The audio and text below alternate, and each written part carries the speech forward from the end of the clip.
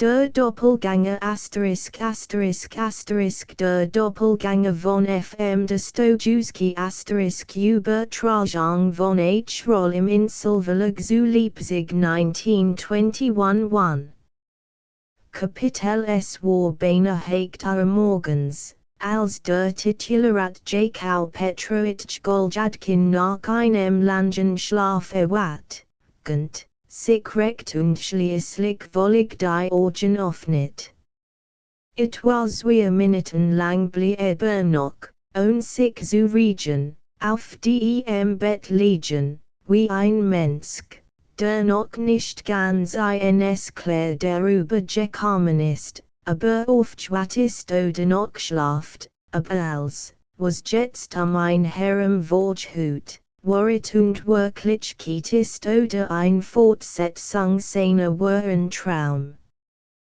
Bald wird jedoch Herrn Goljadkins Denken klarer und deutlicher, und sein Gefühl nahmen irrschwinlig, alltäglich Stimmungen. Als blickt ein Bekannten, die schmutziggrünen, verrotscherten, staubigen Wand seines kleinen Zimmerchens, sein Mahagony Kammer, die Stuhl von imitiertem Mahagony, der rot angestrichen Tisch, das türkische Watschstuch-Sofa von rotlicher Farbe mit grünlichen Blümchen und endlich die Gestern hastig ausgezogenen und unordentlich auf das Sofa geworfenen Kleider. Und dann schaut auch der grau, trüb, schmutzig Herbsttag so verdrießlich und mit so saurer Mien durch die angeputzten Fenster zu ins Zimmer, dass Herr Goljadkin in keiner Weise mehr daran zweifeln konnte, dass sich nicht in einem schönen Märchenlande, sondern in der Residenzstadt Petersburg, in der Skestelewoschnage Straße, in der Vietnamitisch einer sehr großen Mietskasern, in seiner eigenen Wohnung befand. Nachdem dies wichtige Entdeckung gemacht hat, schloss Herr Goljadkin wieder krampfhaft die Augen, als bedauere, dass der Traum, den soeben gehabt hat, entschwunden sei, und als Wunschke, einzig wenigstens für einen Augenblick zurückzurufen. Aber einen Augenblick darauf sprang mit einem Satz aus dem Bett, wahrscheinlich, weil endlich auf den genigen Gegenstand gekommen war, den sein zerstreuten, noch nicht in die gleiche Ordnung gebrachten Gedanken bisher herumgewirbelt waren. Nachdem aus dem Bett gesprungen war, lief sogleich zu dem kleinen, runden Spiegel, der auf der Kommode stand.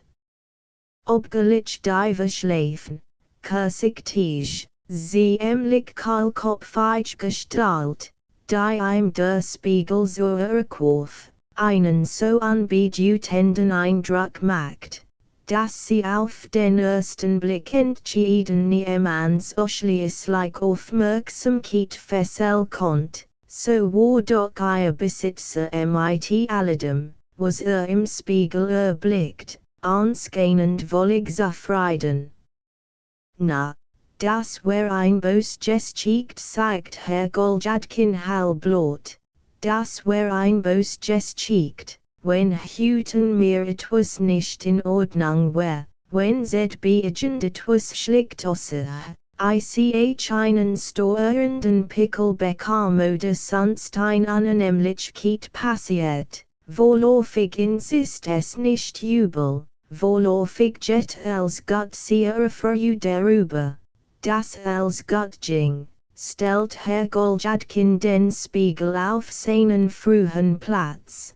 Selbst belief, trotzdem barfuß war und noch das Kostüm trug, in dem sich schlafen zu legen pflegt, zum Fenster hin und begann höchlichst interessiert mit den Augen etwas auf dem Hof zu suchen, auf den die Fenster seiner Wohnung hinausgingen.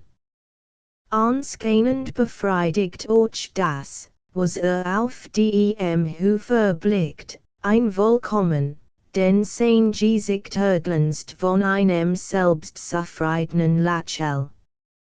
Nachdem dann einen Blick hinter das Schiedwand in das Kammerchen seines Dieners Petruschka geworfen und sich überzeugt hat, dass Petruschka nicht darin war, ging auf den Fußspitzen an den Tisch, schlossen dem Silben ein Schublade auf, wählt in dem hintersten Winkel dieser Schublade sorgendliche US-Olten, vergilten Papieren und allerlei Kram ein grün, abgegriffen Brieftasche heraus, öffnet sie behutsam und blickt vorsichtig und mit Genes in die abgelegenst, verborgenst Task derselben hinein.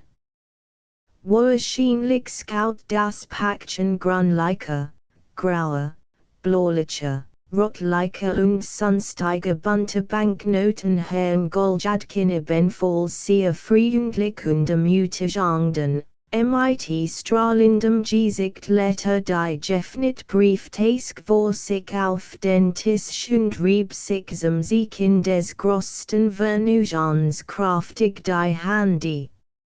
Endlich nahm es heraus, sein entzuckendes Päckchen Banknoten, und begann, zum 100. Mal seit dem Voreigentage, dies kein durchzuseln, wobei einen jeden sorgsam Zwischen dem Daumen und dem Zeigefinger rieb.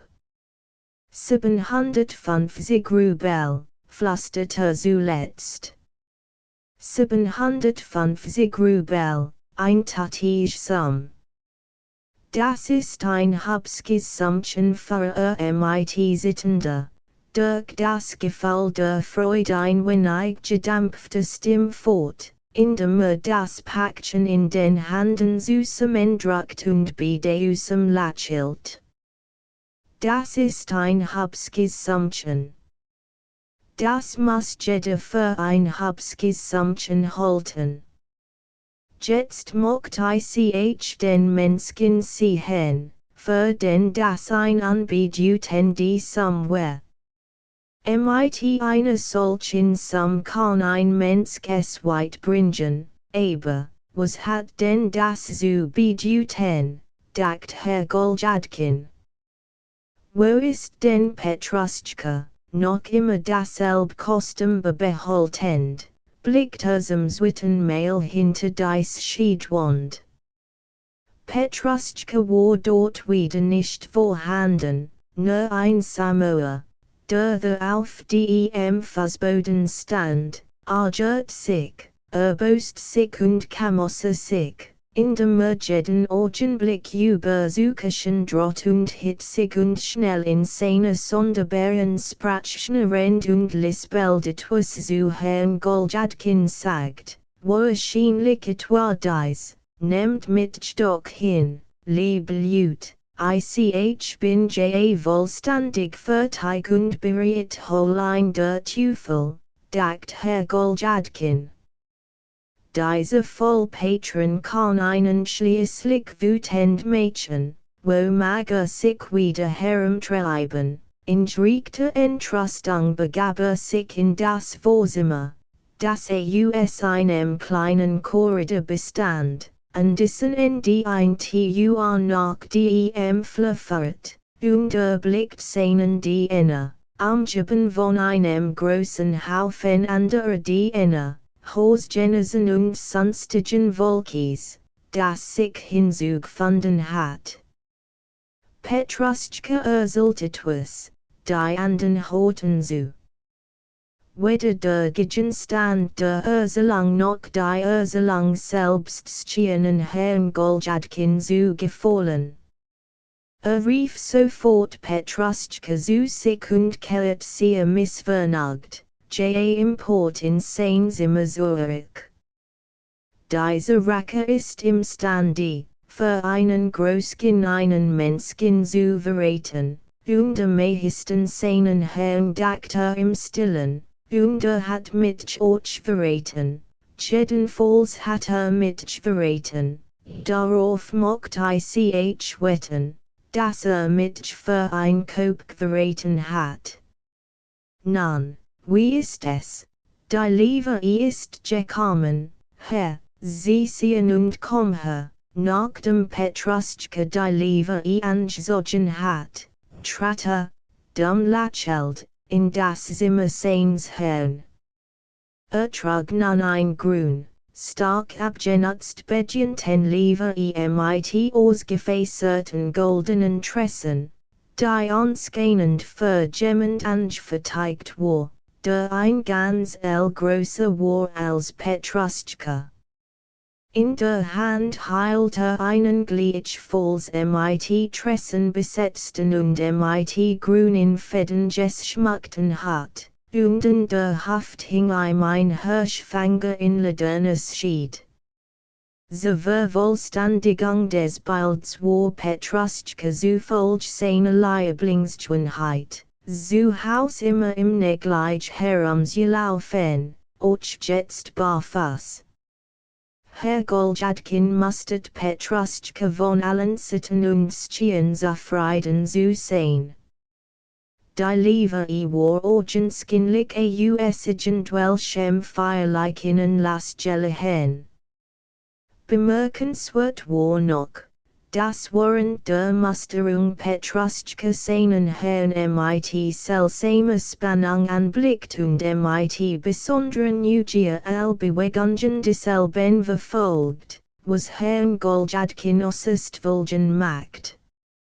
Nun, und der Wagen ist auch gekommen auf den ganzen Tag, auf den ganzen Tag. 25 Rubel sind auch die Stuffel gekommen, Joel Tolpel. Kannst du nicht sagen, Joel, Herr? Gib sie her, nachdem Herr Goljadkin seine Freude darüber Ausdruck gegeben hat, dass die Stuffel gut passten, bevor was Wasser und das Rasier zu bringen. Rasiert und wäscht sich sehr sorgfältig, schlürft hastig seinen Tee und schickt sich dann groß Toilette zu Mädchen, zog fast ganz neu Beinkleidern, dann ein Chemisette mit Messingknopfchen und ein West mit sehr hellen, Hubskin-Blümchen, den Halsband sich ein Buntseidens Halstuch, und zuletzt lädt einen ebenfalls fast neuen, sorgsam abgebürsteten Uniformrocken. Nachdem sich so angekleidet hat, betrachtet mehrmals liebevoll sein Stuffel, hob Augenblick bald den einen, bald den anderen Fass in die Höhe, beundert die Fassen und flüstert immer etwas vor sich hin, indem Bewegung zu seinem eigenen mit einer ausdrucksvollen Grimasse blinkt. Übrigens must Herr Goljadkin wollen diesem Morgen äußerst zerstreut sein, der fast gar nicht bemerkt, wie Petruschka, der im Beimkleiden behilflich war, über ein lächelt und grinst. Als Herr Goljadkin endlich als erforderlich in Ordnung gebracht hat und vollständig angekleidet war, steckt sein Brieftasche ein, warf noch einen beundernden Blick auf Petruschka, der sich die Stuffel angezogen hat und somit ebenfalls völlig bereit war, und lief, nachdem sich überzeugt hat, dass als Ausgeführtung zu dem Worten kein Grund sehr, eilig und geschafftig mit etwas Herzklopfen sein Trepp hinunter. Ein Himmelblau Mietskasch mit einer Art von Wappen für mit starkem Gepolter in der Hosche war. Petruschkewitsch selt mit dem Kasche und einigen Gaffern verstandnisvoll Blick, half seinem Herrn Beminsteigen in den Wagen, rief mit Geckenstelter Stimme, nur mit Muhin Alberns Lachen unterdrücken, dem Kusche vorwärts, zu, sprang auf das hinten befindliche Wagenbrett, und lahmend und poltend, klirrend und rasselnd rollt die Blockage in der Richtung nach dem Newsprospekt davon. Kaum hat sie den Torweg passiert, als Herr Goljadkin sich kraftig die Hände riebend in ein leises, unhörseliger Ausbrach, wie ein zerhitterkeitverenligter Mensch, dem es gelungen ist, einen praktischen Streck auszufahren, über den an das allergrößte Vergnügen empfindet. Übrigens macht sogleich nach dem Hitterkeitsausbruch das Gelegte einem eigentümlich sorgenvollen Ausdruck auf Herrn Goljadkins Gesicht Platz. Aber das Wetter führt und unfreundlich war, hat doch beid Wagenfenster herabgelassen, blickt eifrig rechts und links nach den Passenden und nahm sofort ein Vornehm, würde wohl meinen, so bemerkt, dass ein jemand ansah. An der Einmündung der Leitinagestraße in den Newsprospekt fuhr infolge einer sehr unangenehmen Empfindung zusammen, runzelt die Stirn wie ein armer Teufel, dem jemand zufällig auf die Handrogen getreten hat, und drückt sich eilig, sogar ängstlich in die dunkelste seiner Küche. Der Grund war, dass zweien seiner Kollegen begegnet, zwei Jungen beamten derselben Behörde, bei der selbst angestellt war. Die Beamten waren, wie es Herrn Goljadkins schien, ihrer Sitze benfalls äußerst erstaunt, ihrem Kollegen in dieser Weise zu begegnen. Einer von ihnen zeigt sogar mit dem Finger nach Herrn Goljadkin. Diesem schien es sogar, dass der andere ein Lot bei seinem Namen rief, was selbstverständlich auf der Straße sehr unpassend war. Unser Held versteckte sich und gab keine Antwort. Was sind das für Dummjungen, raisonnierte für sich. Na, was ist denn dabei Sonderbares? Es fahret jemand in einer Küche, es wird wohl ein Nötigung deju vorliegen, nein, da hat sich eben ein Küche genommen. Sie sind einfach Plebs. Ich kenn sie hinlänglich, Dummjungen sind es, die noch ihre Progil bekommen mussten. Sie können weiter nichts als mit ihrem Gehalt Adler oder Schrift spielen und sich Gott weiß wo herumtreiben, das ist ihr Element. Ich muss mal ein Ernstwort mit ihnen allen reden, nur, Herr Goljadkin bietet den anfangenen Satz nicht und wird starr.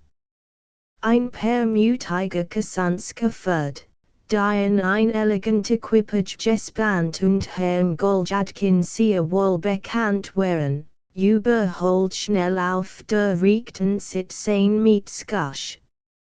Der Herr, der in der Equipage saß, erblickt zufällig Herrn Goljadkins Gesicht, welches ähnlich unvorsichtig seinen Kopf aus dem Wagenfenster heraussteckt, oder war anscheinend über ein so unerwartet Begegnung äußerst erstaunt, bog sich heraus, so näher kommt, und blickt höchst neugierig und interessiert in die Wageneck, in der unser Held sich schleunigst versteckt hat.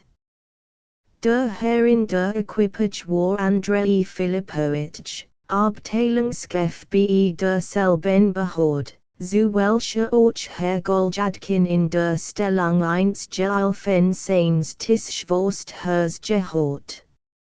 als Herr Goljadkin sah, dass Andrei Filipowitsch ein genau erkannt hat, ein mit großen Augen ansah und es unmöglich war, sich zu verstecken, wurde rot bis über die Ohren. Soll ich mit verbugen oder nicht? Etwas sagen oder nicht? Gestehen oder nicht? Dacht unser Heldin an beschreibliche Vulgenheit, oder soll ich tun, als ob ich es nicht wär, sondern irgendein anderer, der mir außerordentlich anlixe hut, und ein Gesicht Mädchen, als ob es mit nichts anginge.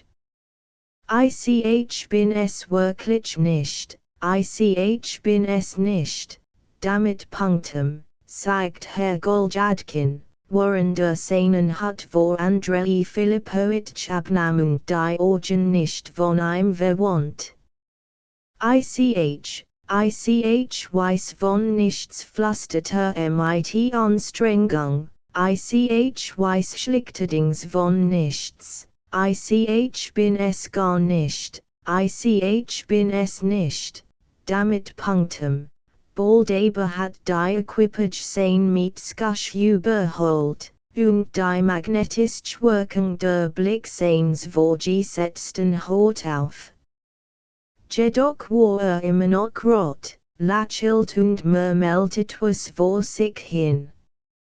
Es war eine Dummheit von mir, dass ich nichts gesagt hab, dachte zuletzt. Ich hat einfach dreist und mit anständiger Aufhörigkeit sagen sollen, so und so, Andrei Filipowitsch, ich bin ebenfalls deiner Engeliden.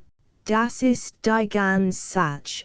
Dann fiel ihm plötzlich ein, dass sich blamiert hab, und unser Held wird Fyodor. Zog feinste die Brauen zusammen und rettet einen schrecklichen, herausfordernden Blick nach der einen Würdig des Wagens, einen Blick, als wollte.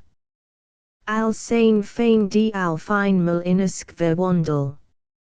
Endlich sogar, eine plötzliche Nienschwang folgend, und der Schnee, die an den Ellbogen des Kusches festgebunden war. Ließ den Wagen halten und bevor die Kusche, nach der Leitinager Straße Zurich zu fahren. Die Sache war die, dass Herr Goljadkin die dringend die Nötigung verspürt, wahrscheinlich zu seiner eigenen Beruhigung seine Art Christian Iwanowitsch ein sehr interessante Mitteilung zu machen.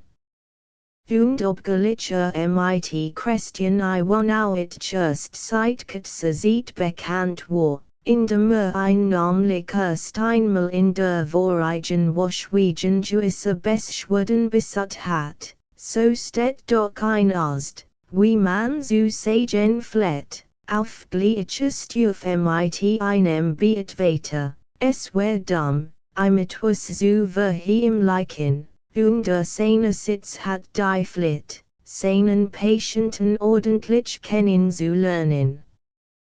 Wird mein Besatz übrigens auch passend sein, für unser Held fort, während der Offert eines fünfstöckigen Hauses in der Leitinager Straße, wo seinen Wagen hat halten lassen, Ostieg, wird mein Besatz auch passend sein. Wird auch anständig sein. Wird ich ihm auch nicht angelegen kommen. Aber, was ist dabei, fuhr fort, während die Treppe hinaufstieg, im Skopftung das Herzklopfen zu hemmen satt, das sich bei ihm immer auf fremden Treppen einzustellen pflegt, was ist dabei? Wegen meines Leidens, darin ist nichts Tadelswerts zu finden. Es wär eine Dummheit, etwas verbürden zu wollen. Und ich würd so tun, also bei ch keinen besonderen Grund hat, sondern nur so gelegentlich herankam, weil ich ger advorbage kamen wär. Word schon eins hen, dass das also in der Ordnung ist unter solchen Überlegungen war Herr Goljadkins wittenittig hinaufgestiegen und blieb vor der MIT-Nummer 5 bezeichnetten Wohnung stehen, und ein hübsches Messingsschild angebracht war MIT der Aufschrift, Christian I Wohnowit Trutenspitz, Dr. der Medizin und Chirurgie. Waren der dort stand, beeilt sich unser Held, seinem Gesicht einen Vornehmen, Ingenieurten, de beebe doch liebenswürdigen Ausdruck zu geben, und schickt sich an, die Klingel zu sehen. Eben in dem Augenblick, als sich deju ans schickt, überlegt noch schnell und rechtzeitig, dass es doch wohl besser wär, denn bis morgen zu verschieben, the vorläufig noch kein eigentlich Notigung deju Vorlage. Aber der Herr Goljadkin auf einmal Schritt auf der Treppe hort, so ändert seinen neuen Entschluss unversaglich wieder und klingelt, übrigens mit sehr entschlossener Mien, vor Christian I Wohnowitschs Tua.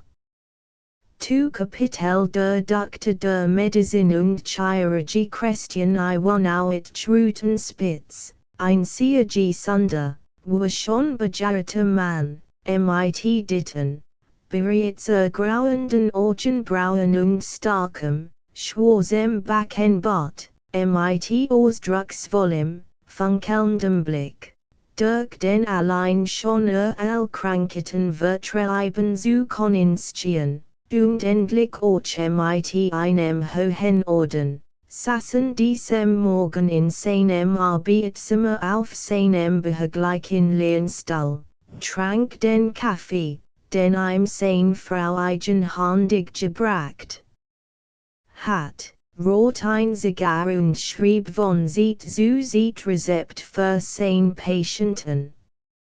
Nachdem zuletzt einem alten Herrn, der an Hämorrhoiden litt, ein Trankchen verschrieben und den Leidenden zu einer Sittente begleitet hat, setzt sich Christian I Wohnowitsch in Erwartung des nächstfolgenden Besuches wieder hin. Da trat Herr Goljadkin ein. Christian I Wohnowitsch hat, wie es schien, weder erwartet noch geünscht, Herrn Goljadkin bei sich zu sehen, denn sein Gesicht verfinstert sich auf einmal für einen Augenblick und nahm unwillkürlich einen sonderbaren, man kann sagen, unzufriedenen Ausdrucken. Herr Goljadkin seine Sitz fleht, wenn sich in seinen eigenen Angelegenheiten gemend wohnt, fast immer so anregten Zeit zu kommen und dann in Verwirrung zu geraten, und so ging es ihm auch jetzt. Da sich auf den ersten Satz, der für ein in solchen vollen stets einen Stein des Ernstes bildet, nicht vorbereitet hat, so würde ich woltig wollen, murmeltet was wie ein Entschuldigung klang, und der nicht wusst, was heute tun sollt, nahm einen Stuhl und setzt sich. Aber nun fiel ihm ein, dass sich hingesetzt hab, und deju aufgefordert zu sein, wird sich sofort der Unanständigkeit seines Benehmens bewusst und beeilt sich, seinen Vistes gegen die gesellschaftliche Form und den guten Ton dadurch wieder gut zu mischen, dass sich von dem Unaufforderung in jenem Männenplatz eiligst wieder erhob. Dann kam Onkel zu dem Bewusstsein zu der Erkenntnis, dass wir Dummheiten mit einem Mal gemacht hab, und so entschlossen sich den zu Orden zu einer dritten, die versat ein Entschuldigung vorzubringen, murmelt Lachel etwas, irritiert, wird vulgen, macht ein ausdrucksvoll Pause und setzt sich schließlich endgültig hin, wieder aufzustehen, sichert sich aber für jeden Fall durchgebenden herausfordernden Blick, der die außerordentlich Kraft besaß, in Gedanken elfein die Herrn Goljadkins in es zu verwandeln zu vernichten. Außerdem bracht dieser Blick Herrn Goljadkins Unabhängigkeit vollkommen zum Ausdruck, die zeigt klar und deutlich, dass Herr Goljadkins sich nichts kümmert, dass so selbstständig sehr wie alle anderen Leute sich in gesicherter Stellung befinde. Christian Iwanowitsch hastet, rospiert sich, anskeinen zum Sieg in seiner Billigung und Stimmung zu alledem, und rettet einen prüfenden, fragenden Blick auf Herrn Goljadkin. Christian Iwanowitsch begann Herr Goljadkin lächelt, ich bin gekommen, Sesamswitten Mail zu belastigen, und erlaub mir jetzt, Sesamswitten Mail Nachsicht zu bitten. Es macht Herrn Goljadkin offenbar Schwierigkeit, die richtigen Worte zu finden. J. Erweitert Christian Iwanowitsch, indem einen Rotstrom usdem man die Gellenleis und die Zigarre auf den Tisch lädt. Aber sie müssen sich an meine Vorschrift halten, hab einen gesagt, dass Irke in einer Änderung ihrer Lebensgewohnheiten bestehen muss. Also sie müssen sich zerstreuung Mädchen, Freunde und bekannt besuchen, auch ein Fläschchen Wein sollten sie sich manchmal gönnen, sie müssen sich zu hitrer Gesellschaft halten. Herr Goljadkin beeilt sich, immer noch lächelt, zu bemerken, es kann ihm, dass ein Mensch sehr wie all Menschen, leben seine Häuslichkeit und hab sein Zerstreuungen wie all Leute, natürlich kann ins Theater gehen, wie andere Menschen, die vorderlichen Mittel besitzt, den Tag über sehr im Dienst, abends aber sich zu Haus, es verleih eigentlich gar nichts, bemerkt sogar beiläufig, lebt seines Erachtens nicht schlichter als andere, hab eine eigene Wohnung und hab schließlich seinen Petruschka. Hier stockt Herr Goljadkin. Nein, ein solch Lebensweise ist nicht das Richtige, und ich wollte sie nach etwas ganz anderem fragen. Es wär mir interessant zu hören, ob sie ein großer Freund hitrer Gesellschaft sind und ihr Leben hittergene essen. Also fahren sie jetzt ein melancholisches oder ein hittiges Leben, Christian Iwanowitsch, mein unterbrach ein der Ost, sie müssen ihr ganzes Leben von grandiose Umanden und intuitivem Sinn ihren Charakter gestalten. Christian Iwanowitsch lädt einen starken Ton auf das Wort gestalten und heilt mit bedeutsamen einen Augenblick in. Sie dürfen einem Hittenleben nicht abhängig sein, müssen Theater und Clubs besuchen und sich und zu Einflussquellen suchen. Zu Haus zu sitzen, das taugt nichts. Und für sie ist das höchst verderblich. Christian Iwanowitsch, liebt die still erweitert Herr Goljadkin, indem die Art einen bedeutsamen Blick zuwarf und offenbar nach Worten zum passendsten Ausdruck seiner Gedanken sucht. In meiner Wohnung befindet sich niemand als ich und Petruschka. Ich will sagen, mein Diener, Christian Iwanowitsch. Ich will sagen, Christian Iwanowitsch, das ich meinen eigenen Weg gehe, meinen besonderen Weg, Christian Iwanowitsch. Ich leb so mit und bin, wie ich meinen mocht, von jemandem abhängig. Ich gehe auch spazieren, Christian Iwanowitsch wie. J. Nun, jetzt spazieren zu gehen ist ad kein Vernunft, es ist sehr unfreundliches Wetter wohl, Christian Iwanowitsch. Aber ich ein friedlicher Mensch bin, Christian Iwanowitsch, wie ich wohl schon die hat einen zu bemerken, so hat mein Lebensweg doch eine besondere Tung, Christian Iwanowitsch. Es gibt mancherlei Lebenswege. Ich will damit sagen, Christian Iwanowitsch.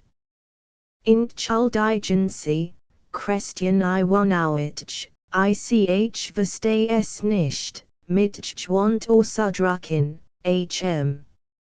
Sie wollen sagen, ich will sagen, Sie mochten es entschuldigen, Christian Iwanowitsch, dass ich meines Erachtens es nicht verstehe. Mit Schwand auszudrücken sagt Herr Goljadkin in etwas gekränktem Ton und ein wenig verwirrt wollen. In dieser Hinsicht, Christian Iwanowitsch, bin ich nicht so wie andere Leute fügte mit einem eigenartigen Lächeln hinzu, ich verstehe es nicht, weil sie reden, und hab es nicht gelernt. Meine Ausdrucksweise Anmutungskenheit zu verleihen. Dafür work ich, Christian Iwanowitsch, dafür, Christian Iwanowitsch, work ich Wie meinen Sie das, dass Sie worken, fragt Christian Iwanowitsch. Darauf trat für ein Weile Stillschweigen ein. Erst blickt Herrn Goljadkin in einer seltsamen misstrauischen Arten. Herr Goljadkins Schild seiner Sitze benfalls riecht misstrauisch nach dem Art hin. Was mich betrifft, Christian Iwanowitsch für Herr Goljadkin, etwas dreist und befremdet durch Christian Iwanowitschs hartnäckige Schweigsamkeit. In dem frühen Ton fort, was mich betrifft, Christian Iwanowitsch, so lieb ich die Ruhe und nicht das Chaos der Welt.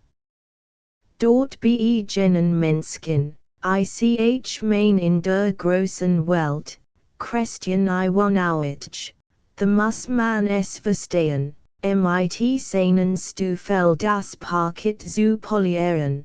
Hier scaret Herr Goljadkin ein wenig mit dem Fuss auf dem Fußboden. Dort wird das Verlangen, und wird Spiel werden auch verlangen, und man muss es verstehen. Parfümiert Kompliment zu Drechsel, solch Ding werden the Verlangen. Aber ich hab so etwas nicht gelernt, Christian Iwanowitsch. All dies Finessen hab ich nicht gelernt, deju hab ich kein Zeit gehabt. Ich bin ein schlichter, einfacher Mensch und hab von äußerem Glanz nichts in mir.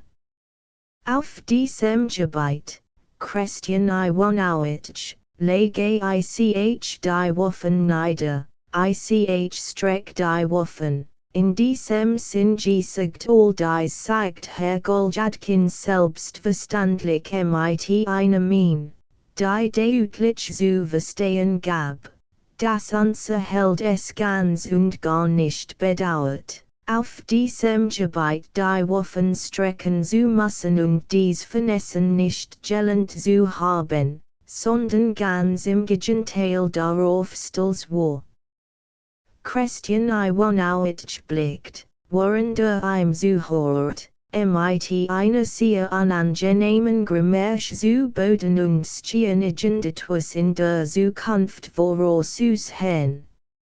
Auf Herrn Goljadkins Tirade folgt ein ziemlich langes, bedeusames Stillschweigen. Sie sind, wie es scheint, von ihrem Gegenstand ein wenig abgekommen, sagt Christian Iwanowitsch endlich halblaut. Ich muss Ihnen gestehen, ich hab sie nicht ganz verstehen können, ich versteh es nicht. Mit Schwant auszudrücken, Christian Iwanowitsch, hat schon die einen mitzuteilen, Christian Iwanowitsch, dass ich es nicht versteh, mit Schwant auszudrücken sagt Herr Goljadkin, diesmal in scharfem, entschiedenem Ton. Christian Iwanowitsch, begann Herr Goljadkin wieder leise, aber nachdrücklich, seine Stimme hat zum Teil etwas Triumphierendes, nach jedem Satz hielt in. Christian Iwanowitsch. Als ich hier eintrat, begann ich mit Entschuldigungen. Jetzt wiederhole ich das früher gesagt und erbit mir wieder für ein klein Weile Ihre freundliche Nachsicht. Ich hab keinen Anlass, Ihnen etwas zu verbergen, Christian Iwanowitsch. Ich bin ein unbedeutender Mensch, das wissen Sie selbst, aber zu meinem Glück bedauere ich es nicht, dass ich ein unbedeutender Mensch bin. Im Gegenteil, Christian Iwanowitsch, als zu sagen, ich bin so stolz darauf, dass ich kein großer Mann, sondern nur ein unbedeutender Mensch bin. Ich bin kein intrigant, och darauf bin ich stolz. Ich work nicht im Geheimen, sondern öffentlich, ohne Hinterlist, und obgleich ich meine Sitz schäden konnt und es sehr wohl konnt und sogar weiß, wem ich etwas antun konnt und wie, so mag ich mit doch mit der Gliedchen nicht beschmutzen, Christian Iwanowitsch. Und was in dieser Hinsicht mein Handy in uns schuld. In dieser Hinsicht, sage ich, was sie in uns schuld, Christian Iwanowitsch, Herr Goljadkin macht für einen Augenblick ein ausdrucksvoll Pause, hat mit einer milden Begeisterung gesprochen. Ich gelege aus. Vernunftlich, Christian Iwanowitsch für unser Held fort, denn ich verragt els hinterhaltig wissen und überlass es anderen. Ich such nicht die Genigen herabzusitzen, die Violet edler sind als ich und sie, die ich will sagen als ich, Christian Iwanowitsch. Ich wollt nicht sagen als ich und sie. Versteckt und Utungen lieb ich nicht, elendigliche kann ich nicht leiden, Verleumdung und Klatsch verabscheue ich. Ein Mask trage ich nur auf dem Maskenball und lauf nicht mit ihr altig vor den Leuten umher.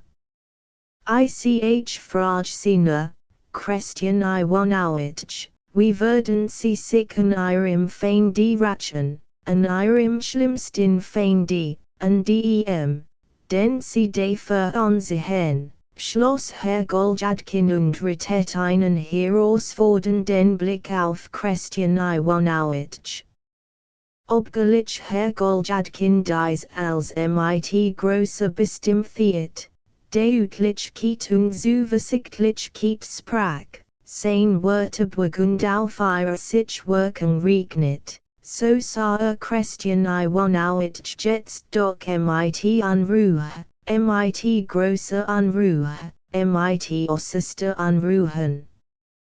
Jetzt war ganz und wartet getan und mit argeliker, beklommener Ungeduld auf Christian Iwanowitschs Antwort.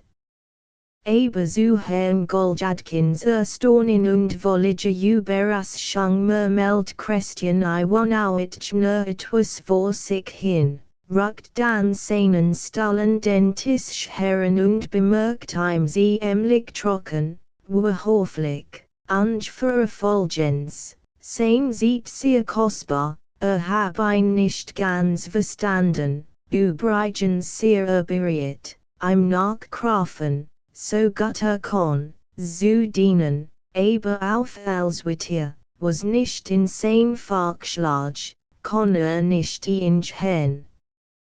Dann nahm ein Feder, zog sich einen Bogen Paper heran, schnitt von ihm ein Stück in Format ab, wie es die Art gebrochen, und erklärt, wohl ihm sofort ein Angemessen an schreiben. Nein, das ist nicht erforderlich, Christian Iwanowitsch.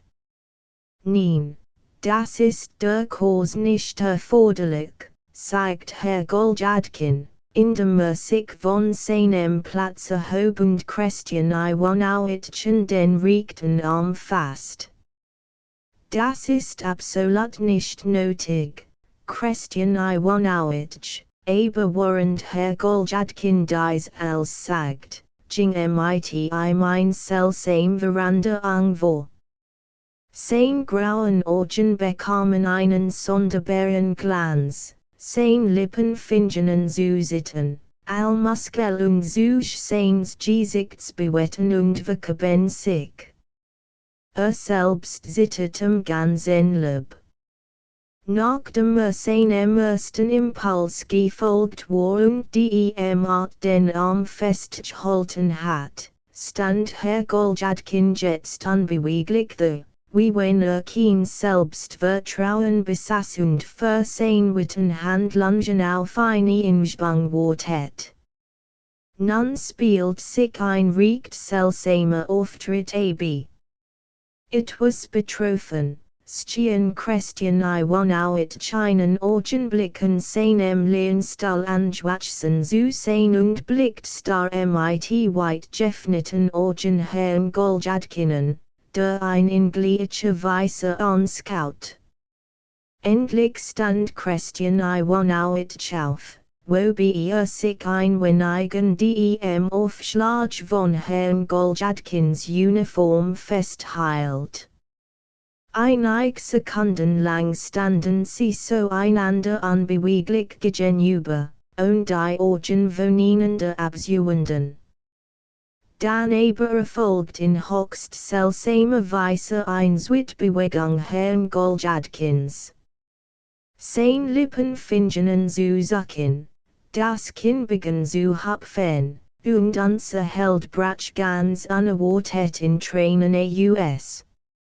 Schluchzend, mit dem Kopfnicken, mit der rechten Hand sich gegen die Brust schlagend und mit der linken ebenfalls den Aufschlag von Christian Iwanowitschs Hausrock anfassend, wollte etwas sagen, unversaglich eine Erklärung geben, vermocht aber kein Wort herauszubringen.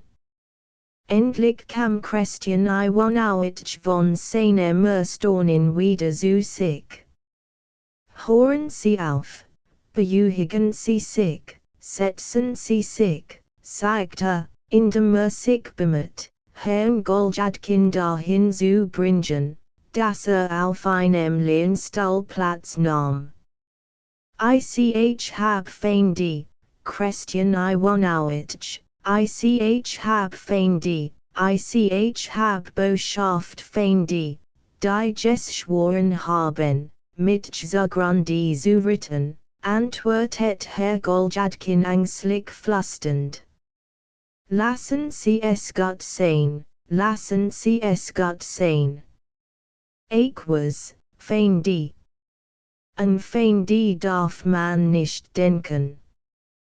Das darf man durchaus nicht. Setzen Sie sich,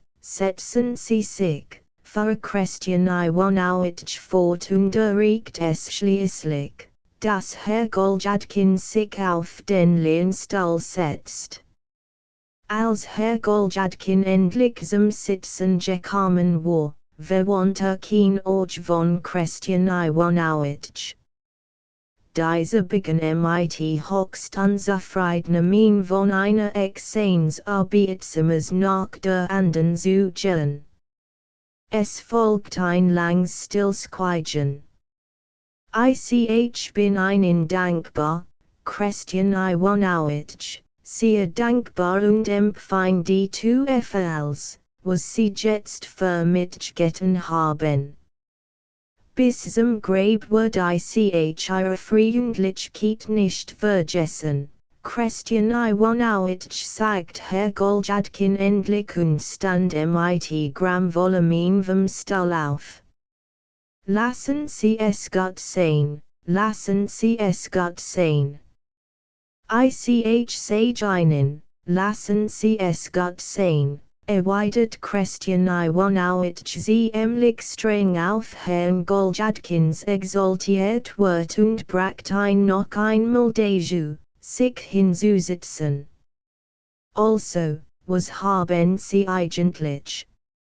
Erzählen Sie mir, was Sie jetzt für ein Annehmlichkeit haben, und wann was für Feinden Sie sprechen für Christian Iwanowitsch fort. Was ist Ihnen denn begegnet? Nein, Christian Iwanowitsch, wir wollen das jetzt lieber lassen, versetzt Herr Goljadkin und schlug die Augen nieder. Wir wollen das als lieber auf ein anderer Seite verschieben, Christian Iwanowitsch, auf ein günstigerer Seite. Wenn an den Tag kommen und die Maskmatchen Leuten vom Gesicht fallen und das an den Tag kommen wird. Jetzt aber, vorläufig selbstverständlich, nach allem, was zwischen uns geschehen ist. Da würden Sie selbst sagen müssen, Christian Iwanowitsch. Erlauben Sie mir, einen guten Morgen zu wünschen, Christian Iwanowitsch sagt Herr Goljadkin, erhob sich diesmal mit ernster Entschlossenheit von seinem Platz und griff nach seinem Hut. Nun, wie Sie wollen, es folgt ein Stillschweigen, das wohl ein Minute dauert. Ich meine Sitz bin, wie Sie wissen, bereit, als Sultan, was in meiner Macht steht, und wünsch keinen aufrichtig als gut ich verstehe Sie, Christian Iwanowitsch, ich verstehe Sie jetzt vollkommen. In jedem Falle bitte ich Sie zu entschuldigen, dass ich Sie gestört hab.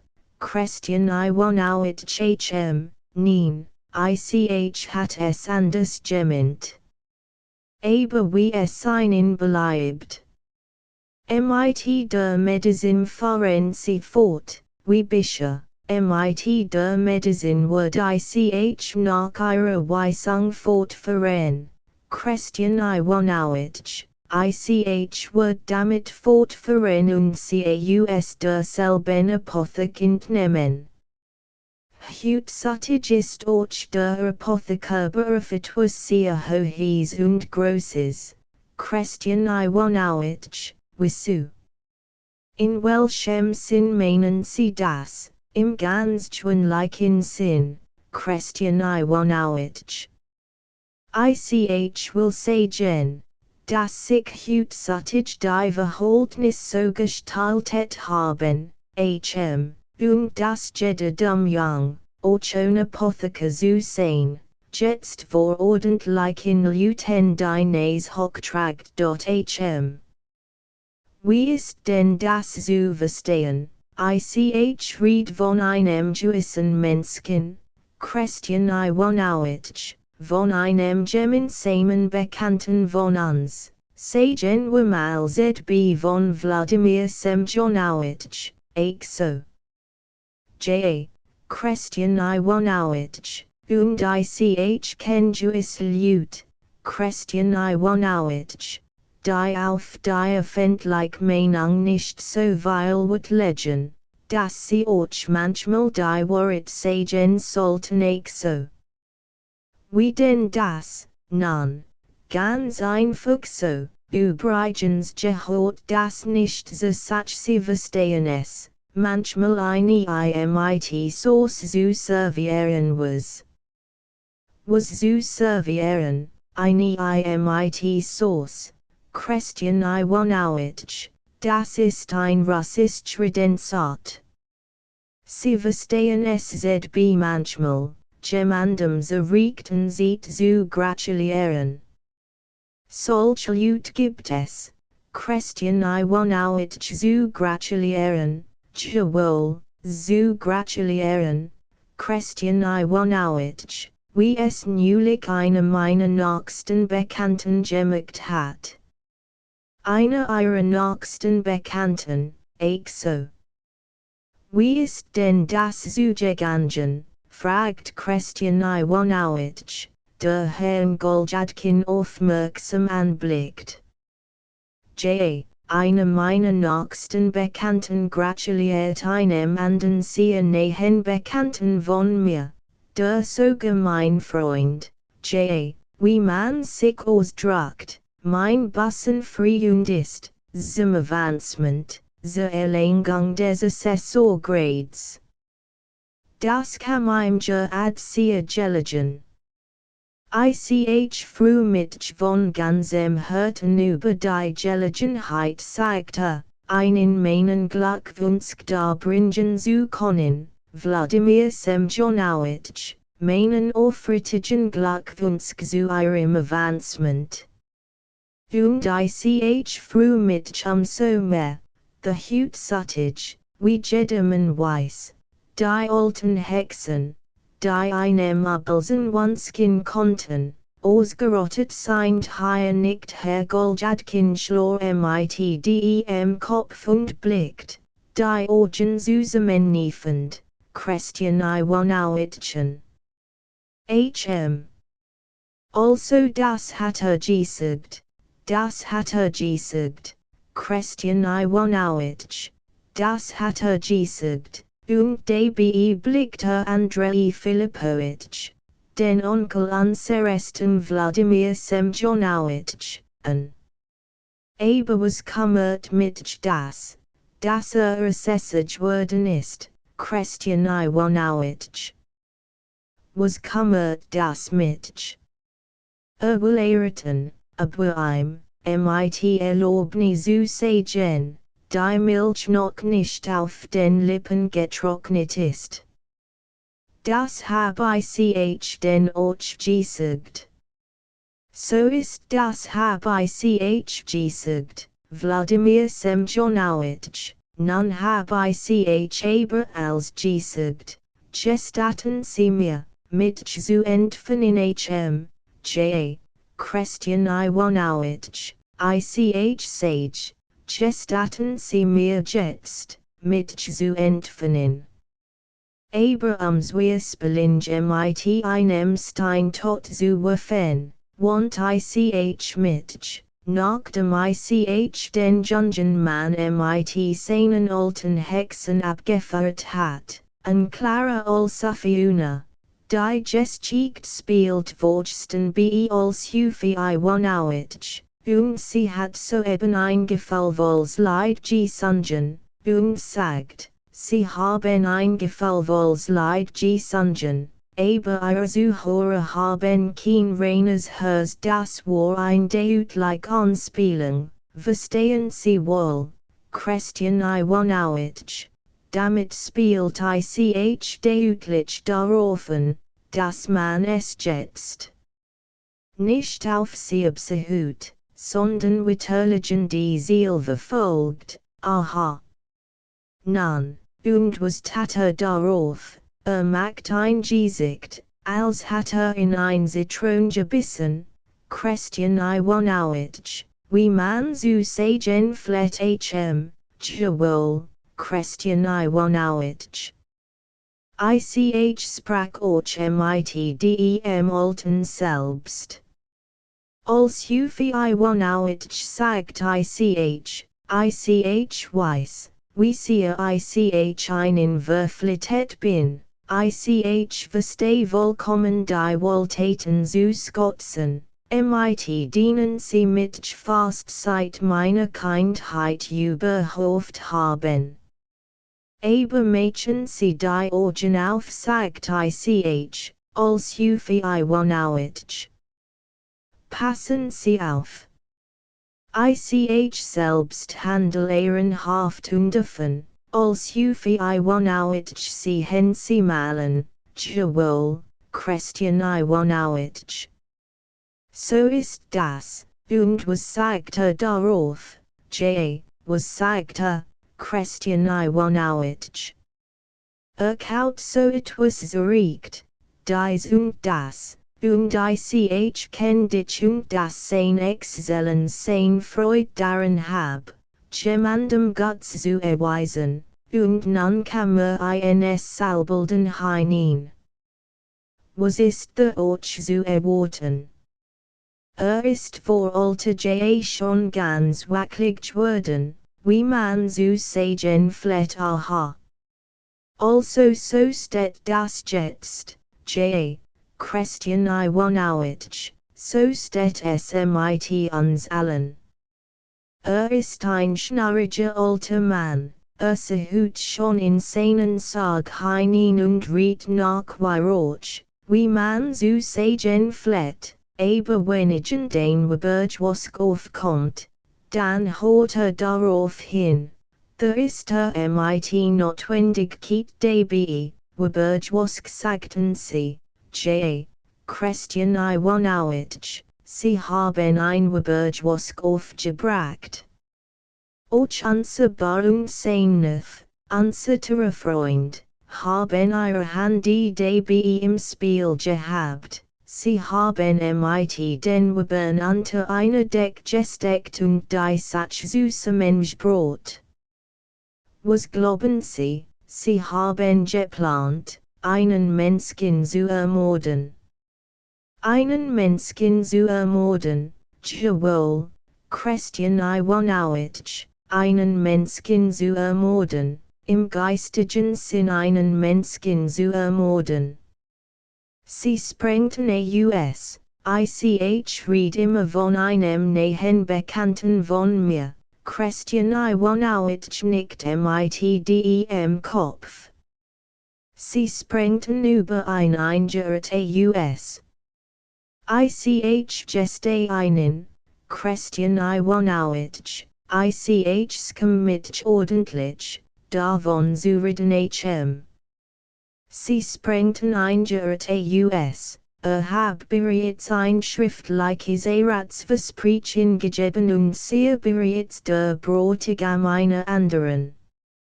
Und was meinen Sie? Christian Iwanowitsch, wessen Bräutigam, ich bin gespannt der Bräutigam eines Besuchten, einer unwürdigen Deutschen, wie der zu Mittag aus, statt der Bezahlung seines Schulden habe sein Hand angeboten, das sagen Sie, sollten Sie es glauben, Christian Iwanowitsch. Ein Deutscher, ein German, widerwärtig, schamlos Deutscher, Carolina Iwanowna, wenn Sie kennen, ich muss gestehen, ich für mein Person, ich verstehe Sie, Christian Iwanowitsch, Ich verstehe und hab meine Sitz die gleiche Empfindung, sagen Sie mir, bitte, wo wohnen Sie jetzt, wo ich jetzt wohne, Christian I wohnowitsch, ich mocht. Sie wohnten wohl früher, freilich, ich wohnt, Christian I wohnowitsch, ich wohnt auch früher. Wie soll ich denn nicht schwund haben, antwortet Herr Goljadkin und begleitet sein Wort mit einem Kursen Lachen, verbluft Christian I wohnowitsch ein wenig durch sein Antwort. Nein, das haben Sie falsch aufgefasst, ich wollte meine Sitz, ich wollte ebenfalls meine Sitz. Christian I wohnowitsch, ich wollte ebenfalls für Herr Goljadkin lachend fort. Aber ich hab bei Ihnen schon weil so lang gesessen, Christian I wohnowitsch. Ich hoffe, Sie erlauben mir jetzt, einen guten Morgen zu wünschen, hm. Christian I wohnowitsch. Ich verstehe Sie jetzt wollig zeigt unser Held und nahm vor Christian I wohnowitsch eine etwas theatralisch Stellungen. Also erlauben Sie, dass ich einen guten Morgen wünsch, hier macht unser Held einen Scarafass und verließ das Zimmer, in welchem Christian I wohnowitsch höchlichst erstaunt zurückblieb. Während Herr Goljadkin die Treppe des Arts hinabstieg, lächelte und rieb sich vergnügt die Hände. Als vor der Haustür die Frischluft einatmet und sich in Freiheit fällt, war wirklich nahe daran, sich für den glücklichsten aller Stüblein zu halten und sich nuncher deswegs nach seinem Büro zu begeben. The Führer auf einmal rasselt ein Kusch vor, Assassin, und als fiel ihm wieder ein. Petruschka öffnet schon den Schlag. Ein sonderbares und außerordentlich unangenehmes Gefühl bemächtigt sich Herrn Goljadkins wollig. Irritiert sogar für einen Augenblick. Es war ihm, als einen Stich bekam. Wollte schon seinen Fuß auf den Wagentritt setzen, als sich auf einmal umdreht und nach Christian I wohnowitschs Fenstern blickt. Rittig. Christian I wohnowitsch stand am Fenster, strich sich mit der rechten Hand den Backenbart glatt und schaut sehr neugierig auf unseren Helden herab. Dieser Doktor ist dumm, dacht Herr Goljadkin, sich in seinem Wagen verbeugt, schrecklich dumm. Mag weil sein kranken Gott kurieren können, aber trotzdem ist dumm wie ein Stück Holz. Herr Goljadkin setzt sich hin, Petruschka rief, vorwärts, und der Wagen rollt wieder nach dem Newsprospekt hin. 3 Kapitel dieser ganz Vormittagwürdigung für Herrn Goljadkin in Muhivolatitugkeit. Als auf den Newsprospekt gekommen war, ließ unser Held beim Kaufhof halten. Sprang aus dem Wagen, lief, von Petruschka begleitet, unter die Bogengang und Ginger deswegs in einen Laden mit Gold und Silberwaren hinein. Schon in Herrn Goljadkins Mien war süß hen, dass Handy wohl zu tun hat und sich vor seinen Weilen Geschaffen nicht zu retten und zu helfen wusst.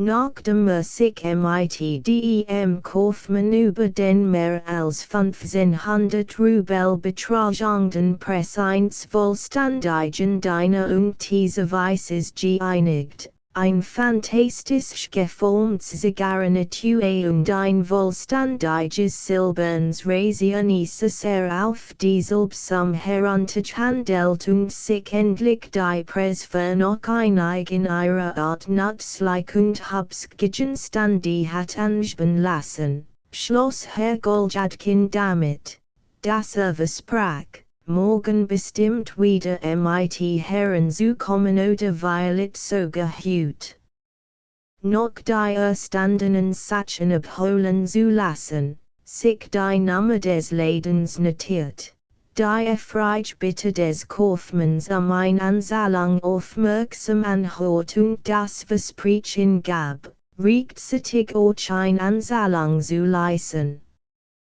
Hierauf verabschiedete sich eilig von dem verwundeten Kaufmann und ging, von einem ganzen Schwarm von Kommis begleitet, die Richter Läden entlang, wobei sich Augenblick nach Petruschka umsah und eifrig nach einem neuen Laden Ausschau hielt.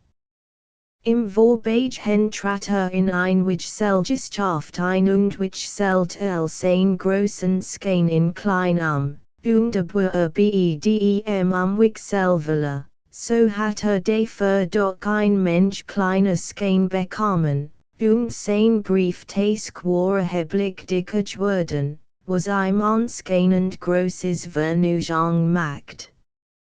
Endlich macht in einem Gesellschaft mit allerlei Damen Artikel halt.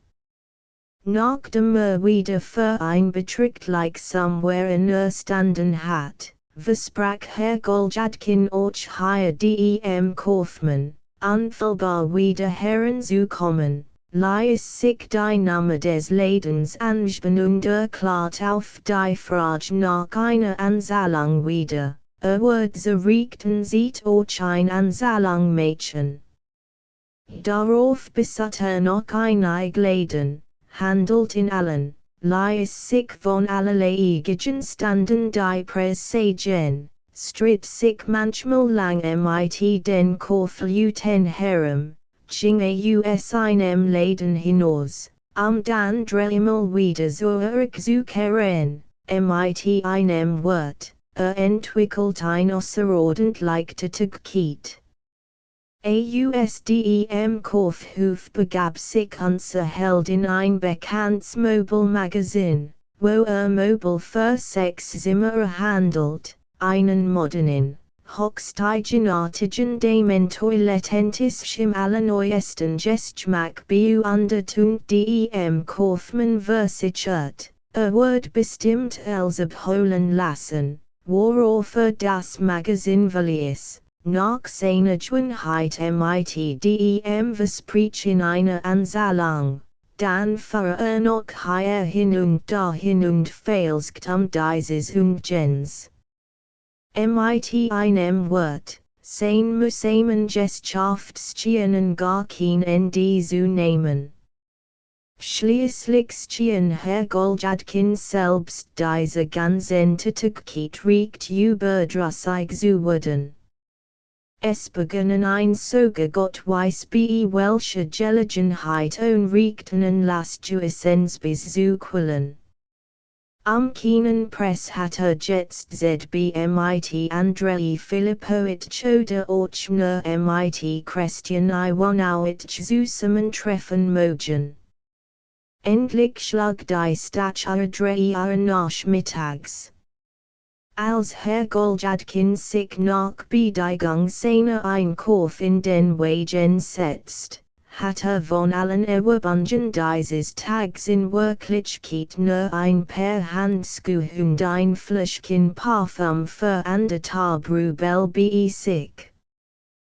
Da es für Herrn Goljadkin noch sehr früh war, so bevor seinem Kusche bei einem bekannten Restaurant auf dem Newsprospekt zu halten, das bisschen nervem Horen kann, stieg us, meinen Bissen zu essen, sich zu erlen und die Retige zit abzuwarten.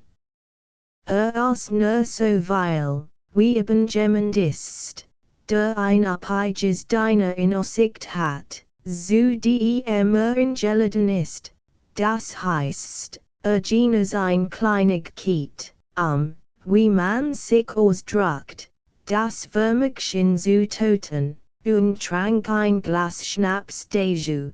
Dann setzt sich Herr Goljadkin in einen Lehnstuhl und griff, bescheiden sich blicken, nach einer mittleren russischen Zeitung. Nachdem ein paar Zeilen gelesen hat, stand auf, sah in den Spiegel, brachte seinen Anzug in Ordnung und strich sich das Haar glatt, hierauf ging zum Fenster und sah zu, ob sein Wagensier, dann setzte sich wieder auf seinen Platz und nahm von neuem die Zeitung zur Hand. Man konnte bemerken, dass sich unser Held in großer Aufregung befand. Blickt nach der Uhr, sah, dass es erst ein Viertel auf 4 war und folglich noch sie zu warten hat, überlegt dabei, dass es unpassend sei, so dazu sitzen, und ließ sich daher skokelet geben, obgleich im Augenblick keinen großen Appetit darauf hat. Nachdem die Skokelet ausgetrunken und bemerkt hat, dass die Zeit ein wenig vorgerückt war, ging zum Buffet, zu besellen. Auf einmal schlug ein jemand auf die Schulter. Dreht sich und sah wie seine Kollegen vor sich, dieselben beiden, denen vorher in der Leitinagestrasse begegnet war. Ein Paar im Leben sollte noch sehr jung und im Dienst strange noch sehr niedrigste Delusion. Unser Held stand mit einen weder auf gutem noch auf schlichtem Fass, sie waren weder sein Freunde, noch Letter mit einen in offener Feindschaft.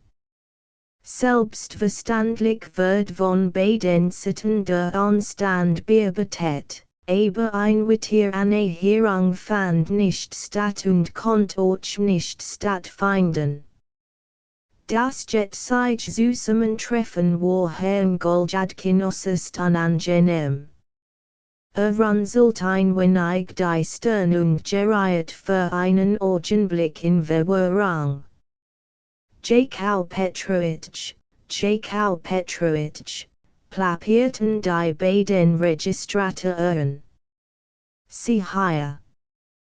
Der Quelchen Zufall, sie sein des, mein Herren, unterbrach Herr Goljadkin zierlich, war ein bisschen vulgen und ärgert sich über das Erstaunen der beiden beamten und zugleich über die Familiarität ihres Benehmens, kehrt aber unwillkürlich einen Genius. Verschissen heraus.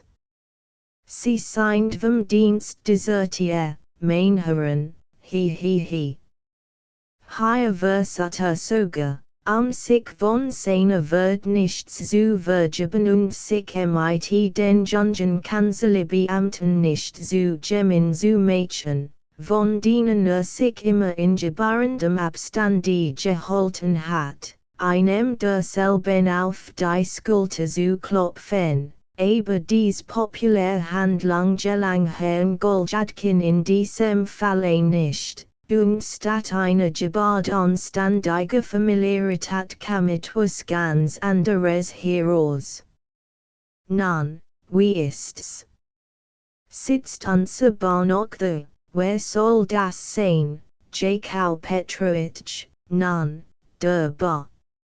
Als ob sie nicht wüssten, wer der Bar genannt wird, Herr Goljadkin lacht auf und dreht sich zu dem Buffet hin, das Geld in Empfang zu nehmen, das herausbekam. Ich ried von Andrei Filipowitsch, mein Herren fuhr fort, als mit dem Kassiere Verteig war, und want sich, diesmal mit sehr ernster Mien, wieder zu den Beamten. Die beiden Registratoren which selten bedeutsamen Blick miteinander. Der sitzt noch da und hat nach einen gefragt, Jakau Petrovich sagt der ein von einen. Also sitzt noch da. Nun, dann wollen wir ein sitzen lassen, mein Herren. Und hat nach mir gefragt, wie, das hat getan, Jakau Petrovich. Aber was ist denn mit einen los? Sie sind parfümiert und pomadisiert, der reine elegant, mein Herren, das ist nun einmal so. Hören Sie auf davon, erwidert Herr Goljadkin, indem sich blickt und zwangen lächelt. Als Sie Herrn Goljadkin sehen, brachen die Beamten in ein lautstärkter Aus. Herr Goljadkin macht ein etwas beleidigtes Gesicht. Ich will Ihnen als Freund etwas mitteilen, mein Herren sagt unser Held nach kurzem Stillschweigen, wie wenn sich in Gottes Namen entschlossen hat, den Beamten ein Geheimnis zu enthalten. Sie kennen Mitchell, mein Herren, aber bisher haben Sie mit nur von einer Sit gekannt. Ein Vorwurf trifft die Verniemanden, und ich becken, dass ich zum Teil selbst schuld daran bin. Herr Goljadkin presst die Lippen zusammen und blickt die Beamten bedeutsam. Dies blinkten einander wieder zu. Bisher haben Sie mit nicht gekannt, mein Herren. Einen Ausvergleich Aufklärungen darüber zu geben, ist jetzt und hier nicht passend. Ich würde Ihnen nur etwas Weniges sagen, nur so nebenbei und andeutungsweise.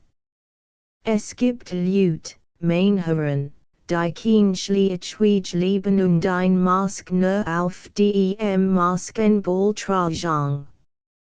Es gibt Leute, die wahre Bestimmung des Menschen nicht in der Gestikulität sehen, das Paket mit den Stufel zu polieren. Es gibt auch Leute, mein Herren, die nicht sehen, dass sie glücklich sind und das Leben wahrhaft genießen, wenn einen ZB die Beinkleider gut sitzen. Es gibt endlich Leute, die es nicht lieben, ansatzweise herumzuspringen und sich herumzudrehen, zu witzel und zu schmeicheln, und besonders, mein Herren, ihre Nase da hinein zu stecken, wo es gar nicht verlangt wird.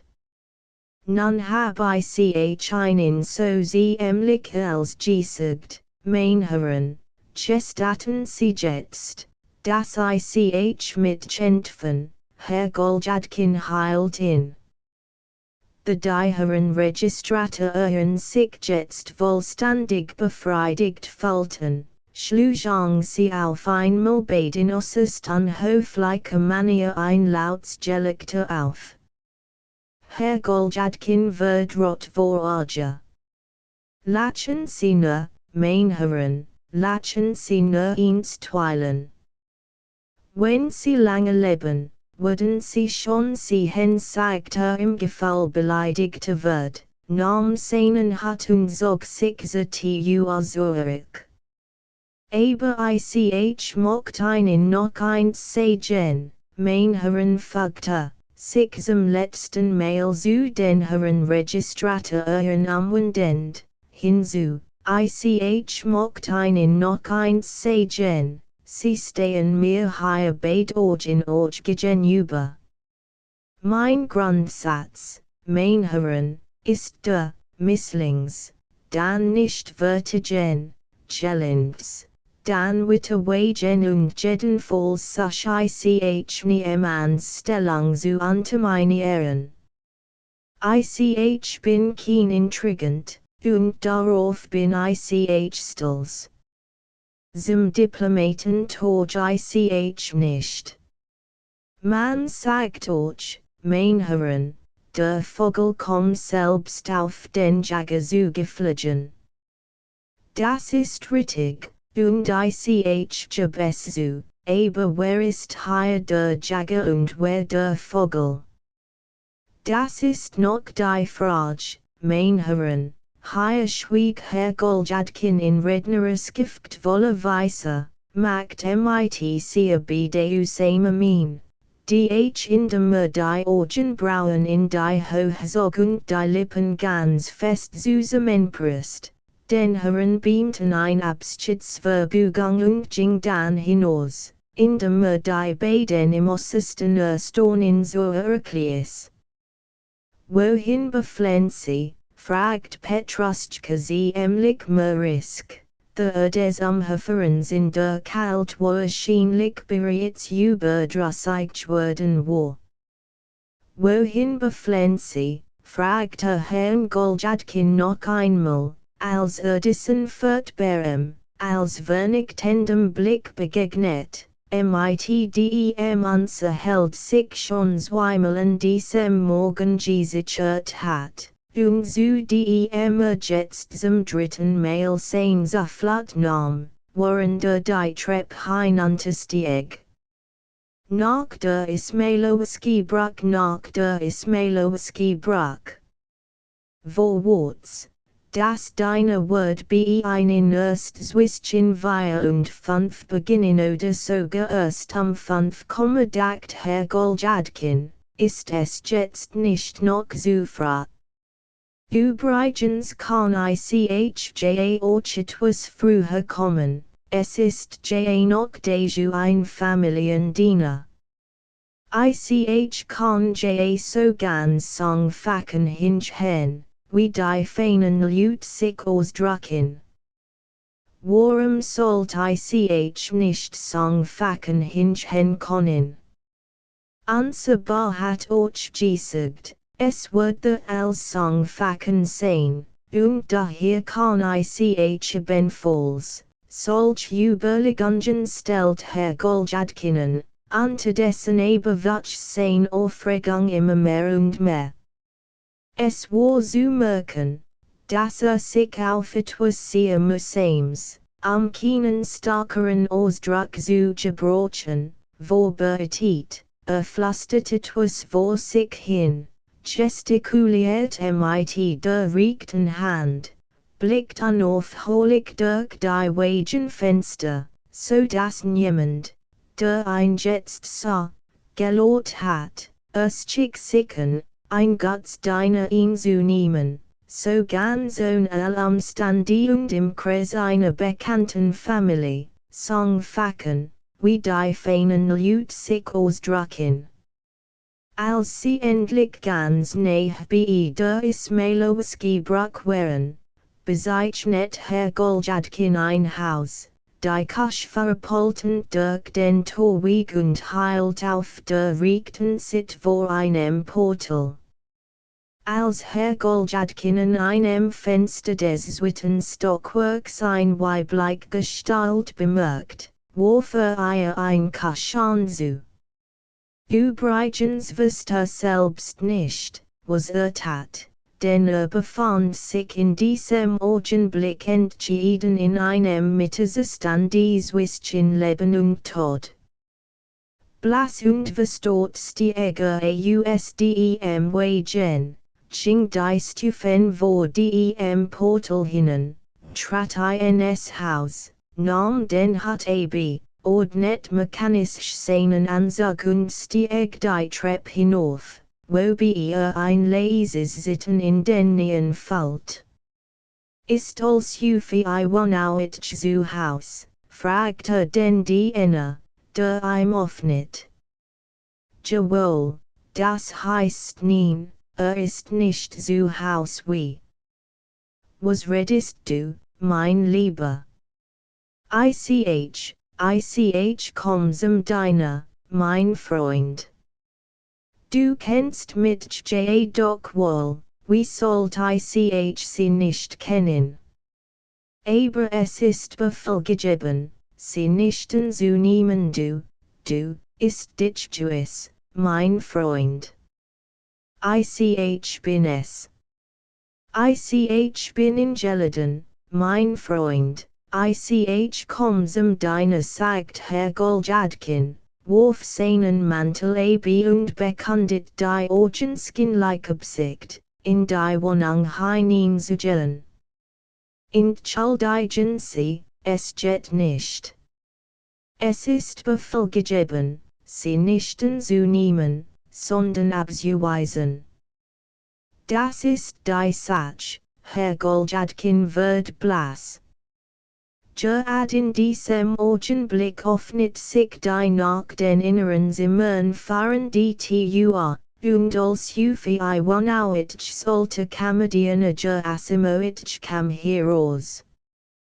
Hören Sie nur, Emiljan Asimowitsch, der Herr hier will eintreten, und ich, Sie sind ein Dummkopf, Alekij Weitsch. Gehen Sie mal hinein, und schicken Sie den Schlingel, den Semjonowitsch, her. Es geht nicht sagt zu Herrn Goljadkin juendit, in höflichem, aber entschiedenem Ton.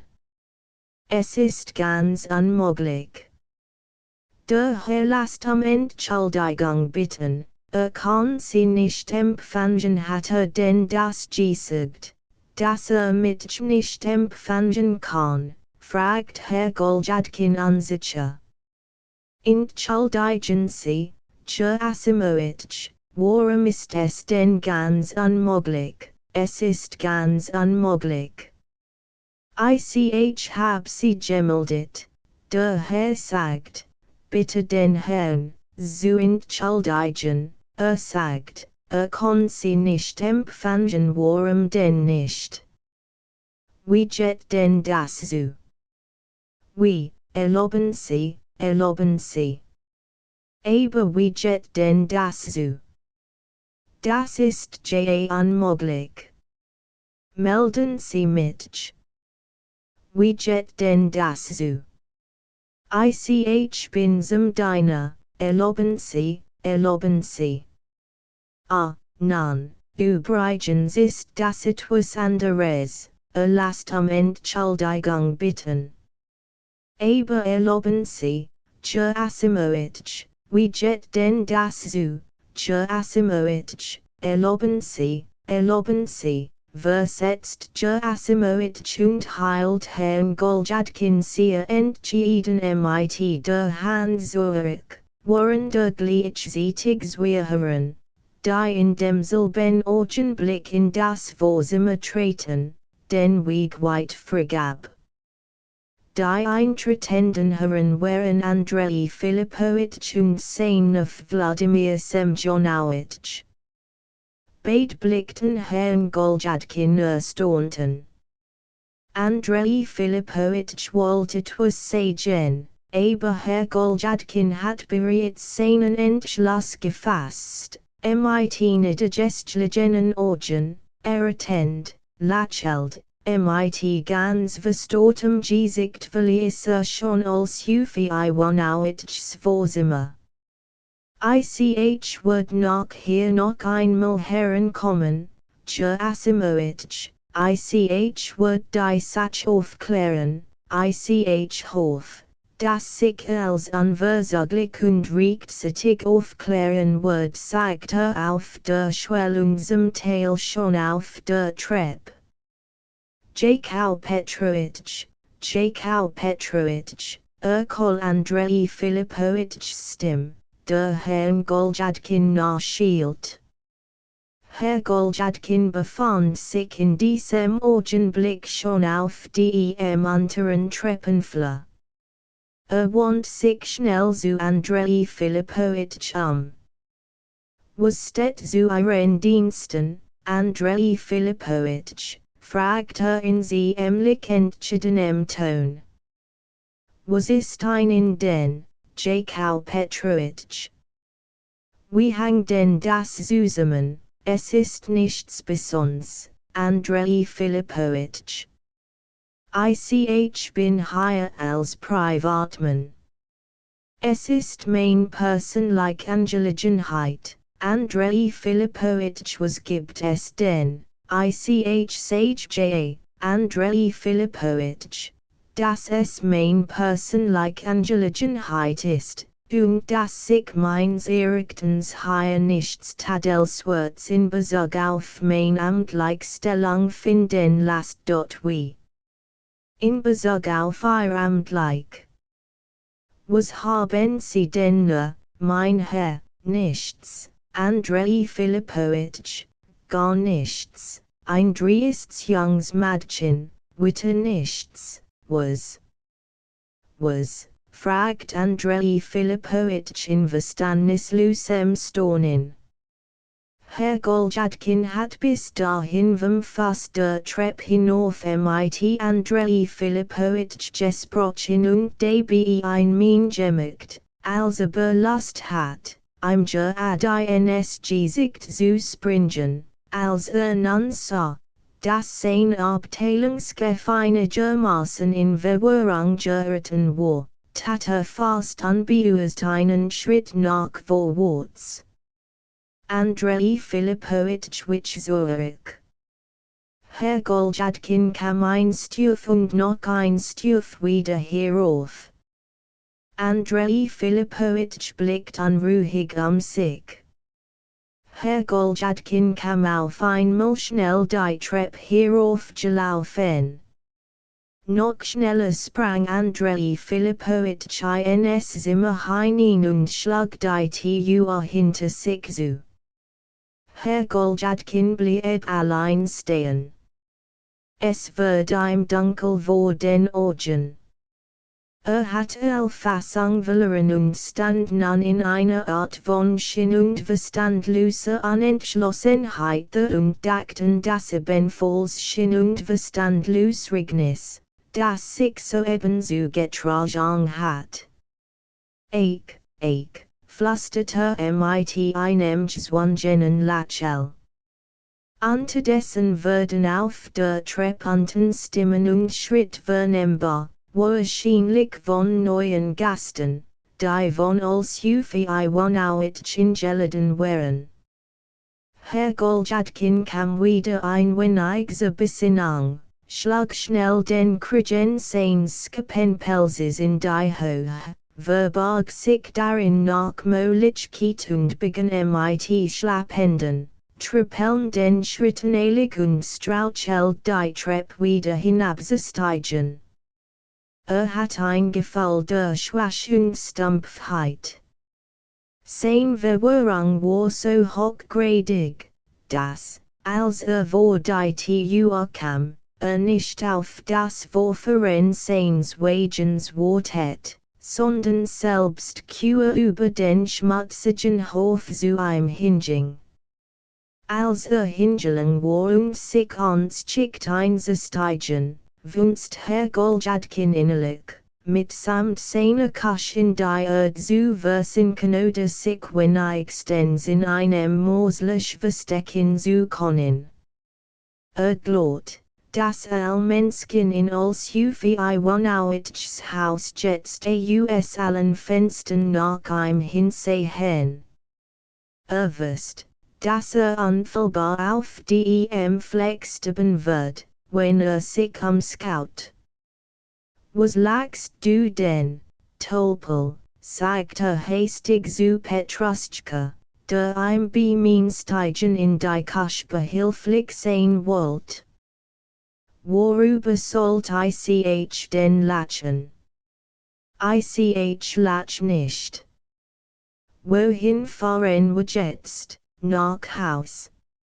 Vorwärts, nach Haus, schrie Petruschka und klettert hinten auf das Wagenbrett. Ein Stimm hat dieser Mensch, wie ein Krähe, dacht Herr Goljadkin. Unterdessen hat sich der Wagen bereits ziemlich weit von der Ismailowski-Brücke entfernt.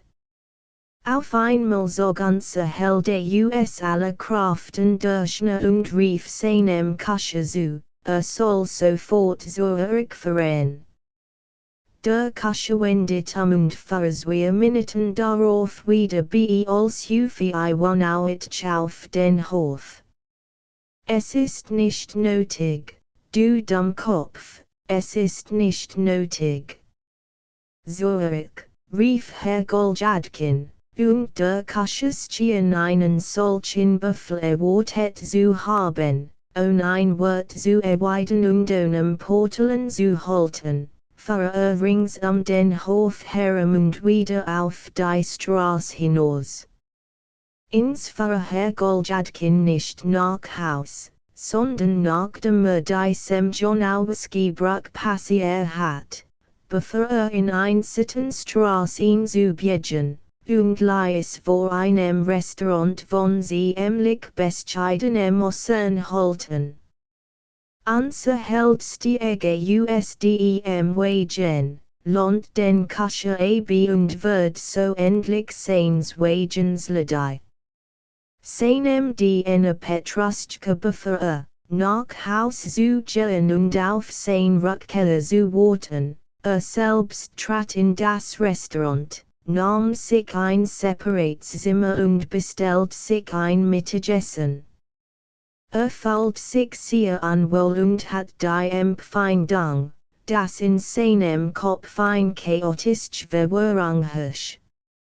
Lang ging auf drittem Zimmer auf und ab, endlich setzte sich auf einen Stuhl, stützt die Stirn in die Hände und bemüht sich aus aller Kraft nach Südenken und Klarheit über sein Jetzige zu gelangen.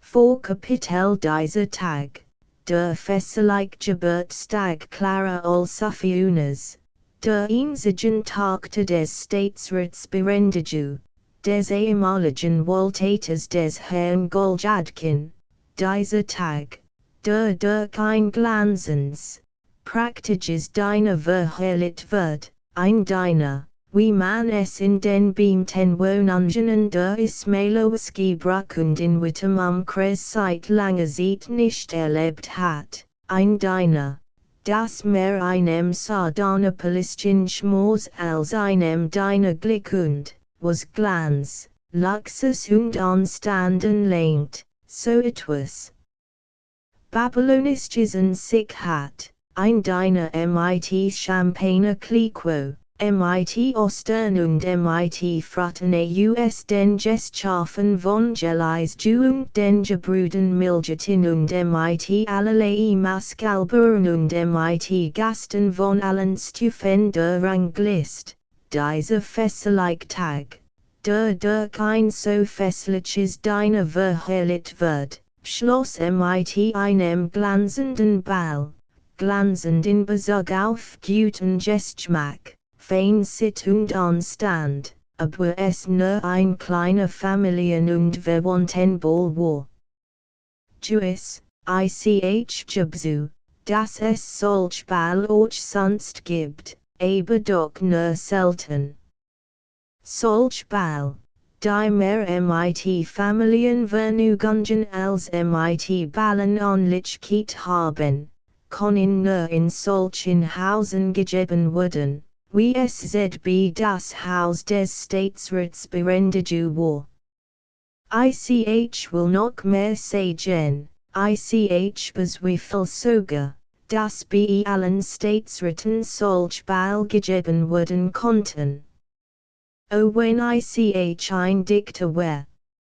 Selbstverständlich mindestens ein solcher wie Homer oder Pushkin, mit minderem Talent würd ich es mir nicht getrauen, dann würd ich unfehlbar mit iltenden Farben und brietem Pinsel einen, vriet Lesser, diesen ganzen hochfisslichen Tag skildern. Ich wird mein Gedicht mit dem deiner Beginnen und besonderen Nachdruck auf den ergreifenden, feierlichen Augenblick legen, wo der erste Toast zu Ehren der Königin des Fests ausgebracht wird. Ich wird eines was dies Gast skilden, wie sie in ein andaktiges, erwartungsvolles Stillschweigen versunken dassen. Das Meronlichkeit mit dem Osthinische Bedsamkeit hat als mit Stillschweigen.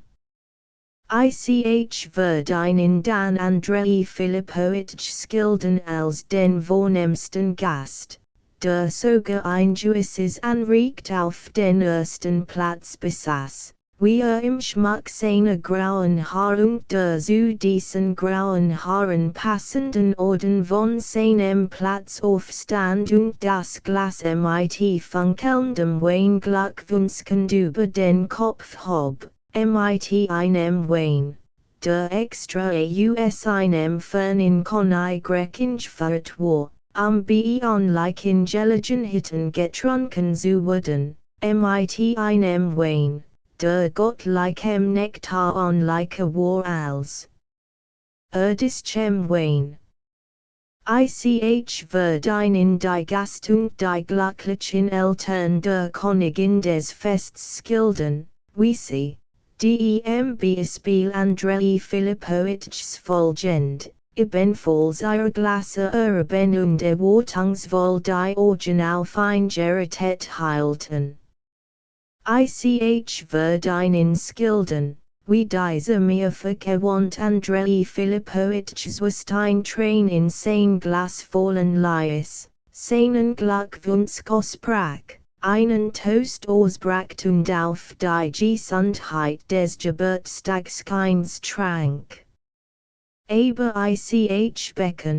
Becken rückhaltlos, dass ich nicht imstande war, die ganz Feierlichkeit gens Augenblicks zu skilden, als die Königin des Fests selbst, Clara Olsafiuna, glückselig und schamoft erretend wie ein Frühlingsros, in überströmendem Gefall in die Arme ihrer zärtlichen Mutter sank, wie die zärtliche Mutter Tränen vergoss, und wie bei diesem Lass der Vater selbst schluscht, der Eva die Jolt Staatsrat als Hufi Iwanowitsch, der in seiner langjährigen Dienst des Gebrauches der Beinverlastig gegangen war und vums Schicksal als Belohnung für so viel für ein hübsches Kapital, ein Haus, ein paar Dörfer und ein außerordentliches Tochter erhalten hat. Schlecht wie ein Kind und tat zwischen den Tränen den Ausbruch, dass sein Exzellen sein Freud daran hab, anderen Gutes zu tun. Ich war außerstande, ich war entschieden außerstande, einen die unmittelbar auf diesen Augenblick folgende allgemein herrliche Begeisterung zu skilden, ein Begeisterung, die sogar in dem Verhalten eines Jungen Registrators deutlichem Ausdruck kam, der in diesem Augenblick mehr einem Staatsrat als einem Registrator gleichund, als Andrei Filipowitschs Rede anhört, ebenfalls in Tränen ausbrach. Seinerseits glich Andrei Filipowitsch in diesem feierlichen Augenblick gar nicht einem Kollegienrat und Abteilungschef in einem Departement, nein, hat Anlichkeit mit etwas anderem, ich weiß nur nicht, womit eigentlich, aber nicht mit einem Kollegienrat. Glich etwas höherem.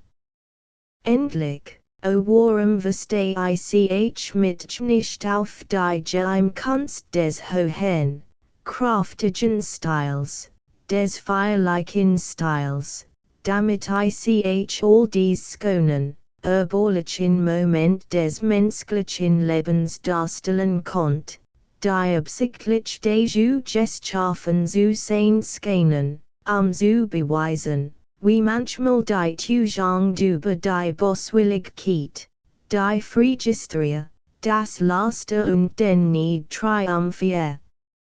Ich wird nichts sagen, sondern schweigend, und das wird besser sein als Redekannst, einen auf diesen glücklichen Jüngling hindeuten, der in seinen 26. Frühling eintritt, auf Wladimir Semjonowitsch, Andrei Filipowitsch Snuffen, der, als in der Reich war, sich von seinem Platz erhoben einen Toast ausbracht, und auf den die weinenden Augen der Eltern der Königin des Fests, die stillsen Augen Andrei Filipowitschs, die wachenden Augen der Königin des Fests selbst. Die entzückten Augen der Gast und sogar die einen wollenständigen nicht bekannten Augen mehrerer junger Kollegen dieses vortrefflichen Jünglings gerichtet waren. Ich wird nichts sagen, aber ich nicht umhin kann zu bemerken, dass als in diesem Jüngling, der mehr einem Gräs als einem Jüngling glich, was in einem für ein vorteilhaften Sinn gesagt sein soll, als, von den blühenden Wangen bis zu dem Orange, den bekleidet, dass dies als in diesem feierlichen Augenblick davons nicht blickt, zu einer wie hohen Stufe gut Gesichtung einen Menschen emporheben kann. Ich wird nicht beschreiben, wie endlich Antonowitschs Jetaschkin, der Tischvorsteher eines Departements, ein College Andrei Filipowitsch und ehemals auch als Hufi Iwanowitsch und gleichzeitig ein alter Freund des Hauses und Clara Olsafionas Pate, ein ganz grauköpfiger alter Herr, im rechten Augenblick einen Toast ausbracht, der wie ein Hahnkrat und lustig Nattelvers sprach, wie durch ein so wollenständig Vernachlässigung des Anstandes, wenn man sich so ausdrücken kann. Die ganz Gesellschaft dahin bracht, bis zu Tränen zu lachen, und wie Clara Olsafiuna selbst zur Belohnung für diesen lustigen, liebenswürdigen Toast ihm auf Befleirer Eltern einen Kuss gab. Ich wird nur sagen, dass endlich die Gast, die nach einem solchen natürlich gegeneinende wie Verwandt und Brüder gesund sein mussten, vom Tisch aufstanden, wie dann die Alten, gesetzten Leute zunächst ein Kurs sieht zu freundschaftlichem Gespräch benutzten und dabei so geregte Fänghörsig miteinander redeten, selbstverständlich in der Kurs anständiger, liebenswürdiger Weise, dann aber sich ehebar in ein anderes Zimmer begeben, sich, und die kostbar Zeit zu verleihen, in Partien verteilten und sich im Gefall ihrer eigenen Würden die mit grünem Tisch besogenen Tisch setzten, wie die Damen im Salon Platz nahmen, auf einmal außerordentlich liebenswürdig würden und sich miteinander über verschiedene Gegenstände zu unterhalten begannen, wie schließlich der hochvariierte Hochsche selbst, welcher, während im Dienst die Sache der Wahrheit des Rechts vertrat, des Gebrauches der Beinverlustigung und dafür mit all den oben erwähnten Dingen belohnt wurden. War, auf Kraken unter seinen Gasten am Hörging, gestützt von Wladimir Semjonowitsch und Clara Olsafiuna, und wir, auf einmal ebenfalls außerordentlich liebenswürdig werdend, sich trotz der Kosten entschloss, einen kleinen, bescheidenen Ball zu improvisieren, wie zu diesem Zweck ein schwanter junger Mann, eben der, Welche bedem dynamere einem Staatsrat als einem jungen Mann onlich Jewischen war, abgeschickt wird, Musikanten herbeizuschaffen, wie dann die Musikanten in einer Anzahl von ganzen 11 Mann ankamen, und wie endlich Punkt halb 9 die lockenden Ton einer französischen Quadrille klangen, welche verschieden andere Tanz folgten. Ich brauch nicht erst zu sagen, dass mein Feder zu schwach, zu matt und zu stumpf ist für ein anständige Schilderung des durch die außerordentlich Liebenswürdigkeit des grauhaarigen Horchen improvisierten Balls.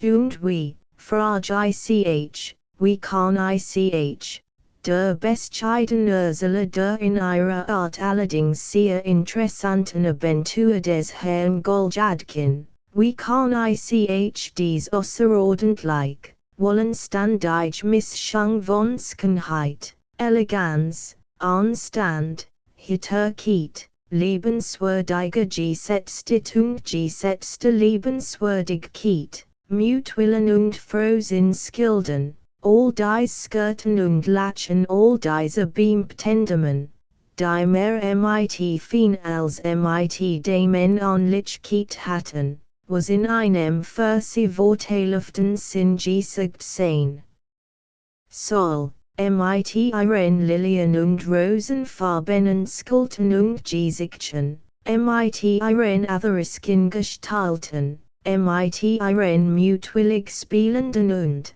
im höheren Stil zureden, homöopathischen Fashion.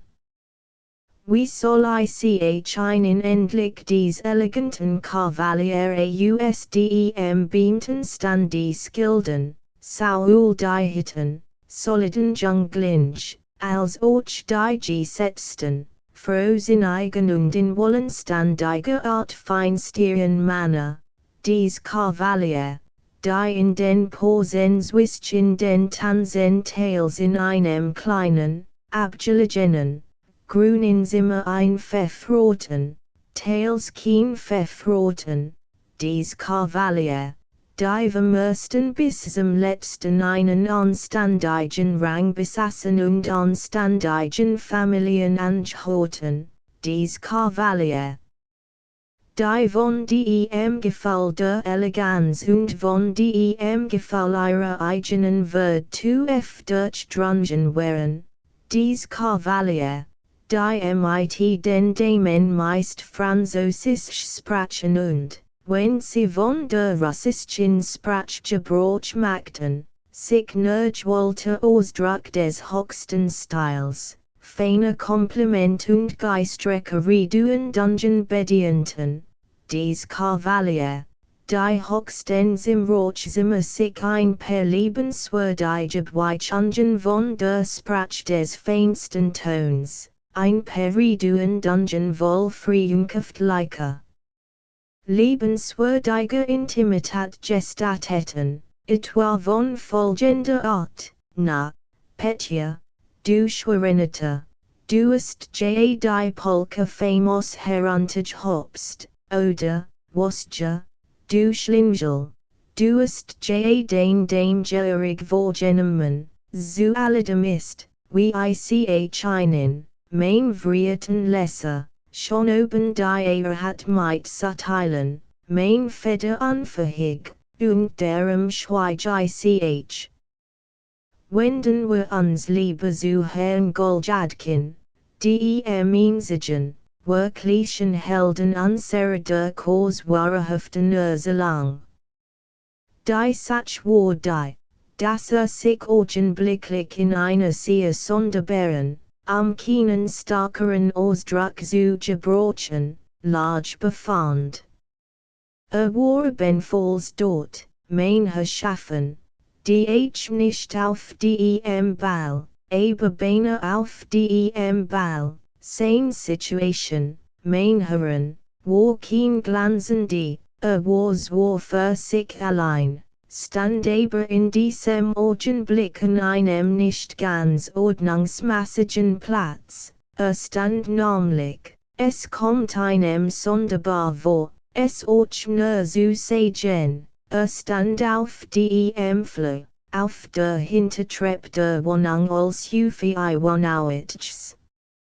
Aber das macht ihm nichts aus, dass the stand, fühlt sich the ganz wohl.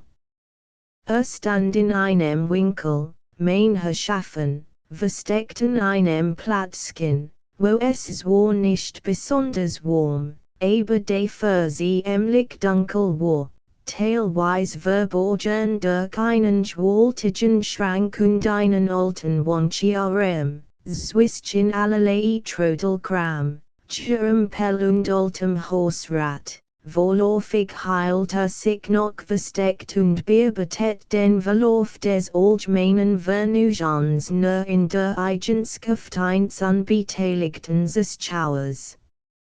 Bearbeitet jetzt nur, mein Schaffen, hat ebenfalls hineingehen können, mein Schaffen, warum hat denn nicht hineingehen sollen?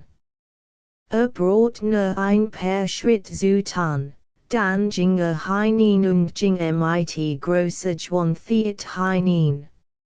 Eben erst, nachdem übrigens schon überstanden in der Kälte zwischen dem Schrank und dem Wandschirm, zwischen allerlei Gerümpel, Trodelkram und altem Hausrat gestanden hat im Stillen zu seiner eigenen Rechtfertigung einen Ausbruch des französischen Ministers Willi Seligen Angeden zitiert, als kommt zu seiner Zeit, wenn man nur zu warten versteht diesen Ausbruch hat Herr Goljadkin einmal in einem übrigens ganz gleichgültigen Busch gelassen, aber jetzt rief ein sich zu sehr passender Zeit ins Gedächtnis zurück.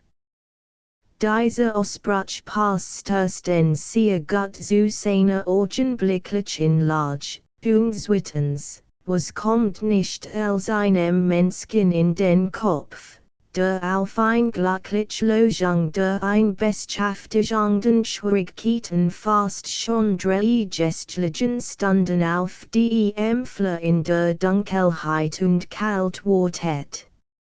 Nachdem Herr Goljadkin den Ausbruch des frühen französischen Ministers Willi, wie schon oben gesagt, zu sehr passender Zeit im Stillen zitiert hat, erinnert sich eben selbst aus unbekanntem Grunde auch den ehemaligen türkischen Vizier Mazimiris, sowie auch die Markgräfin Louise, den Geschichte gleichfalls einmal in einem Busch gelassen hat.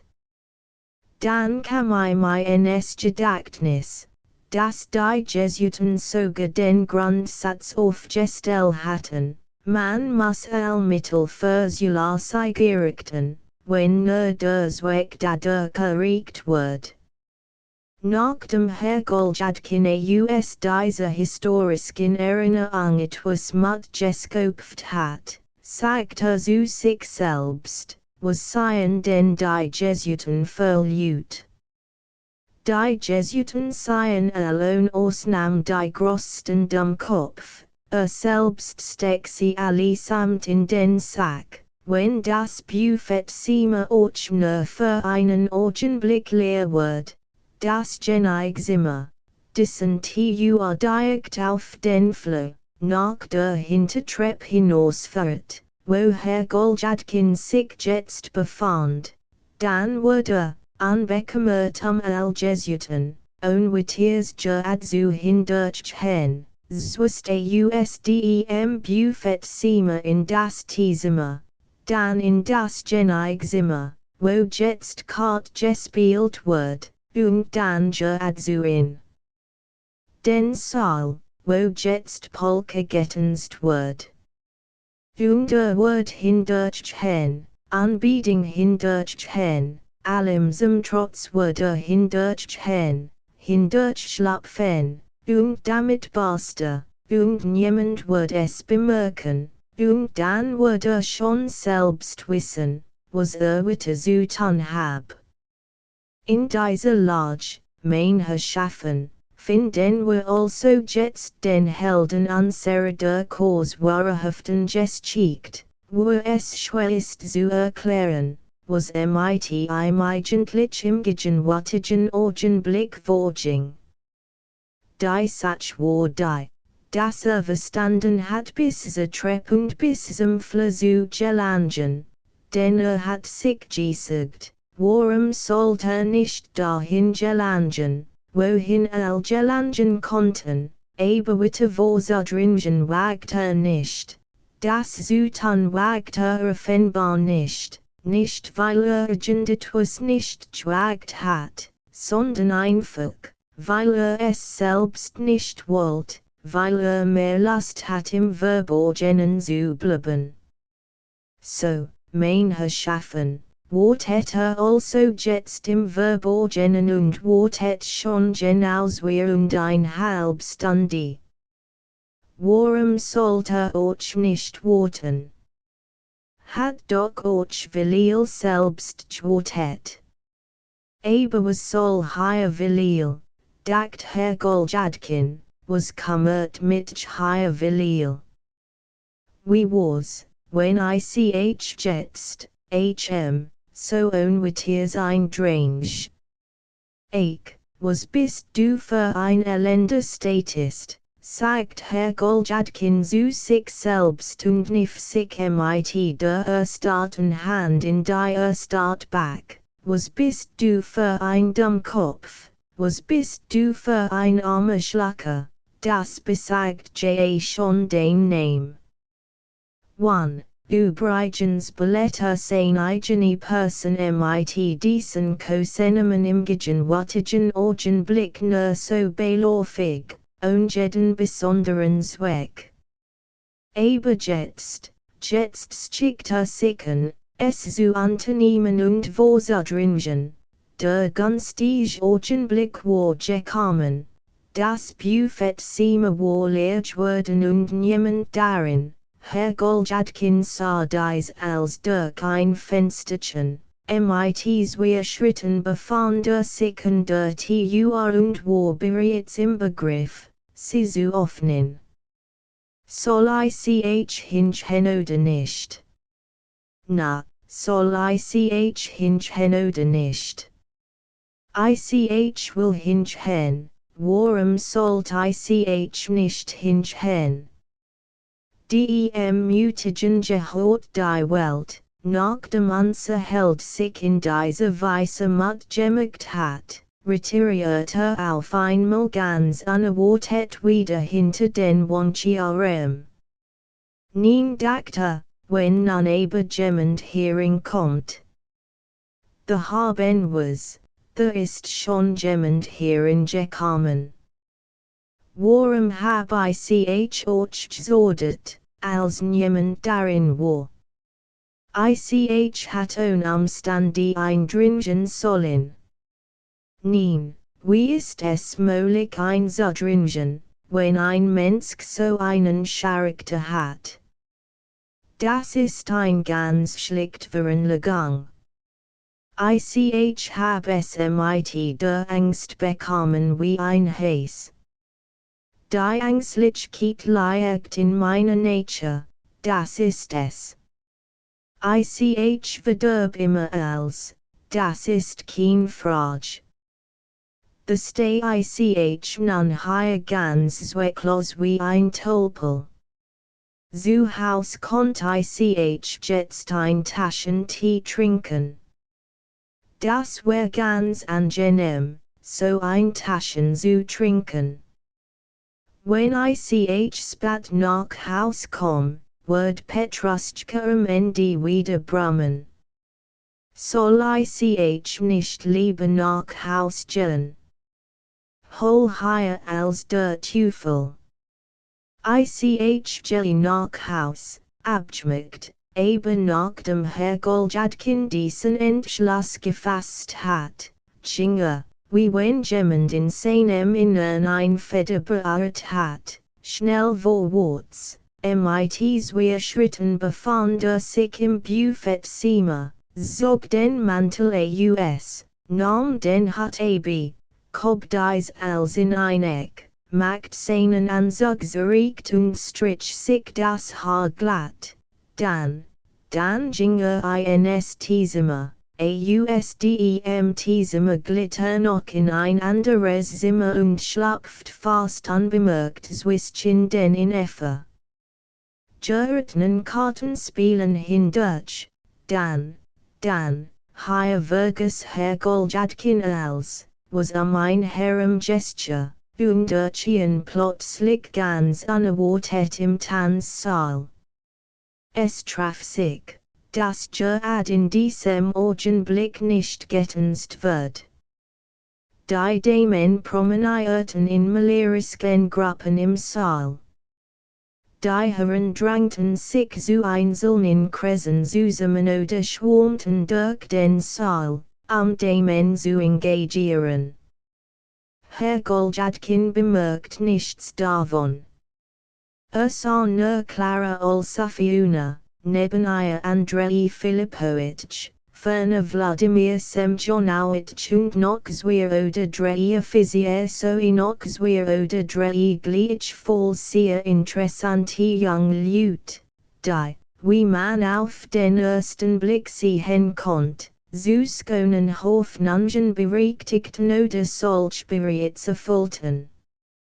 Sah auch sonst noch diesen oder jenen.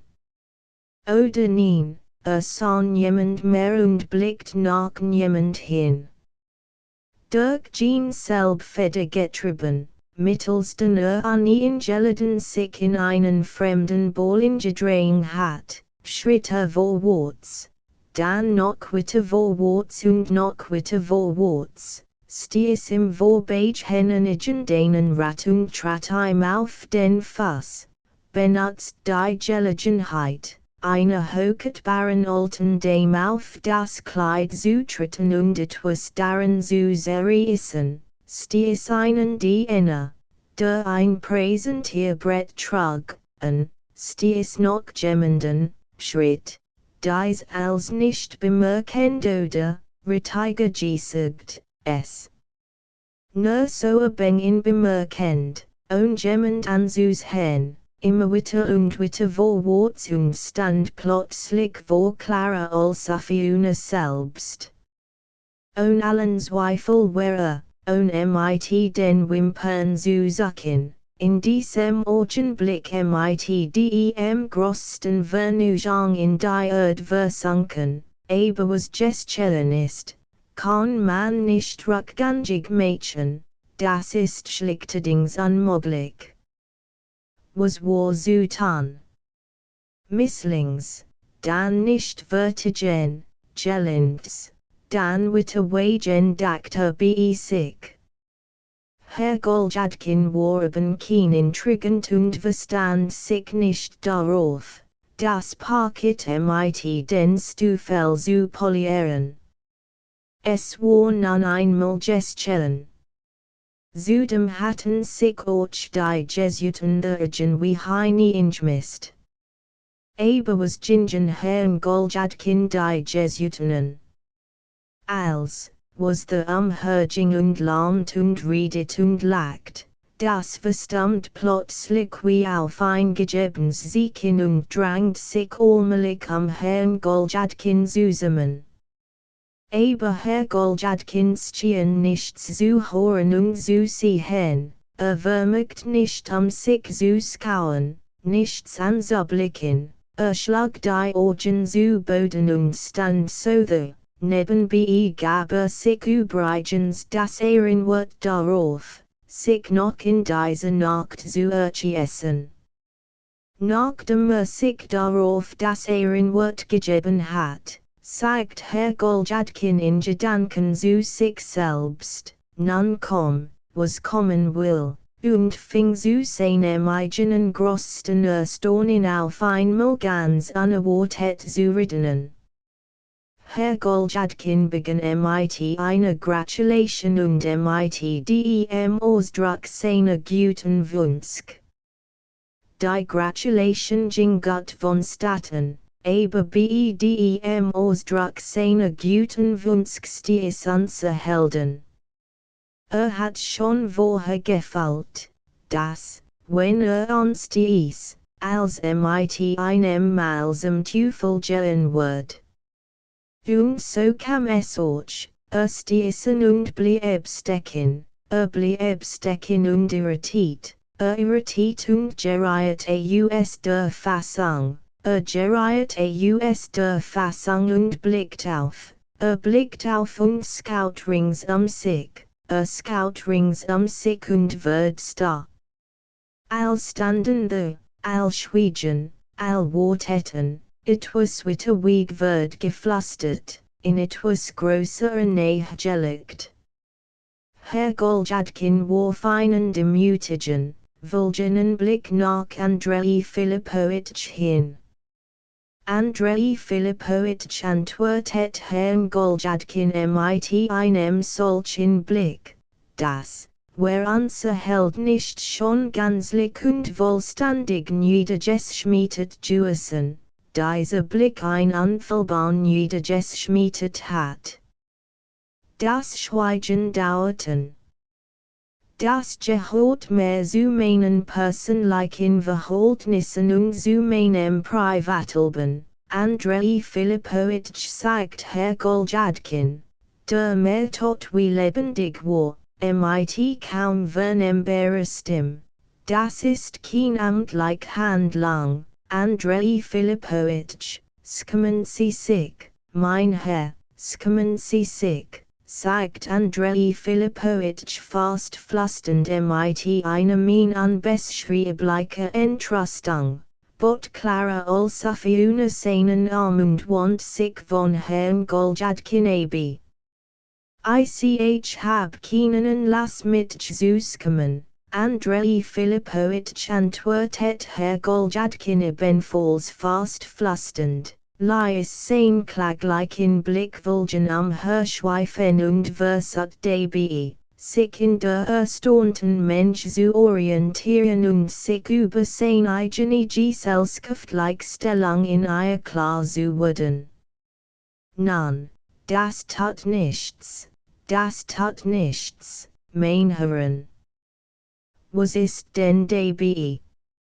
Das kann jedem passieren, flüstert Herr Goljadkin, indem sich ein wenig von seinem Fleck fortbewegt und aus der ein umgebenden Mensch herauskommen sieht. Man macht ihm Platz. Unser Held schritt, so gut es ging, zwischen Reihen von Neugierigen, verwunderten sich Schauen hindurch. Sein Verhängnis riss ihn fort. Herr Goljadkin fühlt das selbst, dass ein sein Verhängnis fortriss.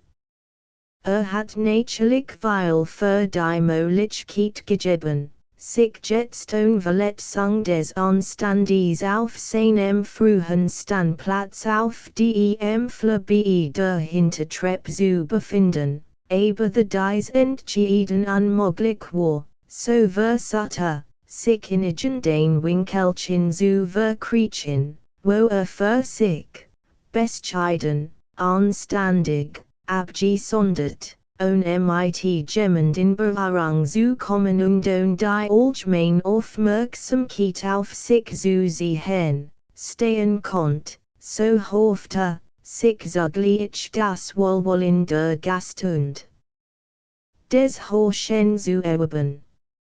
Übrigens hat Herr Goljadkin die Empfindung, als beim der Boden unter den Füßen weggespült wird und schwank und falle. Endlich erregt mit ein Winkelchen und stellt sich dort wie ein Unbeteiligter, ziemlich gleichmütiges Schauer hin, die Arm stützt auf die Lehnins-Weierstuhl, die auf dies Art wollig in seinen Besitz nahm, und versucht, mit möglichst mutigem Blick die sich in seiner Nähe gruppierenden Gast als Hufi Iwanowitsch anzusehen. Am nächsten von allen stand meine Physio, ein Hochgewachsener, schon ein junger Mann, dem gegenüber sich Herr Goljadkin wie ein rittiges kleines Käferchen vorkam. Dies beiden Stahl sind reserviert, Lieutenant. Der ein für Clara Olsaffiuna und der andere für die Higher ebenfalls tanzen die Jungfürstin Chut Sheshanoa, ich beut sie jetzt für die beiden Damen, Lieutenant sagt Herr Goljadkin mussematmend, indem einen flehenden Blick auf den Herrn Lieutenant richtet. Der Lieutenant want sich schweigend mit einem vernichtenden Lächeln von maybe. Nach diesem Misserfolgen der einen Stillversatanze hält sein Glück auf einer anderen Sit und want sich zu einen würdevollosheten Rat mit einem hohen Orden im Hals. Aber der Rat maß ihn mit einem so kalten Blick, dass Herr Goljadkin die deutliche Empfindung hat, als ob man ihm auf einmal einen ganzen Zuber kaltes Wasser über den Kopf gegossen hab. Herr Goljadkin verstummt. Entschied sich dafür, lieber zu schweigen und kein Gespräch mehr anzuknüpfen, sondern zu sagen, dass sich ganz wohl fühlt, dass ebenso gut sehr wie alle anderen, und dass sein Lage wenigstens nach seinem Urteil ebenso anständig sei. Mit dieser Absicht heftet sein Augen auf die Armelaufschlag seiner Uniform, schaut dann wieder auf und lässt sein Blick auf einem Herrn von sehr echtbar Emotionen ruhen. Dieser Herr trägt ein Perücke, dacht Herr Goljadkin, wenn dies Perücke abnimmt, wird ein Kopf so kahl wie mein Handfläche sichtbar werden, nachdem dies wittige Entdeckung gemacht hat, erinnert sich Herr Goljadkin an die arabischen Emir, bedienen, wenn sie den grünen Turban abnehmen. Denn sie sich in ihrer Abstimmung von dem Propheten Mohammed tragen, ebenfalls der Karl, Halus Kopf herauskommt. Dann kam Herr Goljadkin, wahrscheinlich infolge einer eigentümlichen Ideenverknüpfung, die in seinem Kopf hinsichtlich der Türken vorging. In Gedanken auf die türkischen Pantoffel und erinnert sich bei dieser Gelegenheit daran, dass Andrei Filipowitsch Stiefel zu tragen pflegt, die mehr wie Pantoffel als wie Stiefel aussehen. Man konnte bemerken, dass Herr Goljadkin sich zum Teil in sein Lage hineinfand. Nun ging ihm der Gedanke durch den Kopf, wenn dieser chronelte the jetste Briss und auf die Gesellschaft herunterfiel, dann würde ich sofort hineilen und Clara Olsaffiuna retten. Und wenn sie rettet hat, würde ich zu ihr sagen, beruhigen Sie sich nicht, mein Fräulein. Es hat nichts auf sich, aber bin ich rettet dann, hier want Herr Goljadkin die Augen sit, nach Clara Olsaffiuna zu suchen, und blickt Asimowitsch, als Hufi I wonowitsch Sultan Kamadiana.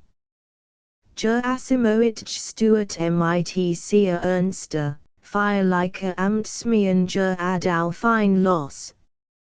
Herr Goljadkin verzusammen und runzelt infolge einer unklaren und zugleich sehr unangenehmen Empfindung die Stirn. Mechanisch blickt sich, dacht schon daran, sich so ganz seitwärts unvermerkt ausdem Staub zu machen und zu verschwinden, die so zu tun, als ob es sich ein ganz und gar nicht handel. Jedoch unser heldigen Dwellchen Entschluss fassen konnt, stand Asimowitsch schon vor ihm. Sie hen sie mal, Asimowitsch sagt unser Held, in der Musik lachelden den Komödien want, warum lassen sie doch, die Kurte auf dem Chronalter, Asimowitsch, die Word gleich herunterfallen, warum lassen sie also doch, dass sie in Ordnung gebracht wird, sie wird wahrhaftig gleich herunterfallen, Asimowitsch, die Kurte. Nicht doch, die Kurte steht ad, aber es fragt the jemand nach einen wer fragt denn the nach mir, Asimowitsch, wer es eigentlich ist, weiß ich wirklich nicht. Es ist ein Bild von jemandem. Sagt, befindet sich Jakub Petrovich Goljadkin hier. Dann rufen sie ein doch einmal heraus, es handelt sich ein sehr notwendig, Angelegenheit, so verholt sich das Nein, Asimowitsch, sie irren sich, darin irren sie sich, Asimowitsch wohl kaum, Nein, Asimowitsch, nicht wohl kaum, hier gibt es kein wohl kaum, Asimowitsch.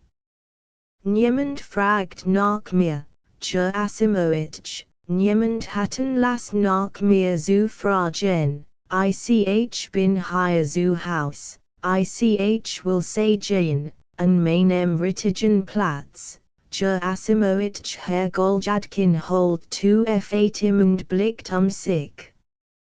Wahrhaftig.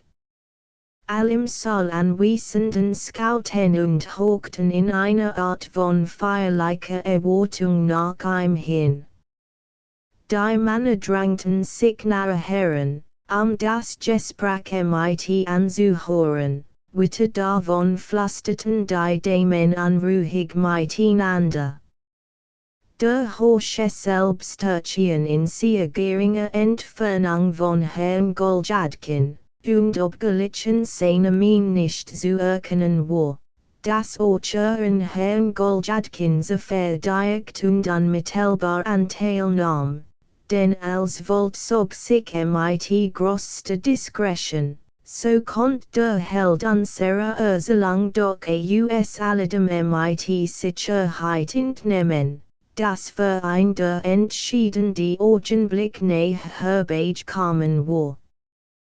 Herr Goljadkin erkannt klar, dass der Zeitpunkt sehr, einen kühnen Schlag auszufahren und sein Feinde zu bestimmen. War in großer Aufregung. Fällt eine Art von Begeisterung und begann von neuem mit sittender, feierlicher Stimme, in der Musik und den Worten Asimowitsch want, nein, mein Freund. Niemand lasst mich rufen. Du ist dich. Ich will noch mehr sagen.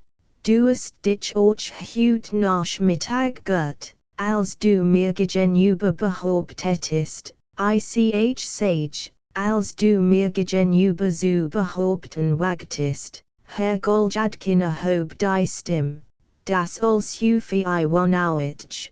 Der Zeitenden Klischen Jaren mein Wohltäter Juissen ist und in Juissim Sinnen mir Vattestel vertreten hat, mir Tigeins Versehen Vatter her so hosche frühlich in Familienfest es den Eintritt in sein Haus verbeten hab, Herr Goljadkin blickt selbst zufrieden, aber mit Tu Verempfindung sich. An seinen Wimpern sägten sich Tränen. Wiederhol, mein Freund schloss unser Held, du ist dich gut, ist dich arg und unweilig gut, es war ein feierlicher Augenblick. Herr Goljadkin hat das Gefühl, dass einen tiefen Eindruck gemacht hab. Stand.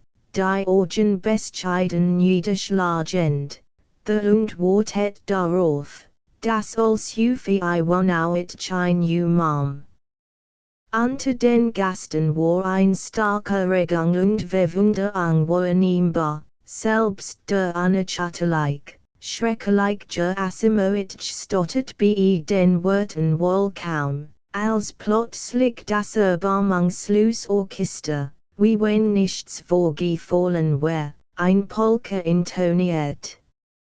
Als war in den Wind gesprochen, als vergeblich gedet. Herr Goljadkin verzusammen, zur Asimowitsch trat zurück, als, was im Saal war, wogt wie ein Meer durcheinander, und Wladimir Semjonowitsch trat schon als erstes per mit Clara Olsufienerin und der Skonleutnant mit der Jungenfürstin Tschetschenower als Witz. Neugierig und entzückt drängten sich dieses Schauer herum, be der Polka Zuzus hen, diesem interessanten, neuen, modernen Tanz, der allen die Kopf verdreht. Herr Goljadkin war vorläufig vergessen. Aber auf einmal geriet es in Aufregung, Verwirrung und Unruhe, die Musik brach ab. Es hat sich etwas Sonderbares begeben.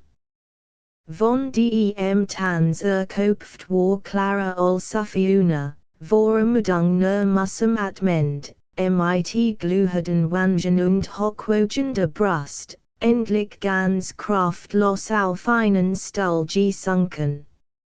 All blickten mit herrlicher Freude auf das riesende, besorbende Mädchen. All beeilten sich wetteifend, ihr Liebenswürdigkeiten zu sehen und ihr für das Vergnügen, das sie ihnen bereitet hab, zu danken, da stand auf einmal Herr Goljadkin vor ihr. War blass und ganz verstört, schien sich ebenfalls in einem Schwachzustande zu befinden, konnte sich kaum bewegen. Lächelt vulgen und streckt bittend die Hand aus. In ihrem Erstaunen hat Clara Olsufiener nicht sieht, ihre Hand fortzusehen, und erhob sich mechanisch auf Herrn Goljadkins Aufforderung hin. Herr Goljadkin neigt sich wankend nach vorn, zwist einmal, dann ein zweites dann hob das Bein und macht ein Art Scarafuss, dann stampft polkamassig auf, dann stolpert hatte benfalls mit Clara Olsufiener tanzen wollen. Clara Olsufiener schrie auf, als schütten zu ihr hin, ihre Hand aus Herrn Goljadkins Hand zu befreien. Und auf einmal sah sich unser Held durch die Menschetwas en Schritt weit wegdrängen.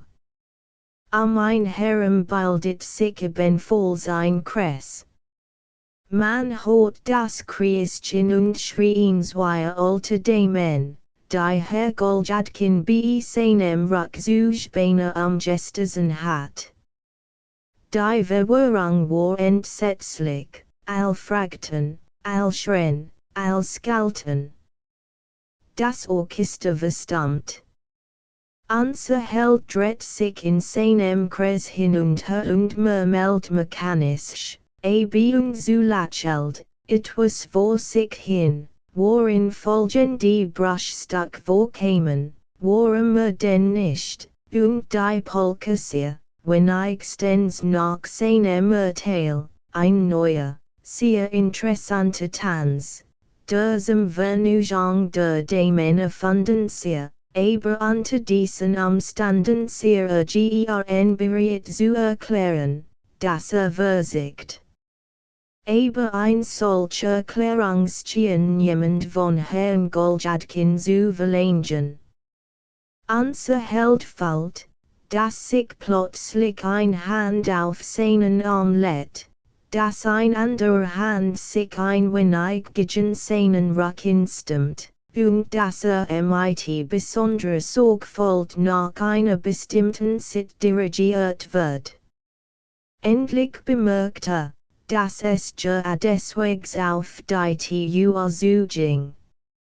Herr Goljadkin wollte schon etwas sagen, etwas tun. Aber nein, wollte nichts mehr. Lächelt nur mechanisch. Dann merkte, dass man ihm seinen Mantel anzog und ihm seinen Hut auf die Augen drückt.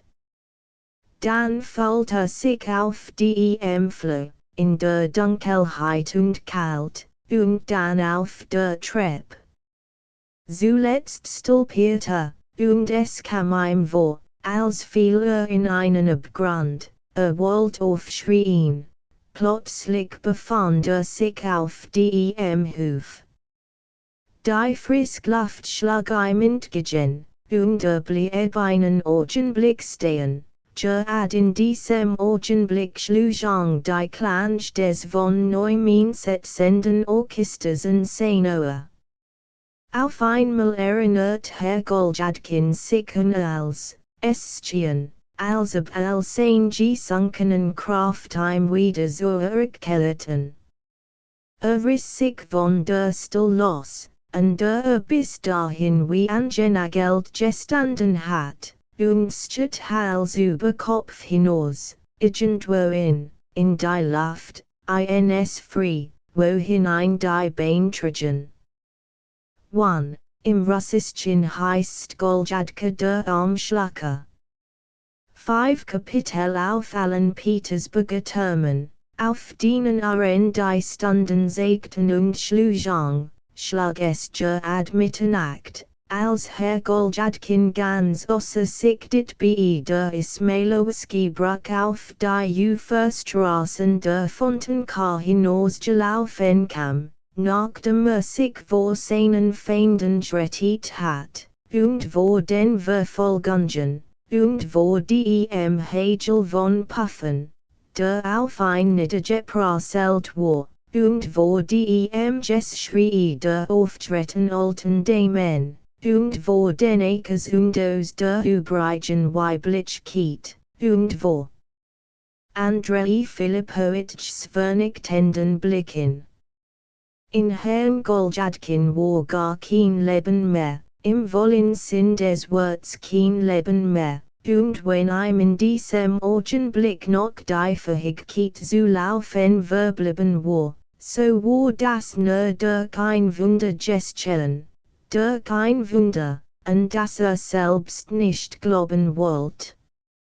Es war ein schreckliche Nacht, ein richtige Novembernacht, Fürth, Bleig, mit Regen und Schnee, ein Nacht, in der man auf das leichteste Rheumatismus, Schnupfen, Braun und allen möglichen Arten und Gattungen von Fiebern gelangen konnte, keine Nacht, die all Annehmlichkeiten des Petersburger Novembers in sich wrinigt. Der Wind heult in den Odenstraßen, stort das Schwarzwasser der Fontenkar auf und rattelt in grimmigen den Schlacken Leiten in der Uferstraße, die ihre Sitzsein Geheul mit einem hellen, durchdringenden Gettenbeintwort hätten, was ein jedem Einwohner von Petersburg wohl bekannt schrills, klirrendes Konzert ergab. Es regnet und schneit gleichzeitig. Vom Wind getrieben fahren die Regenstrahlenbeine in horizontaler Richtung einher wie eine Feuerspritzung stachen die glücklich in Herrn Goljadkin ins Gesicht wie tausend Nadel. Inmitten der Nacht liegen still, die nur durch das Fernwehen rollen, das Geheul des Winds und das Klirren der Leiten in unterbrochen wird. Leis sich trapselig das Platschen und Rostchen des Wassers vernehmen, das von allen Dächern und Gesimsen und allen Dachrinnen auf das Granitentrottoir strömt. Weit und breit war kein Menschenseele zu erblicken, dies schien zu solcher Zeit und bei solchem Wetter von Herren unmöglich zu sein.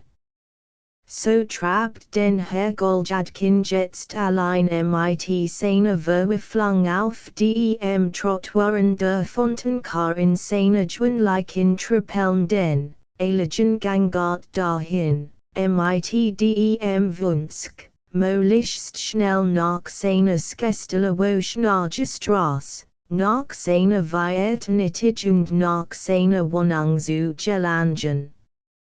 Aber der Schnee, der Regen und all sonstigen Annenbären Annehmlichkeiten einführten, stimmig in Petersburg November Nacht sogleich auf den ohnehin schon durch das Unglück zu aufgeübten Herrn Goljadkin eindringen und ihm nicht die geringste Erlangspurs ein bis auf die Noschen durchpastetten, ihm die Augen verkletten, ein von allen Sitten am Wetten, ein Beine am Warfen und ihm die letzte Besinnung roten, aber all dies zusammen auf Herrn Goljadkin instimmt, als ob es sich mit all seinen Feinden verschworen hat, ihm den Geroß zu machen. So blieb trotz alledem Herr Goljadkin doch gegen diesen letzten Feindschaftsbeweis des Schicksals fast unempfindlich, so stark hatte als,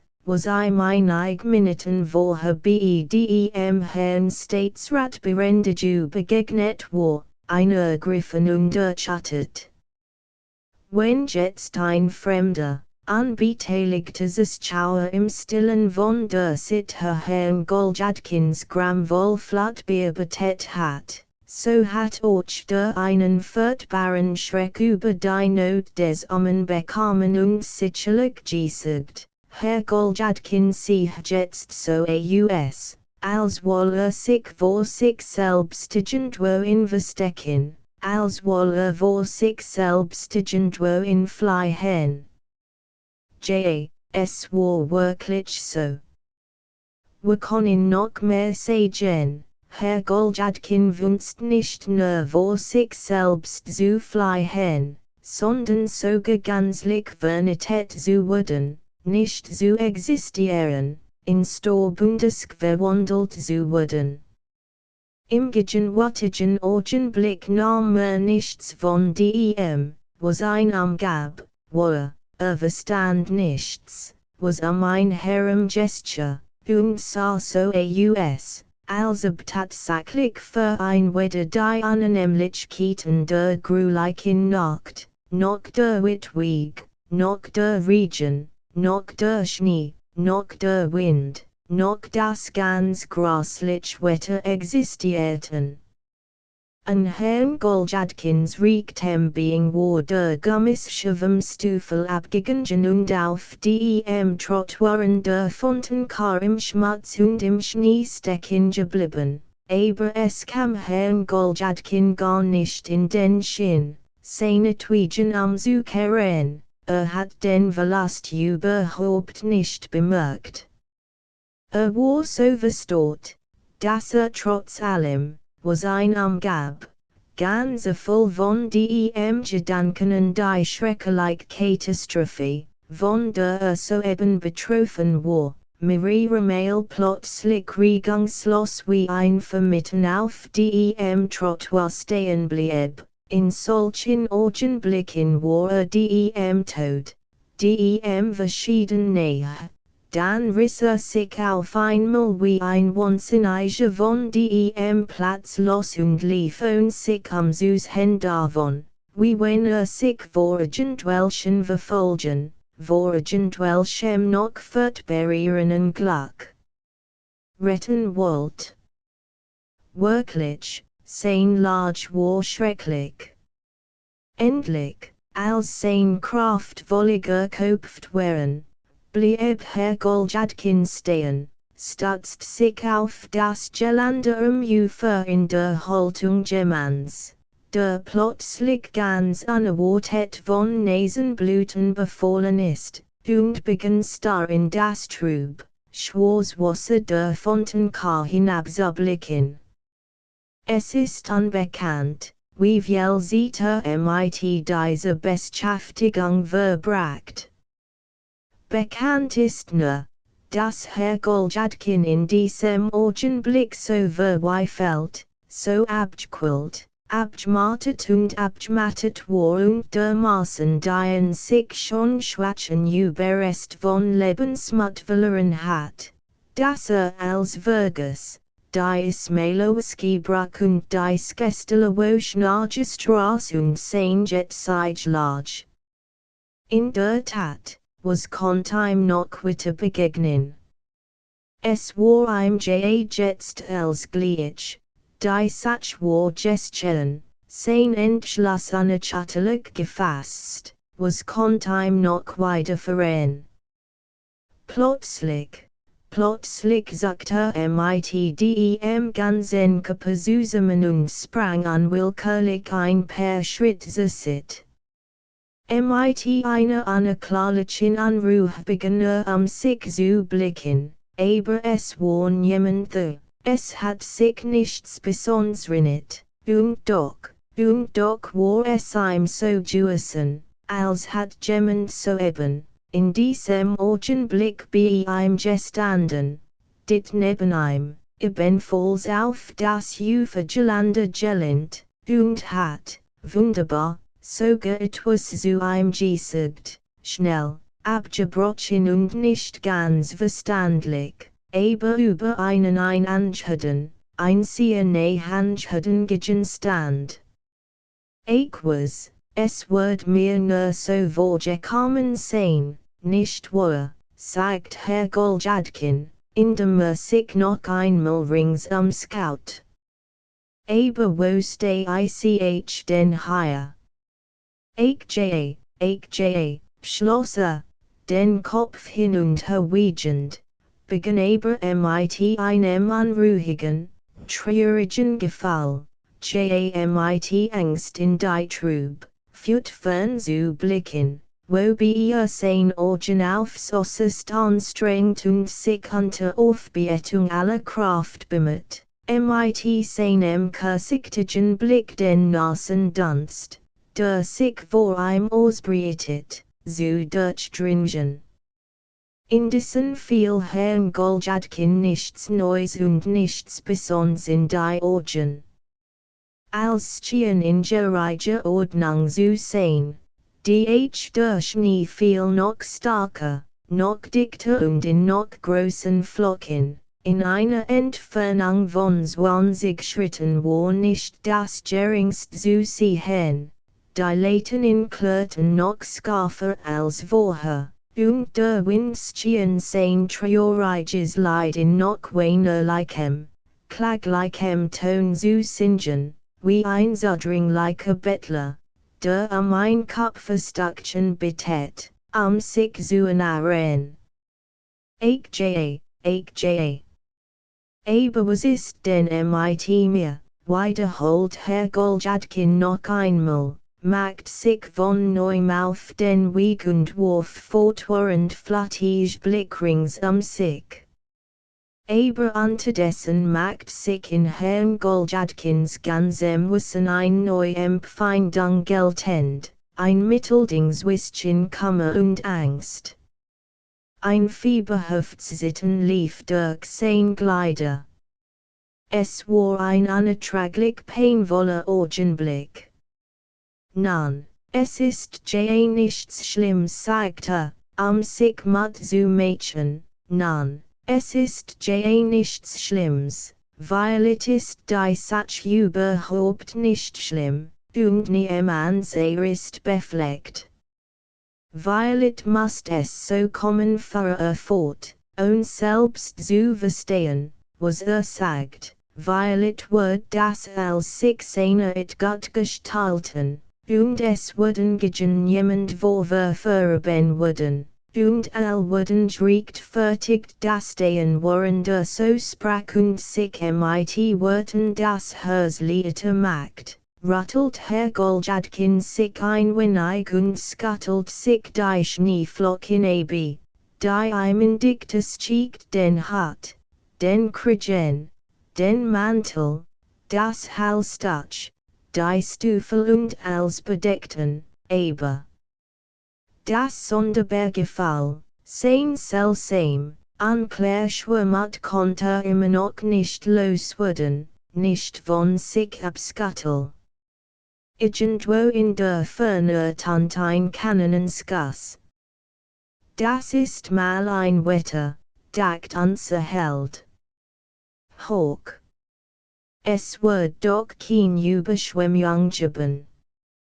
Offenbar ist das Wasser sehr stark gestiegen, kaum hat Herr Goljadkin dies gesagt oder gedacht, als vor sich einen passenden Eim entgegenkommen sah, der sich wahrscheinlich, ebenso wie selbst, aus irgendwelchem Lass verspätet hat. Die Sache hat als etwas ganz Unbedeutens, so vorliges erschienen können, aber aus einem nicht verstandlichen Grunde regt sich Herr Goljadkin darüber auf und wird sogar etwas ängstlich und verwirrt. Nicht eigentlich, dass sich vor einem schlichten Menschen gefürchtet hat, sondern weil nur so, unrechten Grund. Aber wer kennt einschließlich diesen verspäteten Wanderer, dacht Herr Goljadkin flüchtig, weil hat es auch gehört auf mit Chabgis hen, und ich bin hier die Hauptsitz, und Jet nicht zwecklos, sondern hat sein bestimmt Absicht und kreust geflissentlich meinen Weg und wird mit mir anbinden, weil dacht übrigens Herr Goljadkin das eigentlich nicht, sondern hat nur für einen Augenblick ein Anblick, sehr unangenehm Empfindung.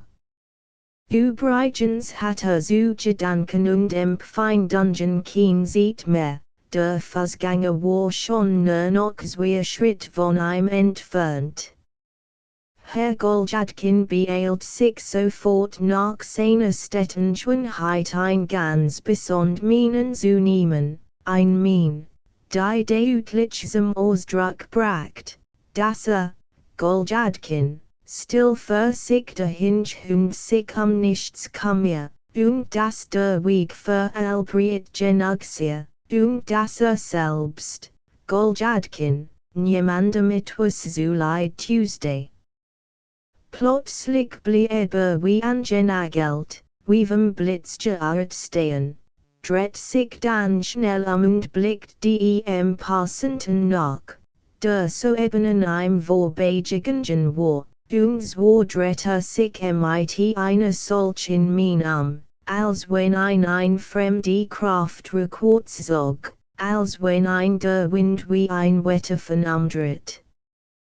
Der Fußgänger war schnell in dem Schneegestobe verschwunden. Ocher jingelig, Ocher war wie Herr Goljadkin gekleidet und vom Kopf bis zu den Füßen in und trippelte ebenso wie dieser mit schnellen, kleinen Schritten in einer Art von Trab auf dem Trottoiren der Fontenkar dahin. Was ist das? Flüstert Herr Goljadkin, misstrauisch lächelnd, aber ganz Ende sitzend. Ein kaltes Schauder lief ihm den Rücken entlang. Unterdessen war der Passant gänzlich verschwunden. Auch sein Schritt waren nicht mehr zu hören, aber Herr Goljadkin stand immer noch da und sah ihm nach. Endlich kam allmählich wieder zur Besinnung. Aber was soll denn das heißen, dachte ärgerlich, bin ich denn wirklich verrückt geworden, wandt sich und setzt seinen Weg fort. Wobei sein Schritt mehr und mehr beschleunigt und sich bemüht, überhaupt an nichts mehr zu denken. Zuletzt schloss sogar in dieser Absicht die Augen. Auf einmal schlug mitten in dem Geheul des Winds und dem Geräusch des Unwetters wieder der Skalsiener Schritt in sein Ohr. Fuhr zusammen und macht die Augen auf. vor war in einer Entfernung von ungefähr 20 Schritten wieder die Dunkelgestalt eines Menschen sichtbar, der sich ihm schnell nähert. Dieser Mensch eilt und hastet, die Entfernung vermindert sich rasch. Herr Goljadkin konnte seinen neuen verspäteten Gefährten sogar schon ganz deutlich sehen. Blickt hin und schrie vor Erstaunen und Schreck auf, die Beinbrachen unter ihm zusammen. Es war jener selbeim bekannt Fußgänger, den etwas in Minuten vorher sich hat vorbeigen sehen, und der plötzlich ganz unerwartet jetzt wieder vor ihm erschien. Ins war dieses Wunder nicht der einzige Grund, weswegen Herr Goljadkin erstaunt war, erstaunt aber war Herr Goljadkin in so hohem Grad, dass stehen blieb, aufschrie und etwas sagten wollte. Macht sich daran, die Unbekannten nachzulaufen, rief ihm sogar etwas zu, wahrscheinlich in die Wunsch, ein schnelles Umstehen zu veranlassen. Der Unbekannt blieb wirklich ungefähr 10 Schritt von Herrn Goljadkin entfernt stehen, und zwar so, dass das Licht einer nächsten Leiten vollständig auf sein ganz Gestalt fiel. Blieb stehen, wand sich zu Herrn Goljadkin und wartete mit ungeduldiger, ernster Mien darauf, was dieser ihm sagen wird. Entschuldigen Sie, ich hab mit Schwolgert sagt unser Held mit sittender Stimme. Der Unbekannt dreht sich schweigend und argelig wieder und setzt schnell seinen Weg fort, wie wenn sich beeilen wollt, die mit Herrn Goljadkin Valerinan 2 Sekunden wieder einzubringen. Was Herrn Goljadkin betrifft, so sitteten ihm Glieder, die werden ihm schwach und nickten ein. Und setzt sich stonnend auf einen neben dem Trottoirsten Prolstein. Übrigens hat wirklich allen Grund, in solch Bestörtung zu geraten. Die Satz war die, dass dieser Unbekannt ihm jetzt gewissermaßen bekannt vorkam. Und das war als noch nichts gewissen. Aber kennt diesen Menschen, kennt ihn jetzt fast mit Sicherheit. Hat ihn häufig gesehen, diesen Menschen, hat ihn irgendwann gesehen, sogar erst ganz vor kurzem, wo war das doch gewissen? Etwa gestern. Übrigens war auch das wieder nicht die Hauptsache, dass Herr Goljadkin ihn häufig gesehen hat, es war auch in diesem Menschen fast nichts Besonderes, konnte entschieden beim ersten Blick niemands besondere Aufmerksamkeit erregen. War eben ein Mensch wie alle anderen, selbstverständlich ein ordentlicher Mensch wie alle ordentlichen Menschen und besaß irgendwelche, so geregte heblichen guten Eigenschaften, kurz, war ein gewöhnlicher Mensch. Herr Goljadkin hegt sogar keinen Hass, kein Feindschaft, nicht einmal den leisesten Widerwillen gegen diesen Menschen, es hat sogar scheinen können, dass das Gegenteil der Fall sei, und doch. Und in diesem Umstand lag das Hauptjuet, und doch hat für kein Scots der Welt geangst, ihm zu begegnen und besonders ihm so zu begegnen wie ZB jetzt. Wir können noch mehr sagen, Herr Goljadkin kennt diesen Menschen genau, wisst sogar, wie mit dem Vatersnamen und dem Familiennamen hieß. Aber doch hat keinen Press und, den Ausdruck zu wiederholen, Verkeen Scots der Weltine nennen oder zugeben mogen, dass der Mensch the so heiß, diesen Vattesnamen und diesen Familienamen fahre. Wie lang Herrn Goljadkins Verstandnis Lucies Bruten dauert, aber lang auf dem Prolstein saß, das kann ich nicht sagen, aber als endlich ein wenig zur Besinnung gekommen war, begann auf einmal us Lebeskraften zu laufen, und sich zu blicken, der Atem ging im us. Stolpiert zweimal und war beinahe hingefallen, und bei dieser Gelegenheit verweist auch Herrn Goljadkins zweite Stufe, in dem Ebenfalls seinen Gummisschwelle.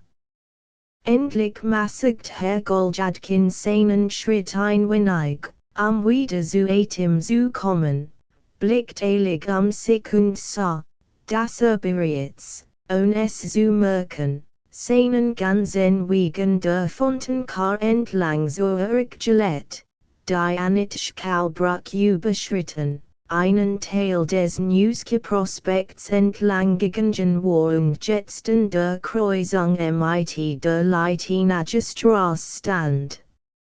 Herr Goljadkin bog in die Leitinagestrasse ein. Sein Blick in diesem Augenblick der Lage eins Menschen, der Rand eins Vertbaren Abgrundstedt, wenn die unter seinen Füßen sich loslöst, sich schon geniebt, sich schon in Bewegung gesetzt hat, zum letzten Mal schwankt, voll und ein in den Abgrund hinabreißt, während der unglücklich nicht genug geistige Kraft und Energie besitzt, zurückzuspringen und sein Augen von dem genannten Schlandi abzuwenden, der Abgrund sie hut einen, und springt schließlich selbst hinein. Hinein und beschleunigt selbst den Augenblick seines eigenen Unterganges. Herr Goljadkin wusste, fällt und wohlwollig gebeugt, dass ihm Anbiedung unterwegs noch etwas Übles zustehen, dass ihm noch eventuell schon eine Möglichkeit widerfahren, dass sich bei seinem Unbekannten wieder begegnen wird, aber seltsam, wünscht dies Begegnung sogar, hielt sie für unvermeidlich und wünscht nur, dass als möglichst schnell zu endigen. Sein Lage sichern wie entschieden mocht, aber nur riecht bald. Der lief und lief immer, und so wie von einer fremden Kraft getrieben, denn in seinem ganzen Wesen fehlte eine Art von Taubheit und Schwach, konnte nichts überlegen, obgleich sein Gedanken sich wie ein Dorngestrauchen als anhängten. Ein verlaufenes Handchen, ganz nass und sittend, schloss sich an Herrn Goljadkin und lief eilig neben ihm her. Es hat den Schwanz und die Ohren angedrückt und blickt von Seite zu Seite getan und mit liet verstandlichem Ausdruck zu ihm hin. Ein ferner, langst schon vergessener Gedank, die Erinnerung an ein weit zurückliegendes Regnis, kam ihm jetzt in den Kopf, klopft wie ein Hammer darin umher, agert ein und wollt nicht wieder weichen. Der widerwärtige kleine Hand, flüstert Herr Goljadkin vor sich hin, ohne sich selbst zu begreifen. Endlich erblickt seinen Unbekannten in der Ecke der Italienschen Straße. Aber jetzt kam der Unbekannte ihm nicht mehr entgegen, sondern bewegt sich in derselben Richtung wie und lief ebenfalls, einig Schritt vor ihm. Endlich kamen sie in die Skestelewoschnage Straße. Herr Goljadkin war ganz außer Atem. Der Unbekannte blieb gerade vor dem Haus stehen, in welchem Herr Goljadkin wohnt.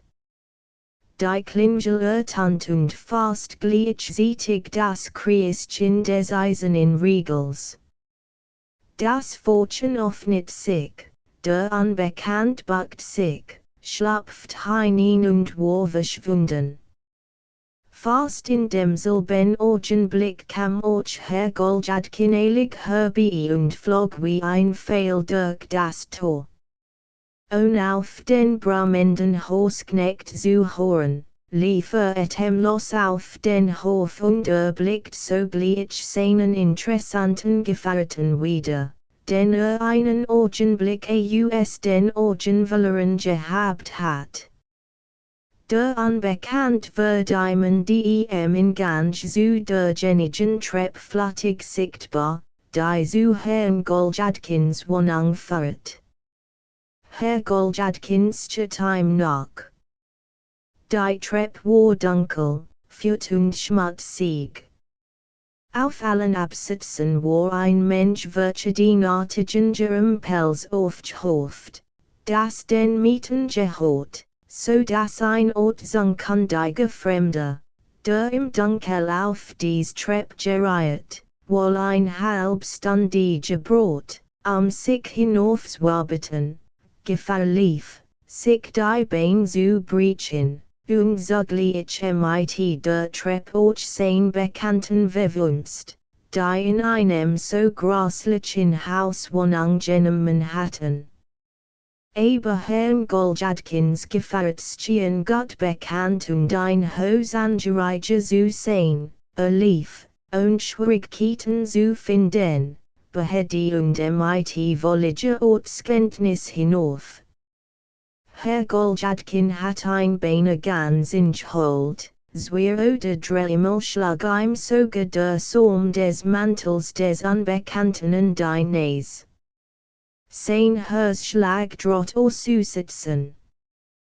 Der geheimnisvolle Mensch blieb gerade vor der Tür zu Herrn Goljadkins Wohnung stehen, klopft, und, was übrigens zu anderer Seite Herrn Goljadkin in Erstaunen versetzt hat, Petruschka öffnet, wie wenn gewartet und sich nicht schlafen gelegt hat, sogleich die Tür und empfing den Eintretenden mit einer Karte in der Hand. Ganz außer sich lief der Held unserer Erzählung in sein Wohnung hinein, ohne Mantel und hat absulgen, durchschritt den Flur und blieb wie vom Donner geirrt auf der Schwelle seines Zimmers stehen. Herrn Goljadkins Anungen waren sämtlich in Erfüllung gegangen.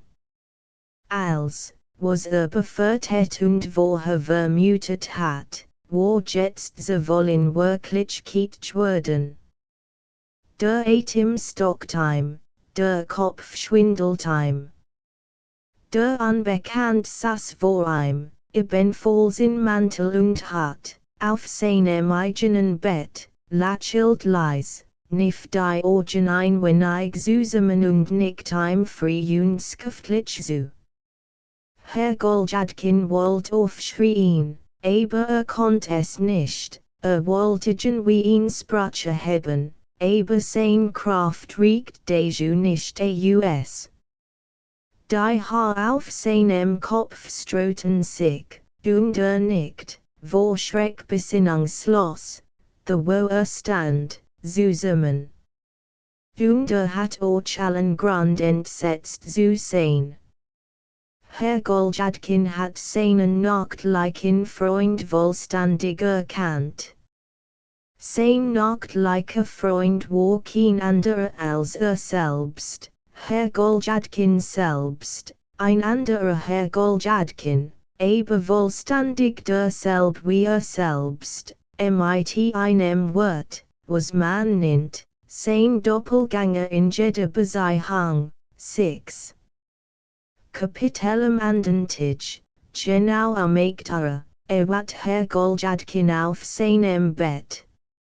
All die außerordentlichen Erlebnis des gestrigen Tags und die ganzen Globleich, Selsame nacht mit iren fast unmogelijk in a bentuen stelten 604 mit einem mail seine den kraft und seinem gedächtnis da. Ein deratige grimmige, holist Boshit seine fein die und namentlich der letzt beweis dieser Boshit liesen Herrn Goljadkins hers zu starren. Aber zugleich war dies als so seltsam, unbegreiflich, absonderlich, Esserchen so unmöglich, dass es tatsächlich schwer war, an dies ganz Sach zu glauben. Herr Goljadkin nicht sogar selbst dazu, dies als für einen wesenlosen Fiebertraum, für ein augenblicklich Verwirrung der Einbildungskraft, für ein Verdunkelung des Verstandes zu halten, aber glücklicherweise wusste eigene bittere Erfahrung, weit manchmal die Boshit einen Menschen zu bringen vermag, und weit manchmal die Großamkeit eines Feins gellen kann, der sich für ein Krankung seiner oder seines Ehrgeizes rächen mocht. Dazu kam, dass Herrn Goljadkins Wieserschlagen Glieder, sein Binnenmännerkopf, sein steifes Kauz und sein bösartiger Schnupfen Bestattigungsnis de verablegten. Das es mit der gestrigen nachtlichen Wanderung und dem, was sich bei dieser Wanderung zugetragen hat, sein Richtigkeit hab. Und schließlich hat Herr Goljadkin auch schon längst gewusst, dass sein Feind die etwas gegen einplanten, und dass da noch ein anderer mit einen unter einer Deck steckt. Aber was hatten sie vor? Nach gründlicher Überlegung entschied sich Herr Goljadkin dafür, zu schweigen, sich zu fügen und vorläufig nicht dagegen zu protestieren. Weil es beabsichtigen sie nur, mit zu erschrecken, und wenn sie sehen, dass ich nicht darauf reagiere, nicht protestiere, sondern mit ganz ruhig verholt und als ruhiger Trage, so würden sie auch aufhören, von selbst aufhören und sogar die ersten sein, die aufhören solch Gedanken gingen Herrn Goljadkin durch den Kopf, als sich in seinem Bett ausstrecken und die gelähmten Glieder wieder zurückbringend, darauf wartet, dass Petruschka gewöhnlich ins Zimmer kam. Wartet schon ein Viertelstunde lang, hat, wie der voll Petruschka hinter das Schiedwand mit dem Samoa herumhantiert, konnt sich eben nicht dazu entschließen, einzurufen. Wir können noch mehr sagen. Herr Goljadkin vertet sich jetzt sogar ein wenig darüber, seinem Petruschka auch in Org gegenüber zu treten. Gott weiß, dachte, Gott weiß, wie dieser Schlingel jetzt die ganz Sach anzieht. Schweigt und schweigt, macht sich aber gewiss seine eigenen Gedanken darüber endlich nicht die und Petruschka erschien mit einem Präsentierbrett in den Händen. Herr Goljadkins Schildskatern nach ihm hin und wartet ungeduldig darauf, was nun kommen wird, und aber endlich etwas über den beursten Vorgang sagen wird.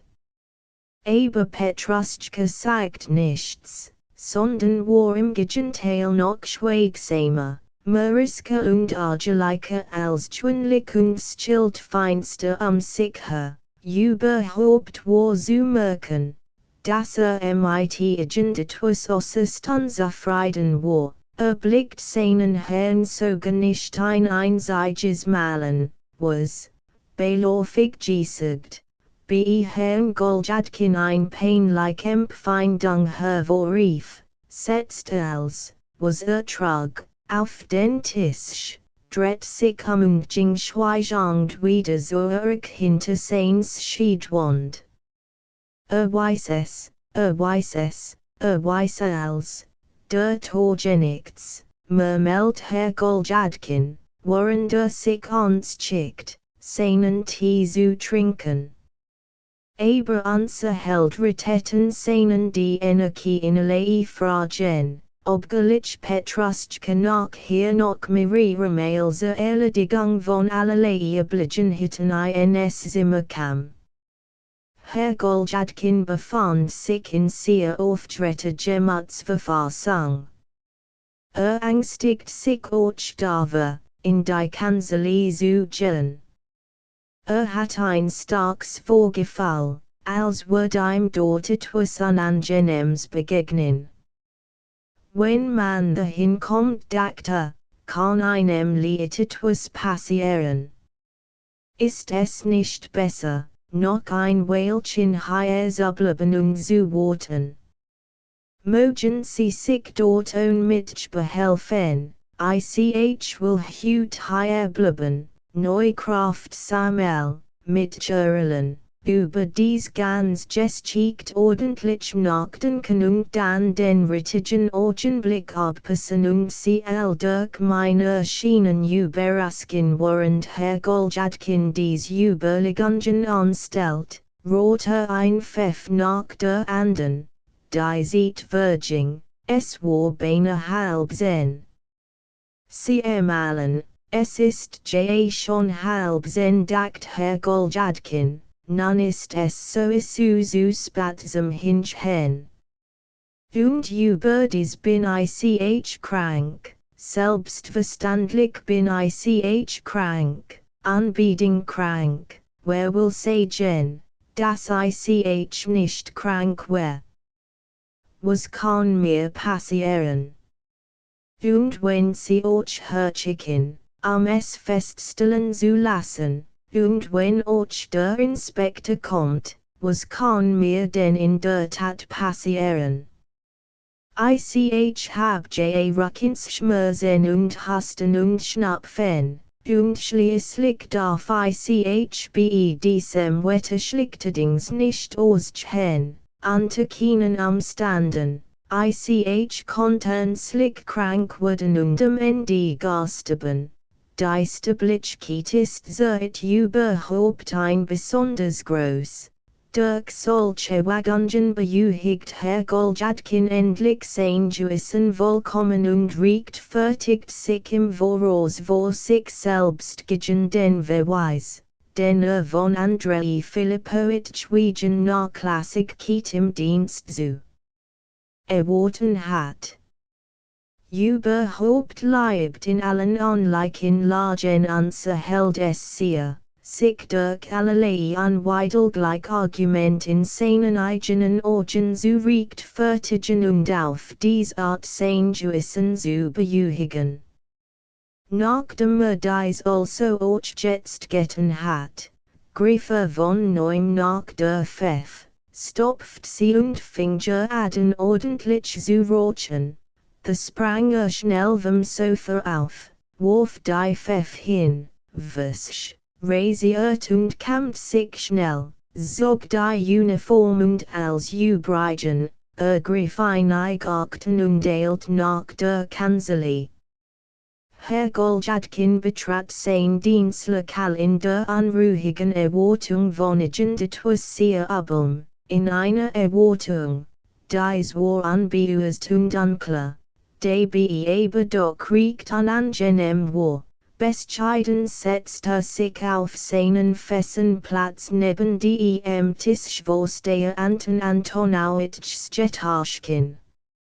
Ungemand anzusehen oder mit ein paar freundlich Wort zu ich sel, vertu öfter sich in den Inhalt der vor ihm liegenden Papier. Hat sich entschlossen und fest vorgenommen, alle USDEM Wege zu gehen, was ein zu kompromittierenden Äußerungen herausfordern konnte, also an bescheidenen Fragen, Spissen und unpassenden Anspielungen auf die Rignis des gestrigen Abends, hat sich so vorgenommen, den Ostoßsturgewöhnlichen Höflichkeiten mit den Kollegen, die ich Fragen nach dem Befinden und Dergleichen, zu unterlassen. Aber es war auch klar, dass das auf die Dauer unmöglich aushalten konnte. Die Anruhung die Ungewissheit über ein Bewusstheitsanschmach quilten ein stets mehr als das Anschmach selbst. Dies war der Grund, weswegen trotz seines festen Vorsatzes, sich auf nichts einzulassen und allem ausdem zu gehen, doch manchmal verstollen und sagt den Kopf in die Höhe hob. Himmlich sit nach rechts und links blickt, die Gesigte seiner Kollegen mustert und einen zu entnehmen sat, etwas Neues, besonders wohlig, das ein betraf und einem irgendwelche bösen Absicht verhimmelt wird. Nahm mit Sicherheiten, das als, was gestern erlebt hat, mit allem, was ein jetzt gab, in Verbindung steht. Begann endlich in seiner Aufregung zu wünschen, es mocht sich doch als irgendwie entschieden, recht bald, wenn es auch auf einen Glück hinauslief, immerhin. Wie Gott verstand das Schicksal Herrn Goljadkins Wunsch, kaum war dieser in Einricht worden, als sein Zweifel auf einmal gelöst werden, aber freilich auf ein sehr seltsam und unerwartet Weise. Die Tur nach dem Nachbarsamen auf einmal leis und bescheiden, wie wenn sie dadurch zum Ausdruck bringen wollt, dass die eintretende Person von sehr geringer Bedeutung sehr, und ein Gestalt, die Herrn Goljadkin sehr bekannt vorkam, urchiens geturnger advor dem Tisch, an welchem unser Held Platz genommen hat. Unser Held hob den Kopf nicht in die Höhe, nein, sah dies Gestalt nur ganz flattig von unten hören, aber schon hat als bis auf die kleinsten Einzelheiten erkannt und begriffen. Glatt vorscam und beugte ganz in derselben Absicht seinen Kopf in das Aktenstück, mit welcher der von dem Jagger verfolgt Strauß seinen Kopf in den heißen Sand steckt. Der Neuenje Carmin verbt sich vor Andrei Filipowitsch, und darauf ließ sich dessen Stimmen formlich freundlichem Ton vernehmen, in dem genigen Ton, in dem in allen Dienststellen die vorgesetzten zu neu eingetretenen Antigbenen reden. Setzen Sie sich hierher, sagt Andrei Filipowitsch und wies den Neuling nach Antonowitschs Tisch hin, hierher, Herrn Goljadkin gegenüber, mit arbeit wurden was sie sofort vers hensem Schluss macht Andrei Filipowitsch dem neuen gekommenen Einhoflichkeiten in die Handbewegung und vertueft sich dann schleunigst in den Inhalt einiger Aktenstück, denn ein ganzer Hauf vor ihm lag. Herr Goljadkin hob endlich doch die Augen auf, und wenn nicht in Ohnmacht fiel, so gesture dies nur deshalb nicht, weil als schon vorher geahnt, als schon von Herrn Juestund in seinem Hirten schon erraten hat, wer der Ankommling war. Herrn Goljadkins erste Bewegung war, schnell sich zu blicken, ob nicht ein Geflüster entstanden sei, ob nicht Witzeleien von der in Büros üblichen Art gemacht werden, ob nicht jemand vor Erstaunen in das Gesicht oder gar vor Schreck unter den Tisch gefallen sei. Aber zu seiner größten Verwunderung waren jemandem etwas Derartiges zu bemerken. Das Verhalten seiner Herren Kollegen überrascht. Es schien ihm ganz unschön und Verstand zu sein. Herr Goljadkin erschrak sogar über dieses auffällig Stillschweigen. Die Wirklichkeit sprach für sich selbst. Die Sache war seltsam, absonderlich, unheimlich. Es war alle große Aufregung vorhanden. All dies Gedanken gingen Herrn Goljadkin selbstverständlich nur ganz flüchtig durch den Kopf. Selbst hat die Empfindung, als auf gelindem Führerstedt wird. Und das war sehr erklärlich. Derjenige, der Herrn Goljadkin jetzt gegenüber saß, war der, welcher Herrn Goljadkin gestern so erschreckt, geängstigt, gepeinigt hat, mit einem Wort, es war Herr Goljadkin selbst, nicht jener Herr Goljadkin, der jetzt mit offenem Munde, die trockenschwörden Feder in der Hand, auf die im Stuhl saß, nicht jener, der als auf seines Tischwurst Hers fungiert, nicht jener, der gern in der Mensch untertaucht und verschwand, nicht jener endlich, dessen Gang deutlich sagt, tat mir nichts. So leid, dann würde ich auch nichts so leid tun oder, tat mir nichts so leid. Tuesday auch nichts so leid nein.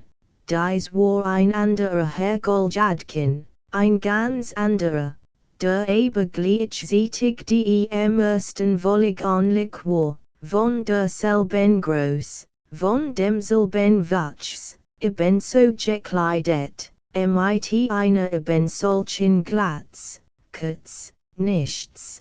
Also nichts war so vollständigen Ähnlichkeit vergessen, so dass, wenn man sie nebeneinander gestellt hat, niemand, entschieden niemand gewagt haben. Wird so entschieden, wer eigentlich der wirklich Goljadkin und wer der Falschseher, wer der Alt und wer der Neu, wer das Original und wer die Kopie. Unser Held befand sich, wenn diese wirklich möglich ist, jetzt in der Lage eines Menschen, über den sich ein Skak lustig macht, in dem bis himmlisch ein Brennglas auf ein Rettet. Was ist das nun? Ist es ein Traum oder nicht, dachte, ist es Wirklichkeit oder ein Fortsetzung des gestrigen Erlebnisses? Aber mit welchem Recht Gesture eigentlich dies als? Wer hat die Anstellung eines solchen Beamten gestattet? Wer hat dazu eine Berichtigung erteilt? Schlaf ich. Traum ich. Herr Goljadkin versut ins Klär zu kommen, indem sich selbst niff, dacht sogar daran, dies mit irgendeinem anderen wahrzunehmen. Nein, es war kein Traum, das stand fest. Herr Goljadkin fällt, dass der Schweißstrom in ihm herunterfloss, dass mit ihm etwas noch neidigstens. Bisher eine Herzwurzelung, und dass dieser Vorgang, dessen Glück wohl zu Mädchen, eben wegen dieser Neuheit unschicklich war, denn Herr Goljadkin begriff und fällt, wie nachteilig es war, bei einem Vorgang, der in dieser Weise den Spot herausfordert, das erste Beispiel zu sehen. Begann endlich sogar in seiner eigenen Existenz zu zweifeln, und obgleich vorher auf als vorbereitet gewesen war und selbst geangst hat, Das seine Zweifel auffigen den Weise gelöst wurden mochten, so war ihm das Eintreten dieses Regnisses selbst schließlich doch unerwartet gekommen. Der Kummer druckt ein nieder und quillt ein. Zeitweilig war der den Kraftung des Gedächtnisses völlig berot. Wenn nach einem solchen Augenblick wieder zur Besinnung kam, so merkte, dass mit der Federmechanis und bewusstlos über das Paper fuhr. Da sich selbst nicht traut, so begann als Geschrieben nach zu prüfen, aber verstand nichts davon. Endlich stand der andere Herr Goljadkin, der bisher still und friedlich gesessen hat, auf und verschwand zum Zweckagent welche Besorgung hinter der Tür, die in eine andere Abteilung führt. Herr Goljadkin blickt sich, aber es war nichts zu bemerken, als war still, man hört nur das Kratzen der Federn, das Geräusch der umgeschlagenen Blätter und in den von Andrei Filippowitsch Sitzwitter entfernten Winkel leises Gespräch. Herr Goljadkin blickt Antonowitsch an, und der Allerwahrscheinlichkeit nach das Gesicht unseres Helden seine Stimmung widerspiegelt und mit dem ganzen Charakter des Vorgangs harmoniert, folglich in gewisser Beziehung sehr merkwürdig war, so let der gutmütige Antonowitsch die Feder hin und erkundigt sich in besonders teilnahmsvoller Art nach Herrn Goljadkins Gesundheit. Gott sei Dank, Antonowitsch, erwidert Herr Goljadkin stotternd, bin ganz gesund, Antonowitsch. Kann augenblicklich nicht klar sagen, Antonowitsch fügte in unsicherem Ton hinzu, der diesem Antonowitsch, dessen Namen so häufig angesprochen hat, noch immer nicht ganz traut. So.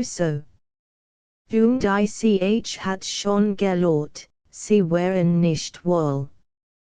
Übrigens war das auch kein Wunder, im Gegenteil.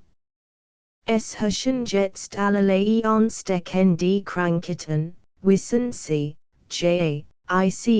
weiß, Antonowitsch, dass solch Krankheiten herrschen. Aber, Antonowitsch, das ist nicht der Grund, weswegen für Herr Goljadkin, seinen Tischvorsteher unverwandt anblicken, fort. Sehen Sie, Antonowitsch, weiß nicht einmal, wie einen, will sagen, von welcher Sit dies Sach umfassen soll, Antonowitsch, was meinen Sie? Hab Sie, wissen Sie, muss bekennen, verstehe Sie noch nicht riecht, bitte, erklären Sie deutlicher, was Sie so in Verlegenheit setzt sagt Antonowitsch, der selbst ein wenig verlegen wird, der sah, dass Herrn Goljadkin sogar Tränen in die Augen getreten wären. Weiß wirklich nicht, Antonowitsch, hier, there ist ein Beamter, Antonowitsch, na. Verstehe immer noch nicht will sagen, Antonowitsch, es ist hier ein neu eingetretener Beamter freilich, ein Namensvetter von einen wie, rief Herr Goljadkin. Sage, ein Namensvetter von einen, heißt Steppenfalls Goljadkin. Ist kein Verwandter von einen, nein, Antonowitsch, hm. Nun sagen Sie mal. und ich hat gelot, wer Jewish ein Narve von einen. Wissen Sie, es ist so ein Jewish Familienanlichkeit hergeljadkin war star vor Erstonen, und ein weil versagt ihm dies den Dienst. Wie kommt der Andre ein in ihrer Art so selten, ein so ungeheuerlich, eine Haut sach so liethin behandel, ein Sach, die sogar einen ganz unbeteiligten Zuschauer befremden must. Wie konnte von Familienanlichkeit sprechen, wo ein reines Spiegelbild vorlag? Wissen Sie, was ich einen Raten mocht, Jakau Petrovich, für Anton Antonowitsch fort. Sie sollten zu einem Art gehen und den befragen. Wissen Sie, Sie sehen ganz krank aus. Besonders Ihre Augen, wissen Sie, Ihre Augen haben so einen besonderen Ausdruck nicht doch, Anton Antonowitsch, ich fall allerdings, ich wollt noch fragen, wie es mit diesem beamten steht wieso, das heißt, haben Sie in ihm nicht etwas Besonderes bemerkt, Anton Antonowitsch, etwas sehr Auffälliges, inwiefern, ich mein zum Beispiel ein Überraschende Anlichkeit mit jemand, Anton Antonowitsch, die ich zum Beispiel mit mir. Sie sprachen soeben von einer Familienanlichkeit, Anton Antonowitsch, und machten darüber so ein beiläufige Bemerkung. Wissen Sie, es kommen manchmal Zwillinge vor, die sich ähnlich sehen wie eine Idem anderen, so dass man sie gar nicht unterschieden kann. Nun also, von solcher Ähnlichkeit red ich versetzt Anton Antonowitsch nach kurzem Nachdenken, und wie wenn ihm dieser Umstand jetzt zum ersten Mal auffiel, allerdings. Sie haben recht, die Ähnlichkeit ist wirklich erstaunlich, und Sie urteilen ganz richtig, sie ist so groß, dass man wirklich den einen für den anderen nehmen kann für fort, indem die Augen immer wieder öffnet. Und wissen Sie, Jakau Petrovich, es ist sogar ein wunderbare Ähnlichkeit, ein märchenhaft Ähnlichkeit, wie man zu sagen pflegt, die ich hut vollständig so aus wie Sie. Haben Sie das bemerkt, Jakau Petrovich? Ich wollte Sie schon selbst bitten, es mir zu erklären, aber ich muss bekennen, ich hab es anfänglich nicht gebärend betet. Es ist ein Wunder, in der Tat ein Wunder. Sagen Sie mal, Jakau Petrovich, Sie sind wohl nicht hier geboren, wie, Nina ist auch kein Hissiger. Violet stammte aus demselben Ort wie Sie. Gestatten Sie die Frage, wo hat Ihre Mutter meistens gelebt, Sie sagten. Sie sagten, Anton Antonowitsch, sehr kein Hissiger, allerdings, ist nicht von hier. Aber wirklich, es ist ein reines Wunder für der Rätselige Anton Antonowitsch fort, für den es das größte Vergnügen war, wenn über irgendetwas plaudern konnte. In der Tat, die Sache kann einen neugierig Mädchen, wie oft jet man in der Gleichen vorüber, streift darinnen, stößt darinnen und bemerkt es nicht. Beruhigen Sie sich übrigens nicht. So etwas kommt vor. Wissen Sie, the mocht ich einen Urselen, ganz dasselbe begegnet meine Tante von mütterlicher Sit, die sah sich auch vor ihrem Tod doppelt, nein, ich, entschuldigen Sie, das ich Sie unterbrich, Anton Antonowitsch, ich wollt mit Jerkendigen, was es mit diesem Beamten für ein Bewandtnis hat. DHAUS Welschen Grunden hier ist still des Verstorbenen Semgen Iwanowitsch hier, in dessen vakanten Platz ist eingericht, es war ein Vakans entstanden, und the hat man ein Ingestell. War doch ein praktiger Mensch, dieser Semgen Iwanowitsch, drei Kinder hat hinterlassen. Wie man sagt, eins immer kleiner als das andere. Die Witwe hat sich seiner Exzellenz zu fassen schwören.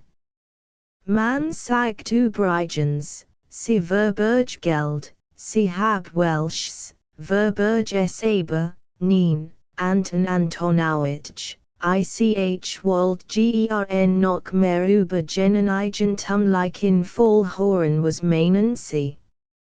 HJ. Aber warum interessieren Sie sich so dafür? Ich sage Ihnen, beruhigen Sie sich nicht darüber. Das geht als vorüber. Was ist denn dabei? Sie können ja nichts dafür, das hat nun einmal unser Herrgott selbst so eingerichtet, das ist sein Will gewesen. Und darüber zu mehren ist Sünde. Darin erkennt man sein Weisheit. Sie aber, Jakau Petrovich, sind, so viel ich davon verstehe, in keiner Weise schuld daran. Was gibt es nicht als Verwunderung auf der Welt? Mutter Nature ist freigibig. Und sie würden dafür nicht so Rechenschaft würden, sie würden das nicht zu verantworten brauchen. The Fall mir zum Beispiel ein, sie haben ja wohl gehört, wie nennt man sie doch? Die Siamsischens Willinch. Wie die mitdem Rucken zusammenschwachsen sind und so zusammen leben und essen und schlafen, es heißt, sie nehmen ein Mensch Geld ein. Erlauben Sie, Anton Antonowitsch, ich verstehe Sie. J. Nun J. Was ist dabei? Gar nichts. Ich sage, nach meiner vollen Überzeugung haben sie keinen Lass, sich zu beruhigen. Was liegt denn wo? Ist ein Beamter wie andere, und es stimmt ja, dass ein tätiger Arbeiter ist. Sagt, heißt Goldjadkin und sehr nicht von hier und sehr titularat. Hat persönlich mit seiner Exzellenz gesprochen und wie hat sich sein Exzellenz dazu gestellt, es ist nichts Besonderes darüber zu sagen. Der Mensch hat sich, wie man sagt, hinreichend ausgewiesen und sein Grande dargelegt. Hat gesagt, so und so, Exzellenz. Ich besitz kein Vermögen und mocht gern amtlich tätig sein, und es wär mir ein besonderer, wenn mir das unter ihrer Leitung vergönnt wär, na, und als, wie es sich gehört, wissen Sie, hat sich ganz geschickt ausgedrückt. Es muss ein kluger Mensch sein. Na, selbstverständlich hat auch ein Empfang mitgebracht, und ein solch wär es ja nicht gegangen, von wem war die denn? Das heißt, ich mein, wer hat denn eigentlich bei dieses Kindlich in such sein Hand im Spiel gehabt, ja, man sagt, Es sehr ein gut Empfang man sagt, sein Exzellenz hab mit Andrei Filippowitsch zusammengelegt mit Andrei Filippowitsch gelegt, jawohl, hab gelachelt und gesagt, es sehr gut, und seine Sitz sehr nicht abgenigt, wenn nur sein dienstlichen Obligenheiten trüffeln wohl, bitte, witte. Sie bejuhigen mit Chiniger Maßen, Anton Antonowitsch, ich bitte Sie instandig, witte, gestatten Sie, ich wundere mich wieder über Sie. Na na, die Sache ist ganz unnötig, das Rignis ist witte nicht wunderbar, ich sage, beruhigen Sie sich nicht. Man braucht daran nichts bedenklich zu finden, nein. Ich mocht Sie noch fragen, Anton Antonowitsch, ob sein Exzellenz witte nichts hinzugefügt hat, zum Beispiel etwas, was mich betrifft, das heißt, Jews. Freilich. Oder weil mir nein, nichts. Sie können ganz beruhigt sein. Wissen Sie, das ist selbstverständlich, dass die Sache sehr auffallend ist, unzwist, sehen Sie, ich zum Beispiel hab Sie's fast gar nicht betet. Ich weiß wirklich nicht, warum ich sie nicht betet hat. Als bis sie mich darauf aufmerksam machten. Aber übrigens, sie können ganz beruhigt sein. Sein Exzellenz hat nichts besonders gesagt, gar nichts gesagt fügt der Gutmütige Anton Antonowitsch hinzu, indem sich von seinem Stuhle hob. Also, Anton Antonowitsch, ich mocht, bitte, entschuldigen Sie mich. Ich hab schon zuweilen mit diesen Kleinigkeiten verplaudert, und ist ein wittig, ehrlich Satz. Die muss ich notwendig verschigmächen Anton Antonowitsch, rief Andrei Filippowitsch stimmenhoflichem Ton. Sein Exzellenz wünscht Sie zu sprechen sofort, Andrei Filippowitsch, komm sofort Anton Antonowitsch ergriff einen Packakten und lief zu Andrei Filippowitsch und dann in das Arbeitszimmer seiner Exzellenz. Also will ich den die Sache, dacht Herr Goljadkin bei sich. Also wie steht mein Spiel? Was macht der Himmel jetzt für ein Gesicht? Es steht nicht übel, die Sache hat ein sehr angenehm Wendung genommen sagt unser Held im Stillen, indem sich die Hände riebend vor Freuden den Stuhl unter seinem Leib nicht spürt. Also ist mein Sache ein ganz gewöhnlich Sache. Also wird als ein harmloses Ende nehmen und kein schlimmen Folgen haben. Es hat tatsächlich niemand etwas gemacht, und mein Kollegen, dies Banditen, haben sich kein Dreistigkeiten herausgenommen, sie sitzen still da und beschäftigen sich mit ihren Akten, Praktik. Ich hab diesen guten Menschen, unsern Anton Antonowitsch, sehr gern, ich hab ihn immer sehr gern gehabt und hochgeschätzt. Übrigens, wenn man bedenkt, dieser Anton Antonowitsch, verlassen kann man sich doch nicht auf ihn. Ist doch schon ganz grau und veralterig wackelig geworden. Das bist und wichtigst ist übrigens, das sein Exzellenz nichts gesagt hat und die Sach so hat vorübergehen lassen. Das ist Gott, das frühmitch. Ne, warum mist sich Andrei Filipowitsch the mit seinem Gelegte hinein? Was kummert ein die Sach? Diese old Fuchs.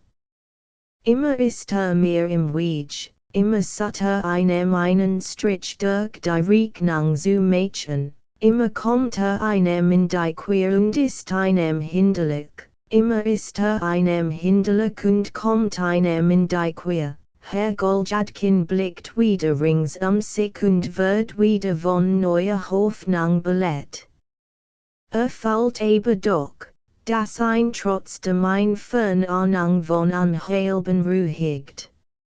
Es kam ihm sogar der Einfall, sich selbst irgendwie die beamten Herren zu mischen, das Pravnaya zu spielen, also etwa beim Herausgehen nach Schluss der Bürostunden, oder in dem unter dem Vorwand einer gesellschaftlichen Amfrigency herentrat.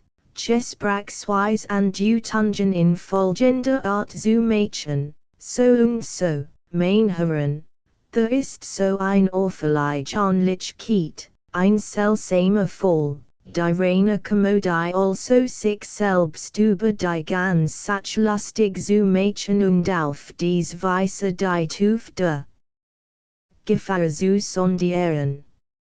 Aber unser Held sagt sich zum Schluss in Gedanken, in einem stillen, tiefen Fall hatten die Teufel wissen. Übrigens war das bei Herrn Goljadkin nur ein vorübergehender Gedank, wird noch rechtzeitig anderen Schins. Sah ein, dass das so weil es, als die Gefahr herausfordern.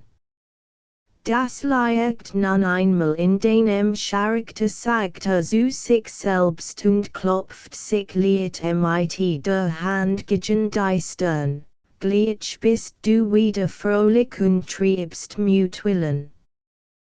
Du bist ein bei der Ziel.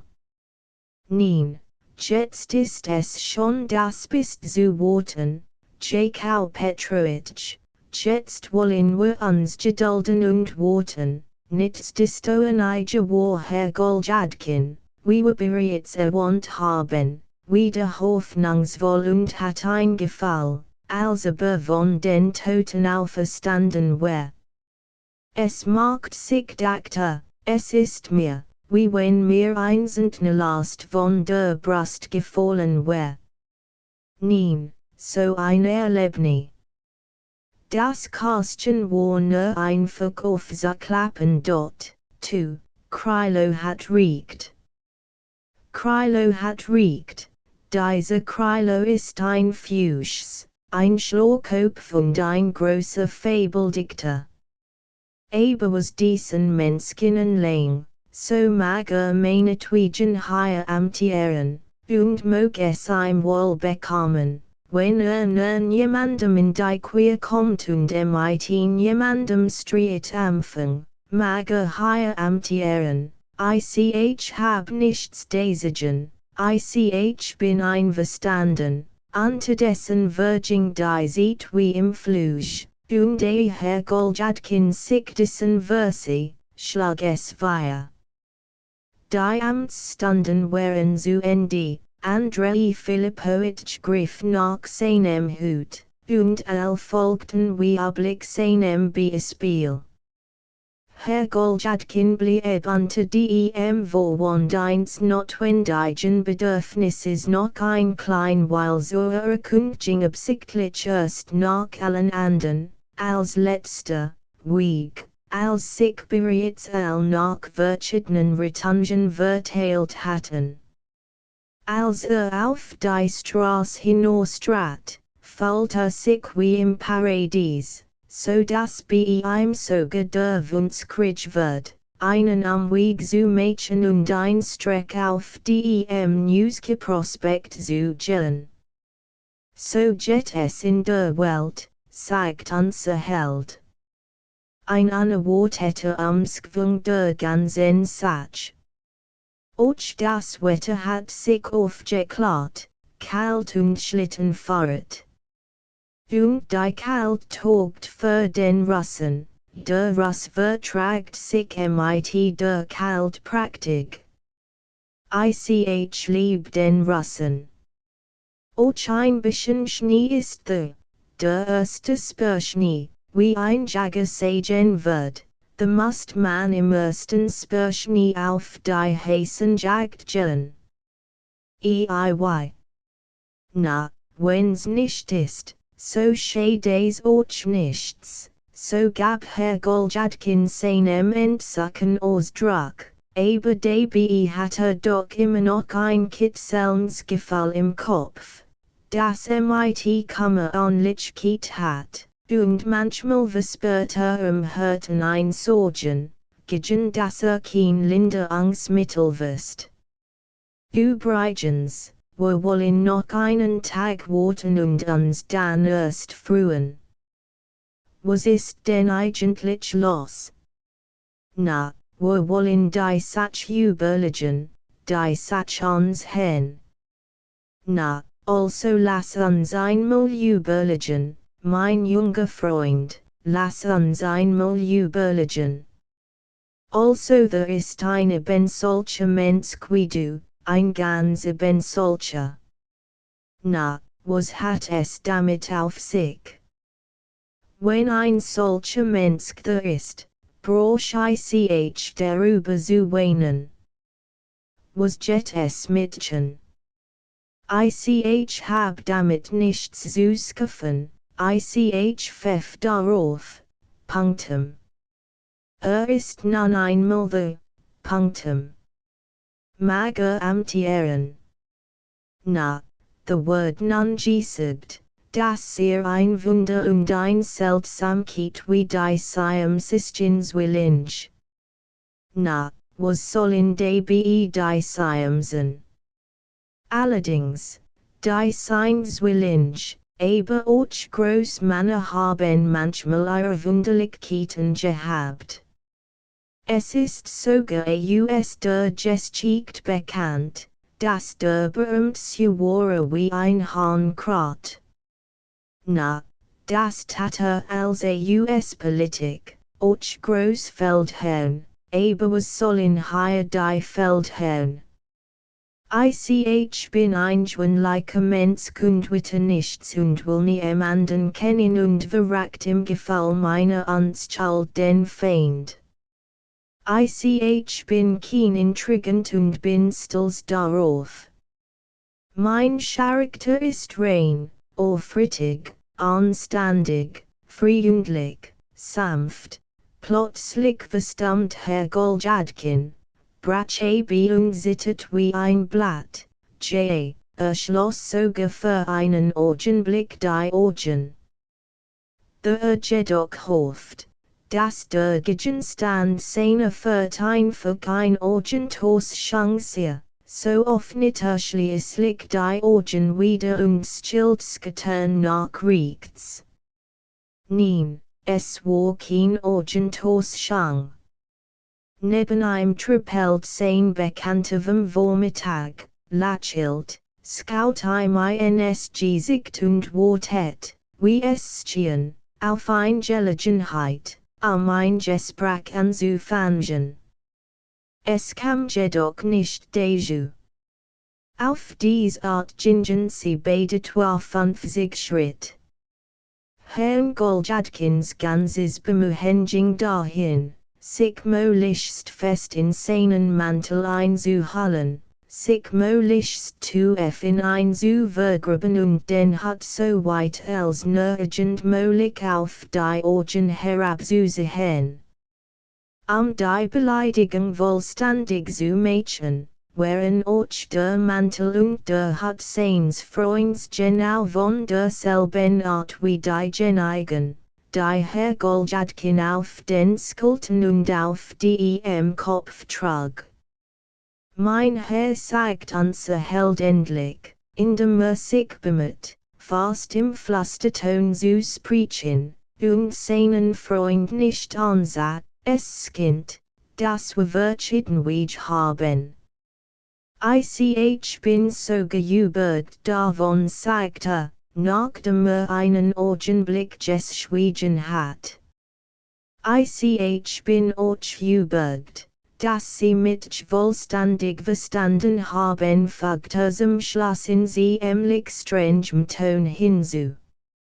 Ich mocht gern, erwidert endlich Herrn Goljadkins Freund, ich mocht gern, ich hoff, Sie würden mich großmütig entschuldigen, ich weiß nicht, und wenn ich mich hier wenden soll, mein Umstand ich hoff, Sie würden mein Dreistigkeit verehren, es schien mir sogar, als ob Sie heute Morgen, von Mitleid bewegt, an mir Anteil nahmen. Ich meine Sitz hab mich gleich beim ersten Blick zu einen Hingezogen gefällt, hier wünscht Herr Goljadkin in Gedanken, sein neuer College mocht in die Erde versinken. Wenn ich wagen konnt zu hoffen, dass Sie, Jakau Petrovich, mir gütiges Geld schenken würden, wir sind hier nicht angestört. Wir wollen lieber in mein Wohnung gehen, versetzt Herr Goljadkin. Wir wollen jetzt auf die andere Seite des Newski hinüber gehen, dort würden wir beide bequemer gehen können. Und dann wollen wir ein Seitengas gehen, das wird das bist sein schon. Schlagen wir die Seitengas ein, wenn es Ihnen so gefällig ist, erwidert Herrn Goljadkins demütiger Gefährtsgetern, wie wenn durch den Ton seiner Antwort zum Ausdruck bringen wollt, dass nicht wollerisk sein darf und in seiner Lage bereit sei, sich auch mit einer Seitengas zu begnügen. Was Herrn Goljadkin anlang, so begriff gar nicht, was mit ihm vorging. Traut seinen eigenen Sinnen nicht. War von seinem Erstaunen noch nicht wieder zu sich gekommen. 2. Der Schluss für seine Krylosischen Fabel. Jemand vergebens nach dem Mechanismus zum Öffnen eines Kästchens, das einen solchen gar nicht besitzt, sondern sich einfach aufklappen lässt. Anmerkung des Übersetzers. 7 Kapitel erst auf der Treppe vor der Eingangsche zu seiner Wohnung einigermaßen sein Fassung wieder. Ich Skopf, schimpfte sich selbst in Gedanken, wohin fahr ich ein? Ich steck selbst den Kopf in die Schlinge. Was wird Petruschka denken, wenn uns zusammen sieht? Was wird diese Haltung sich jetzt zu denken erdrießen? Und ist so argwöhnisch. Aber so war es bereits zu spät, Herr Goljadkin klopft, die Tür öffnet sich, und Petruschka nahm dem Gast und dem Horchen die Mantel ab.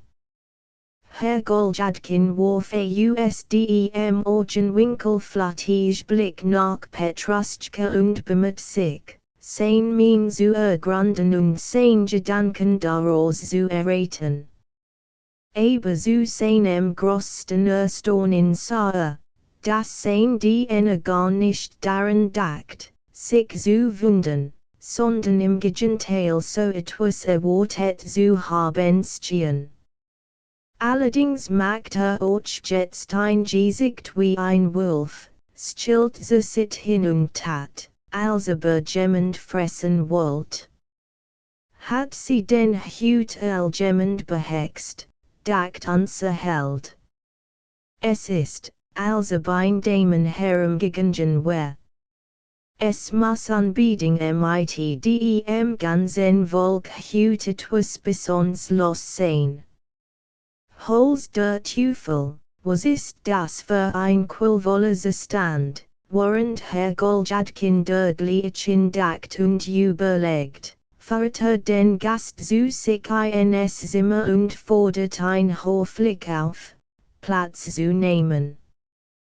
Der Gast befand sich anscheinend in äußerster Verlegenheit, war sie es getan, verfolgt unterwürfig Bewegungen seines Worts, hat nach seinen Blicken und bemüht sich, wie es schien, aus diesen zu entnehmen, was derselbe denk. Ein juistischer Druck thiet, Niedergeistlichkeit und Ängstlichkeit kamen allen seinen Gebarden zum Ausdruck, so dass wenn der wirklich gestattet ist, in diesem Augenblick Großanlichkeit mit einem Menschen hat, der aus Mangel eigenen Kleidern fremde angezogen hat, die Armel rushen hinauf, die Tail sitzt beinahe im Genick. Das Chitel Augenblick die Kurs West auf seinem Leib zurückt, bald windet und dreht sich rechts und links, bald sat sich irgendwo zu verstecken, bald sehut allen in die Augen und hocht, abdeilut nicht von seiner Situation sprechen, sich über ein lustig Mädchen, sich seines kommen, irritiert und wird fassungslos, und seine Faul leidet schwer. Herr Goljadkin hat seinen Hut auf das Fensterbrett gestellt, der kein unvorsichtige Bewegung fiel der Hut auf den Boden. Der Gast steht sofort hin, ein aufzuheben, reinigt ein sorgsam vom Staub und stellt ein vorsichtig auf den frühen Platz, seinen eigenen Eber stellt auf den Fußboden, neben den Stuhl, auf dessen äußerstem Rand demütig Platz genommen hat. Dieser geringfügige Vorgang öffnet Herrn Goljadkin einigermaßen die Augen, sah nun ein, dass der andere ein sehr nötig hat, und zerbrach sich daher nicht mehr den Kopf darüber, wie mit seinem Gast ein Gespräch anfangen soll, sondern überließ, wie es sich gebührt, als diesem selbst. Aber der Gast seine Sitz fing nicht an zu reden, aber sus getan war oder sich ein wenig konnte oder aus Höflichkeit darauf wartet, dass der Wort den Anfang muss, blieb dahingestellt und war schwer zu entschieden. In diesem Augenblick kam Petruschka herein, blieb in der Tür stehen und blickt nach der genigen Sit hin, die wo sich sein Herr und der Gast befanden, ganz entgegengesetzt war. Beflenzi, das ich zwei Portionen Mittagessen hol, fragt mit seiner heißen Stimme nach klassigem Ton. Ich weiß nicht. Hol zwei Portionen, mein Lieber, Petruschka Jingweig.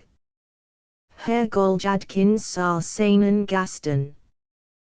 Der Gast irritiert bis über die Ohren.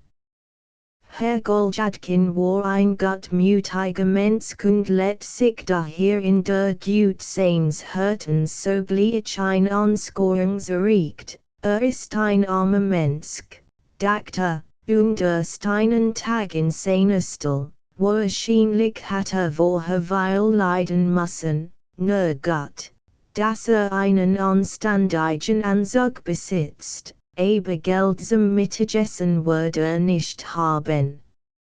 Ich mein Gott, wie niedergeistlichen Außerhut.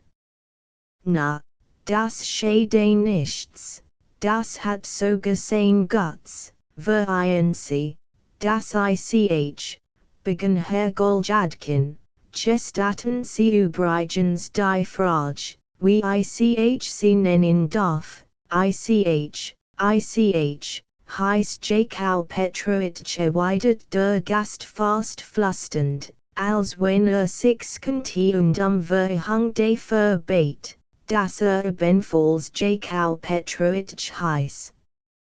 Jakau Petrovich wiederholt unserheld, der nicht imstande war, seine Aufregung zu verbergen. Ganz richtig. Ich bin ein namensvetter antwortet Herrn Goljadkins demütiger Gast, indem sich dazu aufruft, zu lächeln und in scherzendem Ton zu reden. Aber fiel sogleich in seine Unterwurfighaltung wieder zurück, als diese ernst und etwas bestört mein seines Worts waren und merkt, dass diese jetzt zu skirten nicht aufgelegt sei. Gestatten Sie mir die Frage, welchem Umstande ich die zu werden kann hab. The ich ihre Großmut und Wohltätigkeit ken unterbrach der Gast schnell, aber in skittenem Ton, indem sich ein wenig von seinem Stuhl erhob, so hab ich es schwagt, Mädchen sie zu wenden und sie ihre Bekanntschaft und Gonnerschaft zu bitten, schloss der Gast, der es schwierig fand sich auszudrücken und nachworten satt, die einerseits nicht so schmeichlerisch und unterwürfig klangen, nicht sein eigenes Ehrgefühl zu verletzen, andererseits aber auch nicht so kühn wären und ungerechtweise den Anspruch auf Gleichstellung erheben. Im Allgemeinen konnt man sagen, dass Herrn Goljadkins Gast sich wie ein Bettler aus gutem Stande in einem geflickten Frack und mit einem ordnungsmäßigen Pass in der Task benahm, der noch kein Übung darin gewonnen hat, wie es sich gehört, die Hand auszustrecken. Sie setzen mit Indulgenheit erwidert Herr Goljadkin, indem sich selbst, sein Wand und den Gast betrachtet, womit konnt ich denn, das heißt, ich will sagen, in welcher Beziehung kann ich einen eigentlich mit etwas dienen, ich hab mit gleich beim ersten Blick zu einen hingezogen gefällt, Jakau Petrovich, und hab, vereinen Sie mir großmütig. Mein Hoffnung auf Sie gesetzt, hab schwagt, mein Hoffnung auf Sie zu setzen, Jakau Petrovich. Ich voll mit hier ganz wievelerin, Jakau Petrovich, ich bin hab Sie weil gelitten, Jakau Petrovich, und bin hier noch new. The ich erfahren hat, dass Sie zu den einen angeborenen vortrefflichen Eigenschaften Ihres schönen Ziel auch noch mit mir denselben Namen fahren, Herr Goljadkin runzelt die Stirn.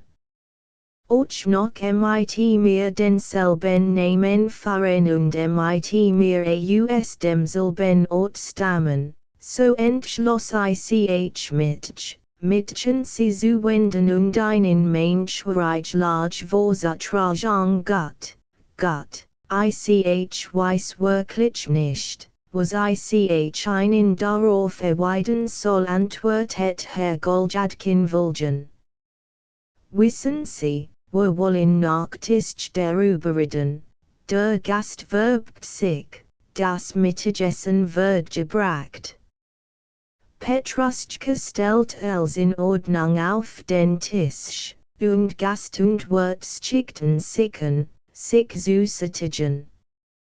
Das Essen dauert nicht lang, denn sie beeilten sich, der Wirt, weil sich unbehaglich fühlt und sich außerdem über das schlicht Mittagessens kannte, Erskenti sich zum Teil deswegen, weil den Gast gern gut bewertet hat, teils deswegen, weil zu zeigen wünscht, dass nicht wie ein Bettler lebt, und der Gast seine Sitz, weil sich in schrecklicher Verwirrung und äußerster Verlegenheit befand. Nachdem einmal Brot genommen und sein Schnitt aufgegessen hat, scut sich, die Hand nach einer zweiten Schnitt auszustrecken, geniert sich, von den Spissen ein besseres Stückchen zu nehmen, und versichert Augenblick, sehr gar nicht hungrig, das Mittagessen sehr vorzüglich. Für sein Person sehr wollig zufrieden und wird bis zum Grab daran denken.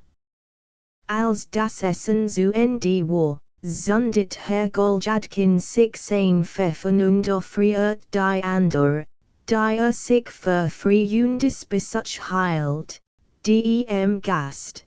Beide setzten sich einander gegenüber, und der Gast begann sein Erlebnis zu erzählen.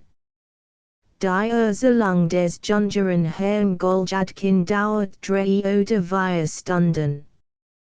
Die Geschichte seiner Erlebnis setzt sich übrigens aus den unbedeutendsten und, wenn man sich so ausdrücken kann, miserabelsten Einzelheiten zusammen.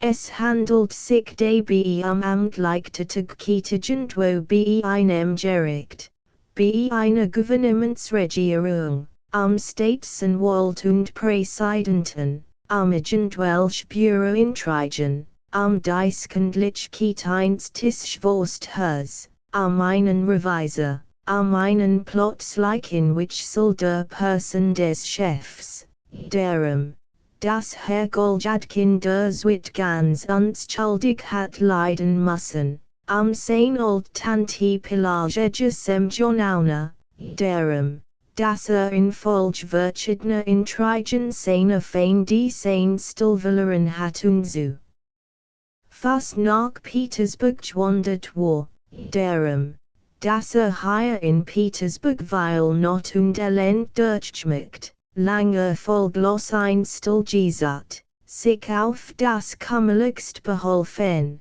beinahe auf der Straße schwund, als vertrocknetes Brot gegessen und deju sein Tränen geschluckt, auf dem nackten Fußboden geschlafen hat, und das endliche den guter Mensch es übernommen hat, für ein Sojourn, ein Empfohlen und ein großmütig sein Stellung verschafft hat.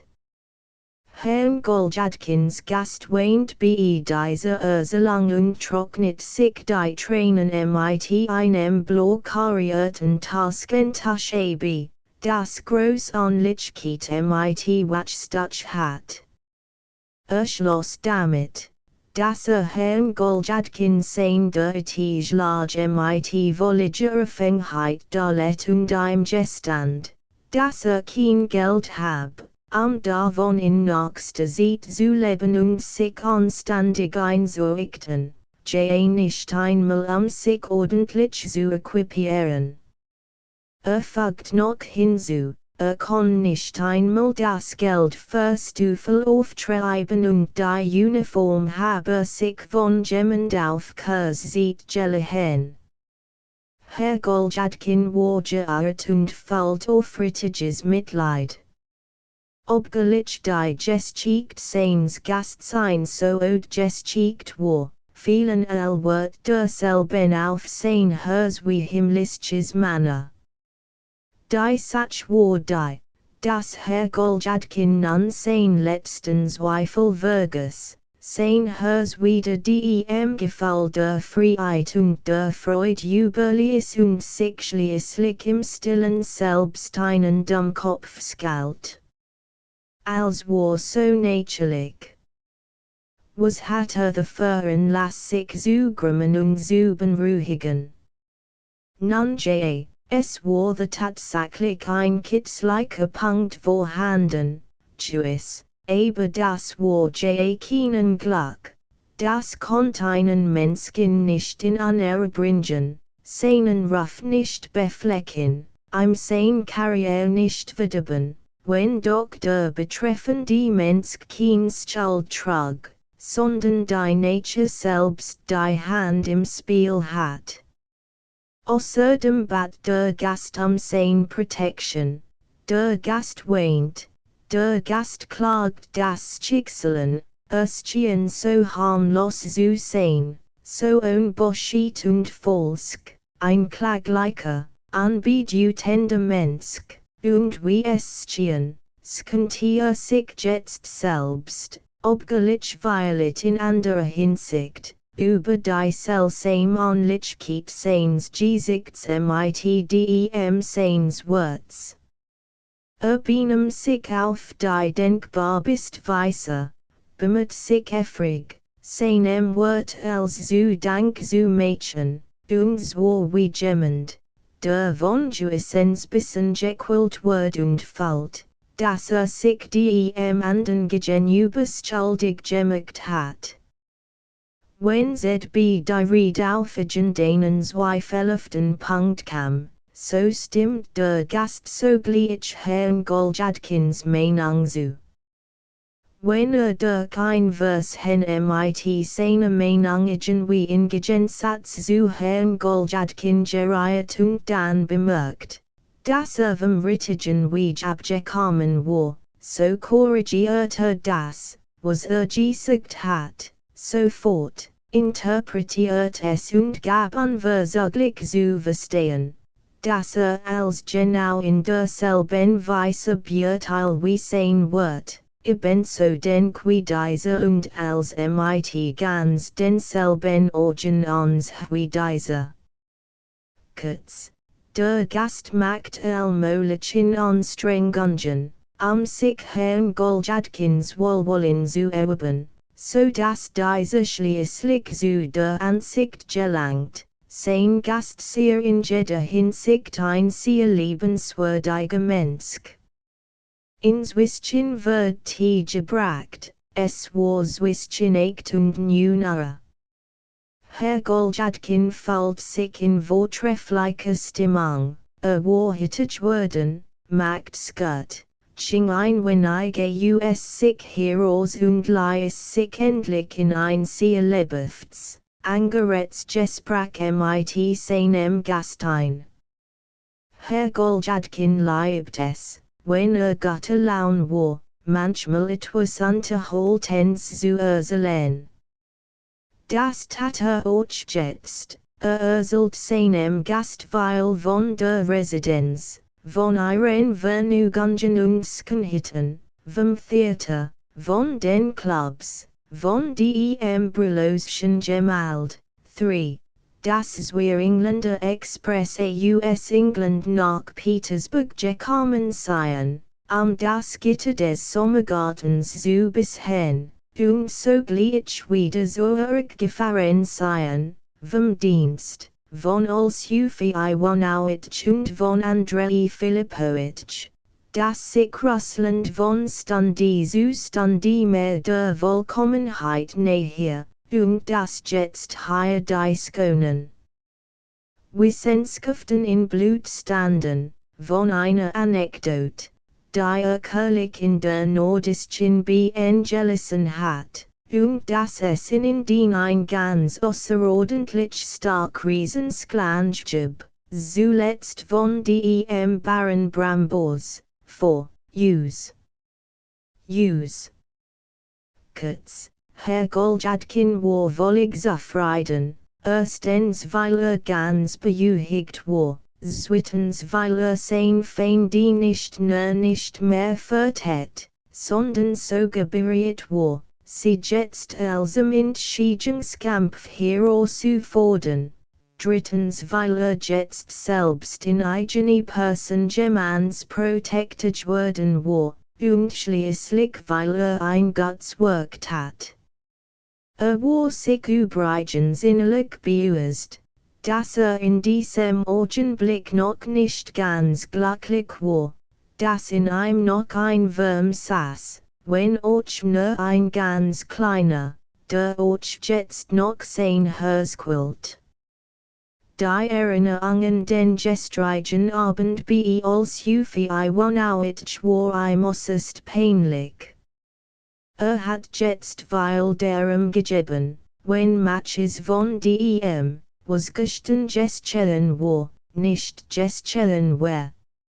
Indessen es hat ja nicht weil zu beduten, sagt unser Held sich schließlich und nahm sich im Stillen fest vor, sich künftig Gott zu fahren und anleichfälle nicht wieder zu beginnen.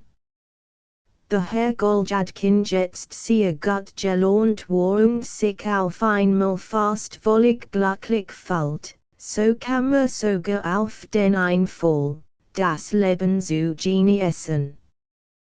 Petruschka must rumbringen, und es wird ein Punsch gebraut. Gast und Wirt leerten jeder ein Glas und ein Switz. Der Gast benahm sich noch liebenswürdiger als vorher und gab weil Beweis seiner Aufrichtigkeit und seines trefflichen Charakters, ging kraftig auf Herrn Goljadkins Weihnachtsstimmung ein, schien sich nur über dessen Freude zu freuen und blickt ein wie seinen Waren und einzigen Wohltätern. Ein Feder und ein Blattchen Paper ergreifend, batter Herrn Goljadkin nicht sus hen, was schreiben wird, und sagt dann, als fertig war, selbst seinem Wort als, was geschrieben hat. Es ergab sich, dass es ein viererlei Strophe war, von sehr gefallvollem Inhalt, in schönem Stil und mit guter Handschrift geschrieben und augenscheinlich von dem liebenswürdigen Gast selbst verfasst.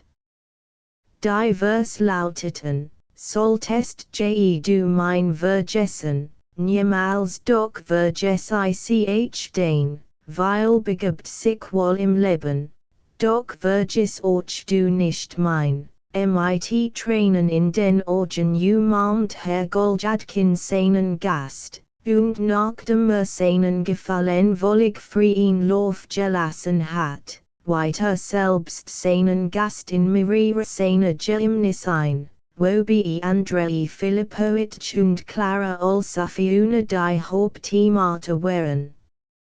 Na, du und ich, wir passen zusammen.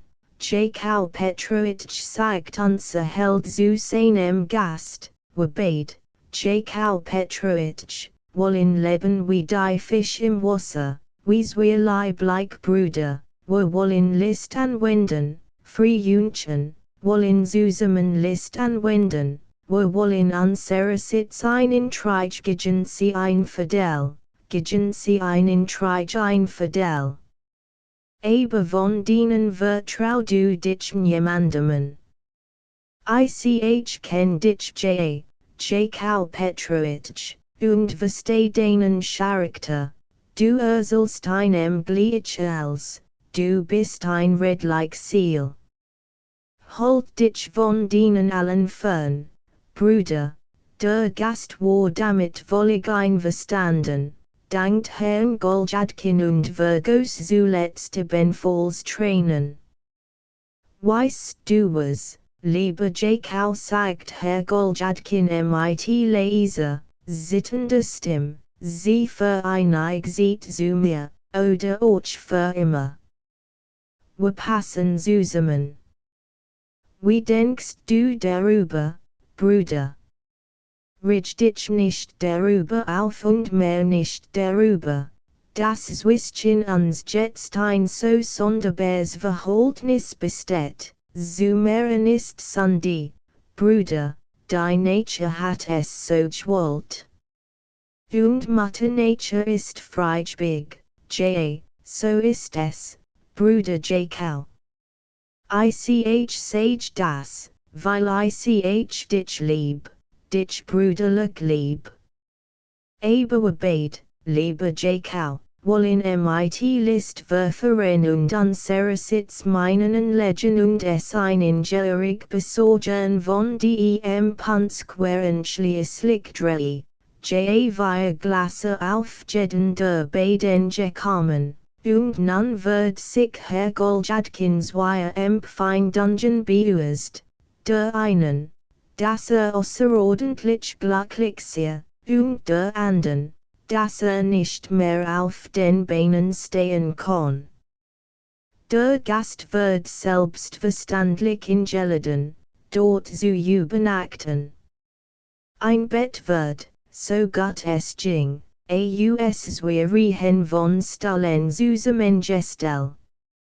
Herr Goljadkin der Junge sprach den Gedanken aus, dass man unter einem befriedigenden Dach selbst auf dem nackten Fußboden sanft schlaf, jedenfalls wird, wo es sich auch traf, mit Gebenheit und Dankbarkeit schlafen, jetzt fühle sich wie im Paradies, schloss mit der Bemerkung. Haben seinem Leben weilen Glück und Leid zu ertragen gehabt, als habe ruhig hingenommen und geduldig ausgehalten, und wer kennt die Zukunft?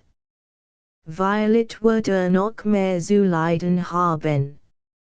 Herr Goljadkin der Alt macht diese Genuine Dungeon und wies darauf hin, dass man all seine Hoffnung auf Gott setzen muss.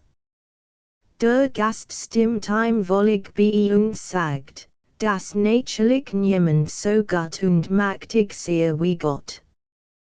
Hier bemerkt Herr Goljadkin der Alt, dass die Türken in gewisser Hinsicht recht daran täten, den Namen Gottes sogar im Schlafen zu rufen. Darauf äußerte er mit Machen Gelehrten nicht einverstanden. Die gegen den türkischen Propheten Mohammed allerlei William Dungeon vorbrachten, kannte ihn als einen großen Politiker in seiner Art und ging dann zu einer sehr interessanten Beschreibung einer Barberstube in Algier über, von der in einem Bachelchen unter allerlei gelassen hat. Der Gast und der Wirt lachten herrlich über die Einfalt der Türken, konnten eben nicht umhin, ihren durch das Opium hervorgerufenen Fanatismus zu beenden. Der Gast begann endlich sich zu entkleiden, und Herr Goljadkin ging hinaus hinter dies Schiedwand, zum Teil aus Guthurzigkeit, den Gast. Der Violet kein anständiges Hemd anab, nicht in Vulgenheit zu setzen, der ohnehin schon genug gelitten hab, und zum anderen Teil sich nach Möglichkeit Petruschkas zu vergrößern, ein zu sondieren und ein wenn möglich durch freundlich Wort aufzuheitern, damit glücklich wären und kein Spur von Verstimmung zurückblieb. Es muss bemerkt werden, dass Herr Goljadkin sich immer noch ein wenig über Petruschka beruhigt. Lege dich jetzt schlafen, Petruschka, sagt Herr Goljadkin sanft, indem in die Abteilung seines Dieners hereintrat. Lege dich jetzt schlafen, und morgen ich weg mit. Hörst du? Petruschka, Herr Goljadkin sprach in außerordentlich mildem, freundlichem Ton. Aber Petruschka schwieg. War in diesem Augenblick damit beschäftigt, sein Bett zu machen, und wendet sich nicht einmal zu seinem Herrn was doch schon aus Respekt gegen ihn hat tun müssen. Hast du gehört? Was ich sage, Petruschka, fuhr Herr Goljadkin fort. Lege dich jetzt schlafen, und morgen, Petruschka, weg mit verstehst du, ich wird schon daran denken, groß Sach, Brumt Petruschka vor sich hin. Nun, Petruschka, ich sage das ja nur so, damit auch du ruhig und glücklich sein kannst. Siehst du, wir sind jetzt glücklich, the mocht ich, dass auch du ruhig und glücklich wärst. Jetzt aber wünsch ich dir gut Nacht. Schlaf dich aus, Petruschka, schlaf dich aus, es hat ein jeder von uns sein und Arbeit. Und weißt du, lieber Freund, mag dir kein Gedanken darüber, dass Herr Goljadkin hat den Satz angefangen, heilt dann aber in. Sage ich auch nicht so weil, Doktor. Ford ich auch nicht die Gefahr heraus. So mach ich das immer, ich immer so weit unser Held siehe unser Frieden mit sich selbst, aus Petruschkas Raum hinaus. Außerdem fällt sich durch Petruschkas Respektlosigkeit und Gräubt etwas beleidigt. Man redet freundlich mit einem solchen Halunken, der Herr weist meine und hat kein Gefühl dafür dacht Herr Goljadkin. Übrigens findet man dies Gemeingeissung bei dieser ganzen Menschenklasse, etwas schwankend kälter in das Zimmer zurück, und der Ursache, dass sein Gast sich schon vollständig hingelegt hat, setzt sich für einen Augenblick zu ihm auf das Bett. Aber das musst du doch bekennen, lieber Jakobbeginner flüsternd und mit dem Kopf wackelt, du hast dich doch mir gegenüber vergangen, du skandlicher Mensch. Weißt du, namensvetter, du hast doch, für in familiarem, scherzendem Ton fort. Nachdem endlich früh und schriftlich seinem Gast gut Nacht gesagt hat, schickt sich Herr Goljadkin schlafen zu gehen. Der Gast schnickt unterdessen schon. Herr Goljadkin seinerseits beginnt sich ins Bett zu legen und flüstert dabei lächelnd vor sich hin. Du bist heute betrunken, mein Taubchen, Jakob Petrovich, du Lump, du armer Schlacker, dass du ein armer Schlacker bist, besagt ja schon dein Familiennamen. Na, worüber freust du dich denn? Morgen wirst du ja weinen, du Plalis. Was soll ich mit dir anfangen, nun aber macht sich ein recht sonderbar Empfindung in Herrn Goljadkins ganzem Wissen geltend, etwas, was mit Zweifel oder Ruhigkeit hat.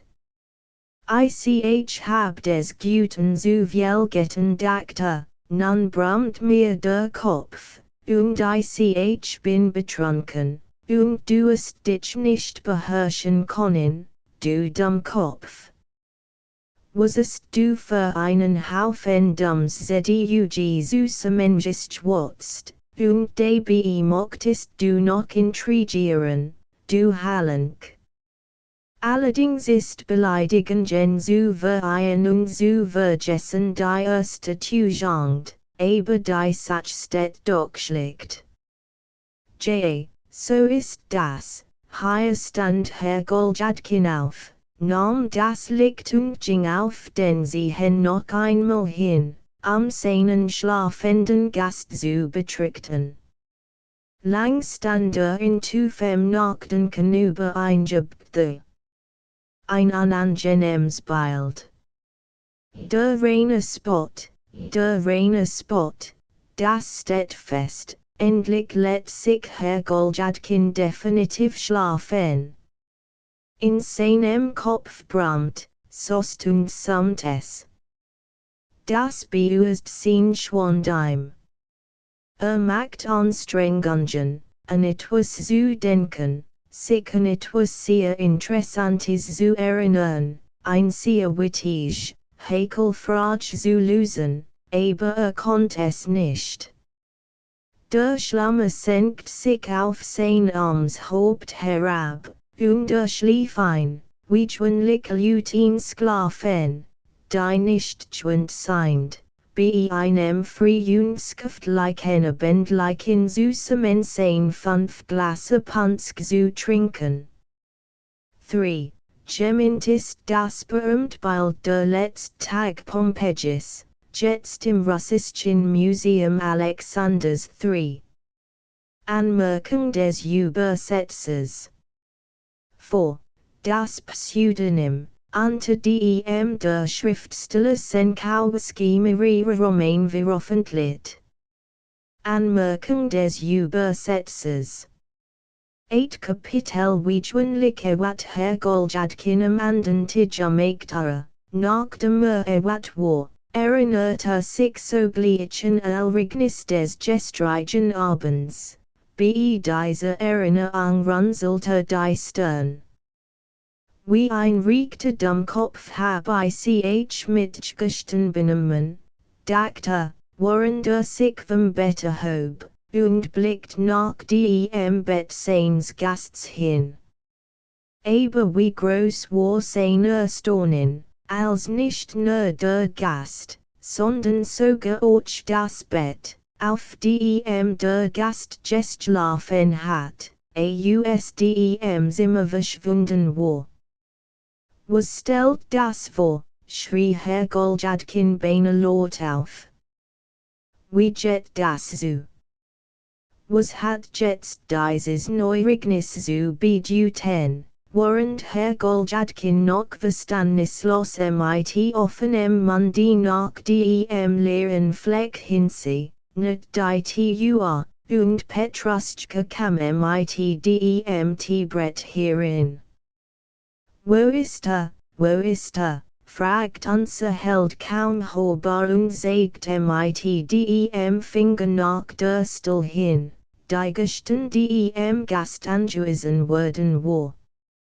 Petruschka gab zwist kein Antwort und sah seinen Herrn sogar nicht einmalen, sondern wand sein Augen nach der Ecke rechts, so dass Herr Goljadkin selbst genötigt war, nach der Ecke rechts hinzublicken.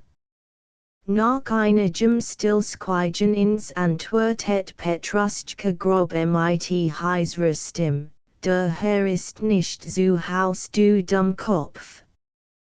Ich bin doch den Herr, Petruschka, stottert Herr Goljadkin und sah seinen Diener mit weit geöffneten Augen. Petruschka antwortet nichts, blickt aber Herrn Goljadkin so an, dass dieser bis über die Ohren irritiert, denn diese Beleidigung die vorwurfsvoll Blick konnte die Stilleins wirklichen Schimpfworts vertreten. Herr Goljadkin streckt die Waffen.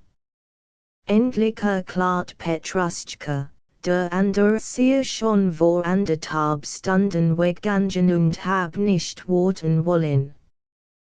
Dies Antwort klang allerdings wahrscheinlich und glaubwürdig, es war klar, dass Petruschka nicht log, und dass sein beleidigender Blick und der von ihm gebrachte Ausdruck der anderen nur ein Folge des ganzen bekannten widerwärtigen Umstandes waren. Aber dennoch verstand Herr Goljadkin, wenn auch nur undeutlich, dass der etwas nicht geheim war, und dass das Schicksal für ein Nockigen den nicht ganz angenehm Geberiet hielt. Nun Gott, wir würden sehen, dachte bei sich, wir würden sehen das als durchschauen. Herr du mein Gott stond zum Schluss in ganz anderem Ton, warum hab ich einen gelitten? Wozu hab ich das getan? Ich steck ein in ja selbst meinen Kopf in die Schlinge und sieh die Schlinge selbst zu. Ich, du Dummkopf, du Dummkopf. Dass du doch auch gar nicht das Maul halten kannst, nein, du musst dich verplappern wie so ein dummer Jung, wie ein Kanzer ist, wie ein Plebejer ohne Rang und Würden, wie ein Jamaica wasklappen, du Schwarzer, du altes Weib. All ihr Heiligen. Und so gewers hat geschrieben, der Gorner, und mir sein lieber Klart. Wie konnt ich nun, hm. Wie konnt ich nun dem Gorner in anstandige Manier die Tur weisen, wenn wiederkommt. Es gibt ja the natürlich weil verschieden Reduen Dungeon und Hilfsmittel.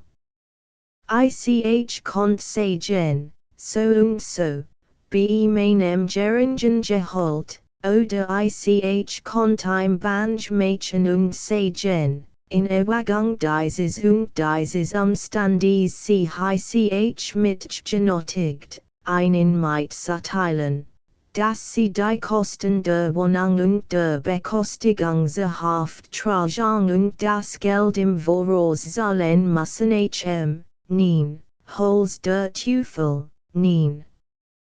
Das wird meine beflecken.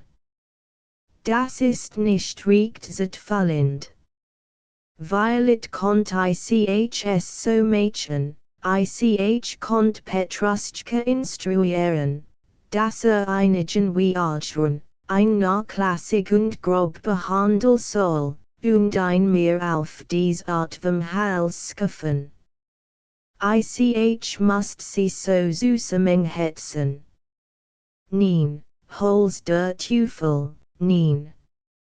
Das ist gefährlich, und ferner, wenn man es aus einem anderen Gesichtspunkt betrachtet, es ist ganz und gar nicht schön. Ganz und gar nicht schön. Aber wenn nun nicht wieder herkommt, och das wär übel. Ich hab im gestern Abend gar so viel ausgeschwatzt. Schlimm, schlimm. Wie schlimm steht mein Satz.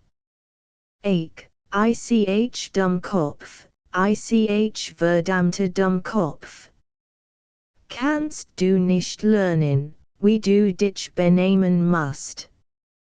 Kannst du nicht endlich zur Vernunft kommen? Na, wenn nun aber herkommt und absagt.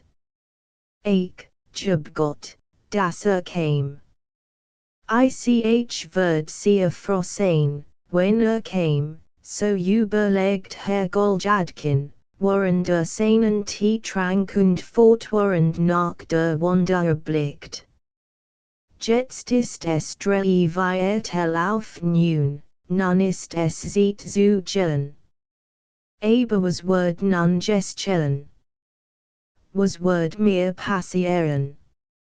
Ich mocht gern wissen, was sich der eigentlich besonders hinter dem Vorhang verbirgt, was für Absichten und Pläne sie haben, und was für Stein sie mir in den Weg werfen wollen. Es wär gut, wenn ich erfahren konnt, was für ein Ziel eigentlich dies ganz Bandi im Auge hat, und welches der erste Schritt ist, den sie unternehmen wollen. Herr Goljadkin konnte es nicht lange ausschalten, warf die noch nicht ausgeruht Pfeff hin, zog sich an und ging in den Dienst, womöglich die Gefahr aufzudecken und sich überall durch seine persönliche Anwesenheit Gewissheit zu verschaffen. Aber Gefahr war vorhanden, das wusste selbst, dass Gefahr vorhanden war. Aber auch dieses würden wir schon nacken, sagt Herr Goljadkin, indem den Mantel und die Überschuhe im Wohnzimmer ablegt, nun wurden were all dies Ding sofort durch schon nach dem in diese Weise zu Handel beschlossen hat, macht unser Held seinen Anzug zerregt, nahm ein Wollenstandige Dienstmienen und wollte in das Ernste Sendis immer treten. Als plötzlich gerad in der TU ein Bekannter und Freund von gestern mit ihm zusammenstieß. Herr Goljadkin der Junschschien Herrn Goljadkin den Alten nicht zu bemerken, aber sich beinahe Nesen beirrten. Herr Goljadkin der Junsch war, wie es schien, sehr beschäftigt, hat es eilig, irgendwo hinzukommen, und war außerdem, hat ein solch Amts- und Geschäftsmann, das, wie es schien, jeder auf seinem Gesicht lesen konnt, mit einem besonderen Auftrag betraut, sie sein des, Jakau Petrovich, sagt unser Held und ergriff seinen gestrigen Gastarm. Später, entschuldigen Sie mich, sagen Sie mir später, was Sie wünschen, rief Herr Goljadkin der Junsch, in dem Vorwärtsstreit. Aber erlauben Sie, Jakau Petrovich, ich mein, Sie wollten, was gibt's denn? Sagen Sie schneller, was Sie wünschen. Hier blieb Herrn Goljadkins gestriger Gast, anscheinend nur angern und mit großem Widerstreben, stehen und hielt seine Herrn Goljadkin geraden die Nase. Ich muss Ihnen sagen, Jakau Petrovich, dass ich über Ihr Benehmen erstaunt bin, ein Benehmen, wie es wohl nicht erwarten konnte als hat sein Juisen Form. Melden Sie sich bei dem Sekretär seiner Exzellenz, und wenden Sie sich dann, wie es in der Ordnung ist, an den Herrn Kanzlerversteher. Haben Sie ein Beischrift? Sie, ich weiß gar nicht, Jakau Petrovich. Sie setzen mich einfach in Verwunderung, Jakau Petrovich. Sie erkennen mich gewiss nicht, oder Sie machen infolge Ihres angeborenen Temperaments einen Skurs Sie sein des, erwidert Herr Goljadkin der Junsch, als wenn Herrn Goljadkin den Alten eben erst erkannt hat. Also Sie sein des. Na also, haben Sie Gott geschlafen, hier lächelt Herr Goljadkin der Junsch ein wenig, aber lächelt in einer amtlichen, formlichen Manier und durchaus nicht so, wie es sich gehört hat, der doch jedenfalls Herrn Goljadkin dem Alten zu Dank verpflichtet war, und nachdem so in amtlicher, formlicher Manier gelächelt hat, fügte hinzu, seinerseits früh sich sehr, dass Herr Goljadkin Gott geschlafen hab. Dann wirbt sich ein wenig, trippelt ein wenig in ein und derselben Stil umher, blickt nach rechts und nach links, schlagt darauf die Augen zu Boden, rettet sie nach der Sittente, und nachdem hastig flüsternd bemerkt hat, hab einen besonderen Auftrag, schlüpft in das Nachbarzimmer und war verschwunden. Ist das ein tolles Geschicht? Flüstert unser Held, der einen Augenblick ganz starr war, ist das ein tolles Geschicht? Was soll das nur vorstellen? Herr Goljadkin hat ein Gefall, als beim Meisen über den ganzen Leib liefen. Übrigens fuhr im Stillen fort, während in sein Dienstlokal ging. Übrigens hab ich so etwas schon lang gesagt, ich hab schon lang geahnt, Das mit besonderen Auftragung wird betraut wurden, adgesten hab ich gesagt, dass unzweifelhaft ein Mensch sei, den man zu besonderen Auftragung gebrochen wird haben sie ihr gestriges Aktenstück fertiggestellt, Jakau Petrovich, fragt Antonowitsch Stetaschkin Herrn Goljadkin, als dieser sich neben einsetzt. Haben sie es hier, wohl erwidert Herr Goljadkin flüsternd und sah seinen Tisch was der mit etwas verwirrte Mienen. Nun gut.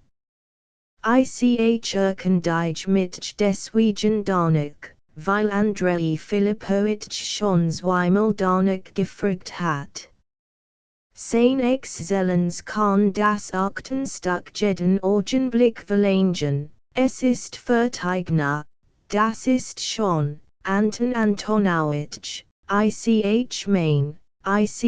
hab mein Flit immer ordnungsmaße Gefühl, und ich freu mit über die Auftrag, die mir von meinen Vorgesetzten erteilt wurden und erledige sie mit aller Sorgfalt wohl. Nun, was wollen Sie denn damit sagen, nichts Besonderes, Antonowitsch? Ich mocht nur bemerken, Antonowitsch, dass ich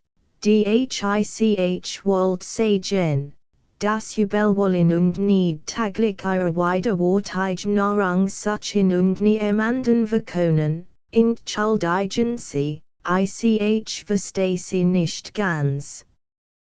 Das heißt, wenn meinen Sie denn mit Ihren Adjutungen, das heißt, ich wollt nur sagen, Antonowitsch, dass ich meinen Geraden Weg und es verragt, schlichtweg zu benutzen, dass ich kein intrigant bin, und dass ich, wenn anders es mir erlaubt ist, dies auszusprechen, mit gutem Grunde darauf still sein darf, wohl.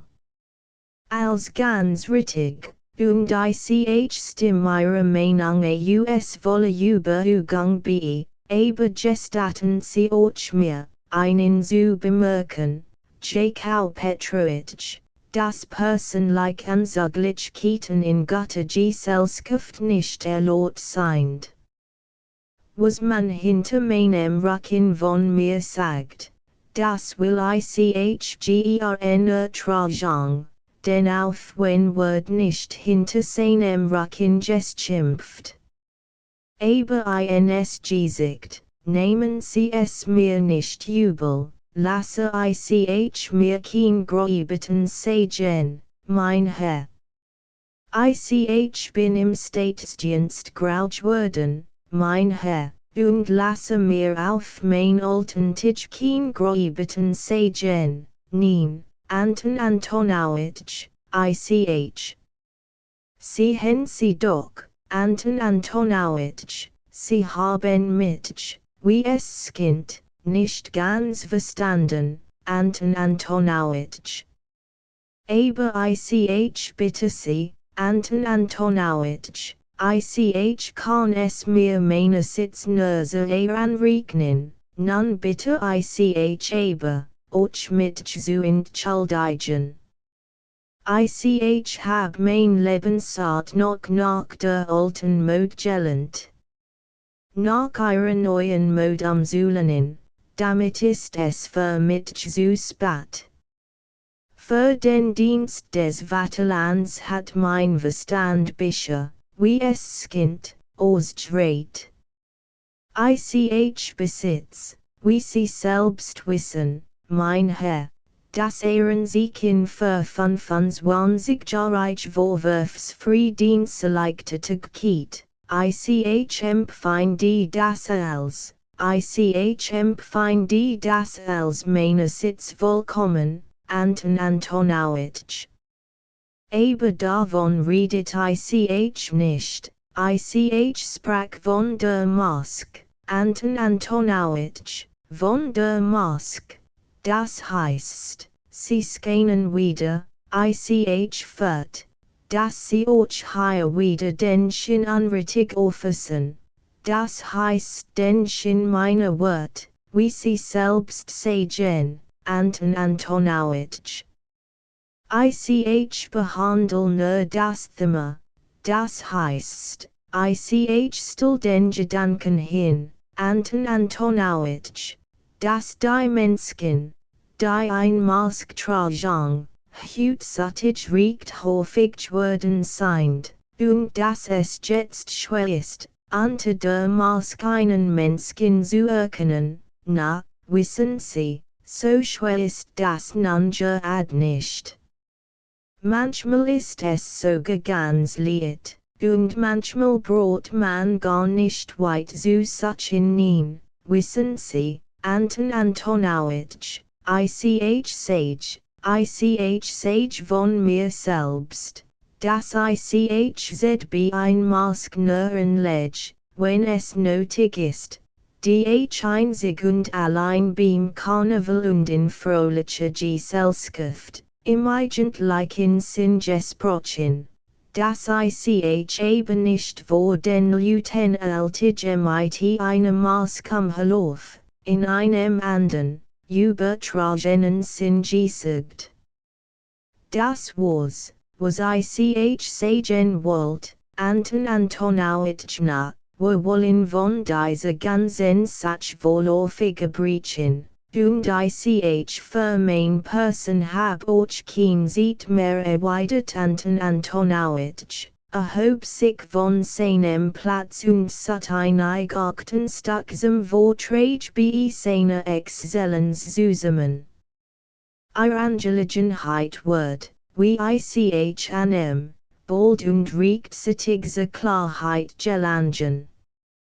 Dann würden Sie selbst sehen, gegen wenn Sie Ihre Vorwürfe zuritten und wenn Sie Anklagen haben, und deshalb bitte ich Sie ganz urgent, mit mit privaten Erörterungen und Gesprächen, die der dienstlichen Tätigkeit eintragten, zu verkönnen, nein, Anton Antonowitsch rief Herr Goljadkin, der ein wenig blass worden war, sich entfernenden noch, nein, Anton Antonowitsch, so etwas ist mir nicht in den Sinn gekommen, was stellt das vor, für unser Held, noch demur allein geblieben war, im Selbstgespräch fort, was wet hier auf einmal für ein Wind, und was bedeutet diese Neuwinkersag, in demselben Augenblick, als unser bestörter, fassungsloser Held sich uns schickt, ein Antwort auf diese neue Frage zu suchen, ließ sich von dem Nachbarsimmerherr ausschauen. Eine Art von gesellschaftlicher Bewegung wird wahrnehmbar, die öffnet sich, und Andrei Filipowitsch, der kurz vorher in dienstlicher Angelegenheit in das Arbeitszimmer seiner Exzellenz gegangen war, erschien atemlos in der Tür und rief Herrn Goljadkin. Dieser, der wusste, was es sich handelt, und Andrei Filipowitsch nicht warten lassen wollte, sprang von seinem Platz auf, beeilte sich flitschmas aufs Äußerst, das verlängerte Schriftstück endgültig zurechtzumachen und in Ordnung zu bringen, so euch sich selbst in Stand zu setzen, sich mit dem Schriftstück und mit Andrei Filipowitsch in das Arbeitszimmer seiner Exzellenz zu begeben. Auf einmal schlapft, beinahe hinter Andrei Filipowitsch hindurch, der währenddessen gerade in der Tür stand, Herr Goljadkin der Junge ins Zimmer, geschäftig, atemlos, amtsfrei, mit wittiger, streng dienstlicher Mien, Unstütze deswegs auf Herrn Goljadkin den Alten los, der auf nichts weniger als auf einen solchen Überfall gefasst war. Die Papier, Jakau Petrovich, die Papier. Sein Exzellenz hat danach gefragt, haben Sie auch in Bereitschaft, schnittet der Freund Herrn Goljadkins des Alten halblaut und hastig. Andrei Filipowitsch wartet auf Sie, das weiß ich auch schon Sie, dass auf mich wartet erwidert Herr Goljadkin der Alte beifallselig und flüsternd. Nein, Jakau Petrovich, ich bin nicht so, ich bin durchaus nicht so, Jakau Petrovich, ich bin ein Insurgenten, Jakau Petrovich, und von herrlicher Teilnahme voll mit dieser Teilnahme bitte ich Sie ergebenst mit zu verkönnen. Erlauben Sie, Sie müssen selbstverständlich einen Amtsgleich hermachen, Jakau Petrovich, und bei der dritten Sit ein ließ sich in ähnlichen, erlauben Sie, Jakau Petrovich, so erlauben Sie doch endlich, aber there ist ein Tintenfleck, Jakau Petrovich, haben Sie nicht den Tintenfleck bemerkt? Hier rief Andrei Filipowitsch Herrn Goljadkins am zweiten Mail. Sofort, Andrei Filipowitsch, ich mocht nur noch einen Augenblick, es ist hier. Mein Herr, verstehen Sie nicht Russisch? Das bist Wort sein, ein mitdem Federmesser zu beseitigen, Jakau Petrovich. Überlassen Sie es lieber mir, rühren Sie ein lieber nicht selbsten, Jakau Petrovich, sondern überlassen Sie es mir. Ich will selbst mitdem Federmesser, Andrei Filipowitsch rief Herrn Goljadkins am dritten Mail. Aber ich bitte Sie, wo ist denn der ein Tintenfleck? So ich sehe, ist überhaupt keiner da, und sogar ein gewaltiger Tintenfleck. Da ist Da, erlauben Sie, hier hab ich ein gesehen, da, erlauben Sie mir, Jakau Petrovich, ich will ein hier mitdem Federmesser, Tuesday saus Teilnahme, Jakau Petrovich, will mitdem Federmesser in bester Absicht, sehen Sie so, es wird sofort erledigt sein, in einem ganz kurzen Kampf, der zwischen einen Endstand, überwältigt Herr Goljadkin der Junge Herrn Goljadkin den Alten und bemächtigt sich dann plötzlich ganz unerwartet unwittiers und jedenfalls ganz gegen den Willen seines Gegners des von dem vorgesetzten verlehnten Schriftstücks, statt aber mitdem Federmesser in bester Absicht daran zu radieren. Wir Herrn Goljadkin dem Alten Lugnerskiweise versichert hat, rollt es schnell zusammen, hob es unter den Arm, befand sich in zwei Sprüngen neben Andrei Filipowitsch, der von seinen Nerven nichts bemerkt hat, und eilte mitdem in das Arbeitszimmer des Direktors hinein. Herr Goljadkin der Alt blieb wie angenagelt an seinem Fleck stehen, in der Hand das Federmesser, wie wenn sich anschickt, etwas damit zu radieren. Unser Held verstand sein neues Erlebnis noch nicht ganz. War noch nicht zur Besinnung gekommen. Fällt den Schlag, überlegt aber noch, was dieser zu bedeuten hab. In furchtbarer, unbeschriebliche Erregung risser sich endlich von seinem Platz los und stimmt davon.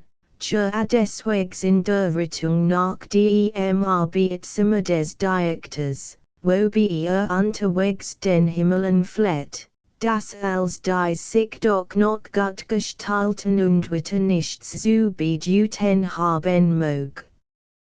In dem letzten Zimmer wo dem Arbeitszimmer des Diaktors rannte gegen mit Andrei Filipowitsch und seinem Namensvetter zusammen. Dies kamen beide bereits zurück, Herr Goljadkin trat sit. Andrei Filipowitsch redet lächelt und hitter. Herrn Goljadkins des alten Namensvetter lächelt ebenfalls, schwanzelt, trippelt in respektvoller Entfernung von Andrei Filipowitsch einher und flüstert ihm mit entsackter Miene etwas ins Ohr, worauf Andrei Filipowitsch sehr wohlwollend mit dem Kopf nickt. Nun verstand unser Held auf einmal die Lage der Ding. Die Sach war die, das seine Arbeit, wie später erfuhr, die Wortungen seiner Exzellenz beinahe übertroffen hat und wirklich zum festgesetzten Termin rechtzeitig verteidigt worden war. Seine Exzellenz war außerordentlich zufrieden gewesen. Es verlot sogar, seine Exzellenz hab Herrn Goljadkin dem Jungeren seinen Dank, seinen warmen Dank ausgesprochen und gesagt, wird sich bei vorkommender Gelegenheit dessen erinnern und es nicht vergessen. Natürlich war Herrn Goljadkins erste Regung, Protest insulgen, mit aller Macht Protest insulgen, bis an die äußersten Grenzen der Möglichkeit. Fast von sich selbst zu wissen und blass wie der Todstäter zu Andrei Filipowitsch hin. Aber als dieser hört, dass es sich ein Privatsach Herrn Goljadkins handelt, weigert sich, sie anzuhören, indem in entschiedenem Ton bemerkt, hab sogar für sein eigenen notwendigen Angelegenheiten kein Minute. Die Trockenheit des Tons und die Scarf der Zurückweisung befremdeten Herrn Goljadkin. Es wird das best sein, wenn ich die Sach von einer anderen Sit versach. Ich will lieber zu Antonowitsch gehen zu Herrn Goljadkins Glück war auch Antonowitsch nicht anwesend, oder war irgendwo anders irgendwie beschäftigt. Also hat mich nicht ohne Absicht gesagt, ein mit Erörterungen und Gesprächen zu verkönnen, dacht unser Held. Darauf hat abgezielt. Der old Fuchs. Wenn so ist, dann muss ich einfach wegen, mit meiner bitteren sein Exzellenz zu wenden immer noch blass und mit dem Gefall, dass sein Kopf sich in arger Verwirrung befinde, und sehr unsicher, wozu sich eigentlich entschließen soll. Setzt sich Herr Goljadkin auf seinen Stuhl. Es wär weit besser, wenn die ganz Sach ein harmlos Aufklärung von die Doktor unaufhörlich für sich. In der Tat, ein derartig dunkel Geschicht ist ganz unglaublich. Erstens ist es dumms ZUG, und zweitens kann es sich gar nicht begeben. Es ist wahrscheinlich nur so eine Einbildung von mir gewesen, oder die Sach hat ganz anders ausgesehen, als sie sich tatsächlich verheilt, oder ich bin gewiss selbst hingegangen, und hab mich irgendwie für einen ganz anderen gehalten. Kurz, Es ist ein ganz wunderlich Geschichte ad in dem Augenblick, als Herr Goljadkin zu dem Schloss gelang war, dass dies ein ganz wunderlich Geschichte sei, kam plötzlich Herr Goljadkin durch ins Zimmer geflogen, mit Akten in beiden Händen und unter dem Arm. Nachdem im Vorbeigen ein paar notwendig wird zu Andrei Filipowitsch gesprochen, mit noch jemandem ein bisschen gedet, einem anderen ein paar Liebenswürdigkeiten gesagt und zu noch einem anderen einig familiar Bemerkungen gemacht hat, schickt Herr Goljadkin durch, der vermutlich kein überflüssig Zeit zu verschwenden hat, sich anscheinend schonen, das Zimmer zu verlassen, aber zum Glück für Herrn Goljadkin den alten Bleiber ad in der Tür stehen und redet ihm. Vorbeigen mit zwei oder drei zufällig dort stehenden beamten. Herr Goljadkin der Altstädter deswegs auf ein Los. Kaum hat Herr Goljadkin durch dieses Manöver des alten Herrn Goljadkin bemerkt, als sofort in größter Unruhe sich zu schauen begann, wohin wohl möglichst schnell verschwinden kann. Aber unser Held hat seinen Gast vom vorhergehenden Tisch schon beim Arm gefasst. Die Beamten, die die beiden Titularet herumstanden, treten auseinander und warteten neugierig, was nun kommen wird. Der Alt-Titularat wusste sehr genau, dass die allgemeine Meinung nicht auf seiner Seite war, wusste sehr genau, dass gegen ihn intrigiert wird, umso mehr musste jetzt seinen Platz behaupten. Der entscheidende Augenblick war der. Nun, sagt Herr Goljadkin durch, indem Herrn Goljadkin den alten ziemlich dreist ansah. Herr Goljadkin der Alt konnt kaum atmen. Ich weiß nicht, mein Herr Beginner, wie ich mir jetzt ihr sonderbares Benehmen gegen mit erklären soll schon. Fahren Sie fort. Dabei blickt Herr Goljadkin durch rings sich und blinzelt den Beamten, die sie herumstanden, so, wie wenn einen zu verstehen geben wollt, dass jetzt gleich ein Komödie beginnen wird. Die Dreistigkeit und Unverschämtheit ihres Benehmens gegen mit dem jetzigen Augenblick dienen noch mehr zu ihrer Überfahrung, mein Herr, als allgemein wird. Hoffen Sie nicht, Ihr Spiel zu gewinnen, Ihr Spiel steht schlecht, nun, Jakau Petrovich, dann sagen Sie mir doch einmal, wie haben Sie geschlafen? Antwortet Herr Goljadkin durch und blickt Herrn Goljadkin dem alten Dabei ad in die Augen.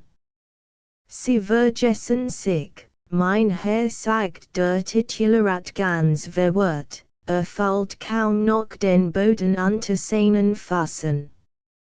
Ich hoffe, dass Sie Ihren Ton ändern würden, mein liebes Seelchen, versetzt Herr Goljadkin durch, indem Herrn Goljadkin dem alten ein solchen Grimmerschnitt und auf einmal ganz unerwartet in Form einer Liebkosung mit zwei Fingern und die ziemlich fleischig riecht backgriff. Unser Held fuhr auf wie ein Feuerflamme. Kaum bemerkt der Freund des alten Herrn Goljadkin, dass sein Gegner, an allen Gliedern sitzend, sprachlos vor Entrüstung, rot wie ein Krebs und bis zum Äußersten gebracht, nahe daran war, sich zu einem physischen Angriff zu entschließen, als ihm unversaglich in der unverschämtesten Weise seine Sitz zu wagen. Nachdem ihm noch ein Pemmel auf die Back geklopft, noch ein Pemmel gekitselt und so den Vorwortolin und Regungslosen noch einige Sekunden lang so nicht geringe Belustigung der am Hörstheden Jungen Lute geneckt hat. Versetzt Herr Goljadkin der Junge mit imporende Anwärchen Theat zu guter letzt Herrn Goljadkin dem Alten einig Stubbe auf das Drillbordlein und sagt Botschaft lacheld und mit einer versteckten Anspielung zu ihm, was machst du für Streck, Bruderkin? Jakau Petrovich, was machst du für Streck?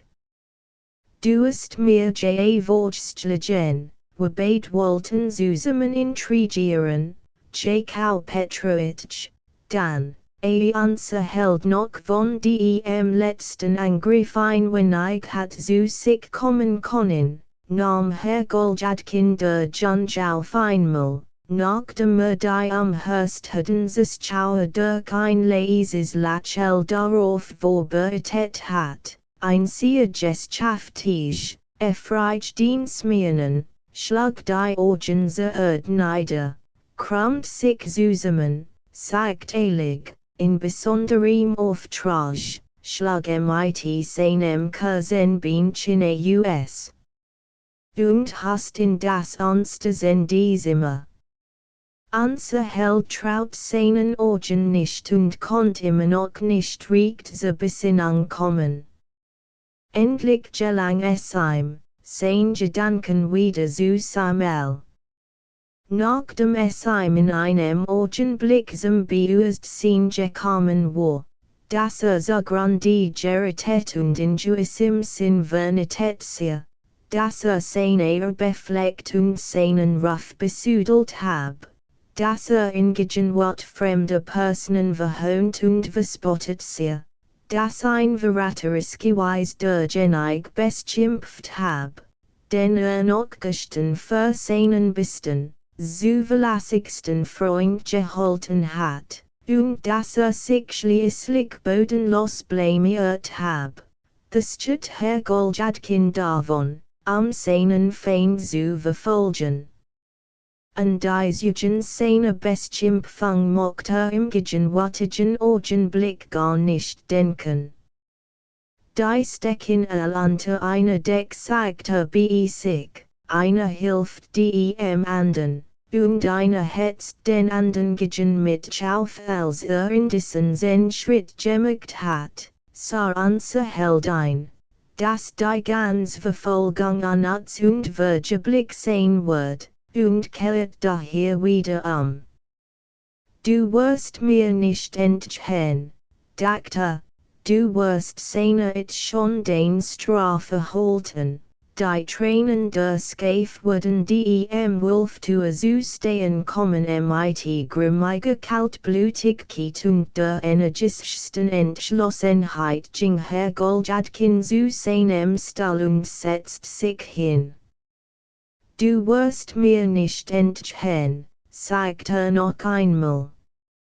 Jetzt handelt es sich für ein nicht mehr Passivverteidigung, nein, war zu kraftiger Offensiv entschlossen, und wer Herrn Goljadkin in diesem Augenblick sah, wie mit rotem Kopf und kaum sein Aufregung bemeisternd, mit der Feder in das Tintenfass fahre, und mit welche Worte sich darin macht, die wird auf das Paper zu werfen, der konnt schon im Voraus erkennen, dass die Sache keinen harmlosen Ausgang nehmen wird und nicht wie ein einfaches Werbergesang enden kann.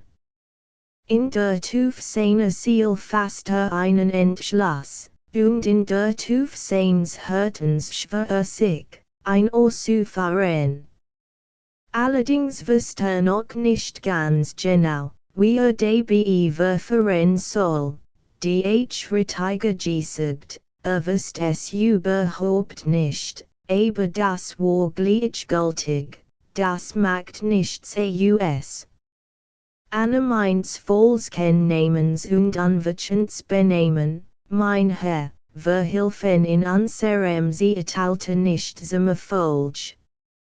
Anna meins Namens und Unverschämtes Benehmen, mein Herr, fahren zu nichts Gutem, sondern bringen zu Schäden.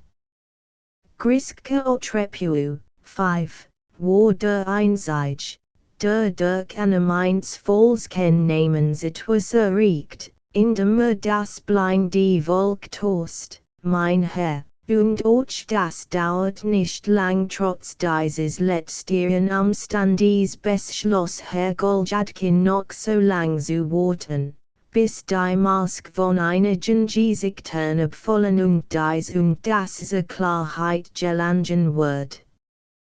Deju war zunächst nötig, dass die Bürostunden möglichst bald zu Ende gingen. Und bis dahin beschloss unser Held nichts zu unternehmen. Dann aber, wenn die Bürostunden zu Ende waren, dann, sagte sich, wurde sein Maßregel ergriffen. Dann wurde wissen, wie wieder durch Führung dieser Maßregel zu verfahren hab, wie seinen ganzen Operationsplan entwerfen muss. Das Horn des Stalls zu zerbrechen und die Schlange zu zertreten, die sich von Modernität und den Kraftlosen verratet. Dass man ein beschmutzt wie einen Lappen, an dem man sich die unsauberen Stiefel abwischt, das konnte Herr Goljadkin nicht dulden. Deju konnte sein Einwilligung nicht geben. Und besonders nicht in dem jetzt vorliegenden Falle.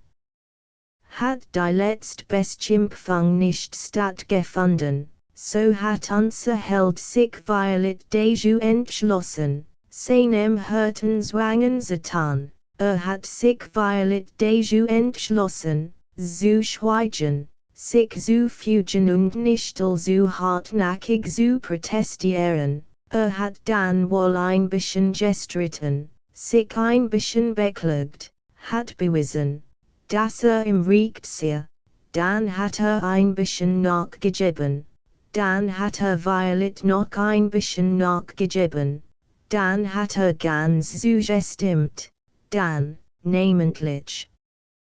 Wenn die Gegenpartie feierlich erklärt hat, dass im Recht sei, hat sich Violet so gewöhnt, wer ein bisschen geirrt worden, es wär Violet sogar, wer hat es wissen können, ein neu Frühjungskaft erwachsen, ein fest, warm Frühjungskaft, noch herrlicher als die gestrige Frühjungskaft, so dass durch dies Frühjungskaft schließlich die Annehmlichkeit einer Riecht an sie in Anlichkeit der beiden Personen ganz übertant wurden während die beiden Titularet hochst. Vernacht Juesen wären und bis zum Alter von 100 Jahren zusammen hatten leben können us. Sprechen wir schließlich als AUS. Herr Goljadkin begann sogar, es ein bisschen zu beruhen, dass für sich und sein Recht eingetreten war und sich dadurch sofort ein Annehmlichkeit zugezogen hat. Wenn klein begabt dacht Herr Goljadkin, wenn sagt, dass nur gestures hab, dann wird ich ihm vereinen und umso eher, wenn das Lot in Gestandi. Aber ich lasse mich nicht wie einen alten Lappen beschmutzen.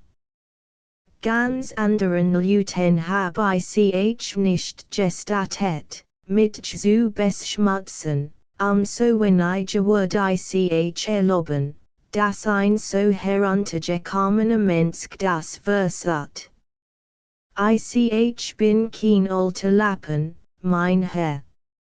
Ich bin kein alter Lappen, kurz, unser Held hat seinen Entschluss gefasst. Sie selbst, mein Herr, tragen dies Schuld, hat sich dazu entschlossen, Protest einzulegen, mit alle Markt Protestin zulgen, bissen die Osten Grenzen der Möglichkeit.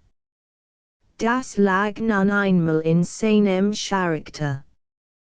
Dass man ein beleidigt, das konnte unter keinen Umständen dulden, und noch weniger konnte erlauben, dass man ein wie einen alten Lappen beschmatzt, und am wenigsten konnte das einem ganz heruntergekommenen Menschen erlauben. Wir wollen übrigens nicht streiten, wir wollen nicht streiten. Wenn ZB jemand Lust gehabt, ein starkes Verlangen verspürt hat, Herrn Goljadkin in einen alten Lappen zu verwandeln, so ihm das Violet Gelingen, und hat ohne Widerstand zu finden, angestraft in einen solchen verwandelt. Herr Goljadkin fühlt das manchmal selbst, und es ein alter Lappen als Herrn Goljadkins Nachfolger herausgekommen, ein gemeiner, schmutziger, alter Lappen, aber das kein schwinlicher alter Lappen gewesen, sondern ein alter Lappen mit Fall.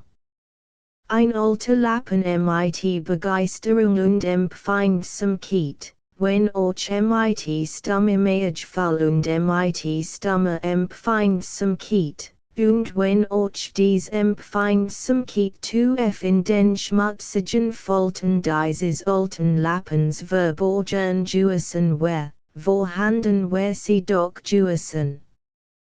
Die Stunden dauerten unglaublich lang, endlich schlug es feuer. Gleich darauf standen auf und begeben sich, die Vorgängeres vorgesetzten folgend, zu sich nach Haus. Herr Goljadkin misst sich unter den Schwarm, sein Augen waren wachsam und leisen denjenigen, auf den es abgesehen hat, nicht aus der Egt.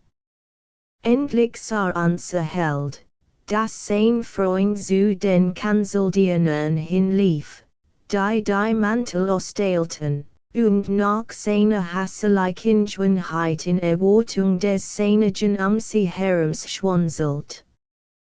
Dies war der entscheidende Augenblick. Herr Goljadkin drang sich, so gut es ging, durch den Schwarm hindurch und bemüht sich, nicht zurückzubleiben, ebenfalls seinen Mantel. Aber die Freunde des Herrn Goljadkin wird der Seinigswust streit, weil es auch hier fertig bracht in seiner Weise sich ihn zu schmeicheln, den Liebenswürdigen zu spielen, verbindlich zu flüstern und sich unwürdig zu benehmen.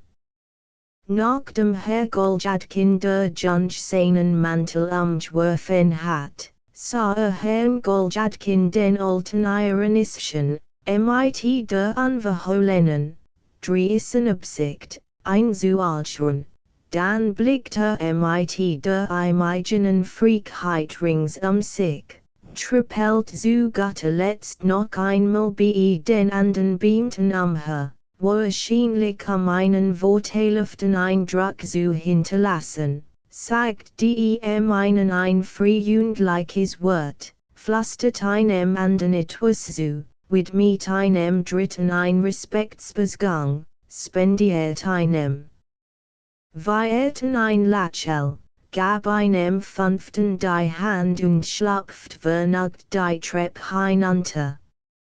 Herr Goljadkin der Alte eilt hinter ihm her, holt ein zu seiner größten Freude noch auf der letzten Stufe ein und fasst einem Mantelkragen. Herr Goljadkin der Junge schien ein wenig zu erschrecken und blickt betroffen rings sich. Wie soll ich das auffassen, flüsterte endlich Herrn Goljadkin mit schwacher Stimme zu. Mein Herr, wenn Sie überhaupt ein anständiger Mensch sind, so hoffe ich, sie wurden sich an unserer gestrigen Frühjungskraft like ein Beziehungen erinnern sagt unser Held. J.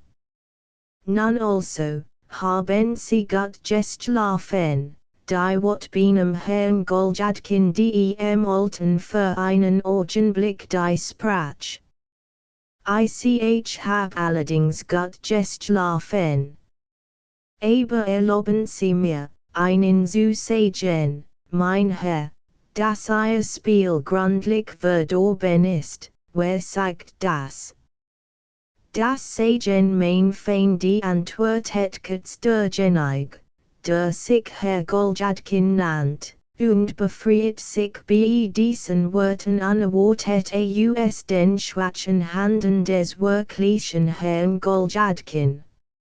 Nachdem sich befreit hat, eilte hinaus, blickt sich, sah ein Droschk, lief zu ihr hin, setzt sich hinein und war im nächsten Augenblick den Augen Herrn Goljadkins des Alten entschwunden. Verweifelt und von allen verlassen schaut der Titular sich nach allen Seiten aber es war kein anderer Droschk. Macht den Versuch zu laufen, aber die Beine versagten ihm den Dienst. Mit der gestlichen Mine und offenem Munde, sich kraftlos zusammenkrammend, lehnte sich wie Vernitäten einen Leuten für und blieb so einige Minuten lang auf dem Trottoir stehen. Man konnte glauben, dass es mit Herrn Goljadkin wollige USC. 5. Der Volk Demetrius. Anmerkung des Übersetzers. 9 Kapitel als, sogar die Nature selbst, schien sich gegen Herrn Goljadkin verschworen zu haben, aber stand noch auf seinen Füßen und war noch nicht besiegt, fällt, dass nicht besiegt war. War bereit, weiter zu kämpfen. Als nach der ersten Betäubung wieder zur Besinnung kam, rieb sich mit einem solchen Gefall der Energie die Hände, dass man schon bei seinem bloßen Anblick zu dem Schluss kommen konnte, wird nicht nachgeben. Übrigens war die Gefahr ihm auf den Leib gerückt und offensichtlich geworden, auch dies fällt Herr Goljadkin, aber wie sollte begegnen, diese Gefahr? Das war die Frage. Für einen Augenblick schoss Herrn Goljadkin sogar folgender Gedanke durch den Kopf, wie war's, wenn ich die ganze Sache laufen ließ und einfach versetzt. Was dabei? Na, gar nichts. Ich würde still für mich leben, also bei es gar nicht dacht Herr Goljadkin, ich würde als fahren lassen, ich bin es nicht, Punktum. Würde benfalls still für sich leben und violet auch verzichten, würde skerieren soll, der Halunk, würde skerieren soll und sich hin und her drehen, aber würde doch verzichten. So muss es gemacht werden. Ich würde durch die Mut siegen. Und wo ist denn ein Gefahr? Nun, was für ein Gefahr besteht denn?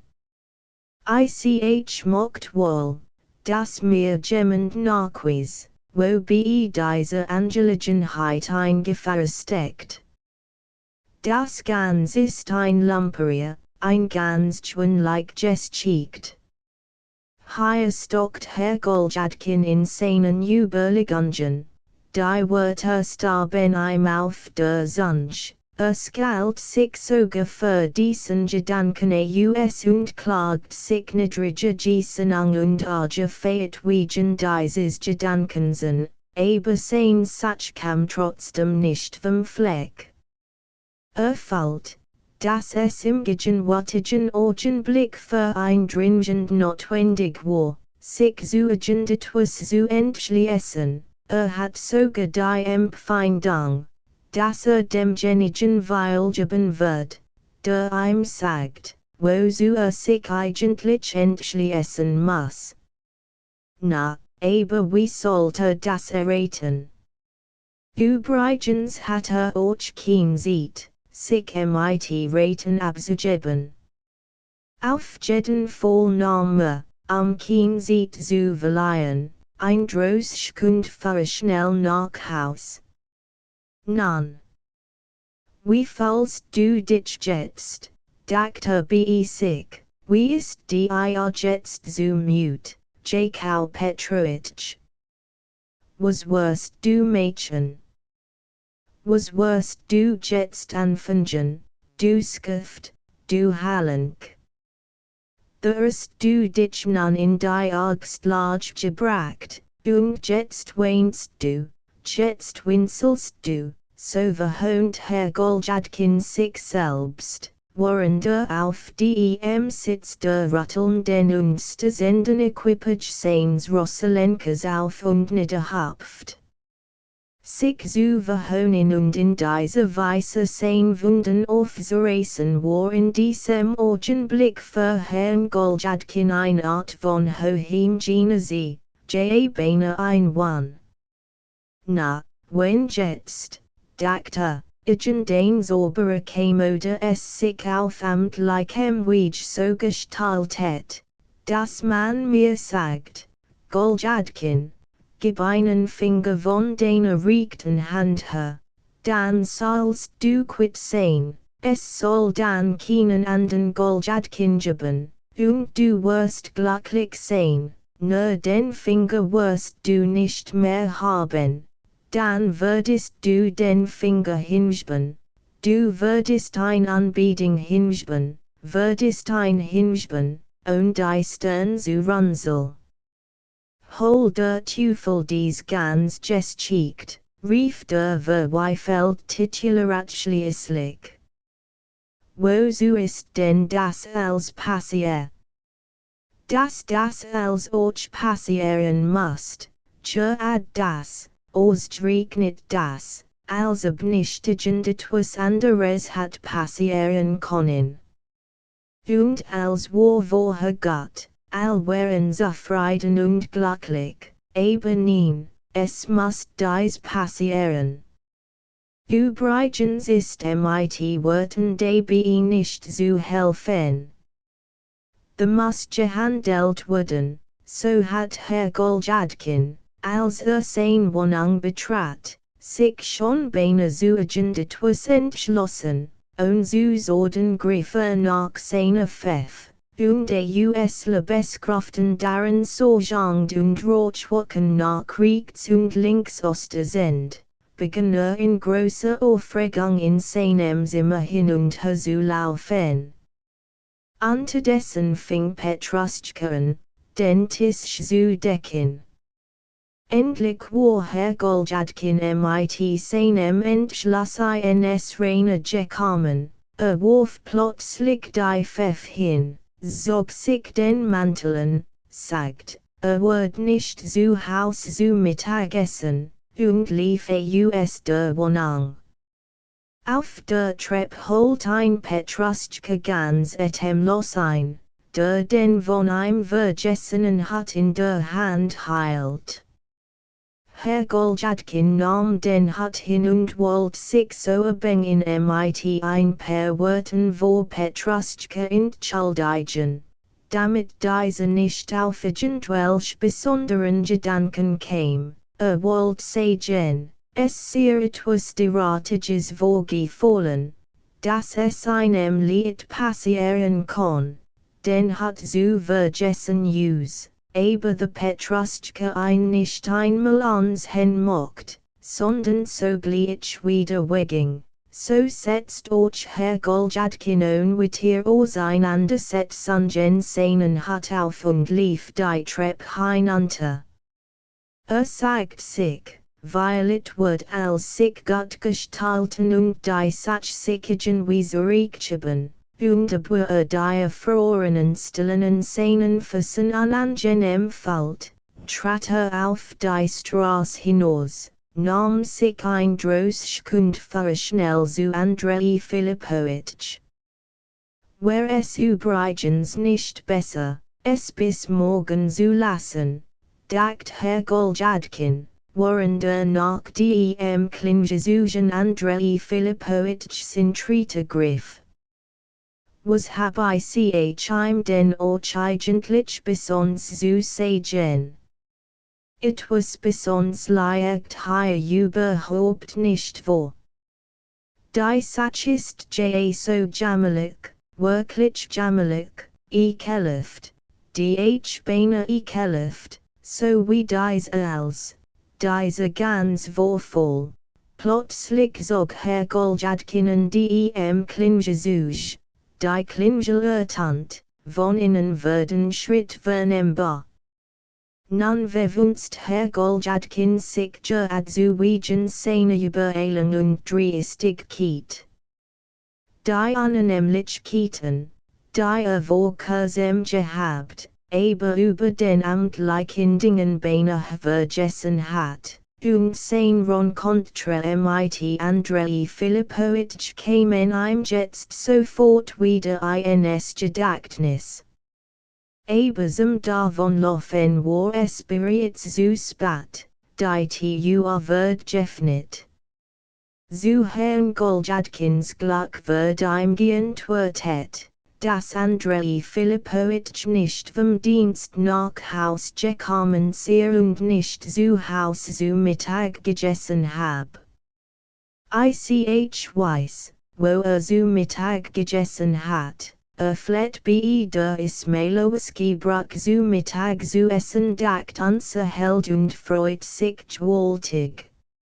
Auf die Frage des Dieners, wenn seinem Herrn als Dejuisen melden soll, erwiderte, schon gut, ich wird später noch einmal wiederkommen, mein Freund, und lief sogar mit einer Juisen Munterkeit die Treppe hinab. Als auf die Straße hinaustrat, entschied sich dafür, den Wagen zu entlassen und den Kutscher abzulehnen. Als der Kutscher ein Trinkgeld bat, mit der Begründung, ich hab lang warten müssen, mein Herr, und hab meinen Treiber für Naden nicht gescannt, the gabe ihm auch 5 Kopken Trinkgeld. Und so geregt gern, selbst ging zu Fuß. Die Sache ist allerdings von der Art dacht Herr Goljadkin, dass man sie nicht so weitergehen lassen darf, indessen, wenn man es überlegt, so recht überlegt, warum soll man sich denn eigentlich deswegen Mühe machen? Na ich will nur sagen, warum soll ich mir deswegen Mühe machen? Warum soll ich mit Plagen, mit Quälen, mit Peinigen, mir das Leben verderben? Erstens ist die Sache einmal gestellen und lasst sich nicht angestellen machen, nein, angestellen lasst sie sich nicht machen. Erwägen was sie einmal so, da erscheint ein Mensch, es erscheint ein Mensch mit ausreichender Empfang, es heißt darin, sei ein brauchbarer Beamter, hab sich gut gefeiert, ist nur arm und hat allerlei Annehmlichkeiten außerstehen gehabt, so klatsch geschickten und Sankaien, na, armat ist keins Kandi. Also was jet mit die Sachen. In der Tat, was ist das für dummes Zedug? Na, da trifft es sich nun, dass dieser Mensch so gestaltet ist, von der Nature selbst so gestaltet ist, das einem anden Menschen so onlichsehut wie eine idem anden. Das die vollkommen Kopie eins anden Menschen ist, soll nun deswegen bei der Behörde kein Aufnahme finden. Wenn das Schicksal, wenn einzig und allein das Schicksal, wenn einzig und allein der blinde Zufall daran schuld ist, soll man ein dann missachten wie einen alten Lappen und ihm nicht gestatten, eine zu verwalten, wo bleibt the bei solchem Verfahren die Richtigkeit?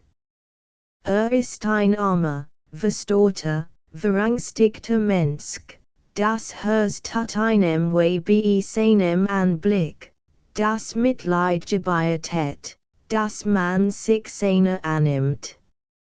J. Das muss man sagen, das wär ein netter Brigitte, wenn sie darüber so dacht wie ich herlose Mensch. Nein, was hab ich für einen Kopf? Manchmal haben sen Dummheiten zugleich darin Platz. Nein, nein. Sie haben Gott getan, und es gebührt ihnen Dank dafür, dass sie sich des Teufels angenommen haben. Na allerdings, zum Beispiel, das war so unlichseind, dass wir ein solches Willenschaft Lichkeit haben, das ist ein tolles Geschicht. Aber, was ist dabei? Einfach gar nichts. Die Beamten können sich daran gewöhnen, und ein Fremder, der in unser Büro kommt, wird gewiss in einem solchen Umstand nichts Ansehnliches und Anständiges finden. Es ist sogar gewissermaßen etwas Rührens dabei, wird sich sagen, was liegt für ein schöner Gedanke zugrunde.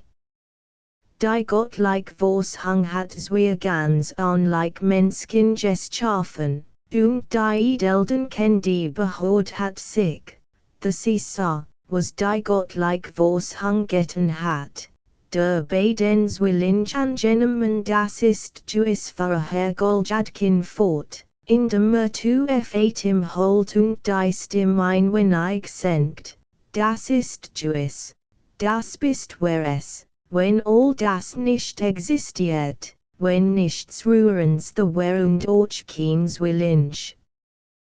Hol der Teufel dies ganz Geschicht. Und wozu war das denn nötig? Was war denn für ein Besond, keinen Aufgabevertragung die Notwendigkeit vorhanden? Herr du mein Gott! Was hat uns der Teufel für ein Grutz gekocht? Und dabei hat dieser Mensch so einen Charakter, so ein speshaftes, unangenehmes Wissen, ein solches Giftister, ein solch Wetterfen, ein lebendiger und schmaroser, so ein echter Goljadkin. Am Ende wurde sich gar noch schlicht fahren und meinen Familienemen beflecken, der Skack. Da heißt es nun jetzt auf ein Aufpassen, ein Beaufsichtigen. Ist das ein Heimsachung? Übrigens wieso denn? Es ist doch gar nicht nötig. Na, wenn eins Gift ist, dann mag in Gottes Namen eins Gift sein, aber dafür ist der andere ein ehrenwerter Mensch. Na, wenn nun eins Gift sein wird, aber ehrenwert, dann würden sie sagen, dieser Goljadkin hier ist ein Gift, den muss man sich nicht kümmern und darf ein nicht mitdem anden Verwichtsel. Der andere aber ist ehrenwert, tugendhaft, sanft, gutmütig, der Kurs zuverlässig im Dienst und eins Avancements würdig. So ist das, na, Gott, aber wie, hm. Aber wie würden Sie, und Sie würden uns doch wirklich sell. Es sehut ihm ganz ähnlich, dass es darauf anlegt. Ich du mein Herrgott. Und gibt sich für einen anderen Menschen aus, gibt sich für einen anderen Menschen aus, diese Schrift, als ob der andere ein alter Lappen wär, gibt sich für eine US und bedenkt nicht, dass ein Mensch kein alter Lappen ist.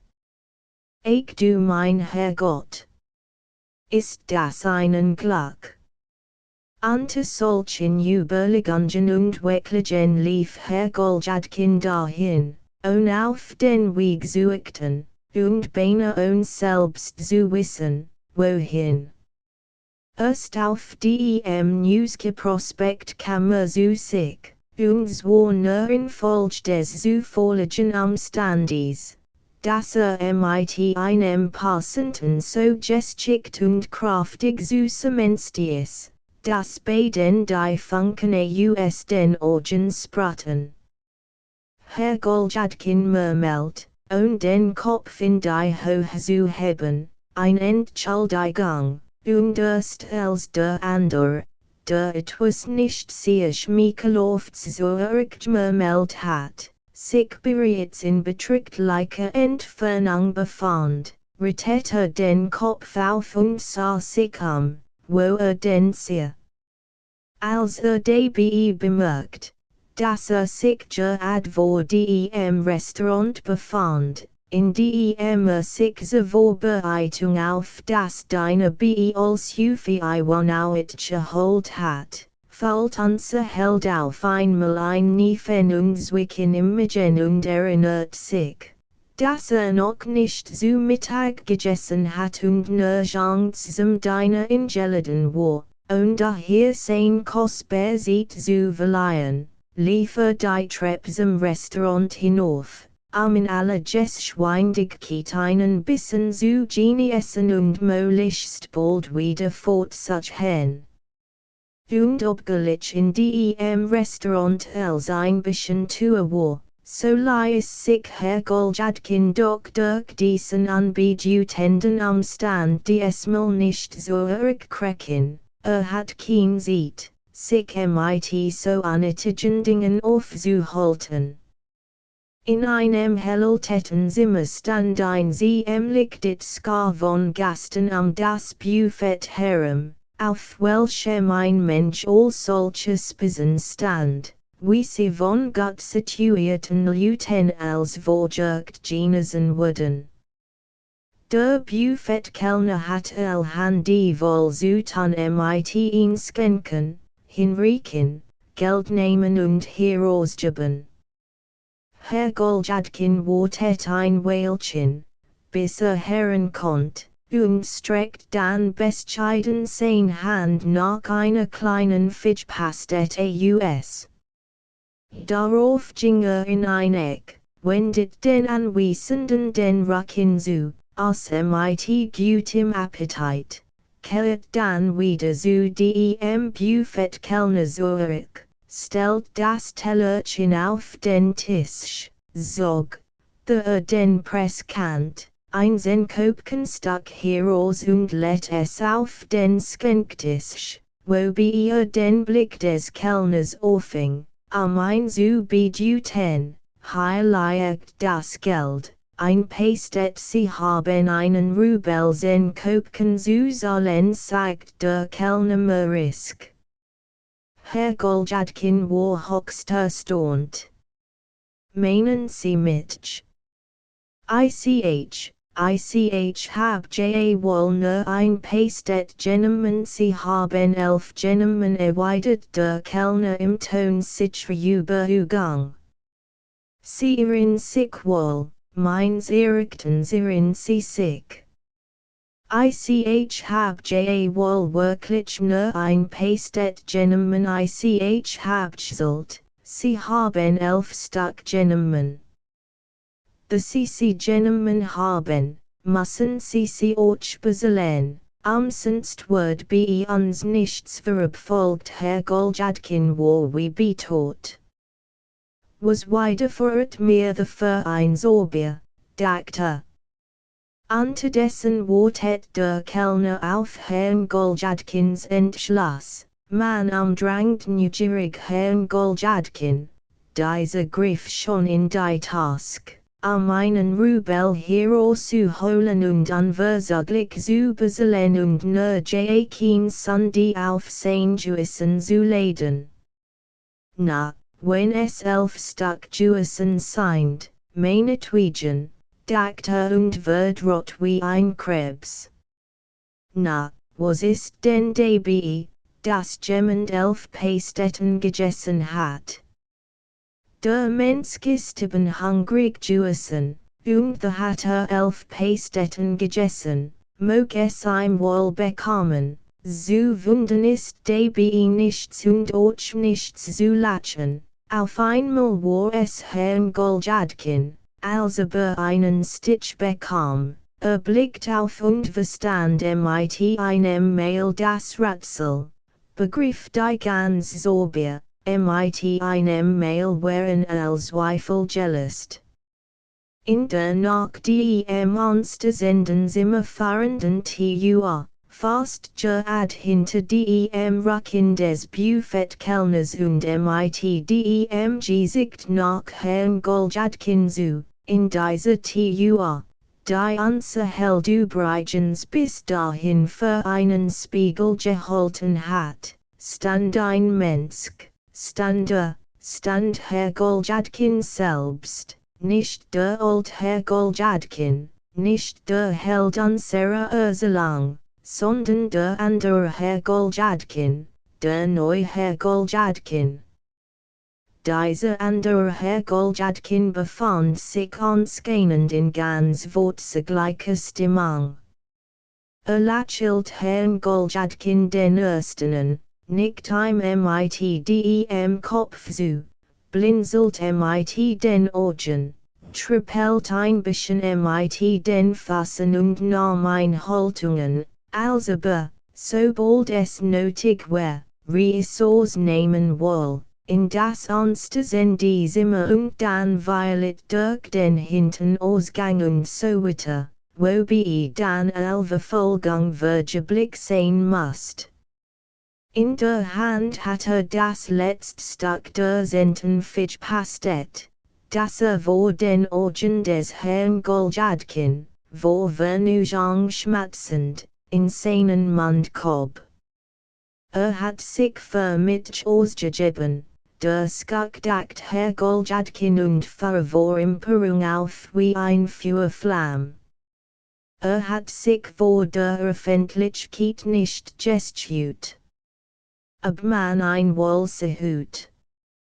Wie es skint, bemerkt ein jemand, Herr Goljadkin warf einen Rubel hin, als hat sich an die Finger verbrannt, und des Buffetkellners Weilsigens, Driests Lachel, ein Lachel des Triumphs und ruhigen Machtbewusstseins, zu bieten. Arbeitet sich durch die Mensch hindurch und stimmt hinaus, und sich hin.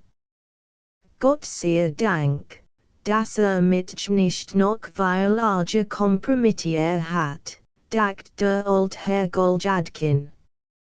Dank dem Verfahren des Gorners und dank dem Geschick ist els noch gut abgelaufen. Nur der Kellner war ein bisschen grob. Aber das dürfte, war in seinem riecht. Hat einen Rubel zu bekommen, also war in seinem riecht. Sagt, sonst wird bei uns nichts verabfolgt, hat nur etwas Hoffliches sein sollen, der Schlingel. All dies sagt sich Herr Goljadkin, während die Treppe hinunterstieg und auf die Stufen vor der Haustür trat. Auf der letzten Stufen blieb wie angenagelt stehen und irritiert auf einmal so stark, Das im in einem Anfall von Gekrankheit fall sogar die Tränen in die Augen treten. Nachdem etwa halb Minute wie ein verdorrt gestanden hat, stampfte auf einmal entschlossen dem Fass auf, sprang einem Sitz auf die Straße hinunter und rannt, sich Sus hen, los, Müdigkeit zu verspüren, sich nach Haus nach der Skestelewoschnage Straße.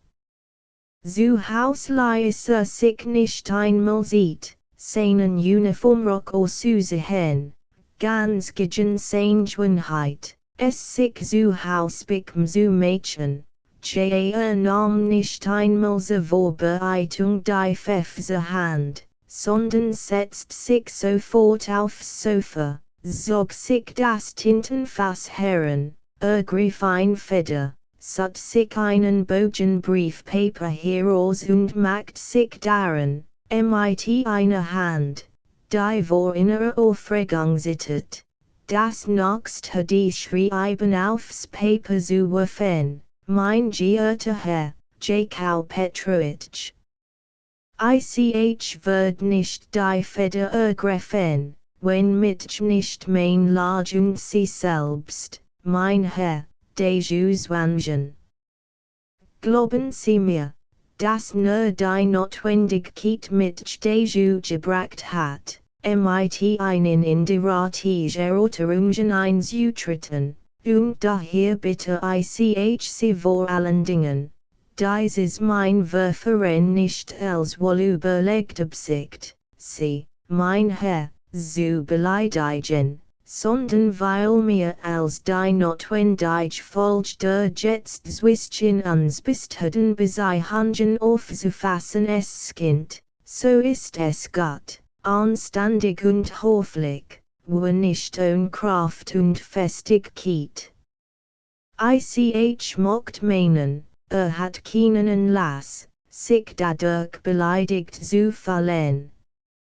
Zudem bin ich in meinem Recht dacht Herr Goljadkin, indem das Geschrieben der Klasse.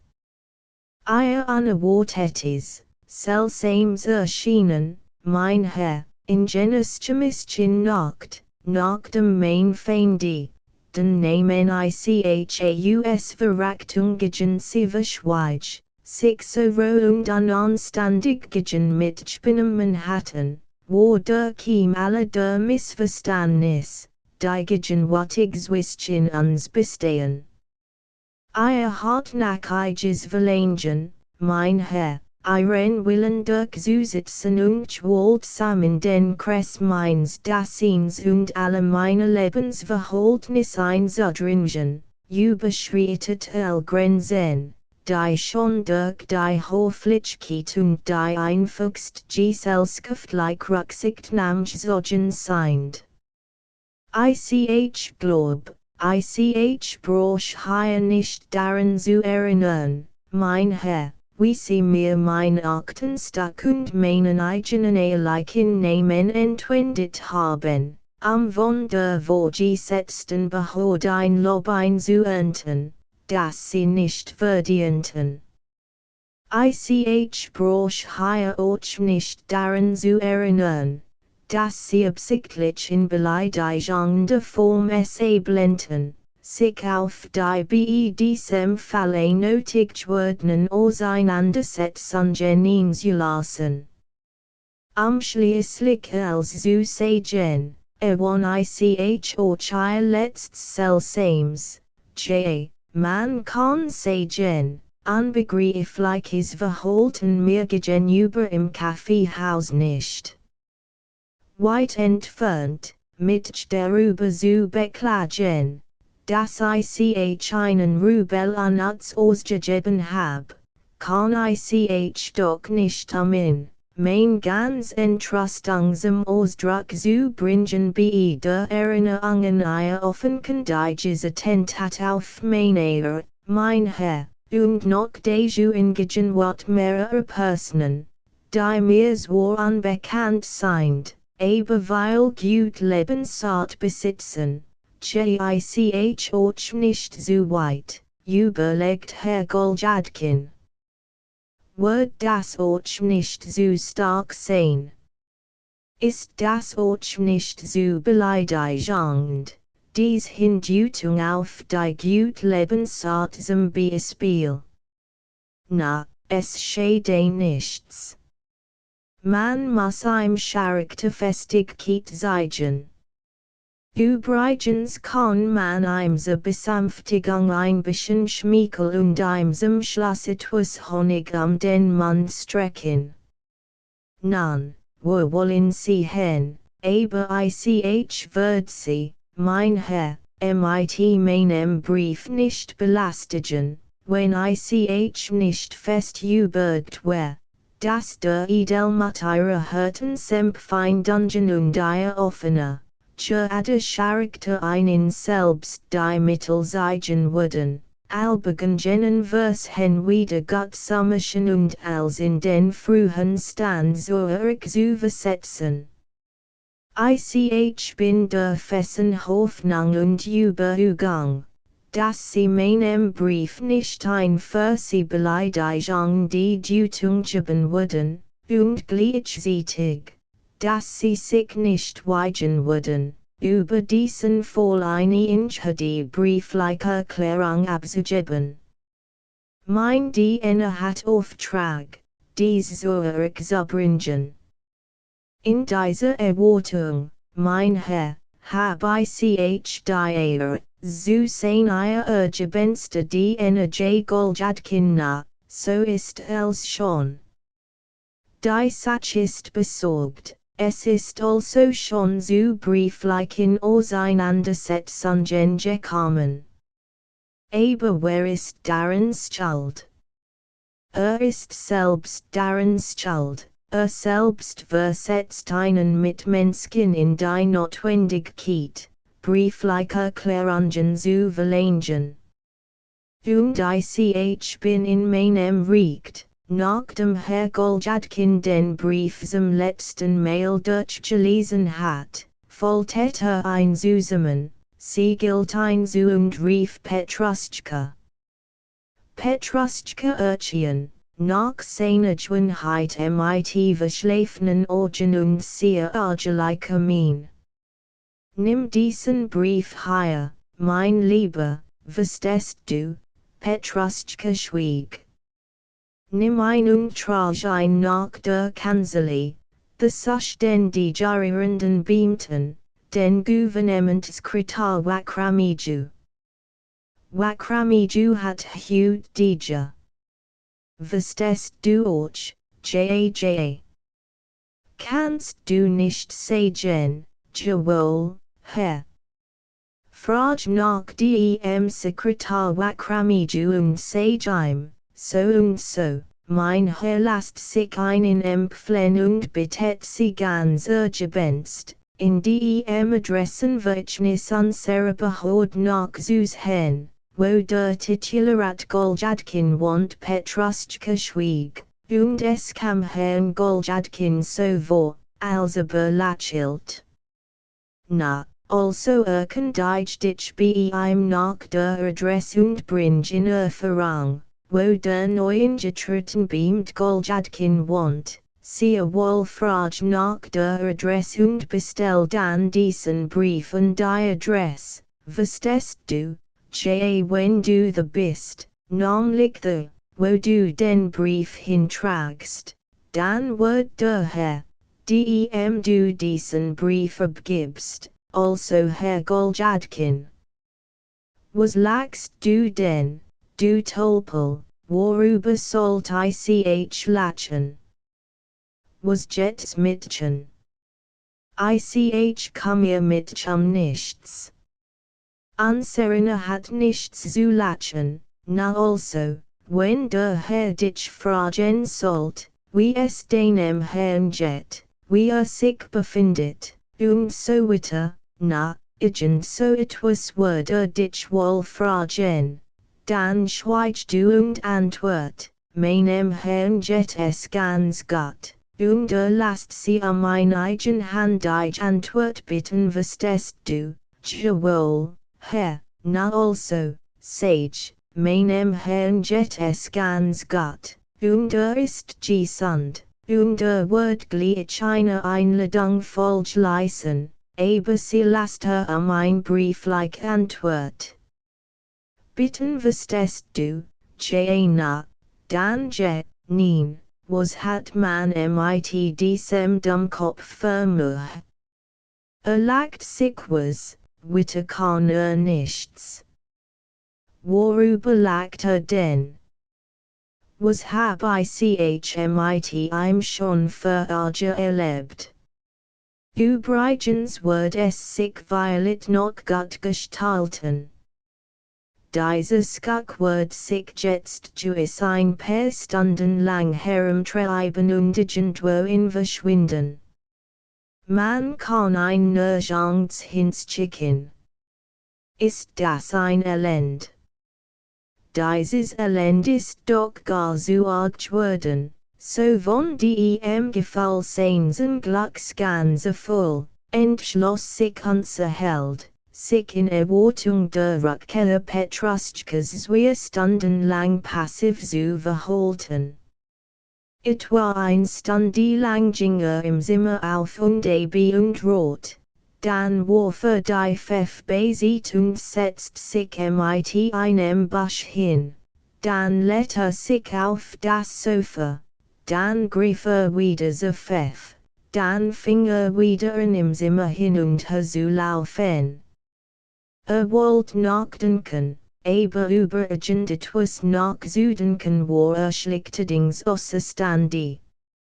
Schließlich stieg die Pein dieses seines passiven Zustandes bis zum äußersten Grad, und Herr Goljadkin entschloss sich, lieber etwas Bestimmtes zu tun. Petruschka wird erst nach einer Stunde zurückkommen, dachte, ich kann den Schlüssel dem Hausknecht geben und selbst unterdessen, ich will die Sach untersuchen, will meine Sitz die Sach untersuchen und sie zu verleihen, griff Herr Goljadkin, der es eilig hat, die Sach zu untersuchen, seinen hat, verließ das Zimmer, schloss die Wohnung zu, ging zum Hausknecht heran, handigt ihm den Schlüssel nebst einem Senkopfenstück ein. Herr Goljadkin war außerordentlich freudig geworden, und macht sich auf den Weg dahin, wohin sich zu begeben vorhat. Herr Goljadkin ging zu Fuß, zwist nach der Ismailowski Brücke. Dieser Weg dauert ungefähr eine halbe Stunde. Als zum Ziel seiner Wanderung gelang war, ging also auf den Hof des ihm wohlbekannten Hauses und sah zu den Fenstern der Wohnung des Staatsrats Berendiju hinauf. Außer 3 Fenstern, die mit roten Vorhängen verhangen waren allübrigen dunkel. Als Hufi Iwanowitsch hat hut juis kein Gast dacht Herr Goljadkin. Sie sitzen juis jetzt allein zu Haus nachdem einig Zeit auf dem Hof gestanden hat, war unser Held schon im Begriff, sich zu etwas zu entschließen. Aber es war seinem Entschluss anscheinend nicht beschieden, zustande zu kommen. Herr Goljadkin wird anderen Schins, macht ein resignierende Handbewegung und ging wieder zurück auf die Straße. Nein, ich hat nicht hierher gehen sollen. Was kann ich denn hier tun? Ich will jetzt lieber, und die Sach in eigene Person untersuchen nachdem Herr Goljadkin diesen Entschluss gefasst hat, macht sich auf den Weg nach seinem Büro. Der Weg war nicht nah, und überdies war ein furchtbarer Schmutz, und führte Schnee fiel in ganz dicken Flocken. aber für unsern Heldenstchen es jetzt kein Hindernis zugeben.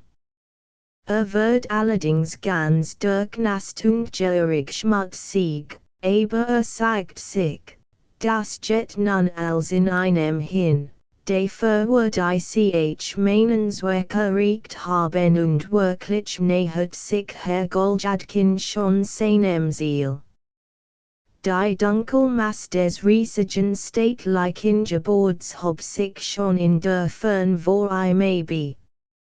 Halt, dachte, wohin gehe ich denn, und was will ich hier tun? Allerdings würde ich in Erfahrung bringen, wo wohnt, aber unterdessen ist Petruschka Juice schon zurückgekommen und hat mir ein Antwort gebracht. Ich will eine Anats mein Kostbar sieht, ich hab so schon viel sieht verloren. Na, es tut nichts, das lässt sich als noch wieder gut machen. Aber soll ich wirklich nicht zu Akramiju herangehen? Na, ich will es nicht tun. Ich kann es auch später noch tun. Ich hat überhaupt nicht aussergehen brauchen. Aber das liegt nun einmal in meinem Charakter. Das ist so ein Drang bei mir, ob es nun nötig ist oder nicht, immer strebe ich danach, schnell fortzugehen. Was mag die sein? Es ist gewiss schon nun. Petruschka kommt Violet zurück und findet mich dann nicht zu Haus. Ich hab eine Art Dummheit damit begangen, dass ich ausgegangen bin. Ich war heftig, das ist ein Schweraufgabe, nachdem sich auf diese Art aufrichtig gestanden hat, dass eine Art Dummheit begangen hab, lief unser Held wieder zurück nach seiner Wohnung in der Skestelewoschnage Straße. Erlangt dort Mut und Matten. Schon von dem Hausknechte Fahrer, das von Petruschka noch nichts zu sehen gewesen sei. Na das hab ich mir doch gedacht, sagt sich unser Held, und dabei ist es schon nun. Nein, was ist für ein Tod nichts. Immer muss sich irgendwo betrinken. Herr du mein Gott!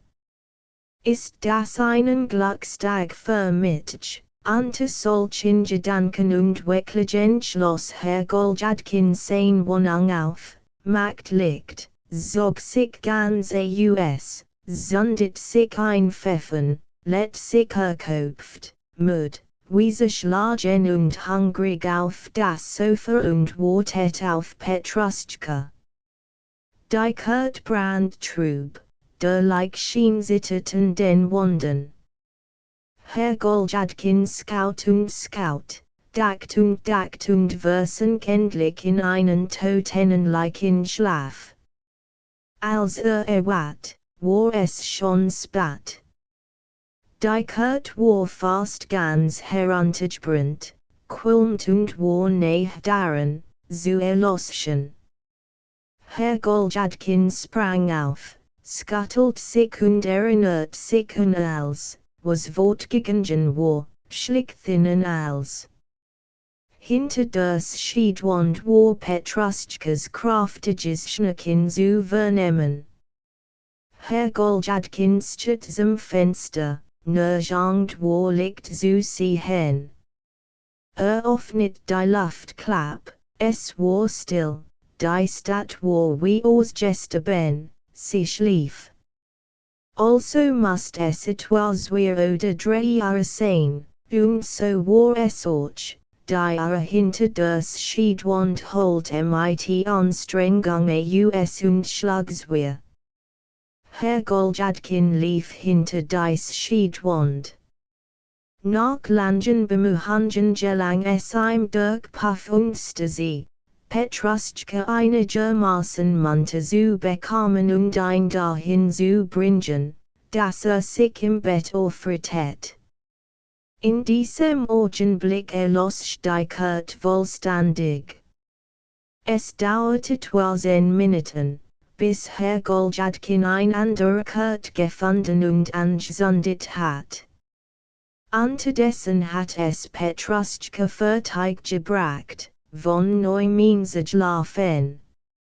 So ein Skuck, so ein Torgenichts, rief Herr Goljadkin, während ihm von neuem Puff versetzt. Wirst du wohl aufstehen? Wirst du wohl aufwachen? Nach einer halbstündigen Anstrengung glückt es Herrn Goljadkin aber doch, seinen Diener vollständig in Bewegung zu bringen und ein hinter seines Schiedwand hervorzuziehen. Erst hier erkannt unser Held, dass Petruschka, was man nennt, Sternhagel wohl war und sich kaum auf den Beinen hielt. Du Vollpez, schrie Herr Goljadkin, du Nichtswürdiger. Du hast mir den Schwestern Schäden zugefügt. Herrgott, wo hast du nur den Brief gelassen? Ich, du mein Schöpfer, wie soll der Brief nun? Und warum hab ich ihn überhaupt geschrieben? Brot ich ein den zu schreiben. Ich hab mich von meinem übermaßigen Fall hinreißen lassen, dem Kopf. Dahin hat mich meinem Feindlichkeit gebracht. Das ist du nun von deinem Fall, du Skift, das ist du von deinem Fall. Na, du the. Wo hast du den Brief gelassen, du Halunk? Und wen hast du ihn abgegeben? An niemanden hab ich einen Brief abgegeben, ich hab überhaupt keinen Brief gehabt, so ist die Sache, Herr Goljadkin rang verwirrung die Handy. Hör mal, Petruschka, hör mal zu, hör mal. Was sagen will, na ho wo bist du hingegangen? Antwort. Wo hingegangen bin. Zu guten Leuten bin hingegangen. Witterjet mit nichtsen, du mein Herrgott. Wo bist du sonst hingegangen? Bist du in der Kanzlei gewesen? Hör mal, Petruschka, du bist wohl betrunken, betrunken. The will doch gleich auf dem Fleck krepieren, the will nein, das macht nichts, dass du betrunken bist. Hab nur gefragt. Es ist ganz gut, dass du betrunken bist, skelt nicht, Petruschka, skelt nicht. Du hast es violet für einen Augenblick vergessen und wirst dich als wieder erinnern. Nun also, besinn dich mal, bist du dem Sekretär Wakrami gewesen? Bist du the Jewison oder nicht? Bin nicht beim Jewison, so einen Sekretär gab es gar nicht. The will gleich auf dem Fleck, nein, Petruschka. Nein, Petruschka, skelt nicht, du siehst das nicht skelt. Na, was ist denn dabei?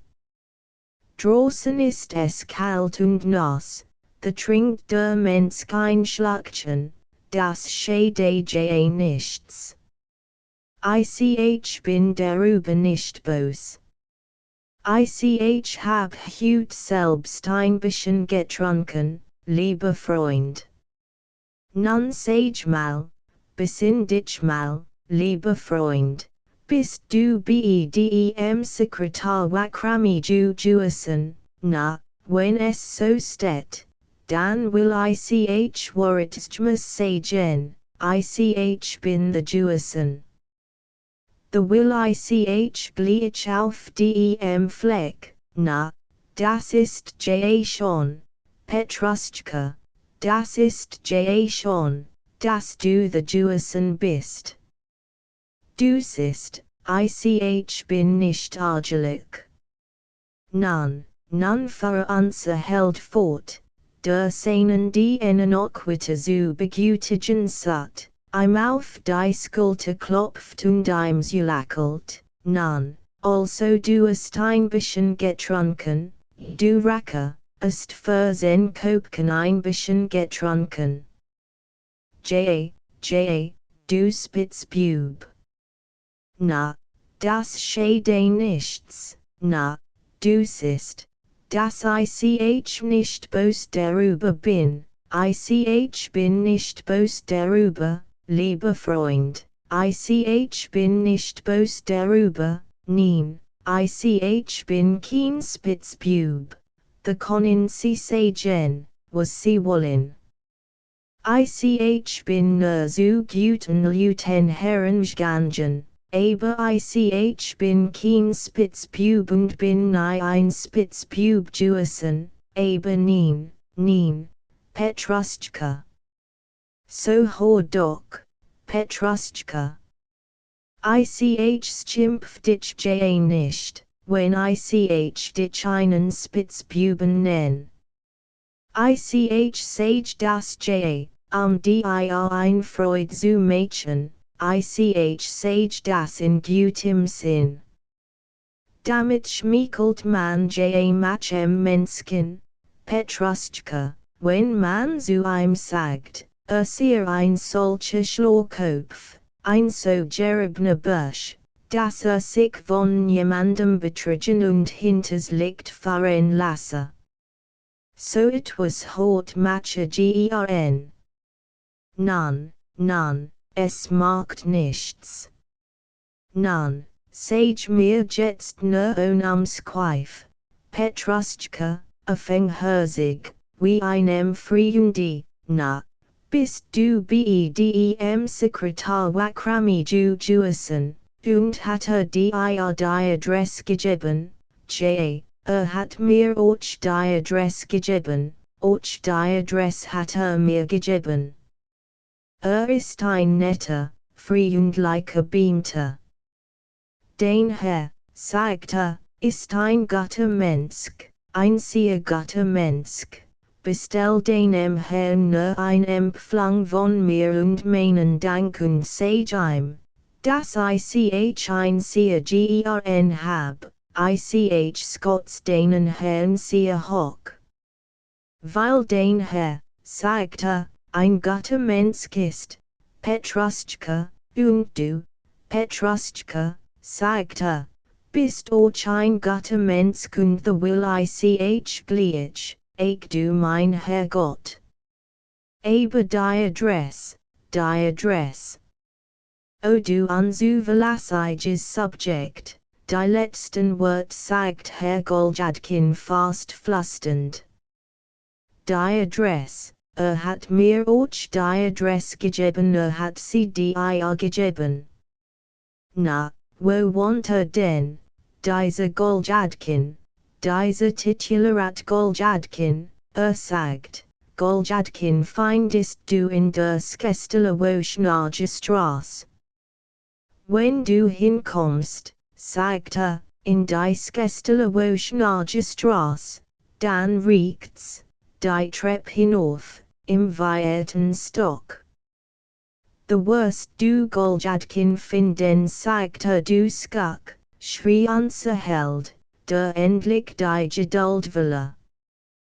Du Kanal, Das bin ich ja. The reddest du ja von mir. Aber es gibt noch einen anderen Goljadkin, ich read von dem anden, du skuk, na, meinetwegen. Was kummert es mich? Meinetwegen. Aber der Brief, was für ein Brief.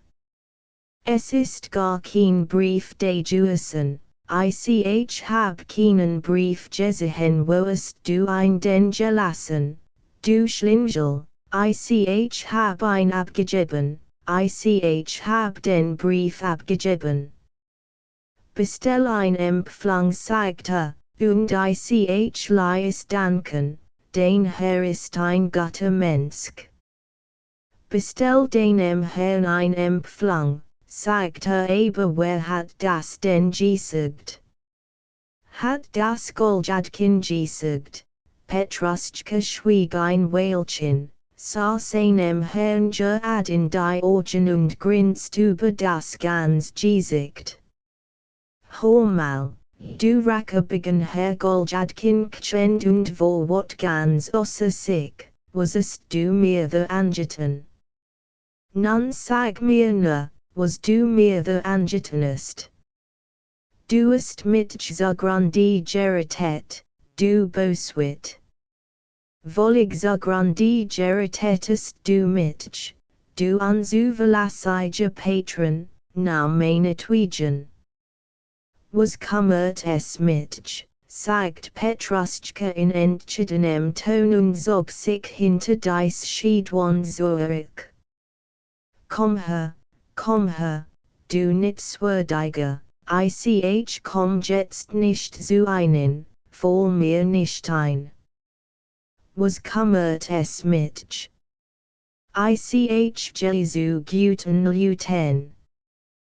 Gut leben ehrenhaft, gut leben ohne Falschgeld und sind niemals doppelt, Herrn Goljadkin werden arm und beinstarr und kalt wie Eis, und der Atem stockt heim.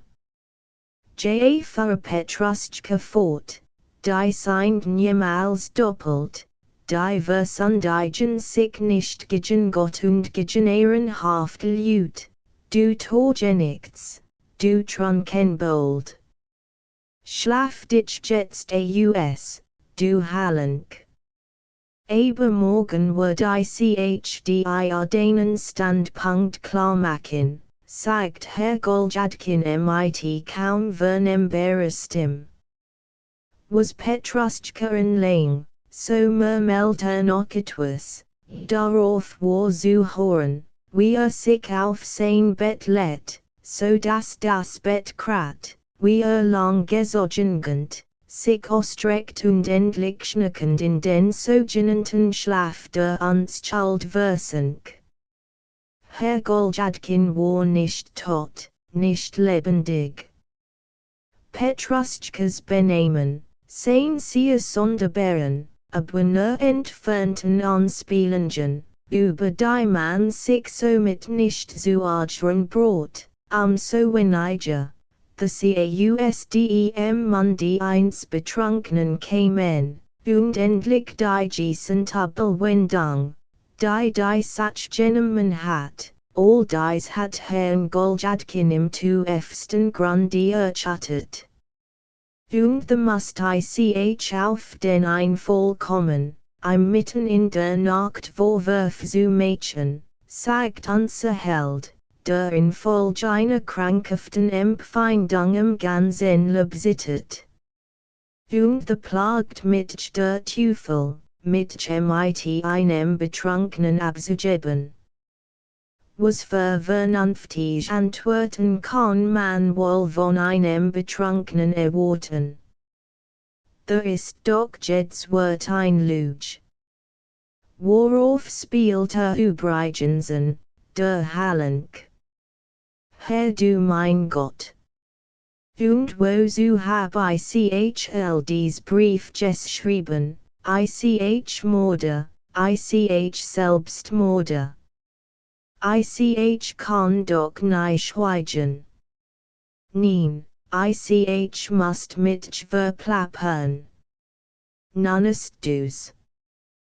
Du gest zugrundy, du bist wie ein alter Lappen, aber dabei willst du noch von age reden und sagst, meine Leidet, ich muss meine retten, o ich Selbstmorde, so sprach Herr Goljadkin, während auf seinem Sofa saß und sich vor Angst nicht zu rühren wagt.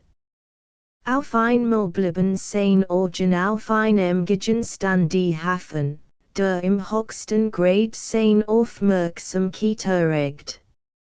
Vertend, der Gegenstand, der sein Aufmerksamkeit erregt, kann eine Illusion, ein Täuschung seiner Einbildungskraft sein, streckt die Hand nach ihm hoffnungsvoll, skattern und in unbeschreiblichen Neugier. Neen, es war kein Täuschung. Es war keine Illusion. Ein Brief war es, ein richtiger Brief, zweifellos ein Brief und eine Adresse. Herr Goljadkin nahm den Brief vom Tisch. Das Herz in der Brust pocht ihm heftig. Juis hat ein dieser Skuck gebracht, the Hingelet und dann vergessen, Juis ist es also zugegangen, Juis wird es genauso zugegangen sein, der Brief war von dem Sekretär Wakramiju, einem jüngeren Kollegen und ehemaligen Freunde des Herrn Goljadkin. Übrigens hab ich mir das als vorher gedacht zeigt sich unser Held, und als, was jetzt in dem Brief stehen wird, hab ich mir ebenfalls vorher gedacht. Der Brief lautet folgendermaßen, Geehrter Herr, Jakau Petrovich. Ihr Diener ist betrunken. Und es ist nichts Gestits von ihm zu erwarten, aus diesem Grunde sie es vor, einen Brieflich zu antworten. Ich beeil mich, einen mitzuteilen, dass ich den mir von einen erteilten Auftrag, bestehend in der Weitergebeinsbriefs an einen bekannt Person, mit aller Zuverlässigkeit und Genauigkeit ausführen wird. Dies einen sehr bekannt Person, die mir jetzt einen frühen Freund ersetzt, und den Namen ich hier verschweige, weil ich den Ruf eins ganz unschuldigen Menschen nicht grundlos beflecken mocht. Want mit mir zusammen in Carolina Iwanaunas Wohnung, in demselben Zimmer, in welchem früher, zu der Zeit als sie noch bei uns wohnten, eine US Tambo zugereiste Infanterieoffizier logiert. Übrigens können sie dies Person überall im Verkehr mit ihren Hafen, offenherzigen Leuten finden, was man von manchen anderen nicht sagen kann.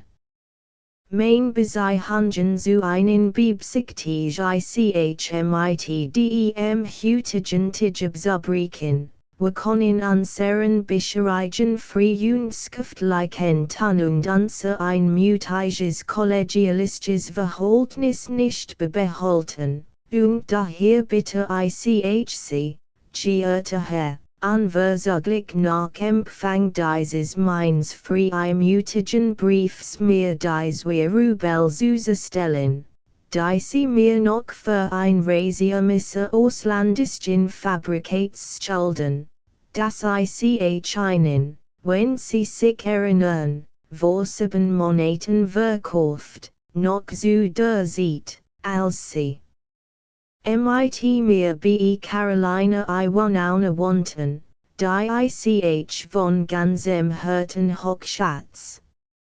Ich verfuhr so deshalb, weil sie nach der Angebeständigel ut els Fall und allen guten Rufwilleren haben und für die Moralität unschuldiger, noch nicht in Physiurteil ut gefährlich worden sind. Denn Jewish Personen leben nicht nach den Geboten der Wahrhaftigkeit, und die Jew sind ihrer Trageris und ihrer Wohlwollen die mein verdächtig. Lut, Welschberiet sind, Carolina Iwanaunas Verteidigung zu übernehmen, eins Mädchens, das sich immer wohl gesetzt benommen hat und zweitens der Korsarin Wort ist und ferner, wenn sie auch die Gegend bereits hinter sich hat. Doch die für US einer guten ausländischen Familie stammt, solche Leute kann man immer und überall finden, und mehrere Personen haben mitgebeten, dies in diesem meinem Brief beläufig in ihrem Namen zu erklären. In jedem Falle würden sie seine Itels erfahren, wenn sie es nicht jetzt schon erfahren haben. Trotzdem sie sich nach der Angebeständigel uten allen Enden der Residenz in schlichten Ruf gebracht haben, geehrter Herr, und folglich schon in weilen stillen Mitteilungen, ihre Person betreffend, hatten erhalten können. Zum Schluss meines Briefs erkläre ich Ihnen, geehrter Herr, dass die einen bekannt Person, den Namen ich hier US Jewischen wollenständigen Gründen nicht erwähne, die Wohlhochachtung wohlgesintel ut Geniist, zu dem Einhitiers, angenehmes Wissen hat, wie im Dienst so auch im Verkehr mit allen vernünftig denkenden Leuten realisiert. Ihrem Wort und der Vernunft treu bleibt und nicht hinter dem Rücken die Genigen beleidigt, mit dienen sie öffentlich in freundschaftlichen Beziehungen steht. In jedem Falle verbleibe ihr Gehorsame dien Wakramiju PSG gen sie ihren dien fort. Ist ein Trunkenbold und macht ein in aller Wahrscheinlichkeit nach weil und Umstände, nehmen sie doch in seine Stadt Tafel, der früher bei uns dient und augenblicklich unstill ist. Ihr Jetzige Diener ist nicht nur ein Trunkenbold, sondern außerdem auch ein Dieb. Denn hat noch in der vorigen Woche von Stackensacker in Carolina Iwanauna für sehr billigen Press verkauft, was meines Erachtens nur tun konnt, wenn sie im Kleinen und zu verschiedenen Zeitpunkten listig bestohlen hat.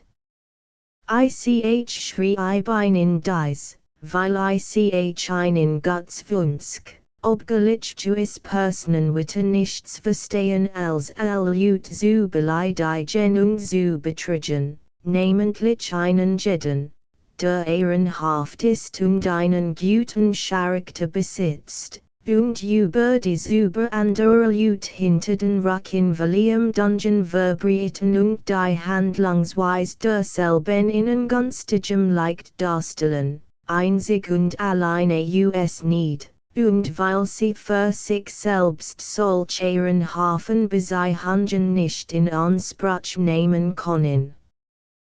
Nach dem Held Wakramijus Brief durchgelesen hat, verharrt noch lang in regungsloser Haltung auf seinem Sofa.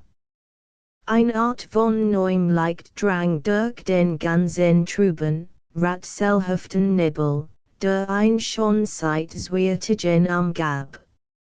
Unser Held begann zum Teil zu verstehen. Wollte sich vom Sofa erheben und ein paarmal im Zimmer auf und gehen, sich zu erholen, sein in Verwirrung geratenen Gedanken einigermaßen zu sammeln, sie auf einen bestimmten Gegenstand zu richten und dann, wenn ein wenig in Ordnung gekommen war, sein Lage reiflich zu überlegen. Aber kaum machte einen Versuch aufzustehen, als sofort matt und kraftlos auf seinen bisherigen Platz zurücksank. Jesus, ich hab mir das als vorher gedacht, aber in welcher Manier schreibt nur, und was ist der Geradchen dieser Wort? Den Sinn versteh ich allerdings, aber wohin wird dies als fahren? Wenn Gerad hieraus sagt, so und so, das und das verlange ich dann wird ich sein Forderung erfüllen.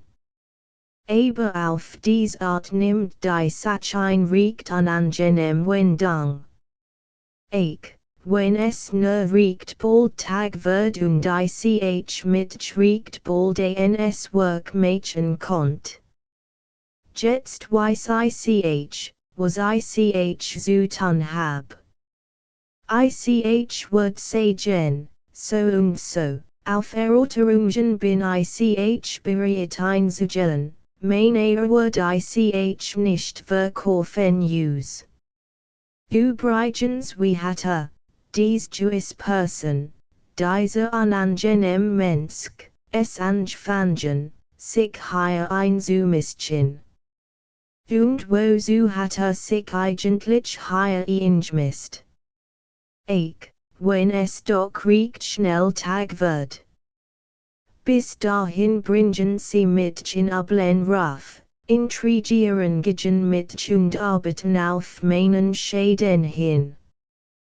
Die Hauptsache ist, ich darf kein Zeit verleihen, sondern muss jetzt wenn ich den seinen Brief schreiben. In ich dies und mit stillschweigen überg und mit diesen und jenen einverstanden erklär. Und morgen, so es hell wird, muss ich ein absenden, und ich selbst muss so früh wie möglich, und einen von der anderen sittend gegen arbeiten und diesen allerliebsten Leuten zu vorkommen. Sie bringen mit in schlichten Ruf, das steht fest, Herr Goljadkin let sich einen Bogen Paper zuregt, griff die Feder und schrieb folgenden Brief als Antwort auf den Brief des Gouvernementskretars Wakramiju. Geehrter Herr, Nestor Ignatiewicz. Mit Erstaunen und betrobtem Herzen hab ich Ihren vermitteln so beleidigenden Brief gelesen, denn ich erkenne deutlich, dass Sie mit meinen, wenn Sie von einigen unwürdigen Personen reden und von Machen, die ein Wohlwollen die Gießen angehücheln. Mit aufrichtigem Schmerz wie schnell, wie erfolgreich und wie tief die Verleumdung verselbstständigen hat, zum Schäden meiner Wohlfahrt, meiner Ehre und meines guten Namens. Und besonders krankend und verletzend ist es für mich, dass sogar ehrenhafte Leute, mit einer wahrhaft anständigen Denkweise und, was die Hauptsache ist, mit Adam, offenem Charakter, sich von der Partie der wohlanständigen Leute lossagen und mit den besten Eigenschaften ihres Herzens sich gegenüberlich in Vollnis hingeben, die leider in unserer Argen, Sitten lösen sieht so stark wachert und sich so im Tagesschutz breitet. Zum Schluss erkläre ich, dass ich es für mein heilig flittiert, mein von einen bezeichnet schuld, namlich Zwirubel, einen in ihrem Wollen Betrag zurückzustatten. Was Adjutungen in Betreff einer Jewischen Person weiblichen Geschlechts und in Betreff der Absichten, Spekulationen und mannigfaltigen Plänen dieser Person anbelangt, geehrter Herr, so sage ich einen, das ich all dies and Utungen nur unvollkommen und mangelhaft verstanden hab. Gestatten Sie mir, geehrter Herr, mein Anstandige den Quiz und meinen ehrlichen Namen unbefleckt zu erhalten. In jedem Falle bin ich bereit, auf personliche Erörterungen einzugehen. The ich das mundlich verferendiem brieflichen als zuverlässige Vorher, und über dies bin ich zu einer friedlichen, selbstverständlich gegenseitige Einigung bereit.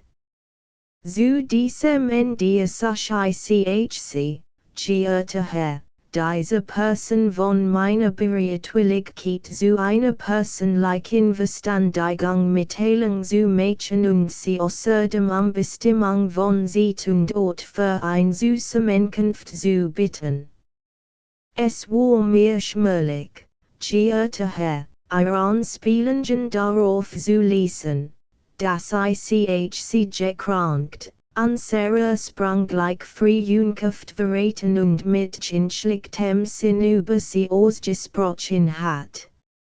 Ich schrieb all dies einem Missverständnis zu, abschulicher Verleumdung, dem nicht und Übelwollen derjenigen, die ich mit Recht meine erbittertsten Feinde nennen kann. Aber sie wissen wahrscheinlich nicht, dass die Anstalt schon durch ihre Anstalt stark ist, dass die Schamlosigkeit, die Frechheit und die Emporen die Familiarität mancher Personen früher oder später sich das Brandmal allgemeiner Verachtung zu sehen würden, und dass dies Personen in der Nichtswürdigkeit und Verdörfigkeit ihres eigenen Hörtens zugrunde gehen müssen. Zum Schluss bitte ich Sie noch, geehrter Herr, diesen Personen mitzuteilen, dass ihre seltsame Anmaßung und ihr Unnützes, fantastisches Verlangen, andere den Stellungen zu verdrängen, die dies anden durch ihr Dasein in dieser Welt nehmen, und sich den Platz anzunehmen, nur geeignet sind, erstaunen, Verachtung und Bedauern zu erwecken und sie selbst in Äußerung auszubringen, und das über dies solch Mädchenschaften durch die Gesetz streng verboten sind, was meiner Meinung nach der Cause trägt ist. Denn ein jeder muss mit seinem eigenen Platz zufrieden sein. Als hat sein Grenzen, und wenn dies ein Skurs ist, so ist es ein ansehnlicher Skurs, ich will noch mehr sagen, ein ganz unmoralischer Skurs, denn ich erlaub mir, einen zu versichern, geehrter Herr, dass mein oben dargelegten Anschauungen über den eigenen Platz jeden rein moralisch sind. In jedem Falle hab ich die Ehre, zu verbleiben ihr gehorsamste die Energie Goljadkin 10. Kapitel überhaupt kann man sagen, dass die Rignis des gestrigen Tags Herrn Goljadkin bis auf den tiefsten Grund seiner Seele erschüttert hatten.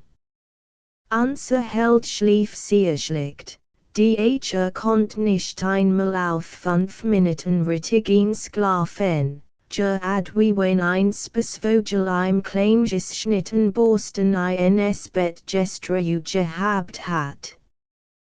Die ganze Nacht verbrachte in einem Zwischenzustand zwischen Schlafen und Wachen, in der Musik von einer Seite auf die andere Wort, stand, sich räuspert, für einen Augenblick schlief und im nächsten Augenblick wieder erwacht, und all das wird von einem seltsamen Gefühl des Kummers, von unklaren Erinnerungen und hässlichen Traumen begleitet, mit einem Wort von allem, was es nur unangenehms geben kann.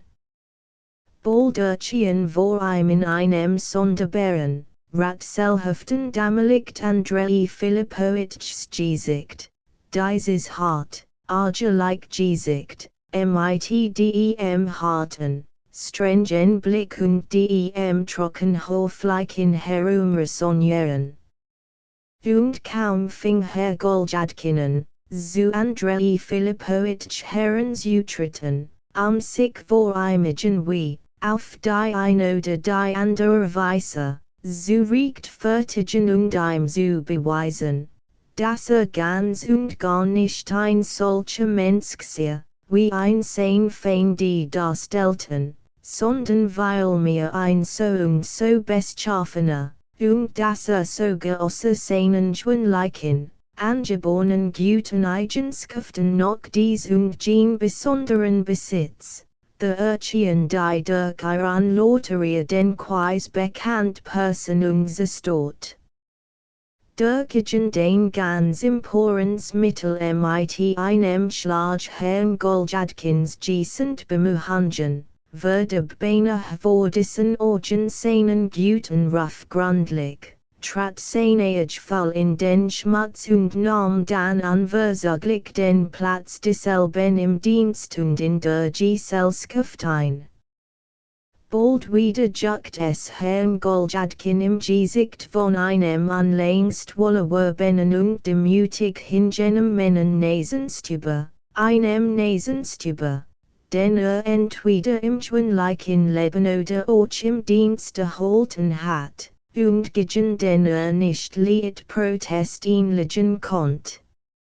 Und während Herr Goljadkin anfing, sich den Kopf darüber zu zerbrechen, warum es eigentlich so schwer, gegen einen solchen Nasenstüber zu protestieren, ging dieser Gedanken den Nasenstüber unmöglich in ein anderer Form über, in die Form einer gewissen kleinen oder auch recht beträchtlichen Gemeinheit, die gesehen, gehört oder auch unlängst selbst begangen hat, wie den dödlichen häufig beging, nicht aus gemeinem Charakter, auch nicht aus irgendwelcher gemeinen Absicht, sondern nur so un besonderen Grund, manchmal ZB rein zufällig, aus Gefall, ein andermal dem Gefall seiner wolligen Hilflosigkeit, na, schließlich auch weil, kurz gesagt, Herr Goljadkin wirst riecht Gott, weswegen. Hier irritiert Herr Goljadkin im Traum, und in dem Irriten zu unterdrücken versat, murmelt vor sich hin, hier kann man ZB charakterstark sein, man kann im wohlliegenden Falle beduten die charakterstark sein, und dann schloss was ist denn charakterstark? Was hat es für Zweck, Wissen jetzt zu begreifen? Aber meisten trug deju, Herrn Goljadkin zu reason und in Wort zu versetzen, der Umstand das unfehlbar in solchen Augenblicken, gejufen oder ungejufen, die ihm durch ihre Skundlichkeit und ihr spotisches Benehmen bekannt personerchen und, obgleich die Sach doch wohl schon hinreichend bekannt war, ebenfalls mit einem unpassenden Lächeln murmelt, was soll denn hier charakterstark? Und was besitzen wir beid, ich und du, Jakau Petrovich, denn für charakterstark. Dann wieder hat Herr Goljadkin einen anderen Traum, befand sich in einer schönen, durch das Geistreckwissen und den Vornehmen aller anwesenden Personen ausgezeichneten Gesellschaft und segnet sich seinerseits durch Geist und Liebenswürdigkeit aus, als one in ein Leib, sogar, was ihm besonders angenehm war, einig seiner Feinde, die ebenfalls anwesend waren, und räumten ihm den Vorrang ein, der Hort endlich selbst mit Vernunft, wie der Horsche dort einen der Gast. Bezieht Vertung ein, Herrn Goljadkin, lobt, dann auf einmal mir nichts die nichts wieder die der Kirboshit und brutalen Instinkt bekannt Person in Gestalt Herrn Goljadkins des Jungerungs mit einem Schlag, in einem Augenblick. Der Bloßes erschienen den ganzen Raum Triumph Herrn Goljadkins des Alten, stellt Goljadkin den Alten wollig in den Skotten, trat ein in den Schmutz und bewies zuletzt klar, Goljadkin der Alt, also der Ritige, siehe. Überhaupt nicht der Ritige, sondern ein Volksking, und sie sehr weil mir der Ritige. Goljadkin der Alt see überhaupt nicht das, was zu sein schien, sondern ein so beschaffener Mensch und mithin nicht befugt und berechtigt, sich in der Gesellschaft von Leuten mit anständiger Denkweise und feinen Umgangsformen zu bewegen. Und all dies Gesture so schnell, dass Herr Goljadkin noch nicht Zeit gehabt hat, den Mund aufzutan, als sich bereits mit Leib und Seele dem widerwärtigen, gefolgten Herrn Goljadkin hingegeben hatten und mit der tiefsten Verachtung ein, den echten, anschuldigen Herrn Goljadkin, von sich stießen. Es blieb kein Person übrig, den Gießenang der Widerwärtig Herr Goljadkin nicht in einem Augenblick auf sein Weise gestimmt hat.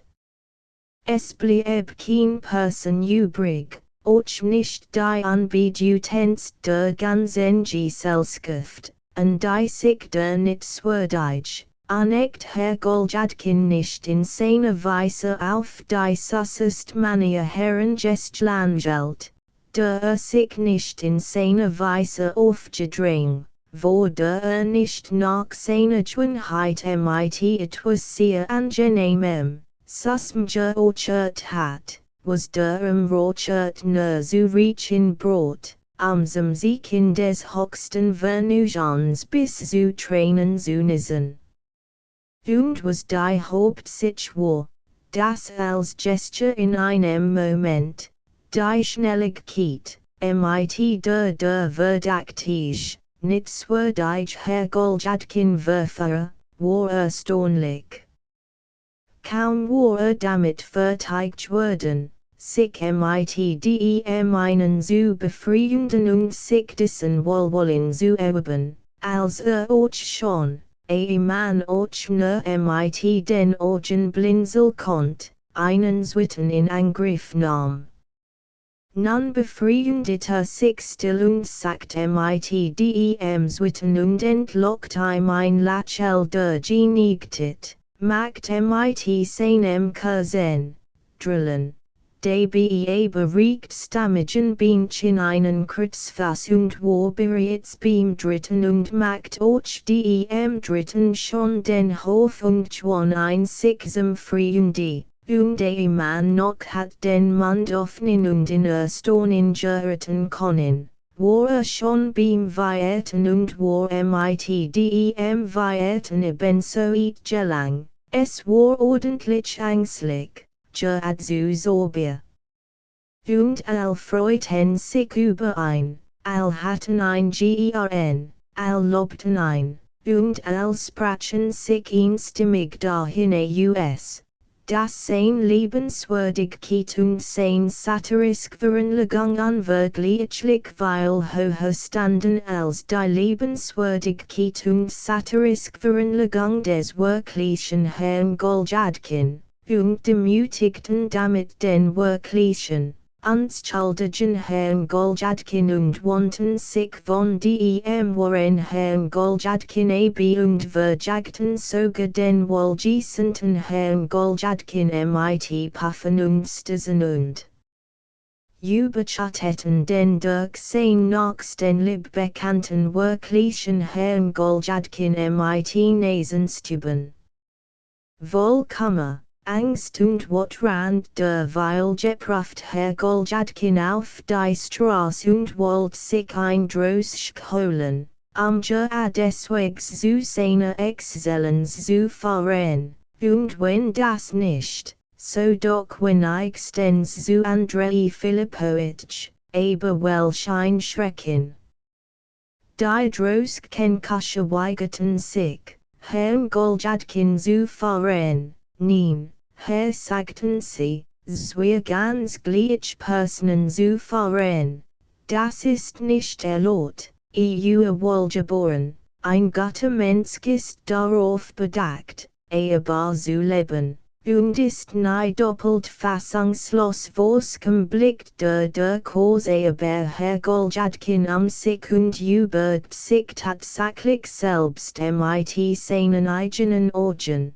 Dass die Droschkenkuscher und der mit einen im Verstandnis befindlich Petruschka riecht hatten, denn der Verwerfin Herr Goljadkin war in der Tat auch dort, neben ihm. Nicht weit von ihm entfernt, und schickt sich seine gemeinen Schönheit gemäß auch jetzt in diesem Augenblick zweifellosen, etwas sehr unanständiges zu tun, etwas, was ganz und gar kein Besonderheit des Charakters bekundet, ein Vornehmheit, die manchmal durch die Hange holt. Und der Widerwortich Herr Goljadkin der zwit sich bei jeder geeineten Gelegenheit zu Rahmen fleht.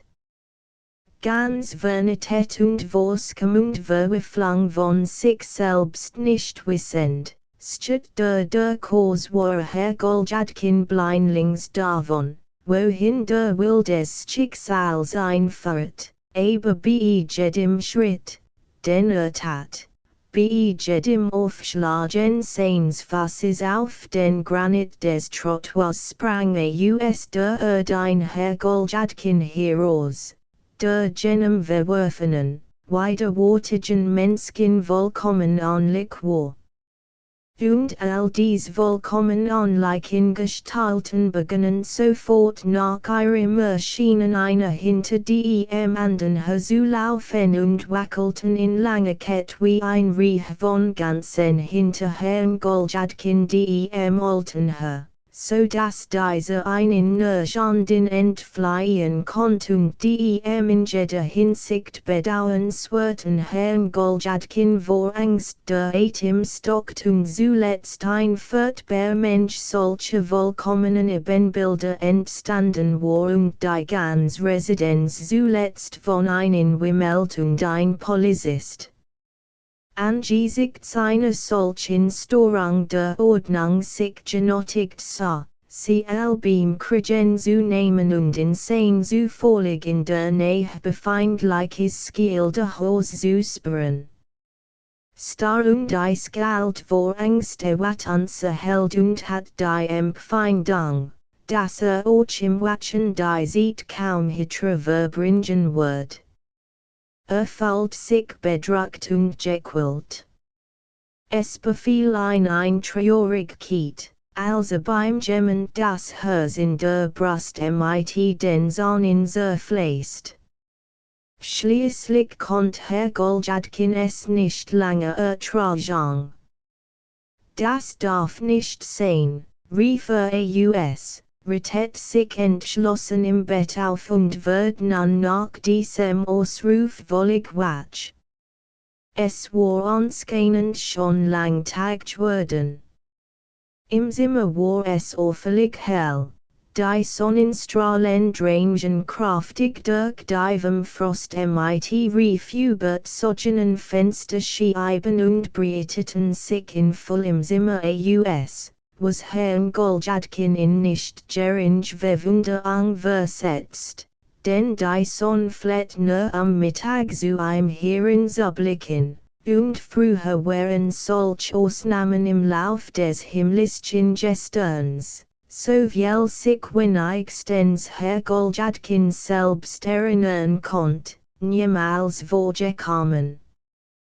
Kaum war unser Held sich dessen mit Verwunderung beüßt worden, als hinter das Schiedwand die Wanderer zusammen anfing und sich auf dies Weise zum Schlagen fertig macht.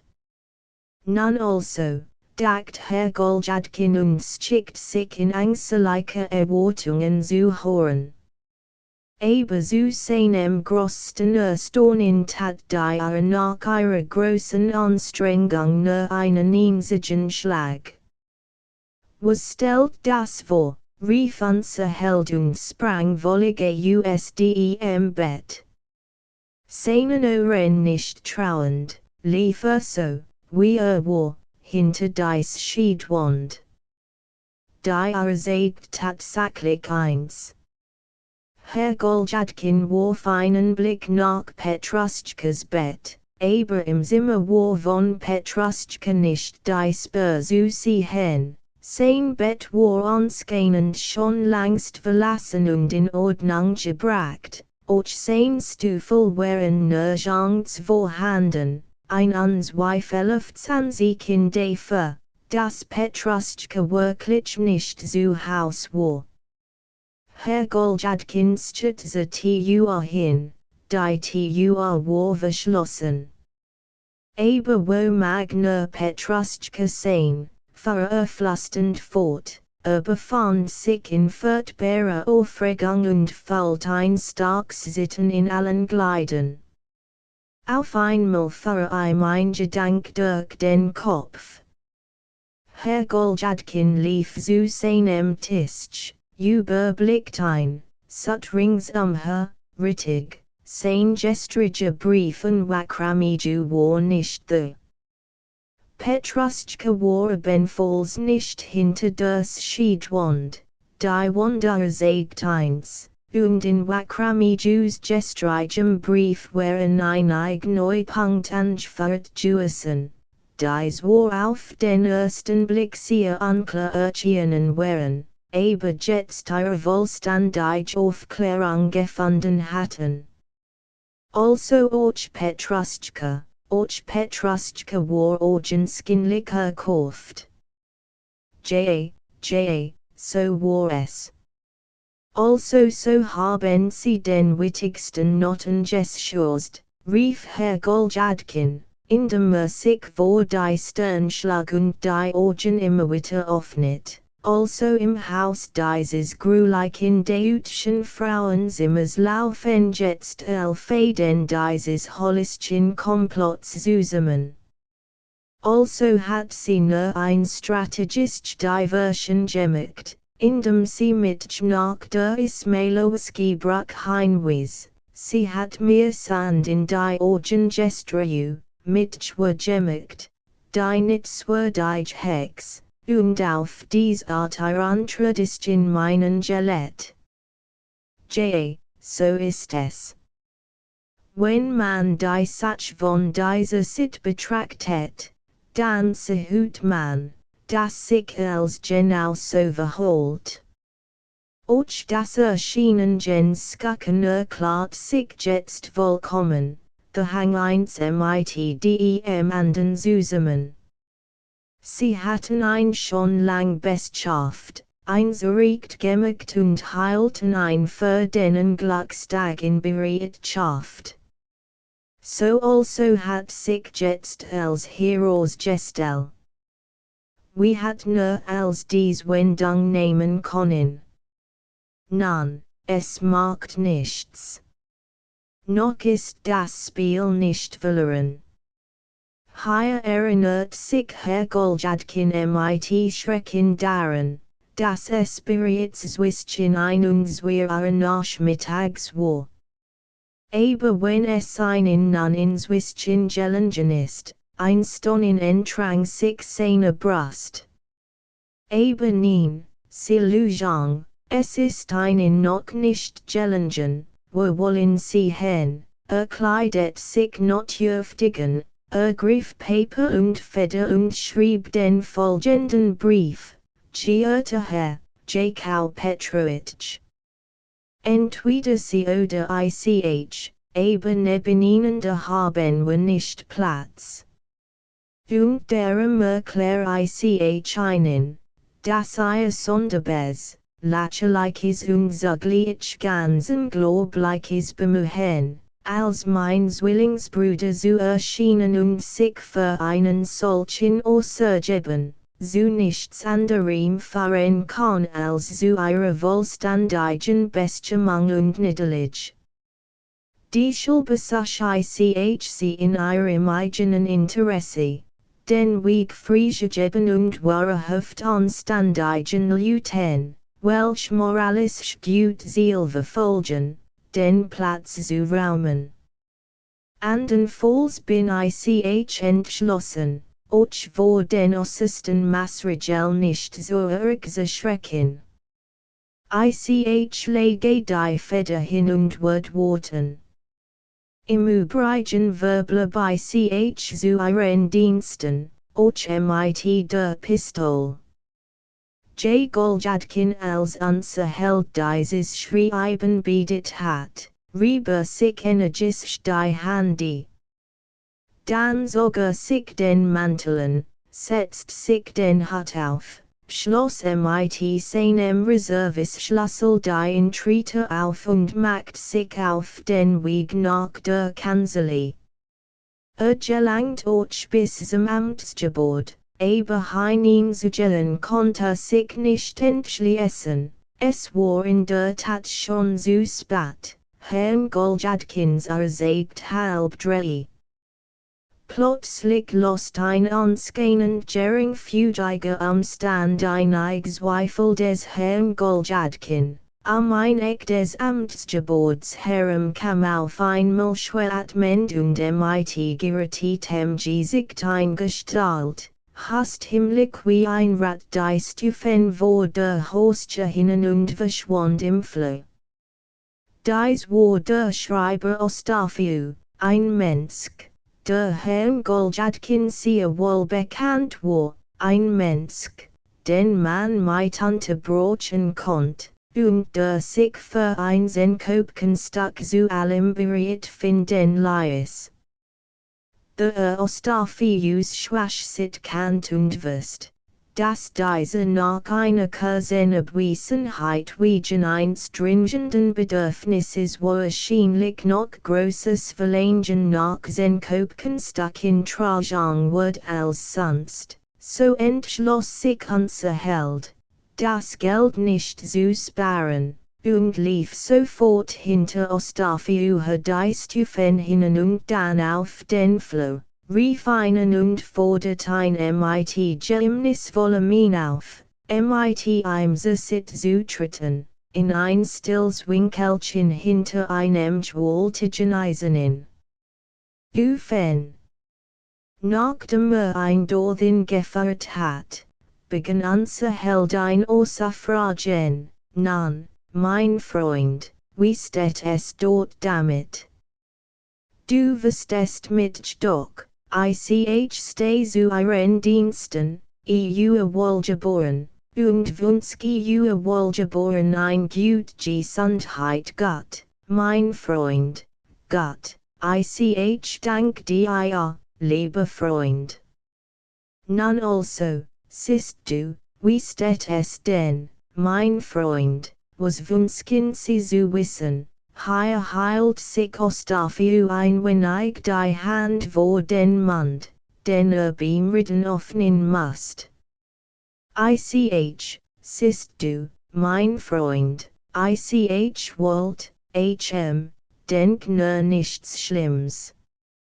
Also, ist Andrei Filippowitsch the, jawohl, ist the signed och die beamten the, och die beamten signed the, wie es in der Ordnung ist und sein Exzellenz och, sein Exzellenz och hier verdeckt der Schreibersums mit einmal den geöffneten Mund mit der Hand und rettet einen eigentumlichen, neugierigen Blick auf Herrn Goljadkin. Wenigstens kam es unserem Helden so vor. Und gibt es da nichts Besonderes, mein Freund, nein, gar nichts ich mein, etwas, was mich betrifft, lieber Freund, wird da etwas gedet. Ich mein nur so, lieber Freund, verstehst du, nein, bis jetzt ist nichts zu hören gewesen, der Schreiber hielt wieder die Hand vor den Mund und blickt Herrn Goljadkin wieder seltsamen. Unser Held bemüht sich namentlich jetzt, Ostafius mein zu durchschauen, auf seinem Gesicht zu lesen, ob sich der Ort nicht etwas verberg. Und es macht wirklich den Eindruck, als ob sich der etwas verbarg. Ostafiu wird namlich immer weniger höflich, redet in immer trockener Ton und ging nicht mehr mit solchem Interesse wie bei Beginn des Gespräches auf Herrn Goljadkins Fragen ein.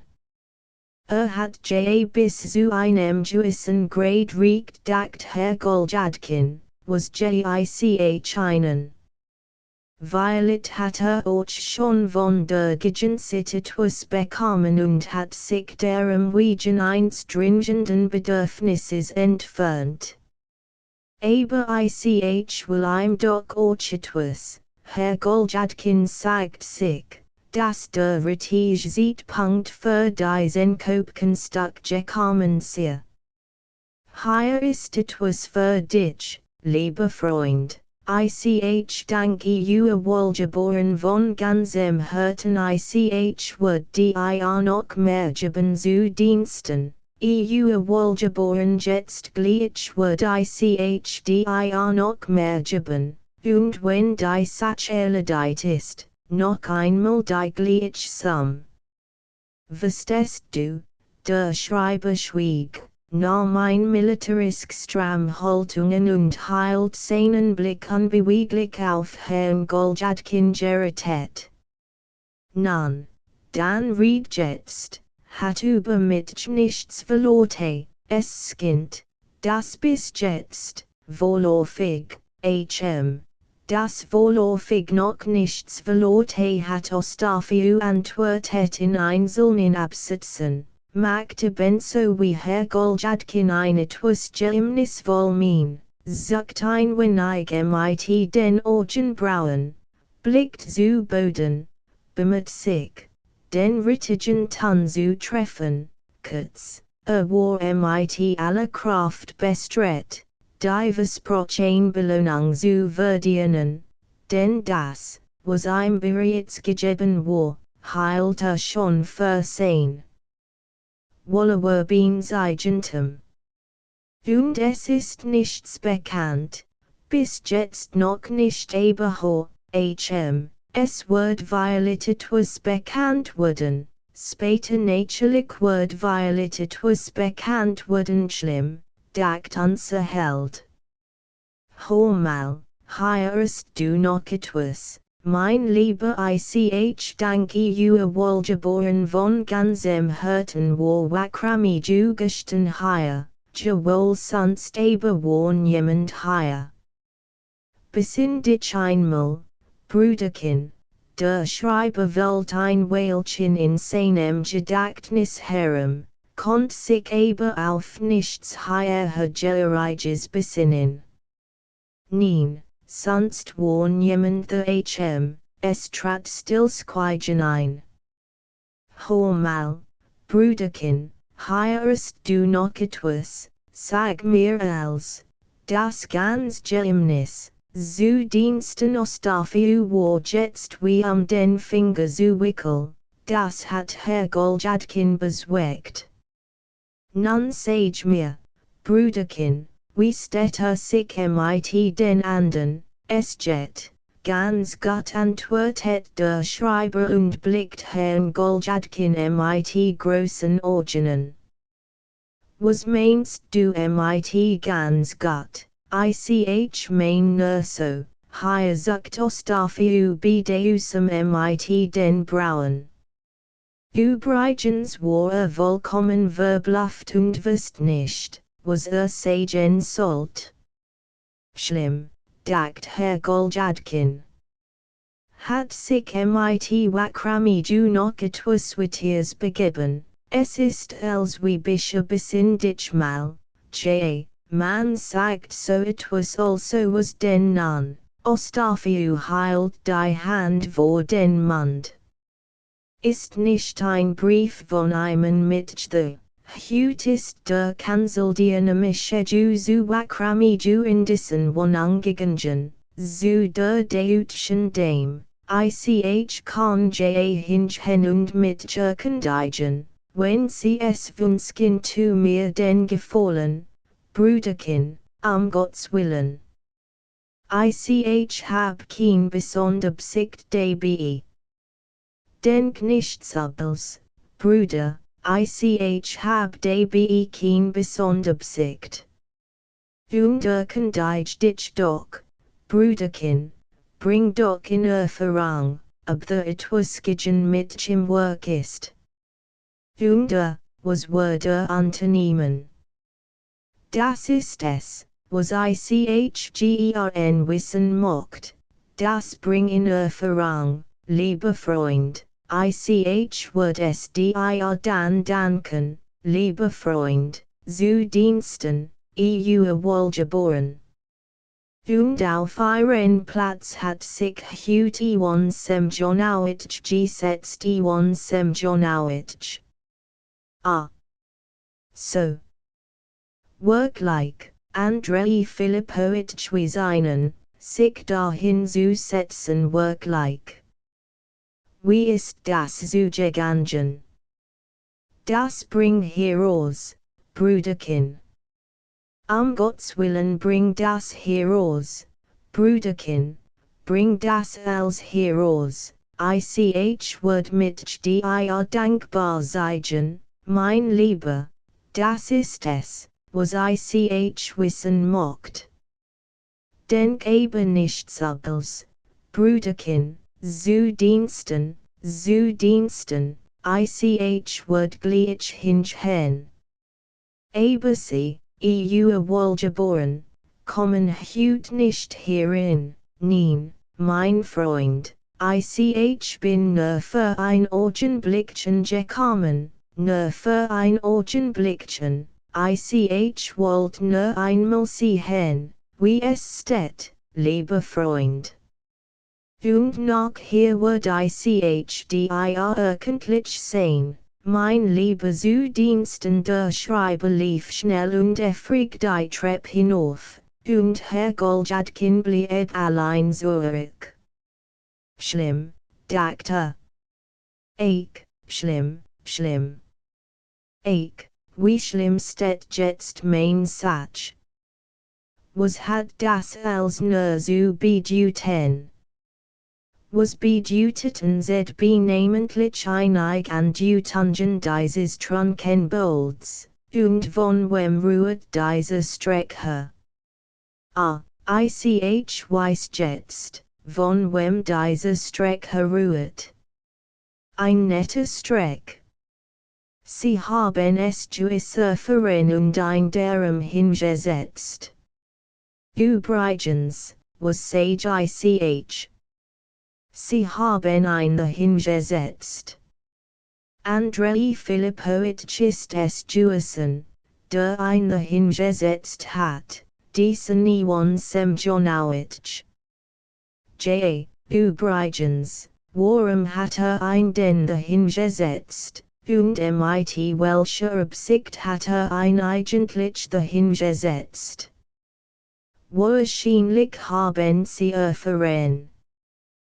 The Arbeitet Wakramiju gegen Mitch, nicht Wakramiju, der ist dumm wie ein einfacher Espenerborken, dieser Wakramiju, sondern all dies Menschen stehen hinter ihm und arbeiten gegen Mitch, und auch jenen Hallenken haben sie zu diesem selben Zweck hierher geholt, und die Norddeutsche hat sich über Mitch beschwert.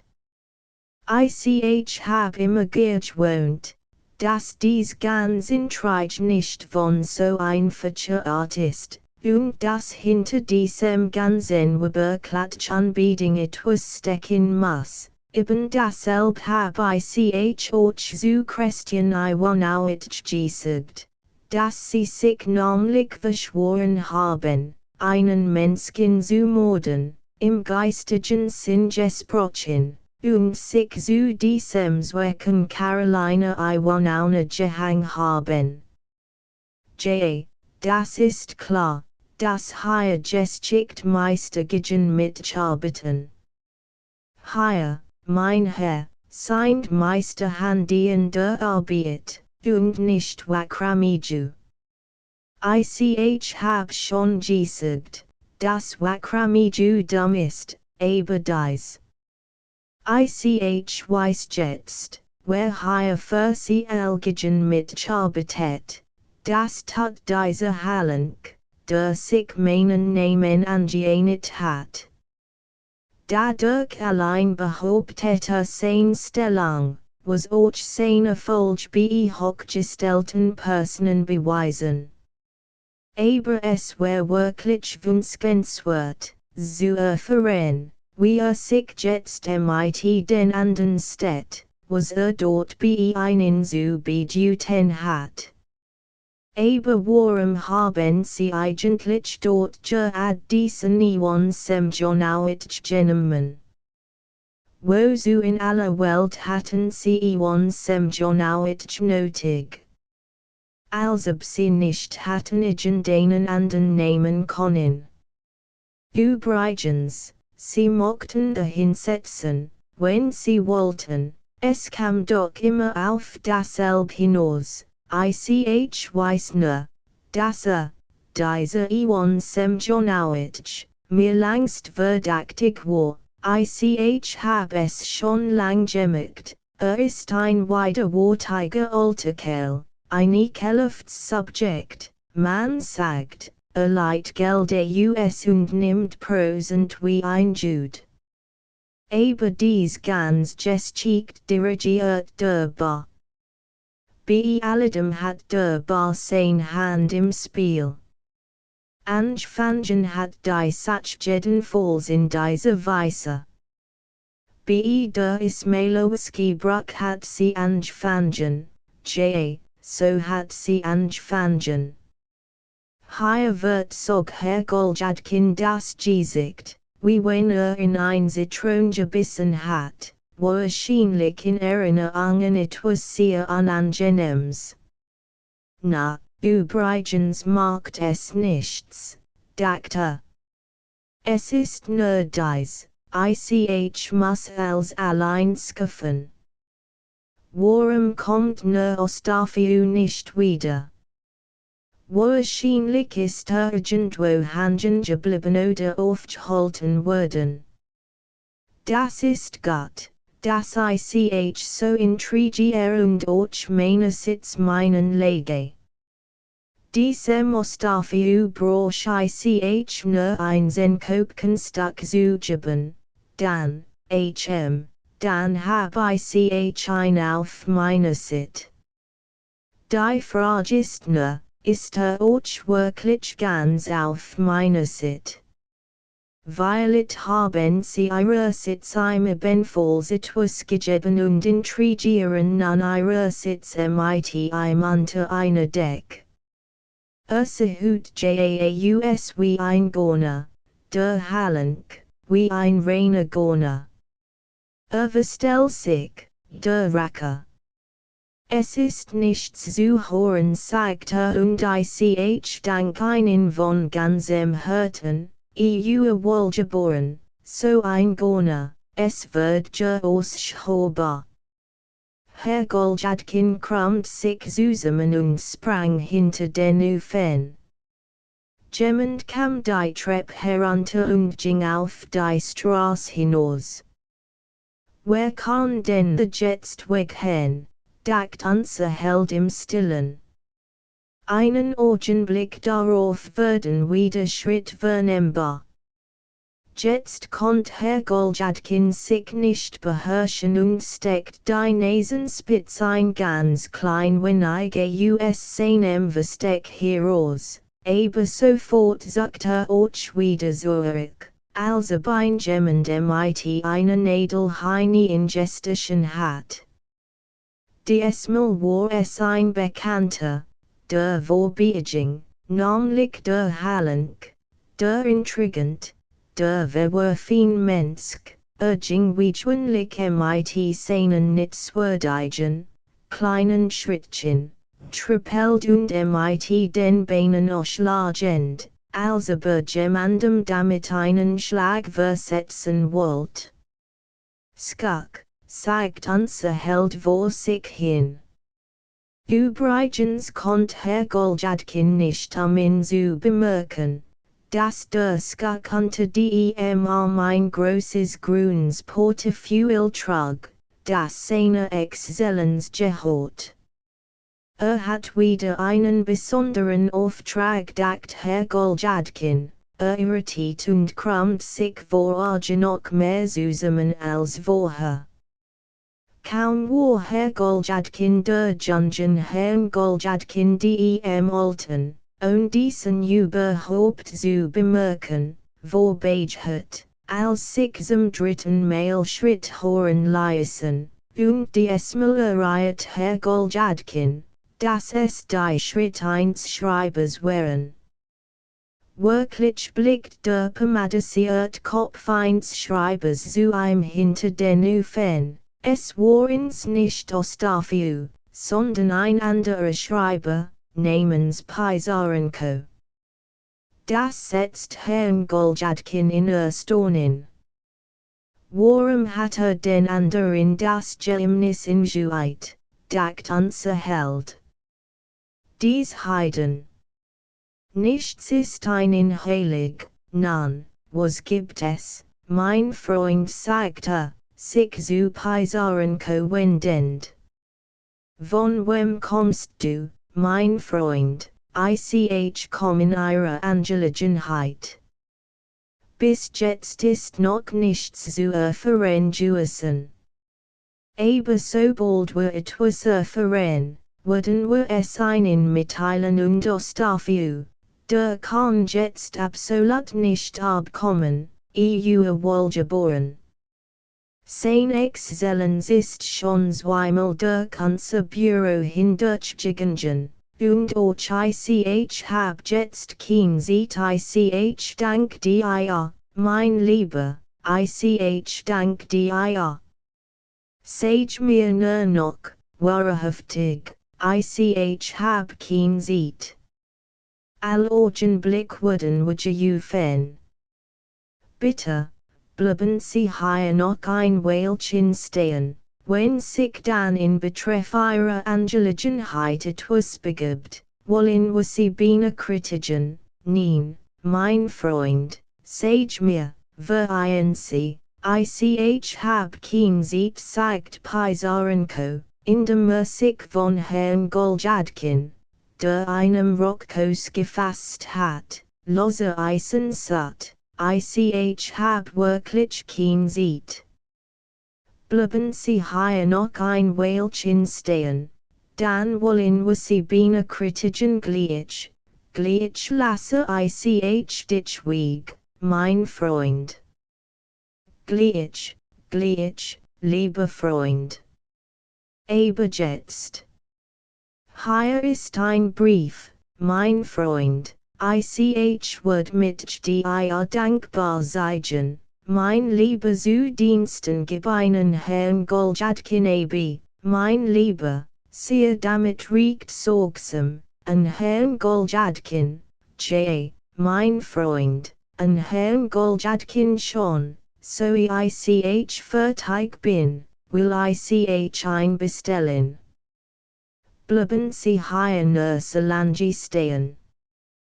Hier sehut Sie niemand, nein, denk nur nichts abels, mein Freund, steh hier nicht, von jemand gesehen zu werden.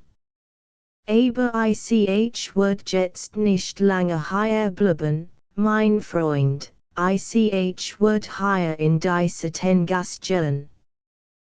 Da ist ein Kaffeehaus, the word ich Worten, und wenn sich etwas zutragt, so bin kritig mit von allem, verstehst du, schon, lassen Sie mich jetzt nur weg, ich versteh, ich würd dir dankbar sein, mein Lieber, rief Herr Goljadkin dem Schreiber Pisarenko nach. Dems nun endlich gelingen war, sich frei zu machen.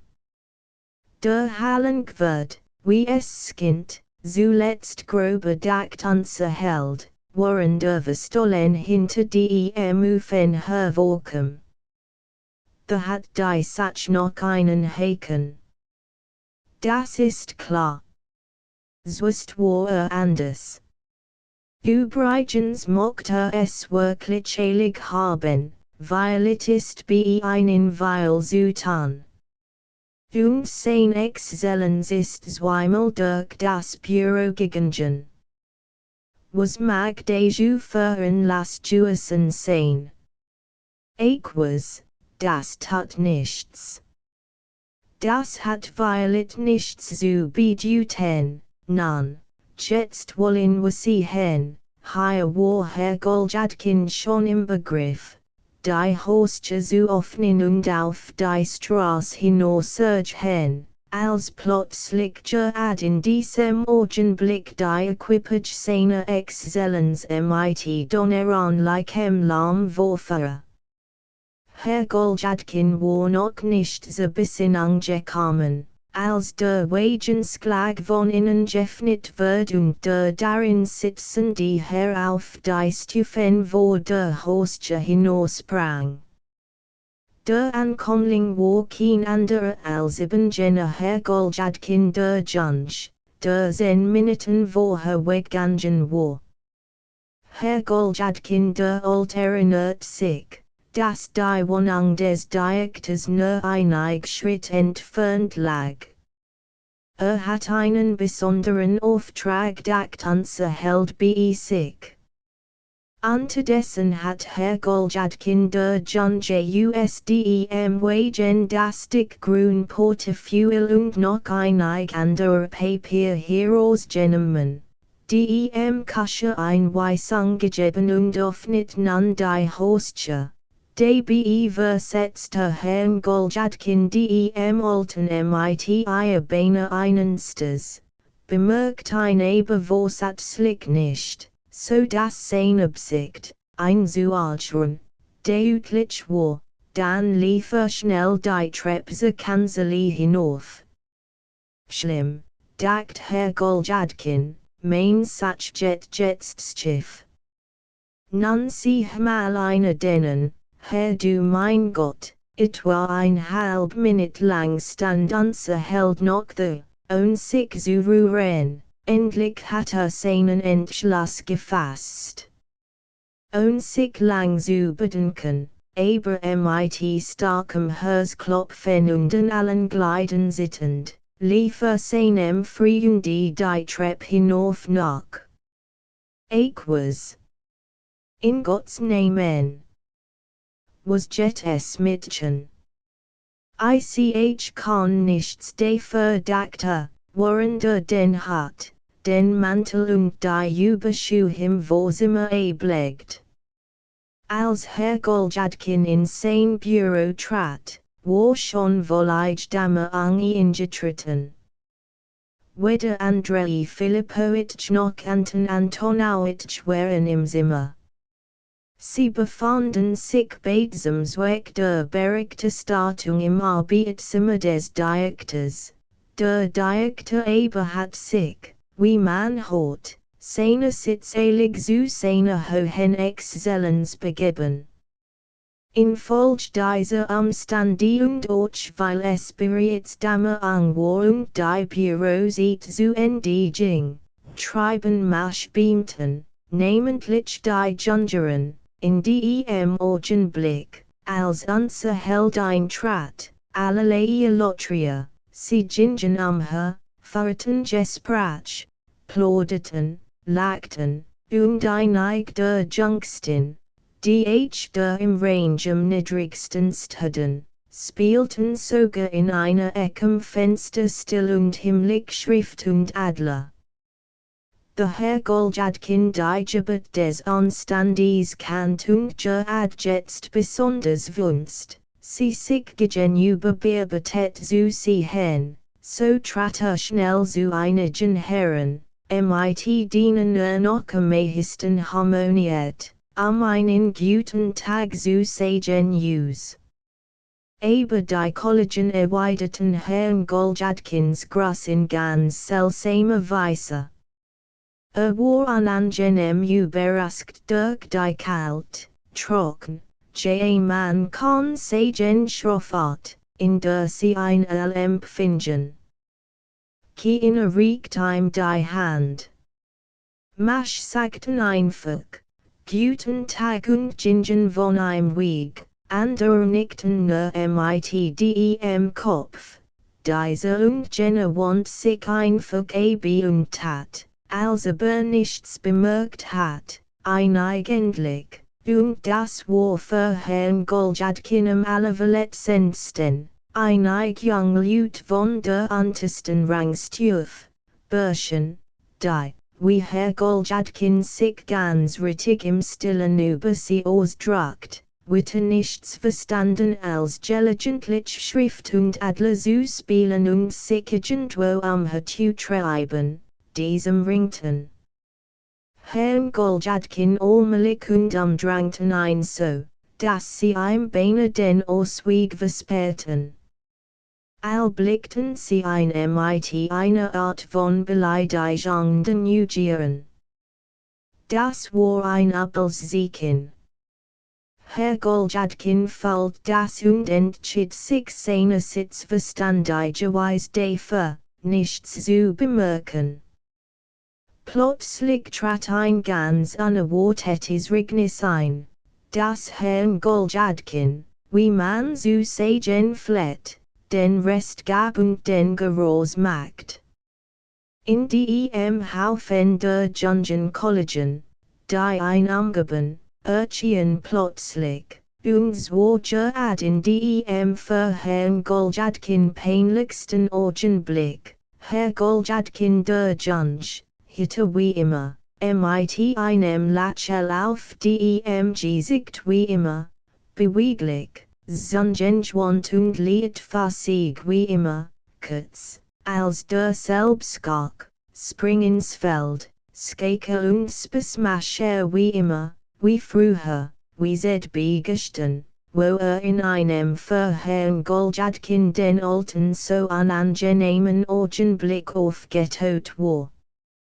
Schmunzelt, sich hin und her drehend, trippelt, mit einem Lächeln, das allen anwesenden guten Abend zu sagen schien, drängt sich in den Haufen der Beamten hinein, drückt diesem die Hand, klopft jenem auf die Schulter, umarmt flattig einen Dritten, erklärt einem Verehrten, in welcher Angelegenheit sein Exzellenz sein Dienst in Anspruch genommen hab, wohin gefahren sei, was getan und was mitgebracht hab, einen fünften, wahrscheinlich seinen besten Freund, kasst auf den Mund, mit einem Wort, als gingen auch so vor sich wie in Herrn Goljadkins des alten Traum.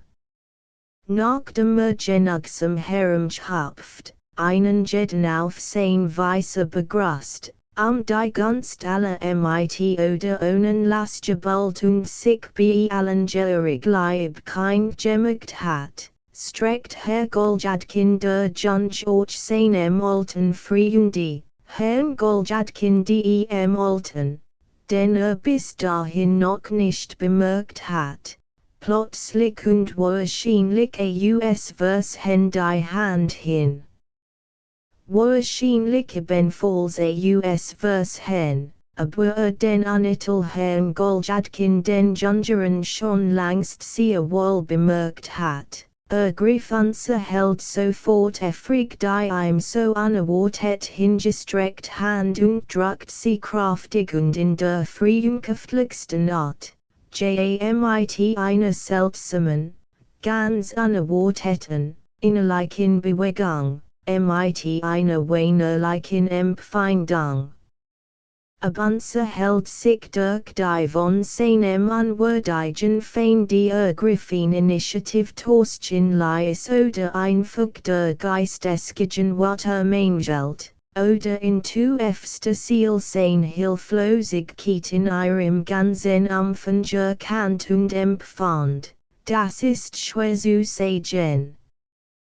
Tatsache ist, das Herr Goljadkin der Altbe wohl im Verstande, aus freiem Willen und Vorsuchen feierlich die Hand desjenigen drückt, den seinen Todfeind nannt. Aber wie groß war die Verwunderung, das Erstaunen, die Wut, der Schrecken und die Bestimmung Herrn Goljadkins des Alten, als sein Todfeind. Der Unitel Herr Goljadkin der Junge, so das Vershend des Unschuldigen, von einem verfolgten und treulos betrogenen Menschen bemerkt, schamlos und gefahrlos, erbarmungslos und gewissenlos auf einmal mit einer Horte Frechheit und Rohheit sein Hand aus der Hand Herrn Goljadkins des Alten herausriss.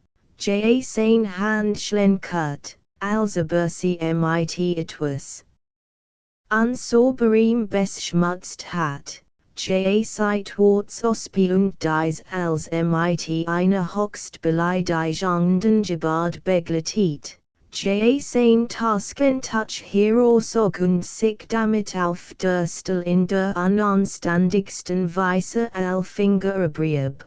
Die sich einen Augenblick in der Hand des alten Herrn Goljadkin befunden hatten. Während dies tat, blickt Herr Goljadkin der Junge nach seiner nichtswürdigen Schönheit absichtlich rings sich, damit auf sein Benehmen aufmerksam werden, sah allen in die Augen und bemüht sich offenbar, allen ein Recht Ablehnung von Herrn Goljadkin beizubringen. Estchen, dass das Verhalten des widerwärtigen Herrn Goljadkin des Jüngeren den Herrmsteden beamten allgemein Entrustung hervorrief, sogar die leichtfertigen Jungen Leute bekundet in ihrer Missvernunung. Mehren und tadeln die Wort werden ringsum laut. Dies allgemein Bewegung konnte den Ohren des alten Herrn Goljadkin nicht entgehen, aber ein rechtzeitiges Skertwort, das von den Lippen des jüngeren Herrn Goljadkin sprang, zerstört und vernichtet die letzten Hoffnungen unseres Helden und bewirkt, dass die Wage sich wieder zugunsten seines kindlichen Todfeinds neigt. Das ist unser russischer Fäbles, 6, mein Herren, gestatten Sie, dass ich in den Jungen Fäbles vorstel quiekt Herr Goljadkin der Junge, während mit der eigenen Frechheit zwischen den beamten geschafftig hertrepelt und auf den ganz starkwerdenen echten Herrn Goljadkin hinwies. Kussen wir uns, mein Hertkin fahre mit einer tragliche Familiarität fort, indem sich dem Soveratorisk von einem Beleidigten nähert. Das Bisschen des kindlichen Herrn Goljadkin des Jüngeren Stehende, wo es wirken sollt, Anklang zu finden, so mehr, da darin ein Tuckes Chanspielung auf einen Umstand lag, der uns gehend allen bereits bekannt war. Unser Held fällt, dass die Hand seiner Feinde schwer auf seinen Schultern lastet. Übrigens hat seinen Entschluss bereits gefasst. Mit flammendem Blick, mit blickem Gesicht und mit einem starren Lächeln arbeitet sich Mussame dem Haufen heraus und schlug mit schnellen, Angliedmaßigen Schritten deswegs die Richtung nach dem Arbeitszimmer seiner Exzellenz ein.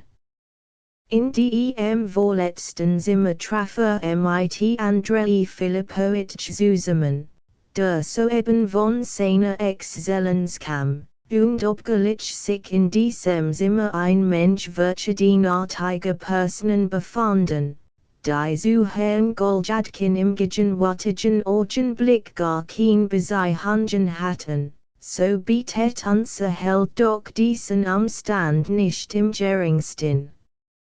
Unumsquief, entschlossen und kühn, beinahe über sich selbst verwundert und sich innerlich wegen seiner Kühnheit lobend, fiel uns etwas über Andrei Filipowitsch her, der über diesen plötzlichen Anfall nicht wenig erstaunt war. Was wünschen Sie? Was ist Ihnen gefällig? Fragt der Abteilungschef, auf Herrn Goljadkins Stocken vorgebracht Anrede zu hören. Andrei Filipowitsch, ich, konnt ich wohl jetzt gleich mit seiner Exzellenz ein Gespräch unter vier Augen haben, Andrei Filipowitsch, sagt unser Held nunmehr klar und deutlich und richtet einen sehr entschlossenen Blick auf Andrei Filipowitsch. Was? Das geht natürlich nicht. Andrei Filipowitsch maße mit seinem Blick Herrn Goljadkin vom Kopf bis zu den Füßen.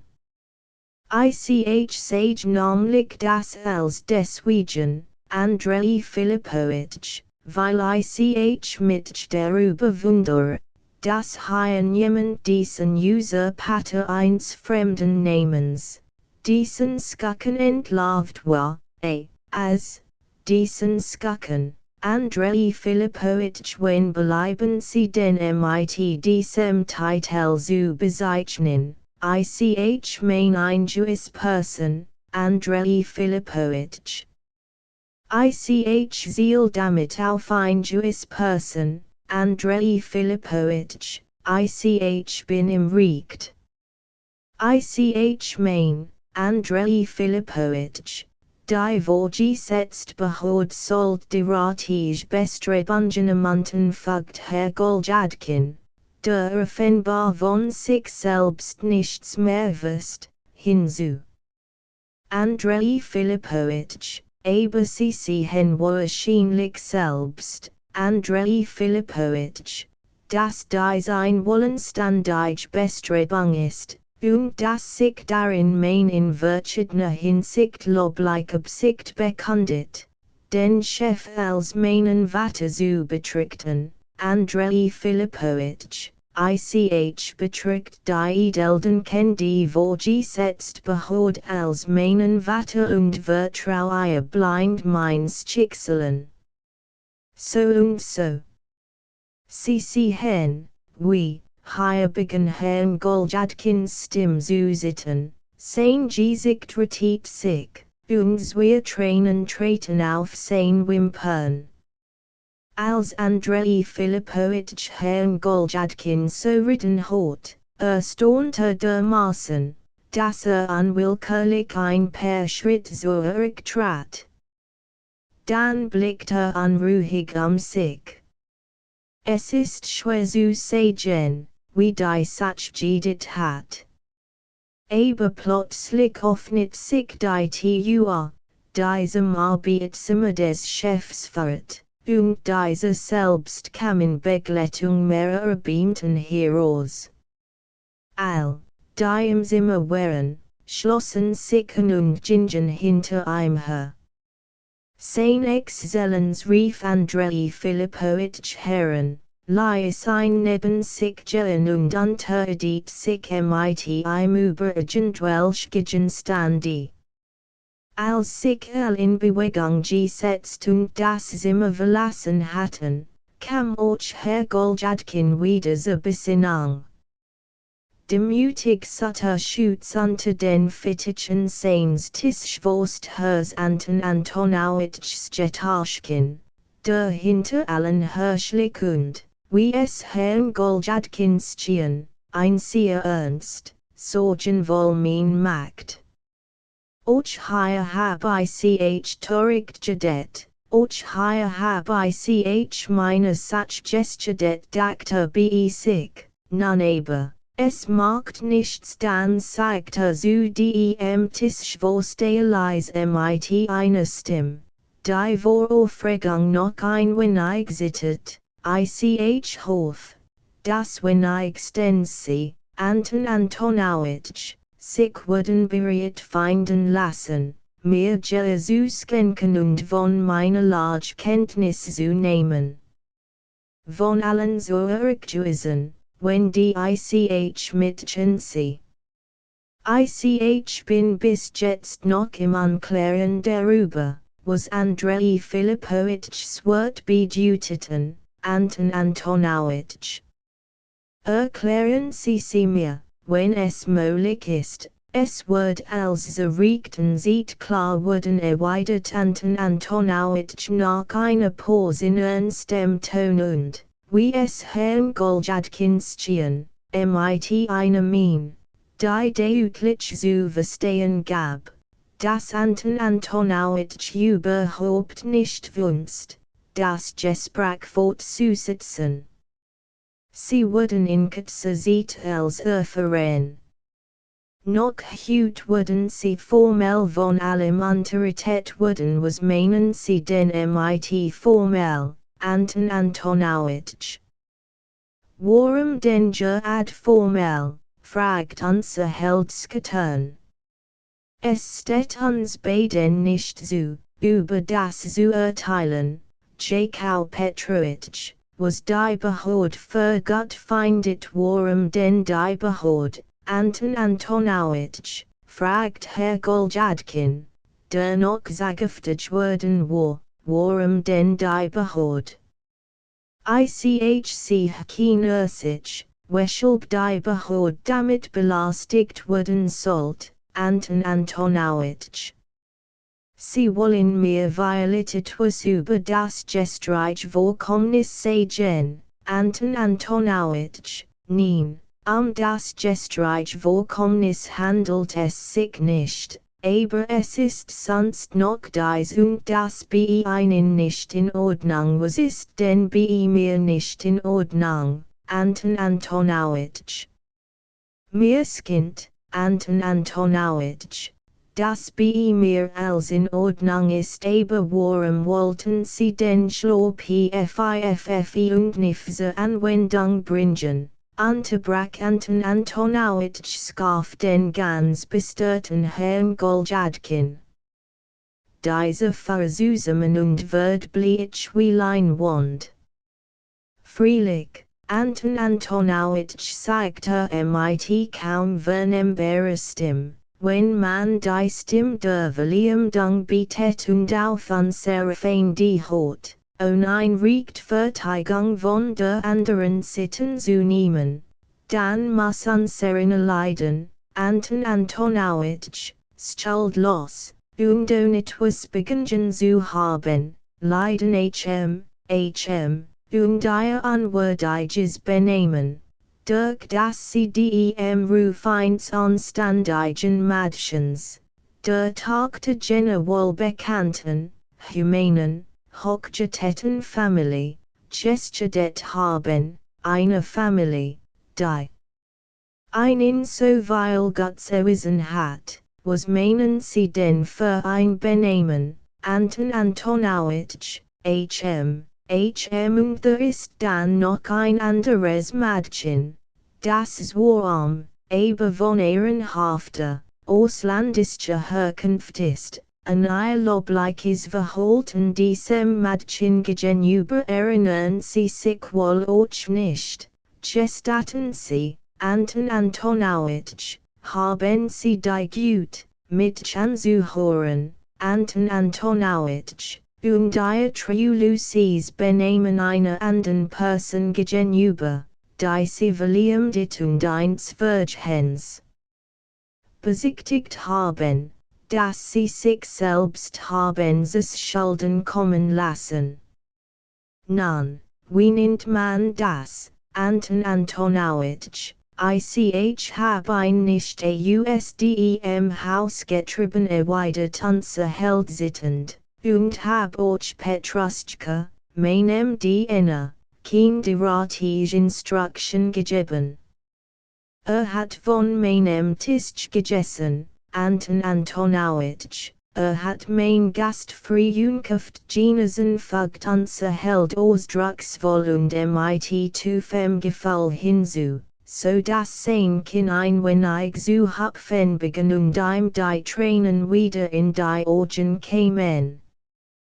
Das ritten sie nur so hin, Jakau Petrovich, dass von ihrem Tisch gegessen hab antwortet Anton Antonowitsch, den mansam Lachel verhend, und seinem Ton war ein verschmitztet anzuhören, so dass es Herrn Goljadkin war, als würde mein Stich ins Herz versetzt.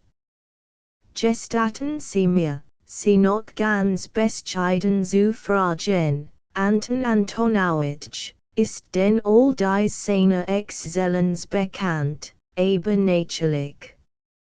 Lassen Sie mich aber jetzt in Ruhe, ich hab jetzt für Sie kein Zeit mehr. Noch heute würden Sie als erfahren, was Sie zu wissen brauchen erlauben Sie noch einen Augenblick, Gottes Willen, Anton Antonowitsch, Sie können es mir ein andermal erzählen, nein, Anton Antonowitsch, ich bin, sehen Sie, hören Sie nur, Anton Antonowitsch. Ich bin durchaus nicht für die Phregisterie, Anton Antonowitsch, ich lerne die Phregisterie ab, ich bin meinerseits völlig bereit, und es ist mir sogar der Gedanke gekommen, schon gut, schon gut.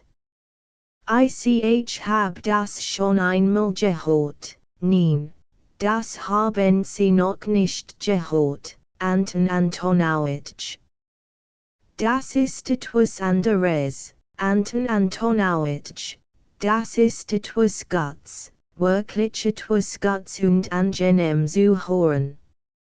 Es ist mir, wie ich schon gesagt hab, der Gedanke gekommen, Anton Antonowitsch, dass die gottlik Vorhangs wir ganz unlike Menschen geschaffen und die Edelden ken die Behörd im Hinblick auf dies Tat der gottlichen Vorhang den beidens Willingen abdackt hat. Das ist ein guter Gedanke, Anton Antonowitsch. Sie sehen, dass das ein sehr guter Gedanke ist, Anton Antonowitsch, und dass ich fern von aller Phregisterie bin. Ich betrachtet die Edelden ken die Behörd als meinen Vater. Jawohl, die Edelden ken die Behörd und sie, hm. Ein junger Mensch muss eine Amt haben.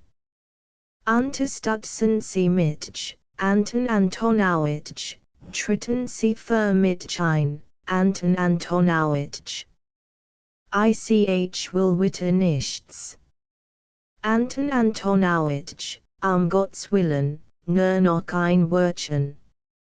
Anton Antonowitsch, aber Anton Antonowitsch war schon weit von Herrn Goljadkin entfernt.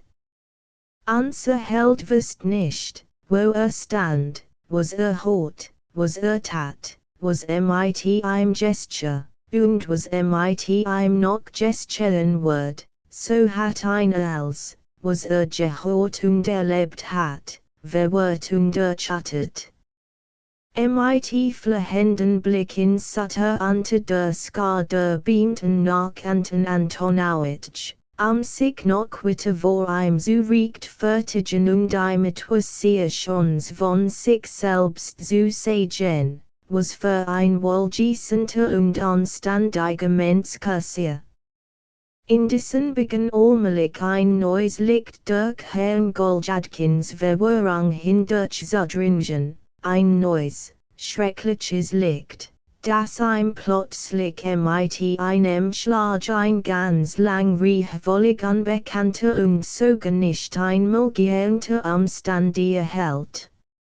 In diesem Augenblick stieß jemand unsern ganz fassungslosen Helden in die Sicht. Blickt sich Vor ihm stand Pizarrenko.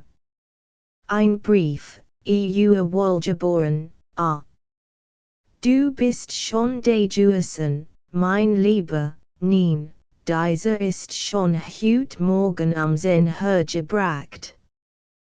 Der Kanzleldiener Sergemische hat ein von der Wohnung des Gouvernementskretars Wakramiju hergebracht schon, mein Freund, schon, dank dir, mein Lieber nach dem Herr Goljadkin dies gesagt hat, steckt den Brief in diese Tentaskseins Uniformrocks und knopft diesen bis oben hinauf zu. Dann blickt sich und bemerkt zu seinem Erstaunen, dass sich schon im Hausflur des Amtsgebots befand, mitten in einem Schwarm von Beamten, die sich zum Ausgang drängten, die Bürostunden zu Ende waren. Herr Goljadkin hat diesen letzteren Umstand bisher nicht bemerkt.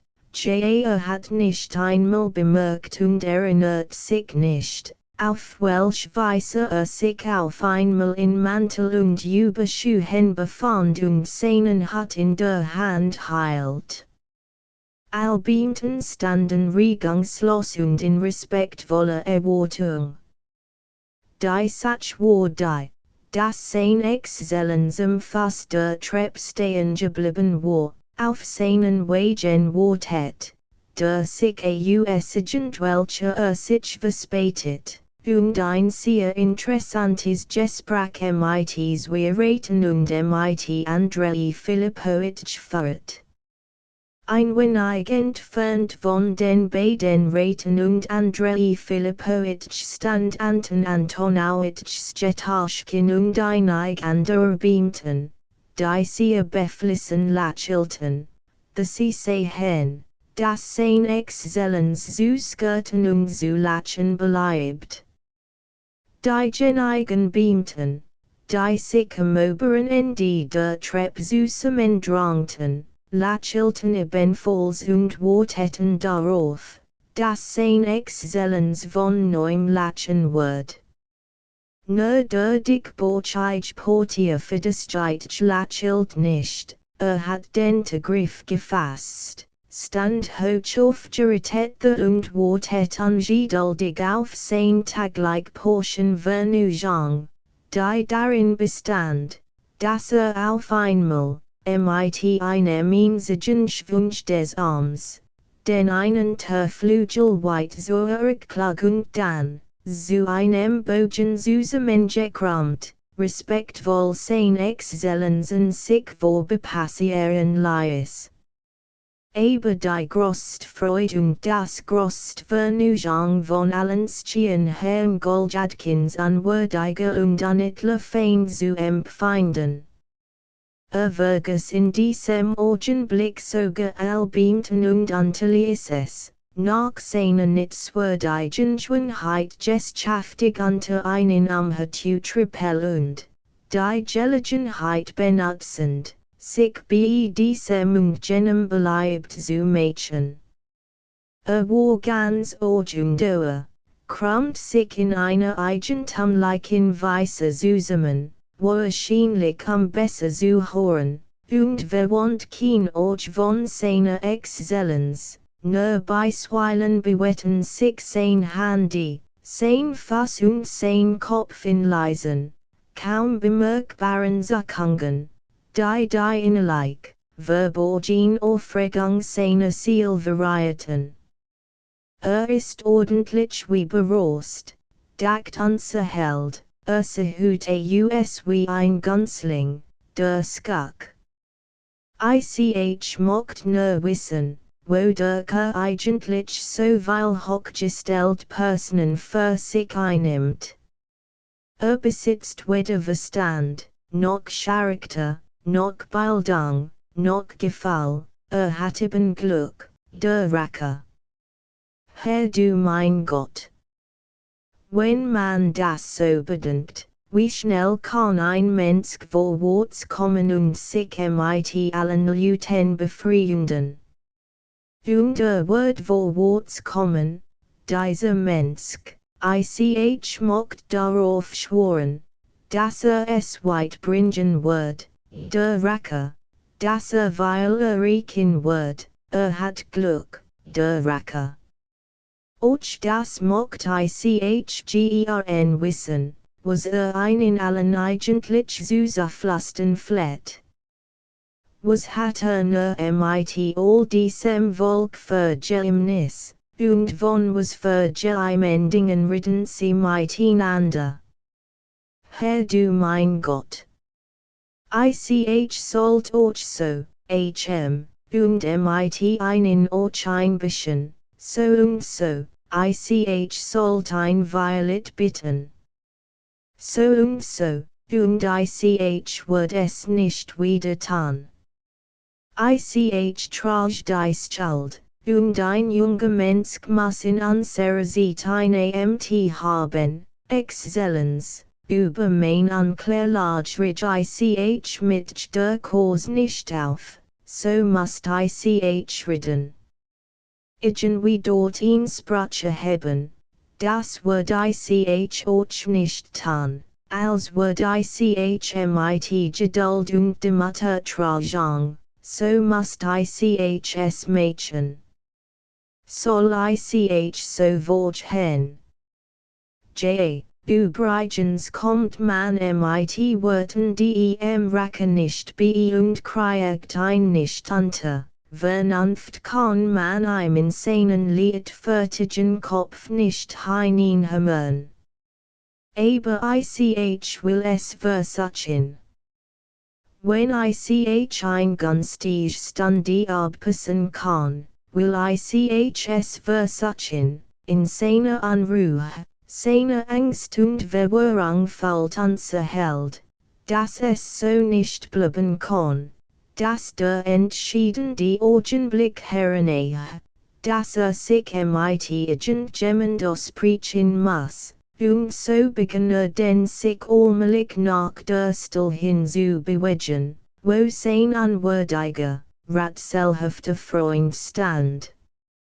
Aber gerade in diesem Augenblick für die lange Wartet Equipage seiner Exzellenz im Portal vor. Für das Trist auf und Lies, sich bogen fort mig zusam enkrament, sein Exzellenzen sich vorbei. Allwartenden stromten mit einem Mail zum Ausgang hin und drängten für einen Augenblick Herrn Goljadkin den Alten von Herrn Goljadkin dem Jungeren ab. Du entgehst mir nicht, sagt unser Held. Sich durch die Menschschiebend und den Betreffenden nicht aus den Augen lassend. Endlich zerstreut sich die Mensch. Unser Held fällt sich wieder im Frieden und macht sich schleunigsten die Verfolgung seines Feinds. 6. Der Held von Louvet de Couvres, 1760–1797. Schlapp frigem Romain les Aventures du Chevalier Phobos. Anmerkung des Übersetzers. 11 Kapitel flog Herr Goljadkin hinter seinem sich schnell entfernenden Feindliche.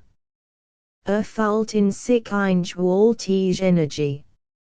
Übrigens konnte Herr Goljadkin trotz des Vorhandenseins dieser gewaltigen Energie ganz sicher sein, dass in diesem Augenblick sogar ein Schwindlig mag, wenn ein solch in dieser Jahreszeit in Petersburg hat leben können, der Kurs imstande sein wird, ein mit ihren Flügeln niederzustellen.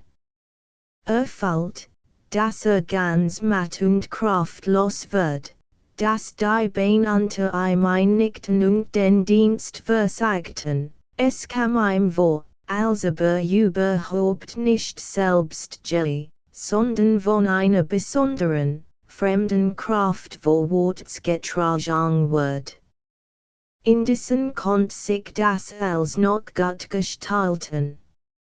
Ob es sich nun gut gestaltet oder nicht, dacht Herr Goljadkin, los von dem schnellen Laufen, daran, dass die Sache verloren ist, besteht jetzt auch nicht der leiseste Zweifel, dass ich völlig verloren bin, das ist sicher, bestimmt, unterschrieben und besiegelt, aber trotzdem war unserem Helden so müde, wie wenn von den Toten erstanden wäre oder ein Schlacht durchgekämpft und den Sieg errungen hat, als es ihm gelang, seinen Feind im Mantel festzuhalten in dem Augenblick, wo dieser schon den einen Fuß auf ein Drosch gesetzt, die soeben genommen hat.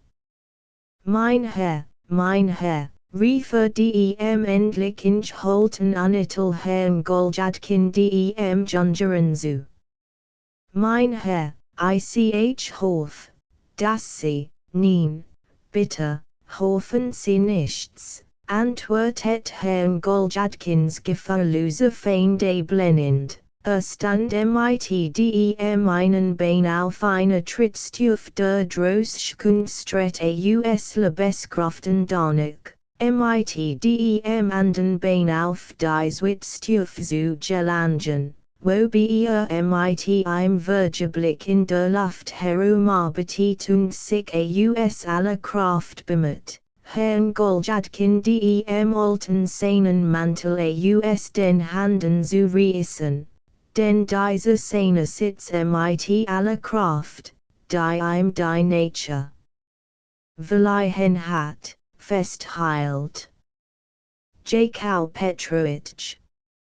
Nur 10 Minuten, vereinen Sie, hab kein Zeit, Sie müssen selbst zugeben, Jakau Petrovich, bitte, Jakau Petrovich, Gottes Willen, Jakau Petrovich. Muss mit notwendigerweise mit einen Ausprechen, vernünftig.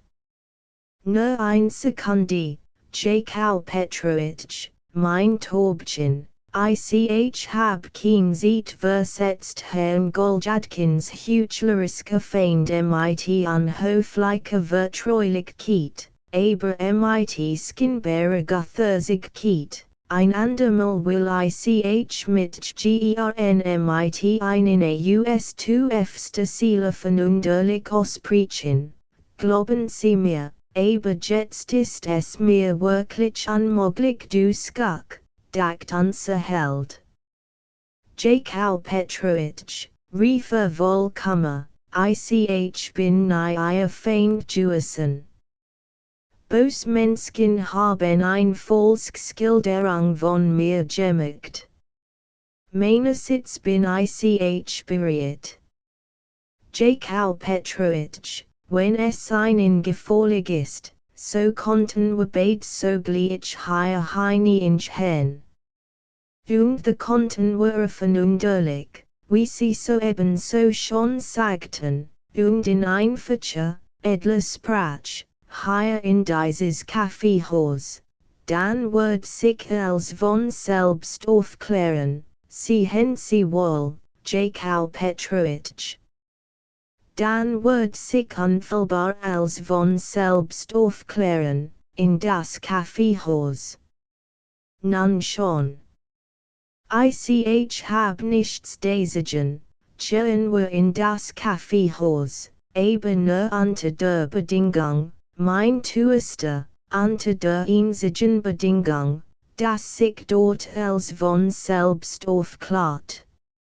Na mein Hörtchen sagt Herr Goljadkin der Junge, während von der Droschquide herunterstieg und unserem Helden in anwachender Manier auf die Schulter klopft, Sie sind mir ein so lieber Freund, für Sie, Jakau Petrovich, bin ich bereit, euch in ein Setengas zu gehen, wie Sie einmal sehr richtig bemerkten, Jakau Petrovich.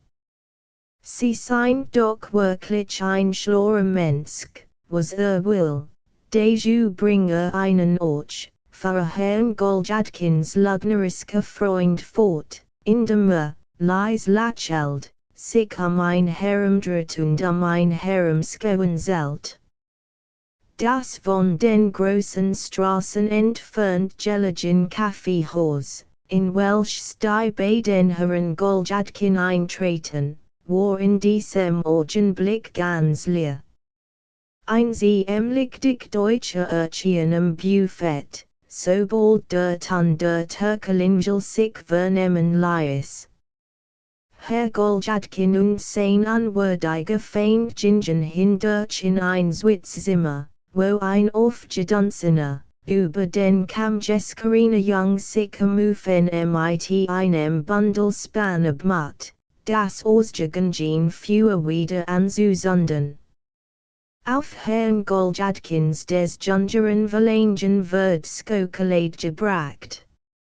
Ein schon fleißiges Frauchen, sagt Herr Goljadkin der Junge und blinzelt Herrn Goljadkin dem alten Schlossu. Unser Held irritiert und schwieg. Ich hat vergessen, entschuldigen Sie. Ken ihren Geschmack. Wir haben ein Vorlieb für schlank deutsche Damen, mein Herr, Sie red like Seal, Jakau Petrovich, wir haben ein Vorlieb für schlank deutsche Damen, wenn Sie nur sonst nicht der Reisbar sind, wir mieten uns bei Ihnen ein, verderben Ihre Moralität. Weien einsam Dank für Ihr Bier und Milchsuppen unser Herz und geben Ihnen allerlei Unterschriften, so Mädchen was, Sie Phoblis, Sie Verräter, mit diesen Reden macht Herr Goljadkin der Junge ein ganz unnötig, aber Botschaft.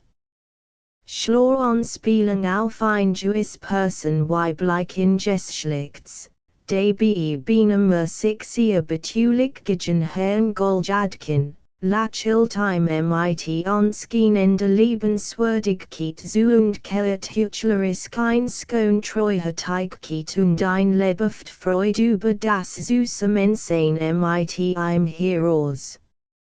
Als jedoch merkt, dass Herr Goljadkin der Kurs nicht so dumm und ungebildet und gute Manieren ankundig war, dass ihm mit ihrs getraut hat, the beschloss der Unitelmensch sein Taktik zu ändern und sich eins offenen Verfahrens zu bedienen. Sogleich nachdem Jean abschulichen Reden gefeiert hat, schloss der Volk Herr Goljadkin damit, dass mit emporendes Losigkeit und Familiarität die setzten Herrn Goljadkin auf die Schulter klopft und, damit nicht zufrieden, in einer Weise, die in guter Gesellschaft als ganz unanständig gilt, mit ihm sein Spiel zu treiben begann. Beabsichtigt nämlich, sein früher Angezogenheit zu wiederholen, die trotz des Widerstandes und lieten Aufschreiens des importen alten Herrn Goljadkin diesen in die Back. Bei diesem abschulichen Benehmen kocht unser Held innerlich, aber schwieg, wenn stens zunächst. So reden mein Feind die Antwort endlich. Sich verstandigerweise beherrschend, mit sittender Stimme. Gleichzeitig sah sich unser Held unruhig nach der Tür Denn Herr Goljadkin der Junge war anscheinend Worte gleicher Laune zu allerlei Spischen aufgelegt, die in einem öffentlichen Ort Ort und überhaupt nach den Gesetzen des Umgangs, namentlich in den Kreisen der besseren Gesellschaft, nicht gestattet sind. None. Dan also, wie sie wollen erweitert Herr Goljadkin der Jungensthaft auf die Bemerkung des alten Herrn Goljadkin und stellt sein Gelehrtas, die mit an anständige Gier ausgetrunken hat, auf den Tisch. Nun, wir beide sind schon lang nicht mehr zusammen gewesen. Also wie geht es in den Jetzt, Jakau Petrovich, ich kann Ihnen nur eins sagen, Jakau Petrovich erwidert unser Held kaltblütig und mit wird, ich bin jemals Ihr Feind gewesen Nun, und Petruschka. Wie hieß doch? Doch wohl Petruschka. J. Also wie geht es ihm? Gut. Wie früher, och dem geht es wie früher, Jakau Petrovich antwortet Herr Goljadkin der etwas befremdet. Ich weiß nicht, Jakau Petrovich, von meiner Seite, ich als anständig denkender, aufrichtiger Mensch, Jakau Petrovich. Sie müssen selbst zugeben, Jakau Petrovich, J. Aber Sie wissen selbst, Jakau Petrovich versetzt Herr Goljadkin der Jungleis und in wehmütigem Ton, in der Musik dadurch lügnerischweise als einen betrübten, von Ruhe und Bedauern erfüllten würdigen Menschen darstellt. Sie wissen selbst, die Zeit, in der wir leben, ist ein schwerer Zeit. Ich berufe mich auf Sie selbst, Jakau Petrovich, Sie sind ein verständiger Mensch und haben ein Urteil Schloss Herr Goljadkin der Junge mit einer gemeinen Schmeichlerei gegen Herrn Goljadkin den Alten.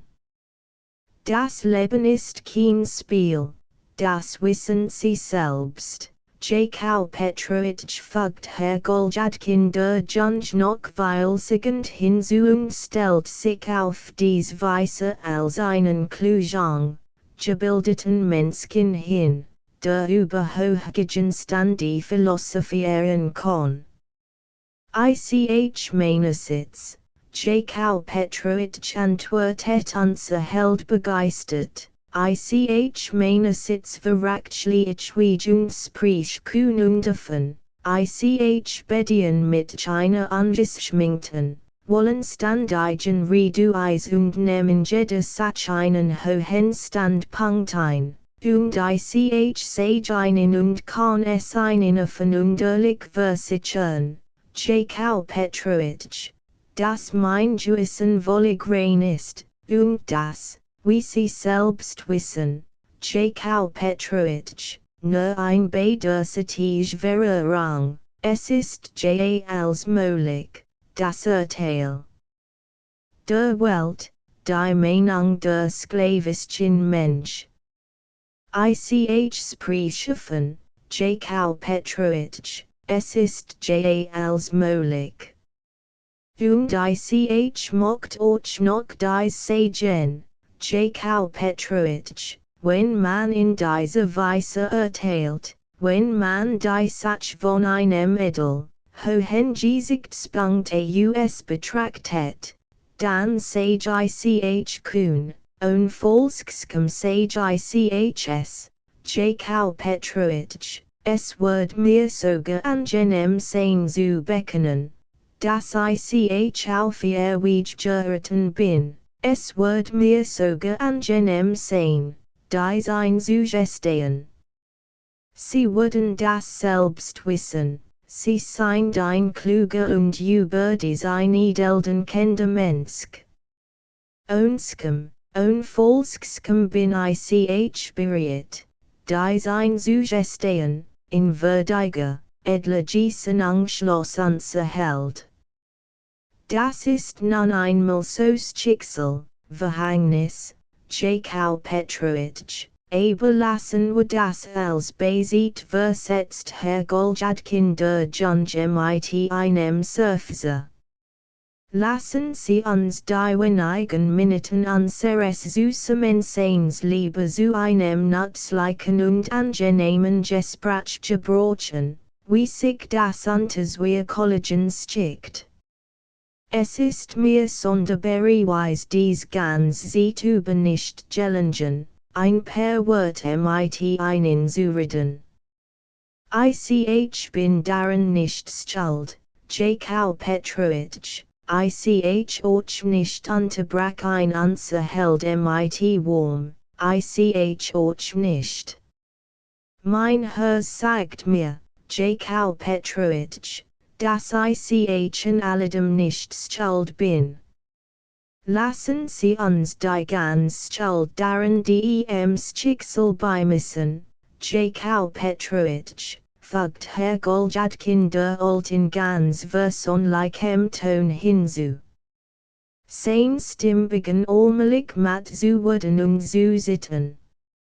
Nun also, wie steht es denn überhaupt mit Ihrer Gesundheit, fragt der Aufjährigen befindlichsten in freundlichem Ton. Ich hast ein wenig antwortet unser Held noch freundlicher. Nehmen Sie sich in Acht. Es ist jetzt immer ein solch Witterung, dass man sich nicht wundern kann, wenn man sich ein Halsend Sundung holt, ich muss einen bekennen, dass auch ich schon angefangen hab, Flanellen Unterkleidung zu tragen in der Tat, Jakau Petrovich, man kann sich nicht wundern, wenn man sich ein Halsend Sundung holt. Jakau Petrovich, sagt unser Held nach einem kurzen Stillschweigen. Ich sehe, Jakau Petrovich, dass ich mitgehört hab. Ich gedenke mit Vergnügung jener glücklichen Stunden, die wir unter meinem Namen, aber, wie ich zu sagen wage, gastfreundlich in Dutch zusammenwolben dürfen. In Ihrem Brief haben Sie übrigens etwas anderes geschrieben bemerkt einigermaßen vorwurfsvoll der wollig Wortsleben die, allerdings nur in diesem einen Punkt wollig Wortsleben die, Herr Goljadkin der Junge. Jakau Petrovich. Ich hab mitgehört. Ich erken jetzt klar, dass ich mit euch in diesem meinem glücklichen Brief gehört hab. Jakau Petrovich, ich skum mit, Sie anzuhören, Jakau Petrovich, Sie glauben es gar nicht. Geben Sie mir diesen Brief zurück, damit ich ein vor Ihren Augen ist, Jakau Petrovich. Oder wenn das nicht mehr möglich ist, bitte ich Sie instandigst, ein umgekehrt aufzufassen, ganz umgekehrt, die absichtlich in freundschaftlicher Weise, indem Sie allen Worten meines Briefs den entgegengesetzten Sinn beilegen. Ich hab mitgehört. Verzeihen Sie mir, Jakau Petrovich. Ich hab mitgewollig, ich hab traurig gehört, Jakau Petrovich was sagten Sie, fragt Sie emlich und gleichgültig Herrn Goljadkins des alten treuloser Freund. Ich sagt, dass ich mitgewollig gehört hab, Jakau Petrovich. Und dass ich meine Sitz ganz unvolkskem, nun schon. Das ist ja schon, das sie sich gut haben antwortet Herr Goljadkin der Junge in grobem Ton. Ich hab sogar schon gedacht, Jakau Petrovich fügt edelmutig unsere Fänghörsige Held hinzu, der die schrecklich trulosig keept seines Volksken Freunds gar nicht bemerkt. Ich hab schon gedacht, dass wir ganz unlike wissen erschaffen worden sind, das haben sie gedacht. Hier stand der durch Nichtswürdigkeit bekannt Herr Goljadkin der Junge auf und griff nach seinem Hut.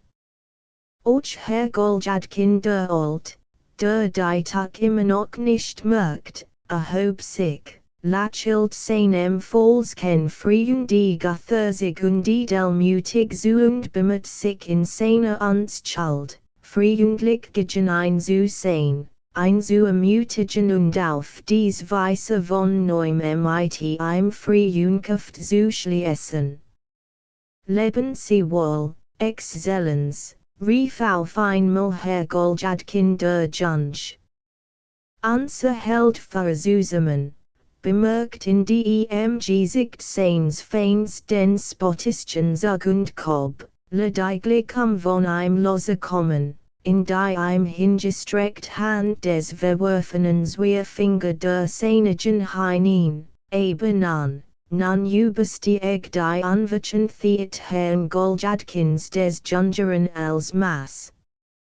Nachdem die beiden Finger des alten Herrn Goljadkin ergriffen und zunächst gedrückt hat, lot sich der unwürdig, unmittelbar vor den Augen des alten Herrn Goljadkin seinen skamlosen Skurs vom Vormittag zu wiederholen.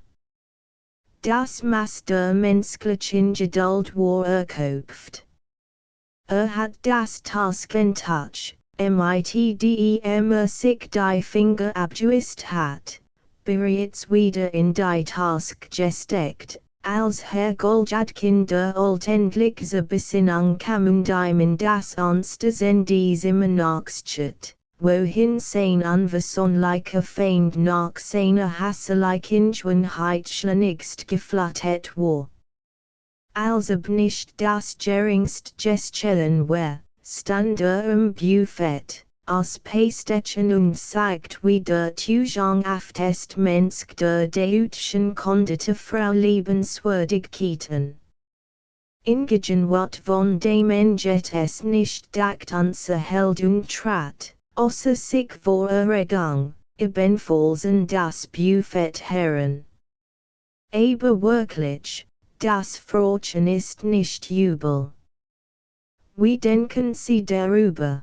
Begann Herr Goljadkin der Junge von neuem sein unpassenden Spaß, regnet wahrscheinlich auf Herrn Goljadkins unendlich Geduld. Die deutsche Sitz blickt beiden Kunden mit ihren Sinnen, geistlosen Augen, sie verstand offenbar kein Russisch und lächelt höflich. Bei den Worten des skamlosen Jungeren Herrn Goljadkin flammt unser Held auf wie Feuer, und stand die sich lange zu beherrschen, steht endlich auf ein Los in der offensichtlichen Absicht, ein zu seriösen und auf dies Art ein für allemal mit ihm fertig zu werden. Aber Herr Goljadkin der Junge war nach seiner unwürdigen Schönheit schon weit weg, hat Ressource genommen und befand sich schon vor der Haustür. Als Herr Goljadkin der Alt nach der ersten momentenen Erstarrung, die ein natürlicherweise überkommen hat, wieder zur Besinnung kam, lief selbstverständlich spannstrecks hinter seinem Beleidiger, der bereits in die Droschke gestiegen war, die auf ihn gewartet hat, und den Kascher augenscheinlich mit ihm unter einer Deck steckt. Aber in diesem selben Augenblick kreist die Deutsche, die beiden Kunden davonrennen sah, Laut auf und klingelt aus Lebeskraften mit ihrer Glock. Fast im skarfsten Lauf want sich unser Held wofür das Geld für sich und für den skamlosen Menschen, der nicht bezahlt hat, hin, ohne etwas Heroes zu verlangen, und ermöglicht es trotz dieses Aufenthalts doch, obgleich wieder nur mit größter Eil, seinen Feind zu erreichen.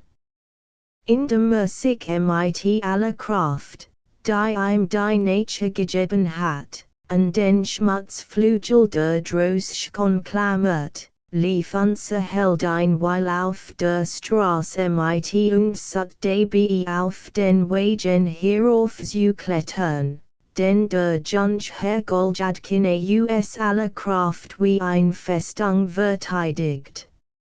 Antes trieb der Kasche mit der Peitsch, den Zugel, die Fass und mit Säuren seinen stiffbeinigen Kleppern, der ganz unerwartet in Galopp fiel, wobei auf das Mannstück bis und nach seiner schlichten Schönheit bei jedem dritten Schritt mit den Hinterbeinen ausschlag. Endlich gelang es unserem Helden, sich auf die Droschken aufzuschwingen, das Gesicht seinem Feind zugewandt, mit dem Rückengejen den Kasche gestimmt, nie mit dem skamlosen, mit der rechten Hand hielt den schäbigen Pestkriegen dem Mantel seines verworfenen, erbitterten Feinds festgepackt. So fahren die beiden Feinde ein Weile schweigend dahin. Unser Held konnte kaum Luft bekommen, der Weg war sehr schlecht, und hüpft bei jedem Schritt in die Höhe, in Gefahr, den Hals zu brechen.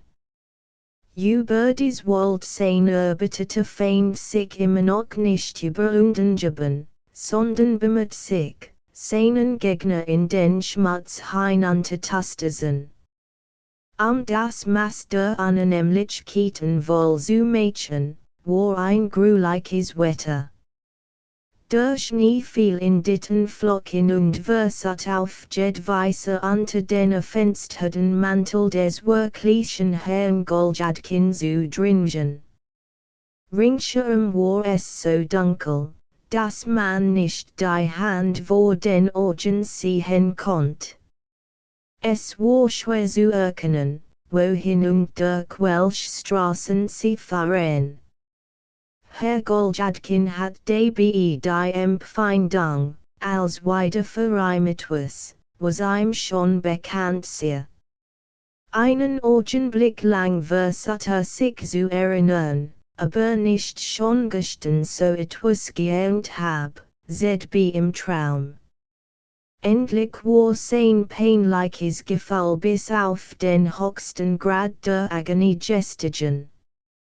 Sich und seinen erbarmungslosen Gegner drücken, wollte aufschreien. Aber der Schrei starb ihm auf den Lippen. Es war ein Augenblick, in welchem Herr Goljadkin als Vergus und sich sagt, all dies mich gar nichts, es wolle sich auf irgendwelch eine klarliche Weise, und sich desigen zu stroben, sehr unter solchen Umständen unnütz und ganz verloren möge. Aber plötzlich und beinahe in demselben Augenblick, als unser Held zu diesem Resultat gelang war, ändert ein unvorhergesehenes die ganz Lage der Ding. Herr Goljadkin fiel wie ein Melsack aus der Droschke und rollt ein Stückchen davon, wobei sich im Augenblick des Falles ganz mit recht beüßt war, dass wirklich sehr ansieht hitzig geworden sei. Nachdem endlich aufgesprungen war, sah dass sie irgendwo angelangt waren. Die Droschke stand mitten auf einem Hof, und unser Held erkannt auf den ersten Blick, dass sie sich bei der Urban des Hauses befanden, in welchem als Hufi Iwanowitsch wohnt. Gleichzeitig bemerkte, dass sein Feind schon die Stufenze Hostia hinanstieg und wahrscheinlich so als Hufi Iwanowitsch wollt. In seinem unbeschreiblichen Silenzschmerz wollte schon eilen, seinen Feind einzuholen, besann sich aber zu seinem Glück verstandigerweise noch rechtzeitig einzuhanden.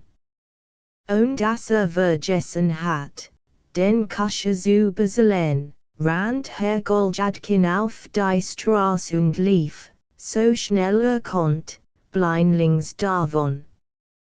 Der Schnee fiel wie vorher in ditten Flocken, wie vorher war es feucht und dunkel. Unser Held ging nicht, sondern stimmt dahin, stieß Belt auf dem Männer, Frauen und Kinder, und Prozene sitzt selbst von Frauen, Männern und Kindern zurück. Ein Herren und hinter einer Kolonne erschrocken wird, Christchen und schrien. Aber Herr Goljadkin war, wie es schien, Besinnung und mocht auf nichts achten. Kam erst wieder zu sich, als sich schon bei der Semjonowski-Brücke befand, und zwar nur deshalb, weil ungeschickterweise zwei althuke Frauen mit ihren Landläufigen waren angestesen und umgeworfen hat und mit einen zusammen zu Folge gekommen war. Das hat nichts zu sagen, dacht Herr Goljadkin. Das kann sich als noch ganz gut gestalten und griff sogleich in die Task, sich wegen der hergestreuten Pfefferkatschen, Apfel, Erbsen und mannigfachen anderen Dingen mit einem rubellose Korfen. Plötzlich ging Herrn Goljadkin ein neues Licht auf. Fällt in der Task den Brief, den einem Vormittag der Schreiber eingehandigt hat.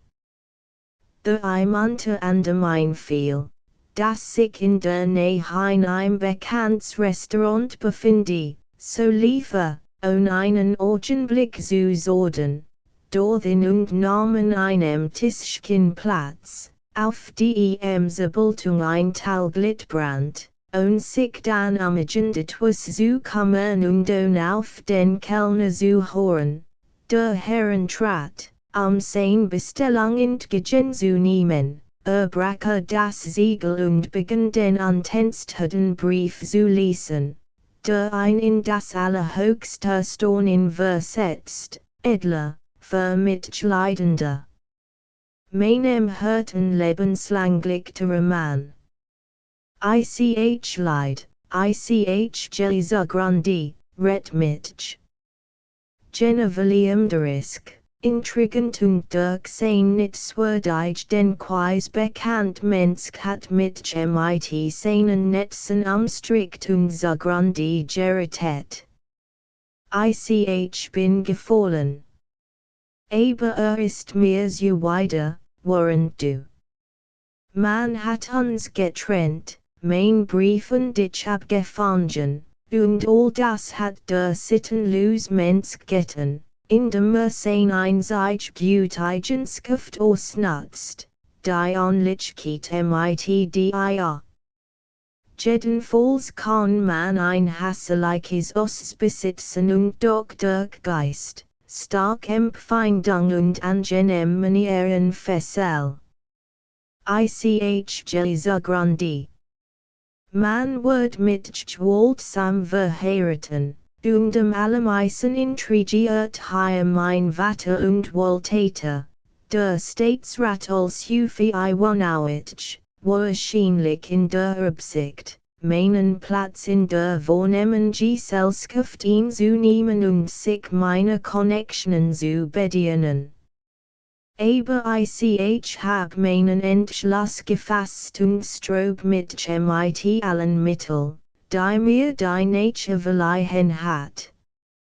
Wort mit mit deinem Wagen hut punkt nu naar voor den Fensten von als Hufi wanauitschwanang. Be ons ist hut ball, und der Skonlieutenant word the same. Ich word hier auskommen, und we wurden fly hen. Es gibt ja auch noch andere Stellen im Staatsdienst, wo man dem Vaterland die Nutzen bringen kann. In jedem Falle denk daran, mein Freund, dass die Anstalt schon durch Anstalt stark ist. Lebewohl. Wort mit mit dem Wagen vor der Haustür. Punktlich wir nachts word ich mit in den Schutz deiner Umarmung flattern. Den bis zum Grab. Clara als eine Nacht dem Held den Brief gelassen hat, wo einig Minuten lang wie betot. In furchtbarer Pain, in schrecklicher Aufregung, bleich wie Leinwand. Schinger mit dem Brief in der Hand mehrmals im Zimmer auf und ab, die Misslichkeit seiner Lage wohl zu machen, bemerkt unser Held nicht, dass in diesem Augenblick der Gegenstand ausschließliche Aufmerksamkeit aller im Zimmer anwesenden war. Sein unordentlich Kleidung, die Aufregung, die nicht zu unterdrücken vermocht, die Art, wie im Zimmer hin und her ging oder, rettiger gesagt, lief, die Gestikulationen, die mit beiden Händen ausführt, weil it auch einig ratselhaft wird, die selbst vergessen was ich hinsprach. Als dient wahrscheinlich sehr wenig zu Herrn Goljadkins Empfang bei den Besuchern des Lokals, und sogar der Kellner begann ein misstrauisch zu betrachten. Als unser Held wieder zur Besinnung gekommen war, bemerkte, dass mitten im Zimmer stand und in beinahe unanständiger, unhöflicher Art einen altlichen Herrn von sehr echtbar Emotionen anstarrt, der sein Mittagessen verzählt, sein Gebet vor dem heiligen Bild Verität, sich dann wieder hingesetzt hat und seine Sitze benfalls sein Blick nicht von Herrn Goljadkin abwandt. Wer wird unser Held sich und bemerkt, dass ein mit misstrauischer Mien, die nichts Guts erwarten ließ, anblickten. Auf einmal verlangt ein pensionierter Militär die Polizei nachritten. Herr Goljadkin zuckt zusammen und irritiert, unwillkürlich schlug die Augen zu Boden und sah dabei, dass sein Kostüm sich in einem unanständigen Zustande befand, der nicht einmal innerhalb seiner Wehrwand erträglich gewesen war, geschweige denn in einem öffentlichen Ort. Sein Stiefel, sein Beinkleider und die ganz Linkssit waren über und über voll Schmutz, der Stigum richten Being war abgerissen, und der Frack wies sogar in Weilenstellen locker auf. In tiefstem Silence schmers trat unser Helden den Tisch heran, an die den Brief gelassen hat, und sah, dass der Kellner sich ihm nähert und mit einem sonderbaren, dreisten Gesichtsausdruck beharrlich anblickt. Fassungslos und ganz niedergestlichen begann unser Held den Tisch zu mustern, neben dem jetzt stand.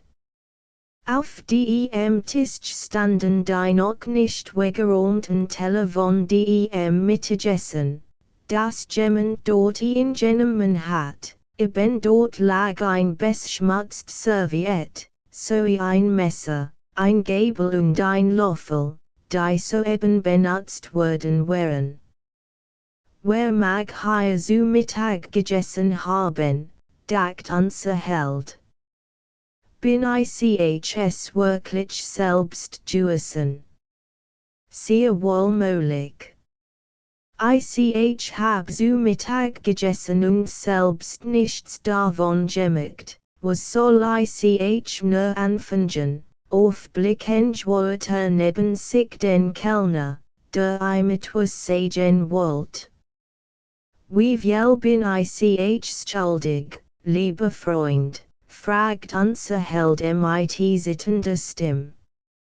Ein lautgelegter Ercall rings Herrn Goljadkin, sogar der Kellner lächelt. Herr Goljadkin merkt, dass sich auch hier mit blamiert und ein furchtbar Dummheit gemerkt hat. Infolge dieser Erkenntnis wird so vulgen, dass genötigt war, nach seinem Taskentasch in die Task zu greifen, wahrscheinlich nur etwas zu tun und nicht so zwecklos dagestehen, aber zu seinem und alle anwesenden Erstaunen sogar statt des Taskentaches ein Fläschchen mit der Arnie heraus, die im Christian Iwanowitsch vorweitigen verschrieben hat. Medizine us derselben Apothek ging es Herrn Goljadkin durch den Kopf. Plötzlich fuhr zusammen und schrie beinahe auf vor Schreck. Ein neues Licht ergoss sich vor seinem geistigen Blick. Die dunkelrot, widerlich Flüssigkeit schimmert in unheilwirkendem Glanz vor Herrn Goljadkins Augen. Das Fläschchen fiel ihm aus den Händen und zerbrach. Unser Held schrie auf und sprang vor der spritzenden Flüssigkeit ein paar Schritt zurück, zitterten allen Gliedern, und der Schweiß brach ihm in den Schlafen und auf der Stirne aus. Also ist mein Leben in Gefahr. Unterdessen war im Zimmer ein Bewegung und Verwirrung entstanden, allem ringten Herrn Goljadkin, all redeten zu ihm, einig fasten einzögern.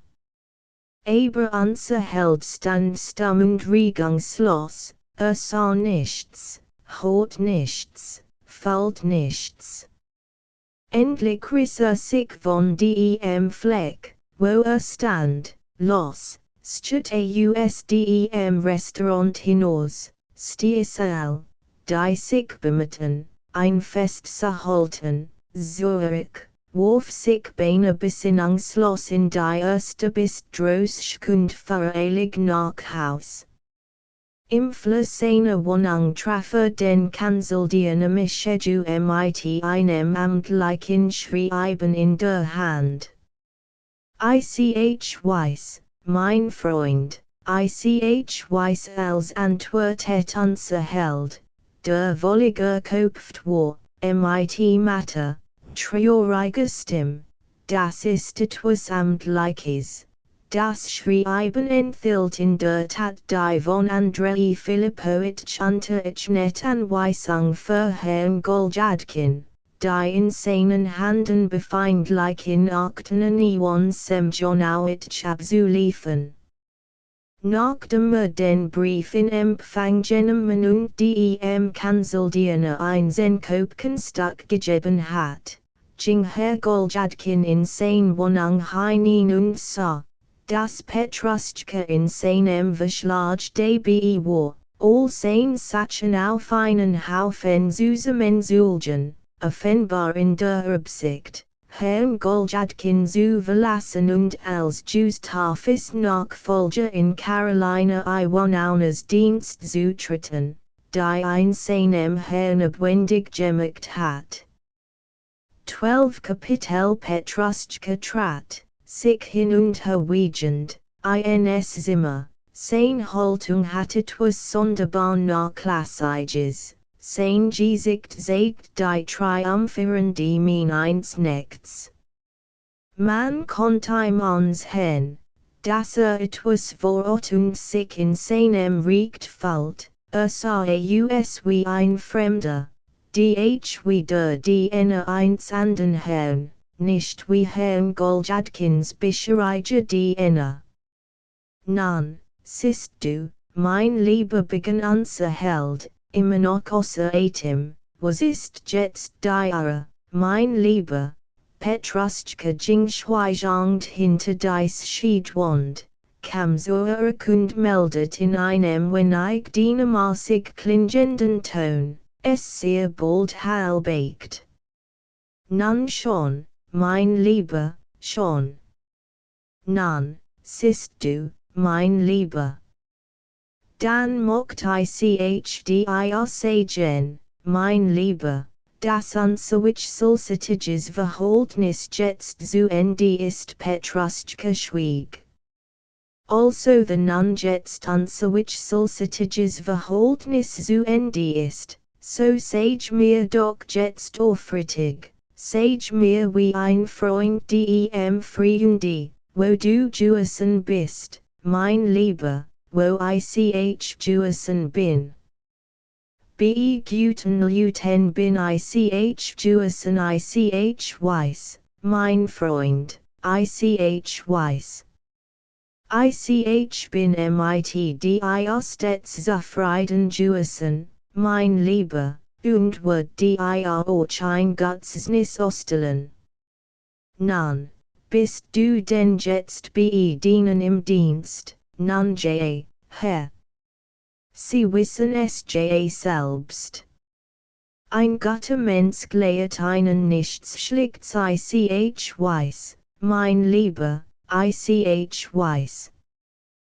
Heutzutage sind gut selten, mein Freund, die musst du zu Scotzen wissen, mein Freund.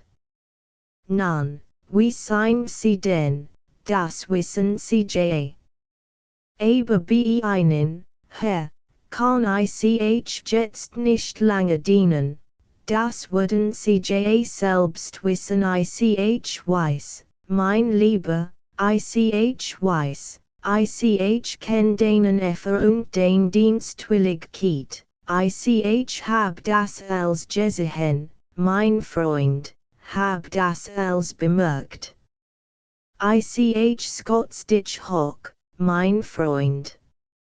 Ich Scots einen guten, ehrenhaften Menschen hoch, wenn auch ein DNA ist nun das weiß ich. Unsere muss natürlich dahin gehen, wo es besser ist, das wissen sie selbst. Das ist nun einmal nicht anders. Was soll ich machen? Sie wissen, Herr, einen guten Menschen muss man haben nun schon, mein Lieber, schon. Ich kann dir das nachfallen. Nun also, thirst du den Geld und Deinsnis. Jetzt wollen wir uns küssen, lieber Freund, und voneinander Abschied nehmen, jetzt, mein Lieber, bitte ich dich noch einen einzigen Dienst, einen letzten Dienst sagt Herr Goljadkin in feierlichem Ton. Siehst du, mein Lieber, es kommt als möglich vor. Komme verbigt sich auch in vergoldeten Palästen, mein Freund, dem kann man nirgenden entfliehen. Du weißt, mein Freund, ich bin, wie ich mein, immer freundlich gegen dich Juesen, Petruschka schwieg. Ich bin, mein ich, immer freundlich gegen dich Juesen, mein Lieber. Nun, wie viel was haben wir denn jetzt, mein Lieber, es ist als ordnungsmäßig vorhanden. 6 Stück Leinenhemden, 3 Paar Socken, 4 Wollhemdchen, ein Flanellin Unterjack, 2 Unterhosen. Sie wissen selbst als. Ich hab nichts von ihren Sachen, Herr. Ich hut das Eigentum meines Herrn mit aller Sorgfalt.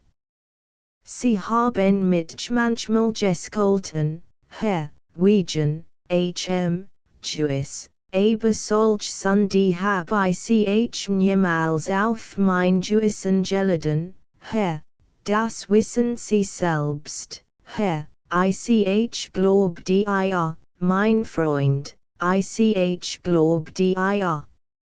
Aber mein das auch gar nicht, mein Freund. Mein das gar nicht, siehst du es handelt sich etwas anderes, mein Freund, Herr, das kennen wir schon.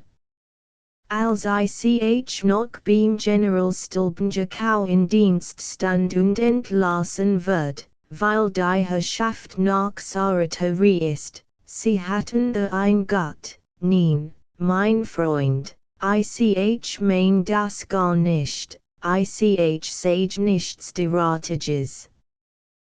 Glaub so etwas nicht, mein lieber Freund, jawohl. Sie wissen selbst, anseren kann man auf das Lied ist falschlich beschuldigen. Aber mit mir ist man überall zufrieden gewesen.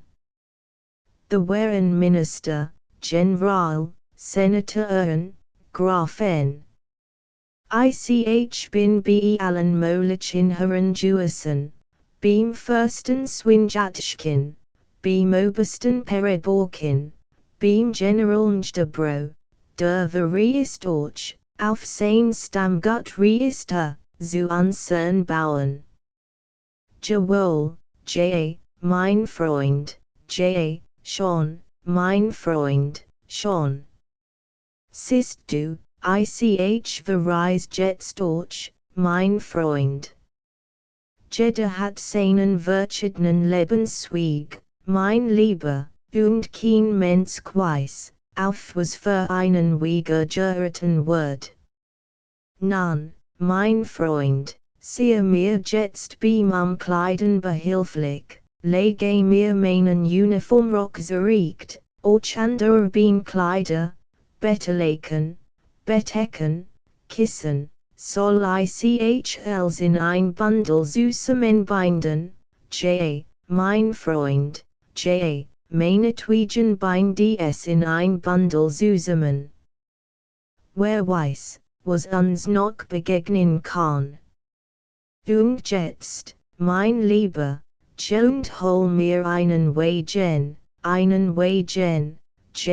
mein Freund, einen Wagen, einen recht geräumigen, und auf bestimmt sieht.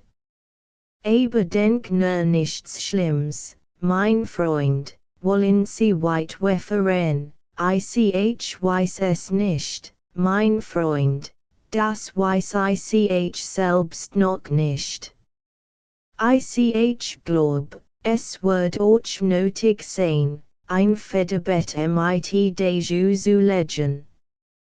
Was meinst du, mein Freund? Ich will deinem Rat folgen, mein Lieber, wollen Sie denn gleich wegfahren, mein Freund, Es ist ein Umstand eingetreten, der es erforderlich macht, so ist das, mein Freund, so ist das, ich weiß Bescheid, Herr. The bei uns im Regiment kam mit einem Lieutenant dasselbe vor, entfahrt ein Gottesbesätigter, entfahrt. Wie? Mein Lieber, du, entfahrt sie, und in einem anderen Dorf ließen sie sich trauen. Als war im Voraus vorbereitet. Es fand ein Verfolgung statt. Aber der Fürst nahm für sie Partie, der Siege Fürst, und the wird die Sach göttlich beiglet, sie ließen sich trauen, wie kommst du denn darauf, mein Lieber? Woher weißt du denn das, mein Lieber, das kann man schon wissen. die ganz Welt ist voll von Geraten, Herr. Wir wissen als, Herr. Natürlich, wer own Sunday. Aber ich mocht einen jetzt sagen, Herr, erlauben Sie, dass ich einen das ganz einfach, so auf den Rat sage, wenn die Sache nun einmal so weit gekommen ist, dann mocht ich einen sagen, Herr, Sie haben einen Feind, einen Nebenbuhler, Herr, und es ist ein starker Nebenbuhler. Das können Sie glauben, ich weiß, mein Freund, ich weiß, du weißt es selbst, mein Lieber. Nun also, ich verlass mich auf dich. Was sollen wir nun tun, mein Freund? Was ratst du mir, sehen Sie, Herr? Wenn Sie also jetzt so zusagen auf dies Manier fortgegangen sind, Herr, dann müssen Sie nun noch einiges kaufen, na, also Bettlaken, Kissen, ein anderes, zwei schlafreiches Federbett, ein gut Betteck, sehen Sie, gleich hier unten bei unserer Nachbarin, sie ist ein Bürgerfrau, Herr. Die hat einen guten Damenfußspaß zu verkaufen. Den konnt man sich ans hin und kaufen, man konnt gleich hin und ein sich ans hin. Sie würden so etwas jetzt brauchen, Herr, es ist ein guter Damenpäß, ein Fußspaß mit Atlas überzogen, nun schon, mein Freund, schon. Ich bin einverstanden, mein Freund, ich verlass mich auf dich, verlass mich vollständig auf dich, meinetwegen auch den Fußspaß, mein Lieber. Nur riecht schnell, Gottes Willen riecht schnell. Ich will auch den Fußspaß kaufen, nur, bitte, riecht schnell. Es ist bald echter, schneller, Gottes Willen, mein Freund. Beeil dich, schnell mein Freund. Petruschka ist das noch nicht ganz fertiggestellt Bundle mit Wask, Kissen, eine Bettdecke, Laken und allerlei Kram, das Zusammenband, im Stitch und Rand Hals über Kopf AUSDEM Zimmer. Unterdessen griff Herr Goljadkin noch einmal nach dem Brief, aber vermögt nicht, einzulesen. Seinen Kopf in beiden Händen haltend, lehnte sich gegen die Wand. War nicht imstande, an irgendetwas zu denken oder irgendetwas zu tun. Wusste selbst nicht, was mit ihm vorging.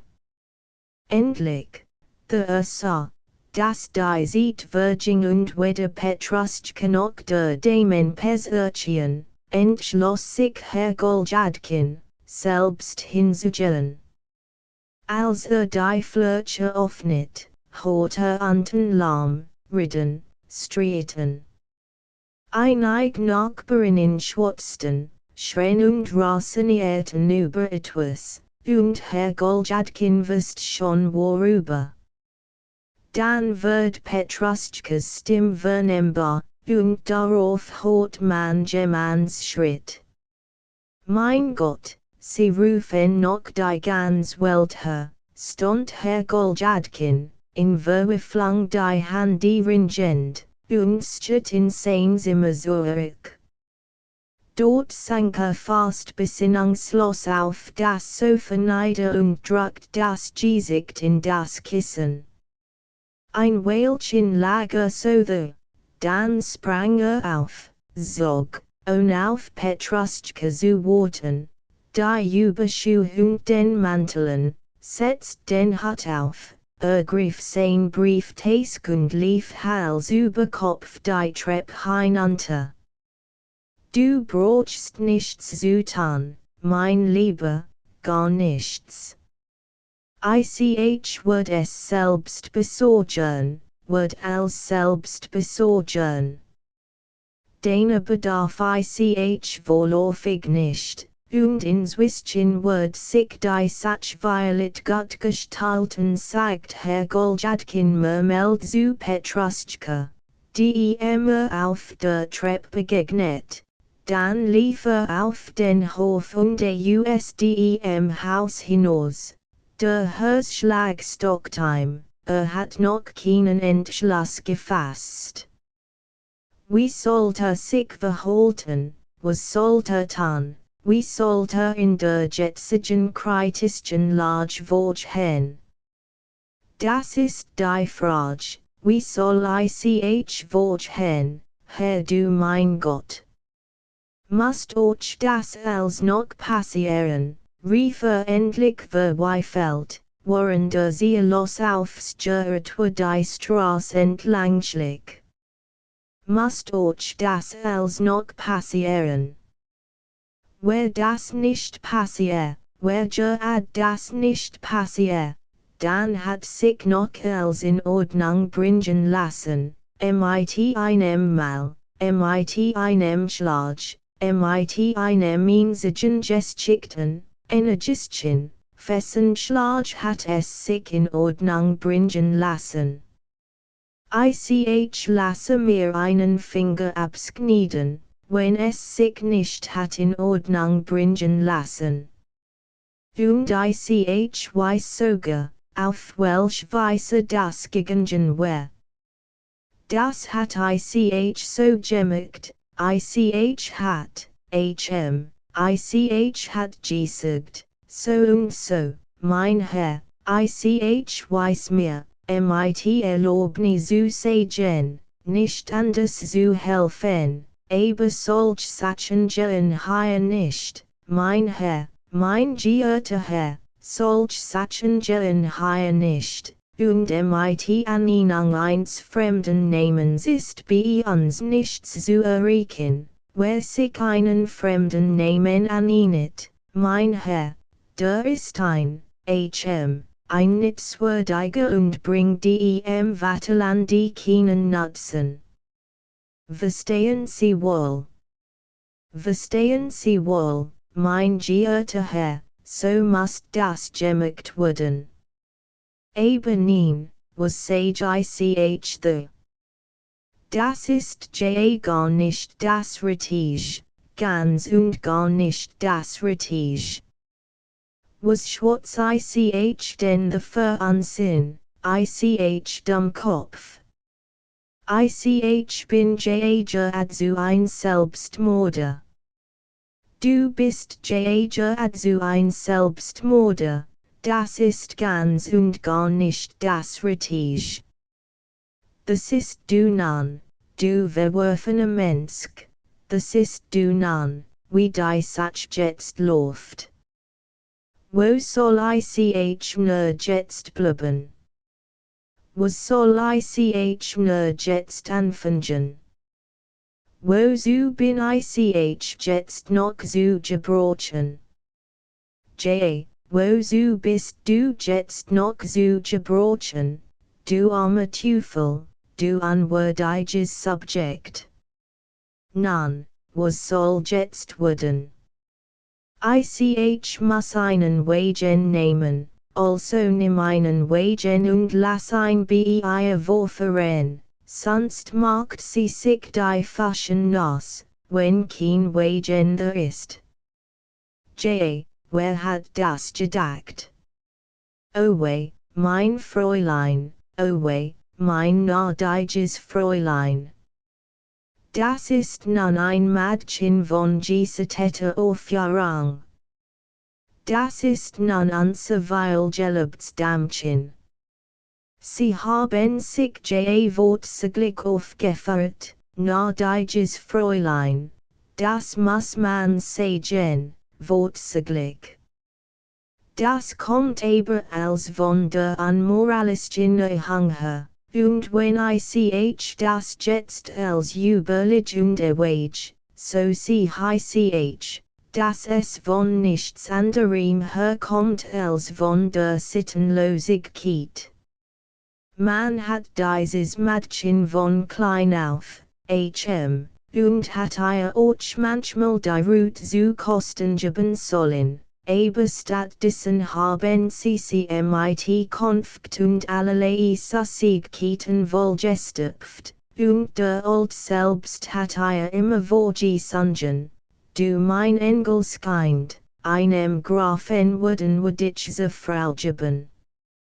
Aber hut man, so es für einem Pflänzchen sie sich bei dieser Erhang entwickelt hat, jetzt hat sie sich discoveriert, nun wissen wir, wie es steht. Statt sie von klein auf zu Haus zu behalten, haben sie in ein Pensionat gegeben, zu einer französischen Emigrantin, eine Madame Vollballer. Und da hat sie nichts Gutes gelernt, bei dieser Emigrantin Vollballer, hut man, was bei heraus gekommen ist. Nun frühjuk. Jetzt heißt es nun, sie mit einem Wagen die und die Stunde vor den Fenstern und sind eingefallen Spanisches Leidchen, ich erwart dich und weiß, dass du mitschleibst, und will mit die aufleihen, und wir wollen zusammen in einer Hut leben, aber das geht schließlich doch nicht, wenn die Sach so weit gedeihen ist, mein gnädiges Fräulein, so geht das denn doch nicht, es ist durch die Gesetz verboten, ein ehrenhaftes, unschuldiges Mädchen aus dem Elternhaus ohne Einwilligung der Eltern zu fahren. Und schließlich, warum auch? Wozu? Was liegt für ein Nötigung vor? Mag sie doch den Genigen erraten, denn zu erraten ihr Geburt und ihrem Schicksal bestimmt ist, dann ist die Sache erledigt. Ich aber bin ein Mann in amtlicher Stellung und kann für ein solch Tat meine Stellung verleihen, wo Gericht kann ich deswegen kommen, mein gnädiges Fräulein. So steht die Sache, wenn sie es noch nicht gewusst haben. Aber das ist als das Werk dieses deutschen Frauenzimmers. Als Jet von dieser Hexe us, sie hat diesen ganzen war angestiftet. Da wird ein unschuldiger Mensch verleumdet, und Überklatscheien und Erlegen Geschichten über einen am Lauf gesetzt, und zwar auf Andrei Filippowitschs Rat. Daher ist es gekommen. Warum hat sonst Petruschka Lass, sich hinein zu mischen? Was jet ein die Sachen? Was braucht der Halunk sich damit abzugeben? Nein, ich kann das nicht tun, gnädiges Fräulein, schlichterdings nicht, am keinen Press. Sie müssen mit diesmal schon entschuldigen, gnädiges Fräulein. Das kommt els von einen Herr, gnädiges Fräulein, das kommt els nicht von der deutschen Herr, ganz und gar nicht von der Hex, sondern einfach von einen, denn die Hex ist ein gut Person und ist nichts schuld, aber sie, mein gnädiges Fräulein, sein daran schuld, so ist das. Sie, gnädiges Fräulein, bringen mit volsklich in schlichten Ruf. The jet ein Mensch zugrunde, the verschwindet ein Mensch vollständig und vermag sich nicht zu behaupten, wie kann the von Hochzeit die Rede sein? Und wie wird das als enden? Und wie soll ich das als jetzt einrichten? Ich wird weil darum geben, wenn ich das wirst, so überlegt unser Held in seiner Verwirrung. Als auf einmal so Besinnung kam, bemerkte, dass irgendwo in der Leitinager Straße stand. Es war Skauderhoftswetter, to Wetter mit Schnee und Regen, genauso wie in jenem unvergesslichen Augenblick, als in der furchtbaren Mitternachtlichen Stund die Leiden des Herrn Goljadkin beginnen. Wie kann man jetzt reisen, dacht Herr Goljadkin im Hinblick auf das Wetter, beholt sich jeder Mensch den Tod. Herr du mein Gott! Na, und wo soll ich jetzt einen Wagen herbekommen? Der Eck ist, wie es scheint, etwas Schwierliches zu sehen. Wir wollen mal hin und es untersuchen. Herr du mein Gott, fahr unser Held fort, indem sein schwachen, wankenden Schritt nach der Sit hinlenkt, wo etwas Wagen Anliches sah.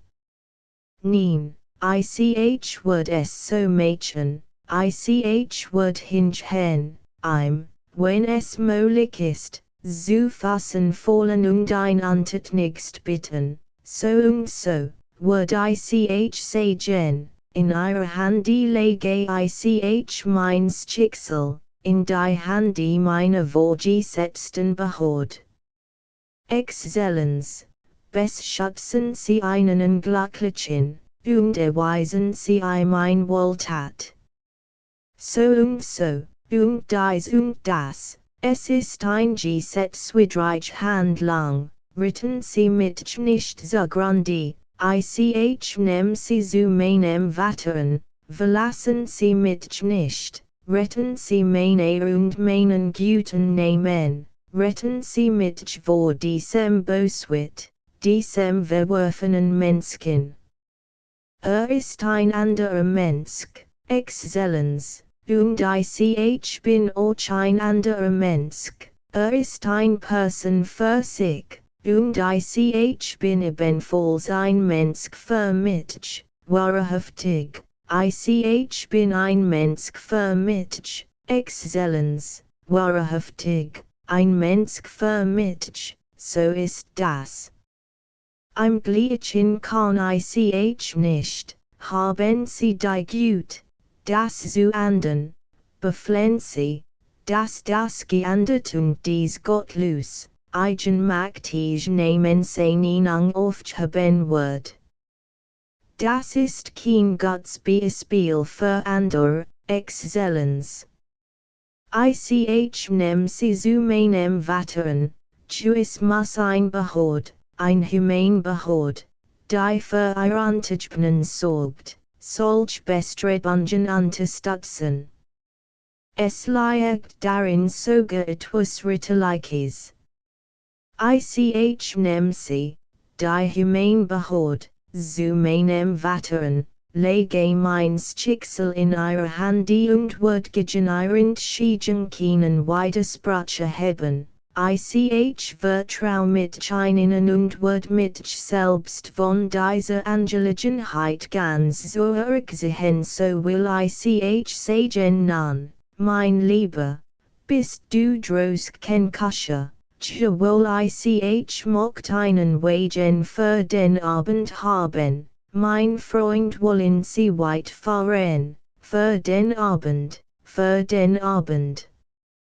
Wohin es nötig sein wird, mein Lieber, wohin es nötig sein wird, wollen Sie violet aus der Stadt fahren, mein Freund, violet aus der Stadt.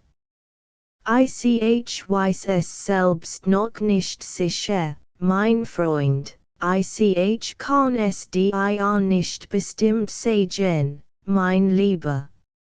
Siehst du, mein Lieber, Violet gestaltet sich als Gott. Man weiß wie das so geht, mein Freund, jawohl, Herr, Jewish. Gottjub jedim Guts, J. Mein Freund, J. Ich dank dir, mein Lieber. Nun, wie viel bekommst du denn, mein Lieber, wollen Sie jetzt gleich fahren, J. Jetzt gleich, DH nein, an einer Stuhl musst du ein Weilchen warten, nur ein kleines Weilchen musst du warten, nicht lang, mein Lieber, J. Wenn Sie mich für die ganze Zeit nehmen, dann kann ICHSBEDEM wetter nicht unter 6 Rubel Mädchen, nun Gott, mein Freund, Gott, ICH wird dir dankbar sein, mein Lieber. Na also, dann fahre mit jetzt, mein Lieber, steigen Sie ein, erlauben Sie. Ich will den Sitz hier noch ein bisschen zurecht machen, so, jetzt, bitte, steigen Sie ein. Wohin befehlen Sie, dass ich fahren soll, nach der Ismailowski Brücke, mein Freund der Kusche klettert auf den Bock und hat bereits sein bei den mittleren Goal. Der MIT Gewalt von dem Futterkasten MIT Hugh weggerissen hat, in der Richtung nach der Ismailowski Brücke in Bewegung gesetzt, als auf einmal Herr Goljadkin die Schnezog, den Wagen halten ließ und den Kusche flehentlich bat, am Suenden und nicht nach der Ismailowski Brücke, sondern nach einer anderen Straße zu fahren. Der Kusche wendet nach der angegebenen Straße hinam, und nach 10 Minuten hielt Herrn Goljadkins new angenehmen Wagen vor dem Haus, in dem sein Exzellenz wohnt. Herr Goljadkin stiege aus dem Wagen, bat den Kusche dringend, ein Weilchen zu warten, lief selbst mit angstvollem Herzklopfen nach der Zwitternitzig hinauf und zog die Klingel, die Tür öffnet sich, und unser Held befand sich im Wohnzimmer seiner Exzellenz.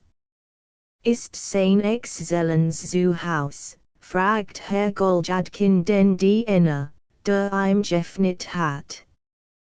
Was wünschen Sie? Fragt der Diener, indem Herrn Goljadkin vom Kopf bis zu den Füßen mustert. Ich mocht, mein Freund, H.M. Mein Name ist Goljadkin, Titularat Goljadkin. Ich mocht mit sprechen, the müssen Sie warten, das geht jetzt nicht, mein Freund. Ich kann nicht warten, mein Angelegenheit ist wittig und duldet keinen Aufschub, von wem kommen Sie denn? Haben Sie Akten? Nein, mein Freund, ich komme einer persönlichen Angelegenheit.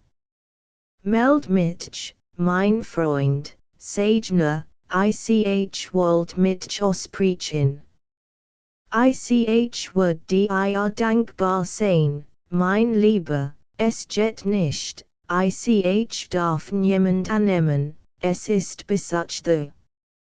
Bitte, kommen Sie am Vormittag um 10 Uhr, meld mich doch, mein Lieber, ich kann nicht warten, es ist unmöglich. Du wirst es zu verantworten haben, mein Lieber, na, geh doch und meld ein. Du willst wohl die Stufen sollen schonen, was, sagt ein anderer Diener, der sich auf einer Wohnbank herumrekelt und bis dahin noch kein Wort gesprochen hat. Die Stufen sollen wird ich mir dabei nicht bluffen. Aber hat befohlen, niemanden zu nehmen, weißt du das? Für den Herrn der ist der Vormittag die Zeit meld ein nur. Du denkst wohl, die Sunschword dir davon abfallen, na, dann würd ich einmelden, die Sunschword mir davon nicht abfallen. Aber hat es verboten, wie gesagt, hat es verboten. Kommen Sie in das Zimmer dort, Herr Goljadkin trat in das erste Zimmer, auf dem Tisch stand eine. Blickt danach hin, es war halb neun. Das Herz in der Brust schmört ein. Wollt schon am Kehren, aber gerade in diesem Augenblick rief der langaufgeschossen die Inne, auf der Schwelle des folgenden Zimmers stand, mit lautestem Herrn Goljadkins Namen aus. Hat der ein Kerl, dacht unser Heldin an beschriebliche Beklemmung.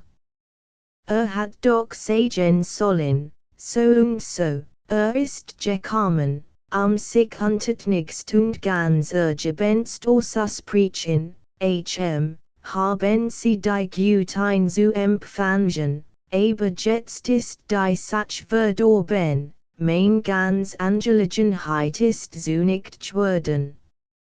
Übrigens, nun, es macht nichts, ins war zu überlegen kein sieht.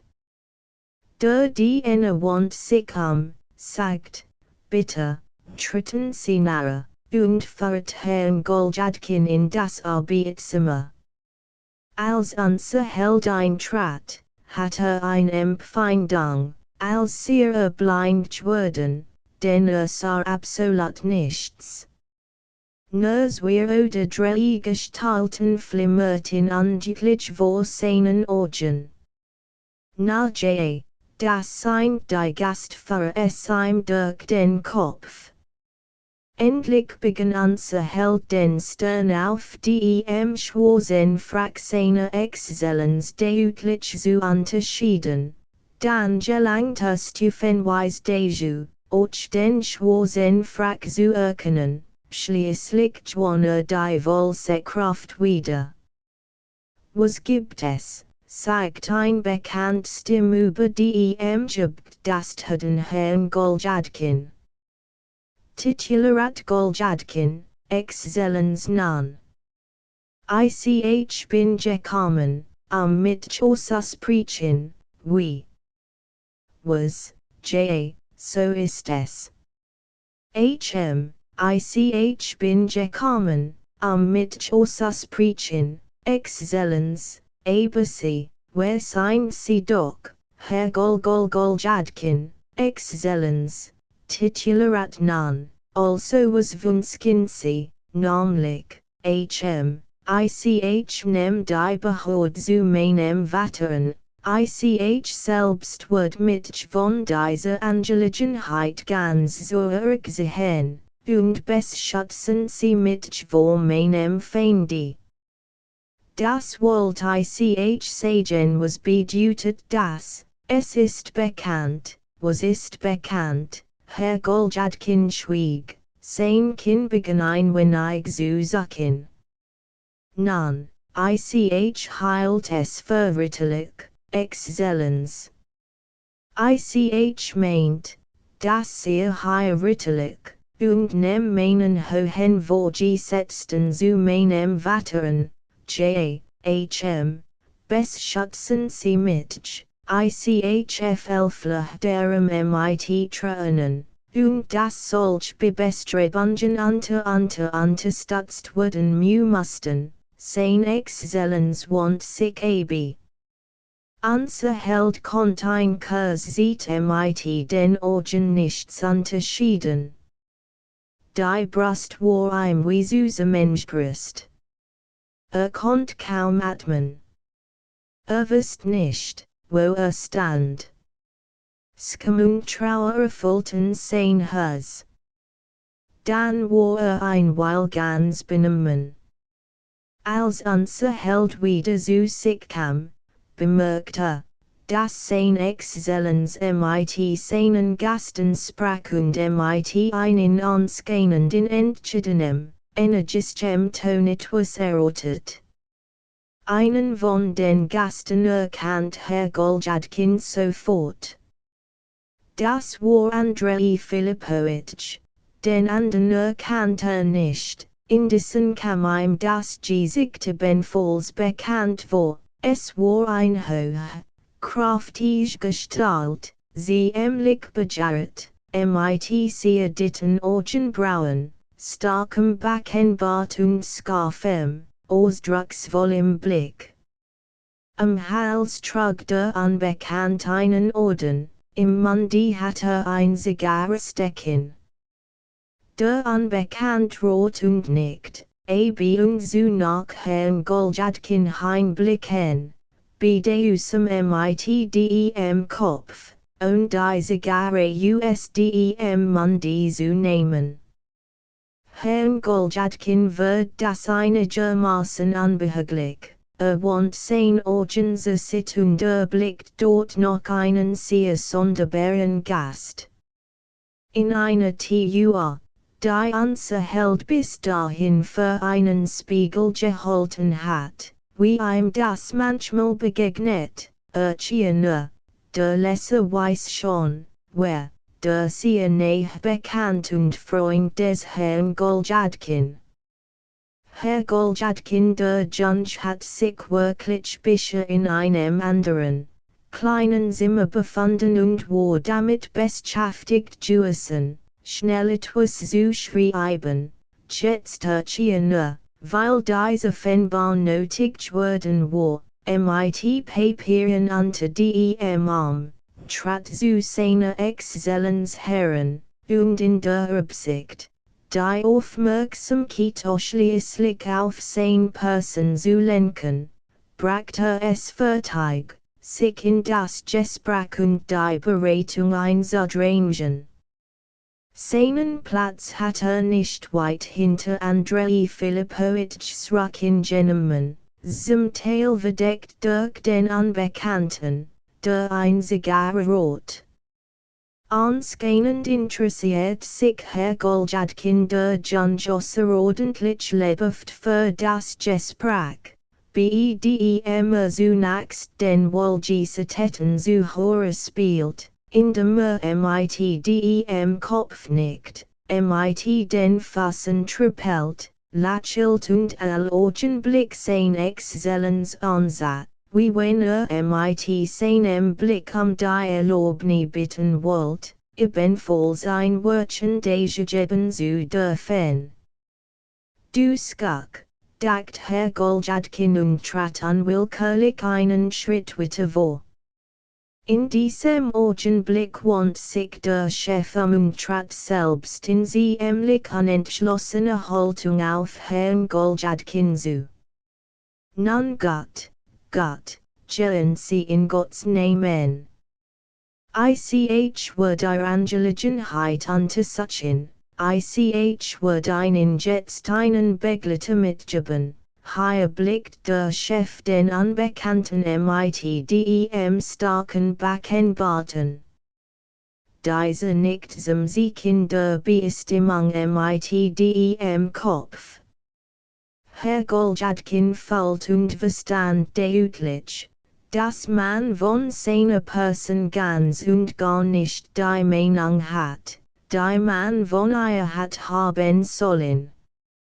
Auf die eine oder die andere Weise muss ich mit jedenfalls aussprechen dachte, so und so wird ich sagen, Exzellenz Herr Schlager in seiner Ratlosigkeit die Augen zu Boden und sah zu seinem äußersten Erstaunen auf den Stuhl seiner Exzellenz einen weißen Fleck von beträchtlicher Größe.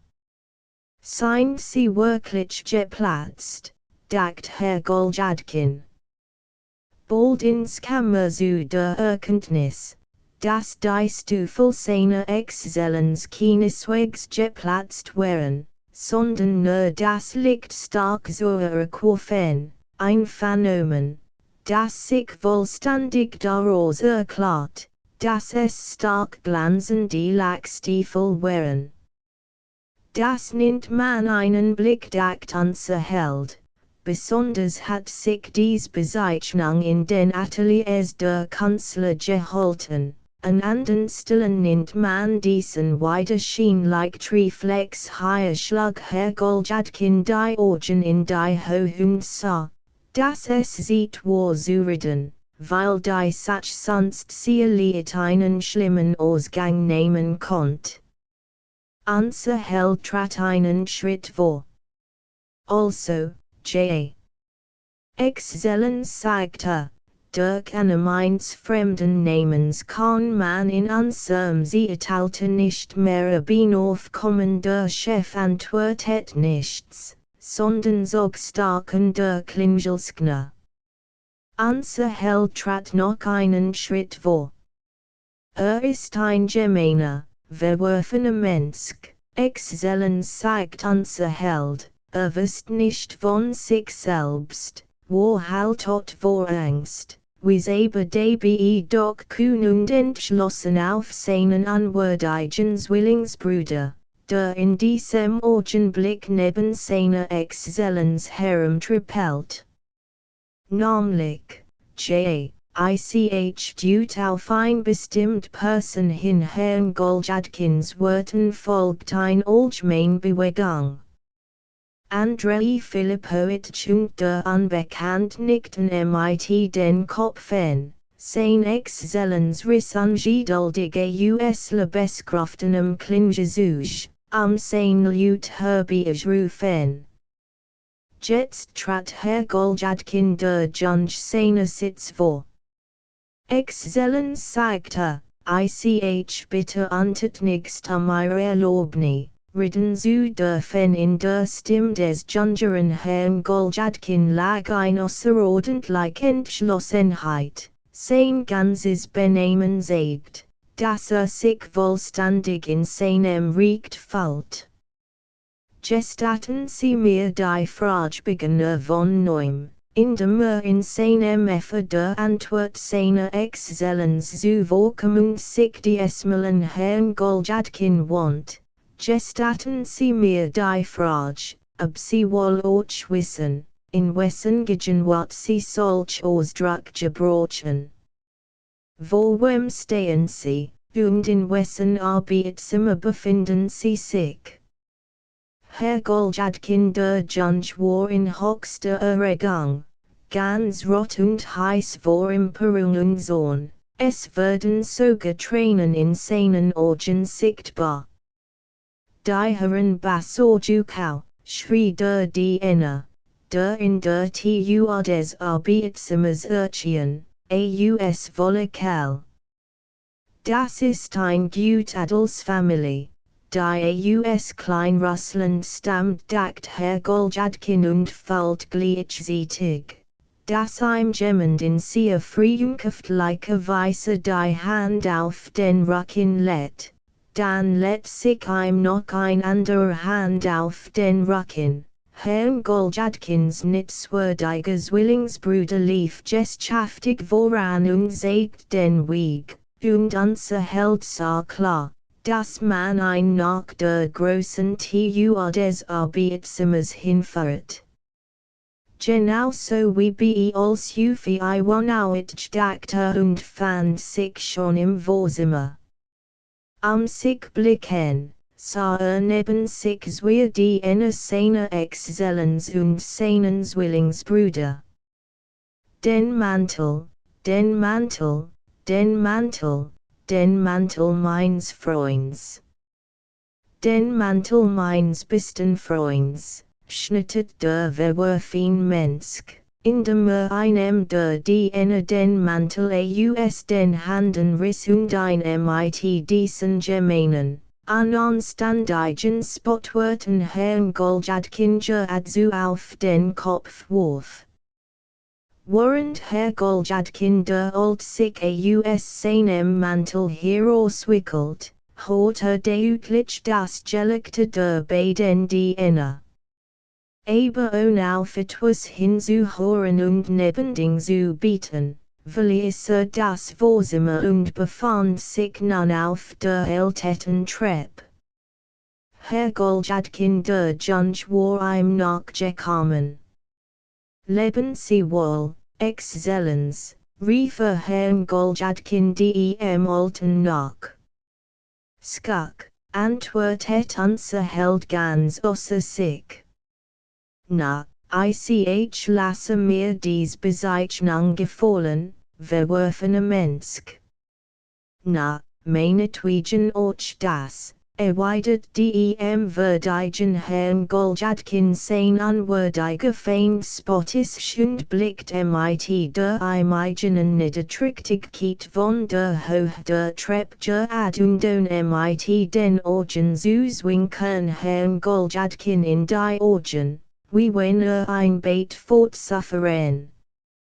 Unser Held bevormperung us und lief vor die Haustür, war so zerschmettert, dass gar nicht zum Beust sehen kam, wer beminstigen in den Wagen haf, und wie es dabei zuging. Als sein Gedanken wieder gesammelt hat, sah dass in der Fontenkar entlang fuhr. Also wohl nach der Ismailowski Brücke, dachte.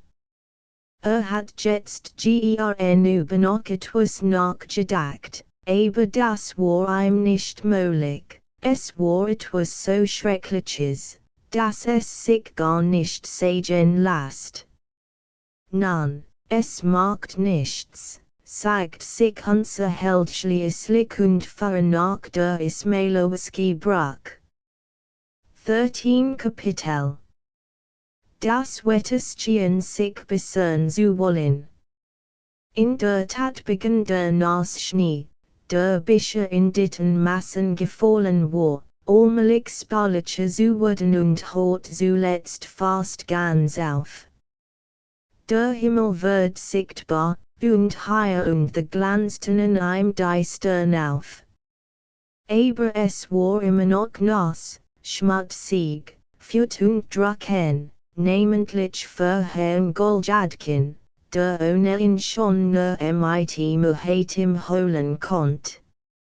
Sein durchnasster, schweißwordner Mantel teilt allen seinen Kleidern ein angenehm Warmfüßigkeit mit und lahmt durch sein Duet sein sowieso schon recht schwarzwordenen Bein.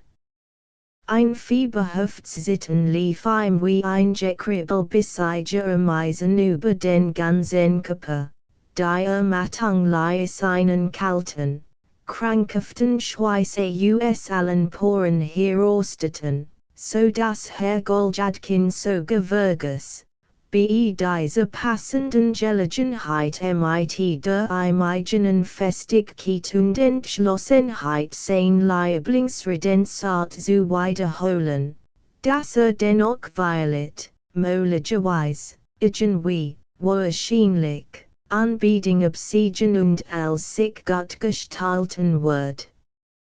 Übrigens macht das als vorläufig noch nichts fagt unser starker, noch ungebter Held hinzu und wisst sich die kalten Wassertropfen vom Gesicht, die nach allen Sitten von der Kramp seines runden Huts herabflossen, der dermaßen durchnasst war, dass das Wasser nicht mehr festhalten konnte.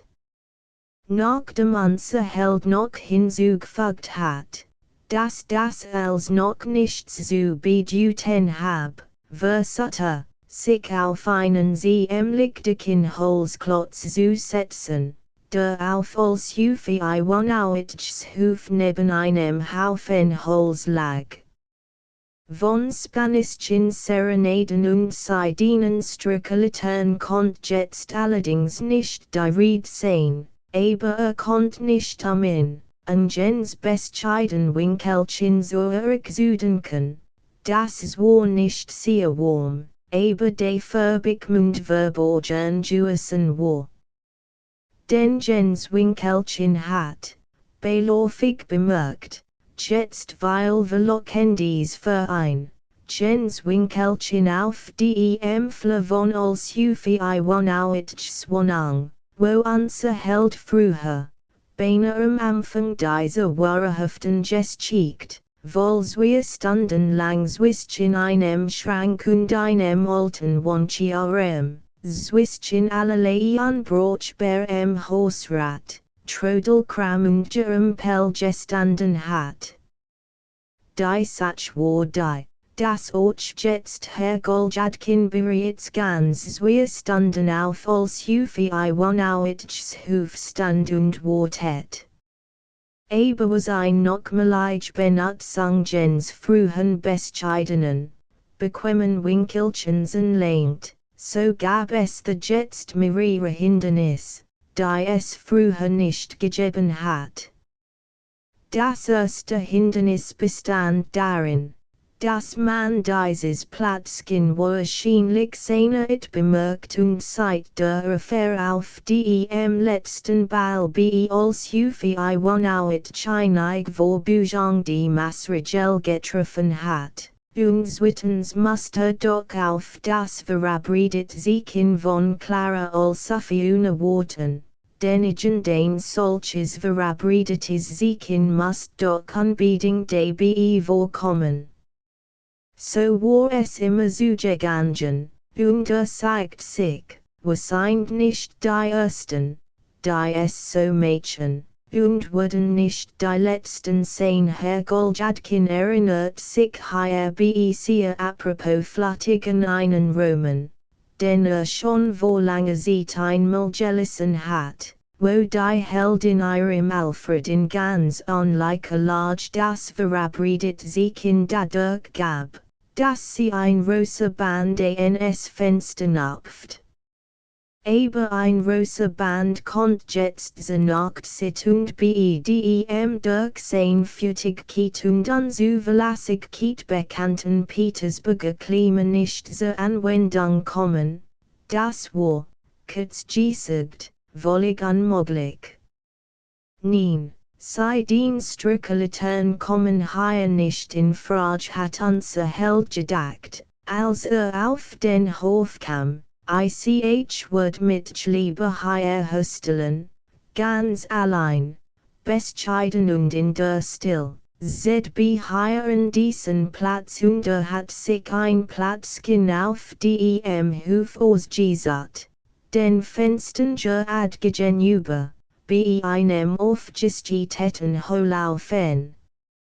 Allerdings gingen auf dem Hof weil fremde her, Stallknecht, Kuscher, Dejura selten die Rade, schnorten die Verdus dort, aber trotzdem war der Platz wohl geähnet, ob man einen unbemerkt oder nicht, jetzt wenn stens war der Vorteil der.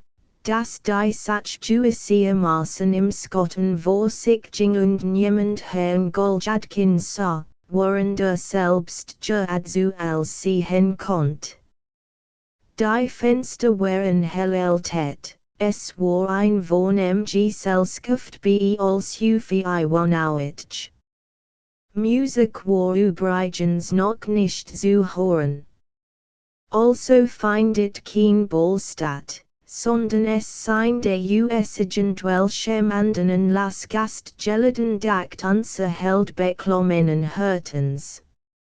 Aber sollt es denn auch gut sein, ging es ihm durch den Kopf, liegt auch keinitem im Datum vor. Es konnt doch sein, möglich ist als. Weil it war der Brief gestern geschrieben. Gelangt aber gestern nicht in mein Handy, und zwar deswegen nicht, weil sich Petruschka daheim eingemisst hat, diese Hallenk. Oder war morgen geschrieben, DHS stand darin, dass ich erst morgen als tun sollt, DHMITDEM wagen warten sollt. Hier überlief es unsern Helden ganz kalt, und griff in die Task, den Brief herauszuholen und die Sach festzustellen. Aber zu seiner Verwunderung fand sich der Brief in der Task nicht vor. Wie geht das so? flustert Herr Goljadkin mehr tot als lebendig. Wo hab ich ein nur gelassen?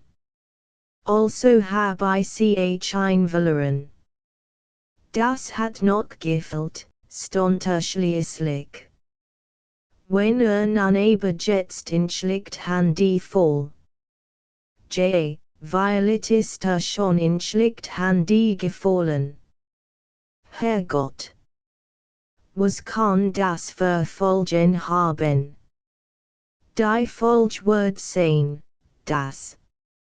O über meinen glückseliges Schicksal, heiligen Herr Goljadkin wie es ben Lob zusitten bedem Gedanken, das Violet sein an ehrenhafter Zwillingsbruder, als ihm den Mantel auf den Kopf warf, de Beeger ad die Absicht verfolgt hab, den Brief zu entwenden, von dessen Existenz wie durch Herrn Goljadkins Fein die Wind bekommen hab. Wird ein als Beweis stückwegenommen haben dacht unser Held, und was für ein Schwerwiegendes Beweisstück ist Nach dem ersten Anfall des Schreckens und der Erstarrung stieg Herrn Goljadkin das Blatt in den Kopf. Stonnend und sonnenerschend griff sich an sein Gluhe die Stirn, ließ sich auf seinen Holzklotz niedersinken und begann über etwas nachzudenken. Aber die Gedanken in seinem Kopf vermochten nicht an einem Gegenstand die Hafen zu bleiben. Irgendwelche Persönlichkeiten hasten vor seinem geistigen Auge vorüber. Irgendwelche langst vergessenen Rignis kämen ihm bald undeutlich, bald klar ins Gedächtnis, irgendwelche Melodien dummer Lieder gingen ihm durch den Kopf. Es war ein Pain, ein unnatürlich Pain. Mein Gott, dacht unser Held, als einigermaßen zur Besinnung kam. Und sucht das Dampfschlatzen in seine Brust zu ersticken, gib mir Fessen mat Beider Grund like in Tuf meins Glücks. Das ich verloren bin, ganz vernichtet bin, daran kann kein Zweifel mehr bestehen, und das liegt ganz im natürlichen Lauf der Ding, es kann eben nicht anders sein.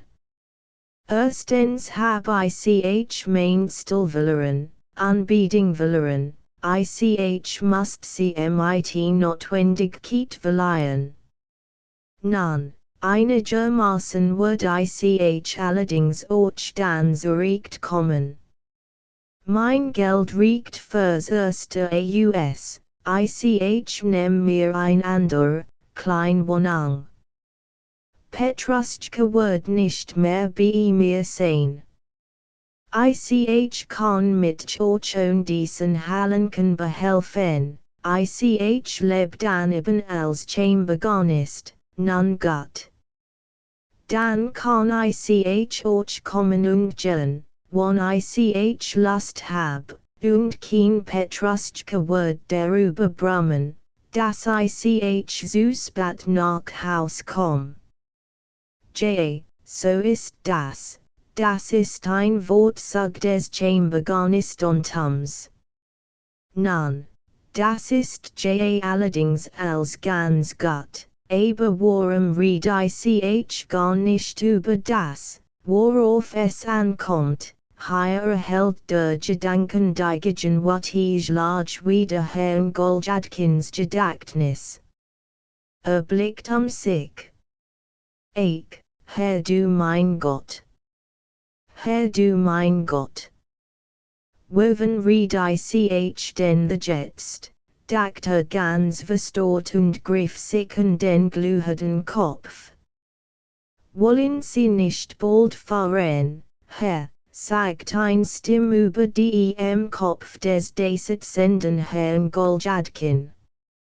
Herr Goljadkin verzusammen. Vor ihm stand sein Kuscher, ebenfalls völlig durchnässt und durchfroren, vor angeduld und Langeweile war auf den Gedanken gekommen, sich einmal nach Herrn Goljadkin hinter dem Holaufen umzusehen.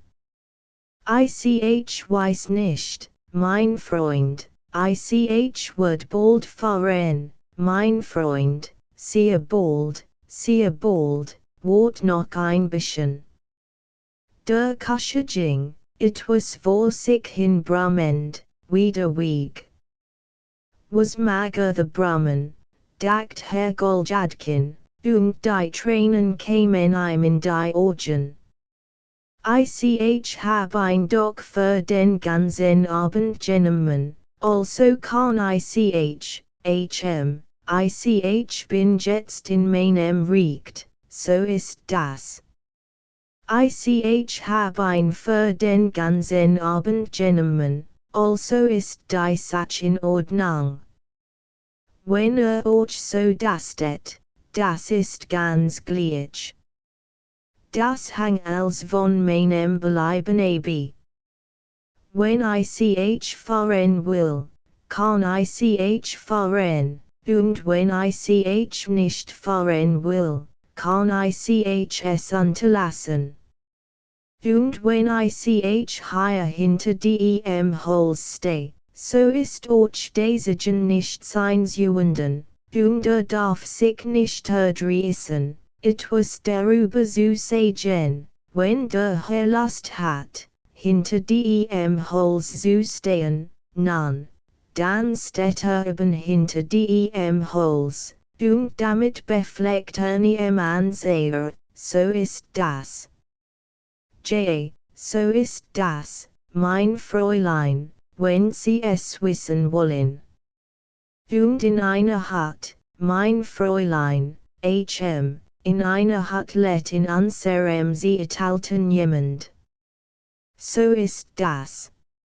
Und Unmoralität kann man in unserem Zeitalter der Industrie nicht erreichen, mein Fräulein. Die verdienen sie selbst jetzt als trauriges Beispiel. Also ihrer Meinung nach soll ich das einst Tischwurst bekleiden und in einer Hut Gestade des Meers leben. Erstens, mein Fräulein, gibt es Gestade des Meers kein Tischwursteher. Und zweitens können wir beid mir kein Stil als Tischwursteher verschaffen. Denn setzt zbich ein Beischrift ein und sage darin, so und so, bitte, mit diesem Tischwursteher zu machen und mit vor meinem Feinde zu schutzen, dann würden Sie merken, mein Fräulein, dass es viel Tischwursteher gibt. Und dass sie hier nicht bei der Emigrantin vollballer sind, wo sie Moralität gelernt haben, wofür sie selbst als trauriges Beispiel dienen. Moralität, mein Fräulein, das bedeutet, zu Haus sitzen, seinen Vater ehren und nicht vortigen freier denken. Die Freier, mein Fräulein, würden sich so richten sie schon finden, so ist das. Gewiss, man muss unstreitig auch allerlei Fertigkeiten und Kenntnis besitzen, als the Sind, ein bisschen Klavier spielen, Französisch sprechen, Geschichte, Geographie, Religion und Rechnen, so ist das. Aber mehr ist nicht vonnöten. Deju kommt noch die Kusch, zu dem Wissensgebiet einstjeden Wohlgesetzten Madchens gehört Anbiedung auch die Kusch. Aber was wird mit einen werden? Erstens, mein schons nordiges Fräulein, wird man sie nicht so einfach davon lassen, sondern ein Verfolgung veranstalten und sie, wenn man sie Trepier hat, in ein Kloster stecken. Was dann, mein Fräulein? Was befehlen Sie mir dann zu tun? beflen Sie mir, mein Fräulein, nach Anweisung einiger dummer Romain auf einen nächtlichen Hügel zu gehen und, nach den kalten Mooren ihres Gefängnisses hinblicken, in Tränen zu zerfließen und schließlich so zu sterben. Gemäß der Vorschrift einiger verdrehter deutscher Dichter und Romanschriftsteller. J. Mein Fräulein. Aber gestatten Sie mir, einen in aller Vernunft zu sagen, erstens, dass die Dinge sich nicht in dieser Weise verhalten, und zweitens, dass ich am liebsten Sie und Ihre Eltern gehörig dafür durchhauen möchte, dass Sie einen französischen Butcher zu lesen gegeben haben. Denn aus französischen Büchern kann man nichts Gutes lernen. In denen steckt Gift, verderbliches Gift, mein Fräulein.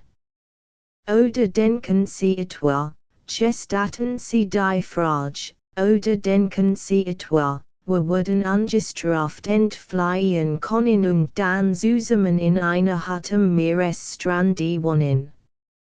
Und dann fangen wir an zu hören und zu schnäbeln und von allerlei Gefallen zu sprechen und wir bringen so unser ganzes Leben in Zufriedenheit und Glück. Und dann stellt sich ein kleines ein, und wir sagen, so und so, Sie unser Vater Staatsrat als Hufi Iwanowitsch, da hat sich ein kleines Ingestell. Nehmen Sie also bei diesem passenden Anlass Ihren Flutsch zurück, und segnen Sie uns Jungs per. Nein, mein Fräulein, the wollen sich die Dinge wieder nicht in dieser Weise, und der erste Punkt ist der, dass es kein Hören und Schnäbel mehr gibt, hoffen Sie darauf nicht. Heutzutage, mein Fräulein, ist der Mann der Herr, und ein gut, wohlgesittete Frau muss ihm in allen Stücken zu gefallen leben. Sittlichkeiten aber, mein Fräulein, sind heutzutage in unserem Zeitalter der Industrie nicht mehr beliebt, die Zeiten Jean-Jacques Rousseaus sind vorüber.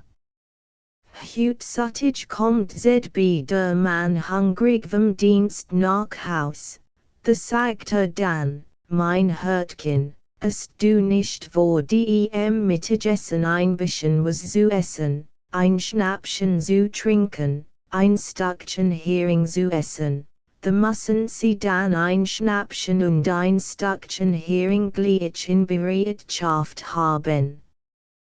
Der Mann ist das mit gutem Appetit, aber Sie sehut gar nicht an, sondern sagt, chill in die Küche, mein Katzchen, und Sie nach dem Mittagessen, und weil it gibt einen in der Wasch nur ein einziges Mal einen Kuss, und auch das nur mit gleichgültigem Wissen.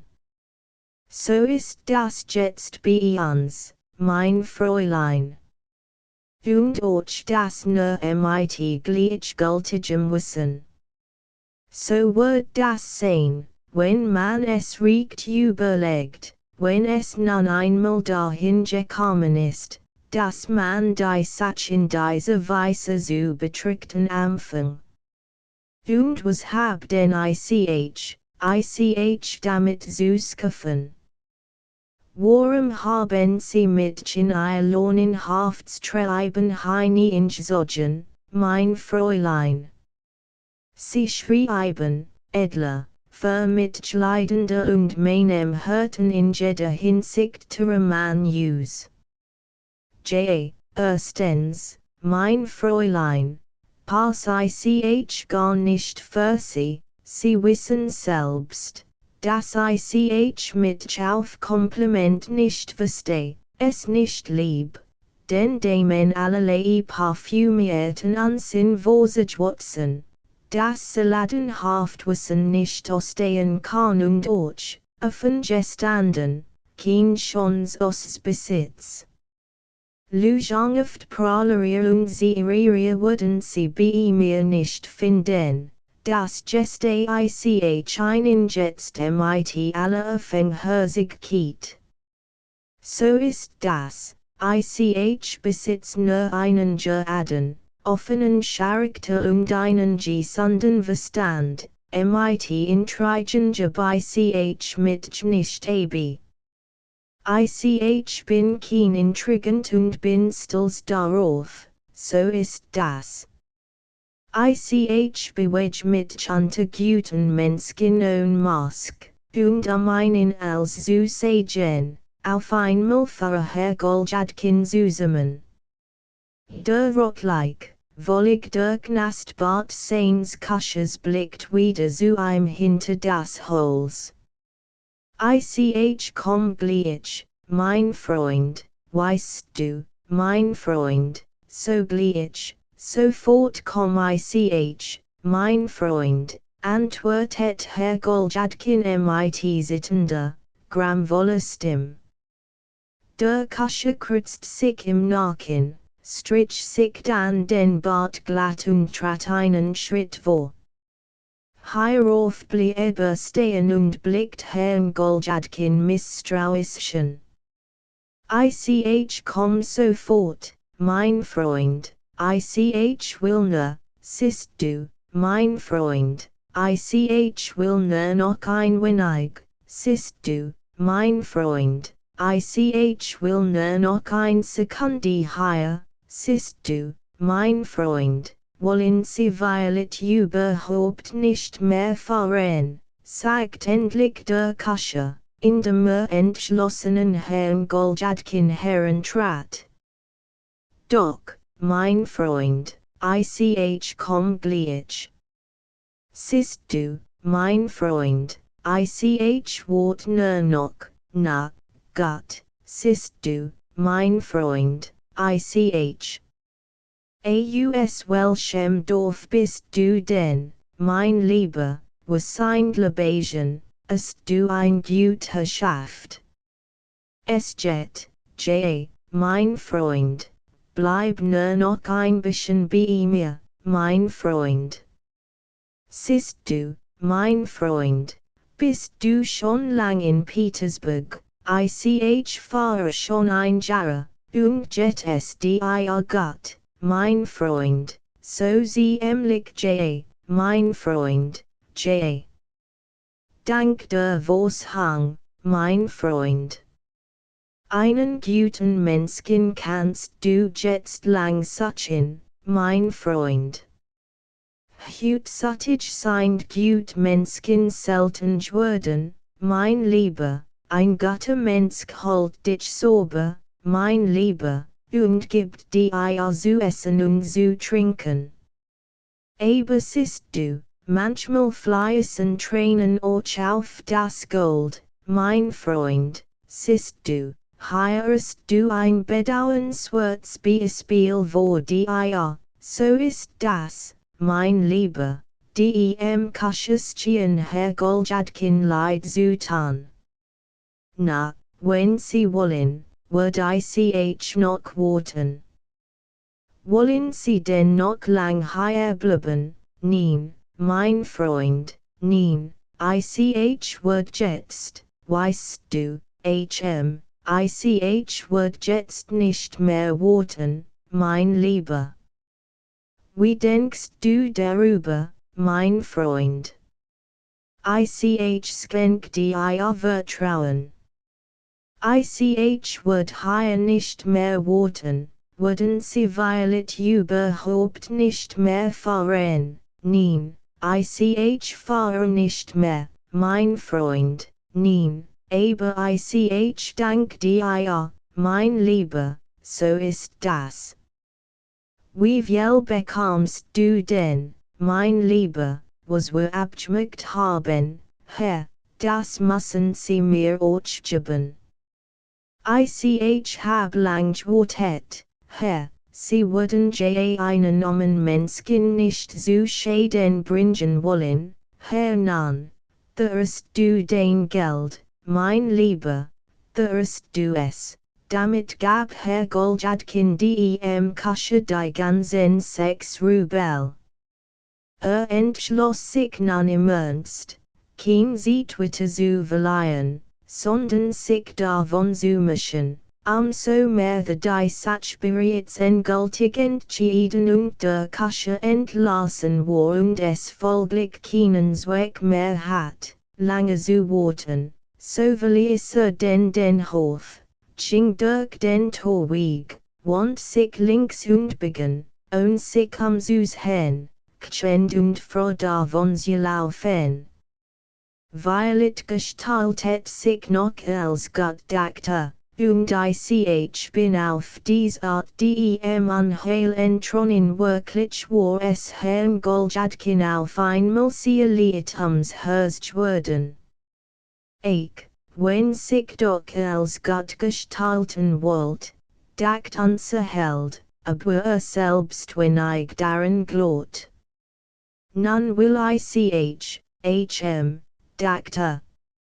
Nein, ich will es lieber so machen, ich will die Sach von einer anderen Sit angreifen.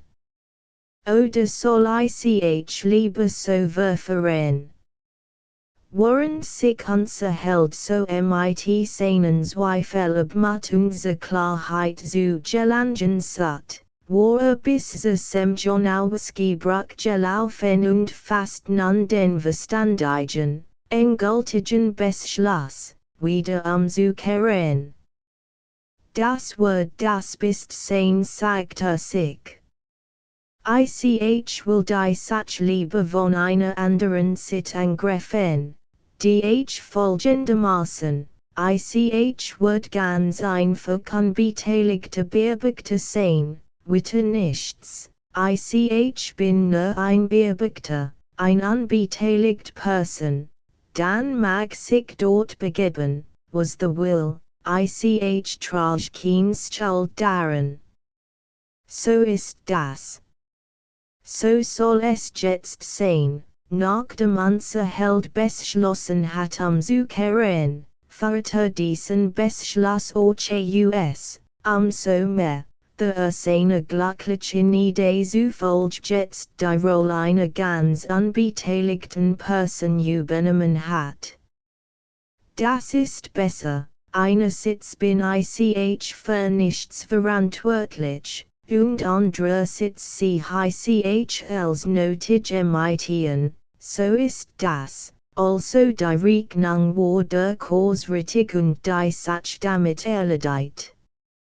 Beühigtschlicher wieder in den friedlichen Skotten des einskatzenden Holzhauses und begann, aufmerksam nach den Fenstern hinzuschauen. Diesmal braucht nicht lang zu schauen und zu warten. Auf einmal macht sich an allen Fenstern gleichzeitig ein sonderbar Bewegung bemerklich, Gestalten werden sichtbar, die vorhand zurückschlagen, ganz Gruppen von Menschen drängten sich an als Hufi Iwanowitschs Fenstern. Blickten sie auf den Hof hinaus und sahen dort etwas. Durch seinen Holzhaus geschützt, begann unser Held seine Sitze benfalls neugierig die allgemeine Bewegung zu verfolgen und streckt, lebhaft interessiert, seinen Kopf nach rechts und links vor. Wenn ich denn so es ihm durch Skotten des einverbergenden Holzhauses erlaubt. Auf einmal bekam einen großen Schreck, verzusammen und hat sich vor Bestürtung beinahe auf dem Fleck, wo stand, hingesetzt. Es schien ihm moderatiger erreiht auf das bestimmt ist, dass sie the nicht etwas undigentwen satten, sondern ganz einfach ein, Herrn Goljadkin. Blickten sie nach seiner Sit hin. Davon sie laufen war unmöglich, man hat ihn gesehen. Ängstlich drückt sich Herr Goljadkin so dit wie möglich in das Holz und bemerkt jetzt erst, das der Verraterisk Skottenheim Triulosg worden war ein nicht mehr ganz verbog. Mit dem größten Vernunft where unser Held jetzt in ein Moosloch zwischen dem Holz gekrochen und hat dort friedlich gesessen, wenn es nur möglich gewesen wär. Aber es war entschieden unmöglich. In seiner Pein begann schließlich, mit Entschlossenheit zu nach allen Fenstern hinzusehen, weil ihm das noch als das Bistörchen. Und plötzlich wurde glühend heiß Vorskum. Man hat ein deutlich bemerkt, all zusammen hatten ein bemerkt, all winkten ihm mit den Handen, all nickten ihm zu, all riefen ein, the klatten ein per Laufkuppen und wurden geöffnet, einige Stimmen schrien ihm sogleich etwas zu. Ich wundere mich, warum man diesem dummen Mädchen nicht von klein auf die Ruth gegeben hat, murmelt unser Held ganz fassungslos vor sich hin.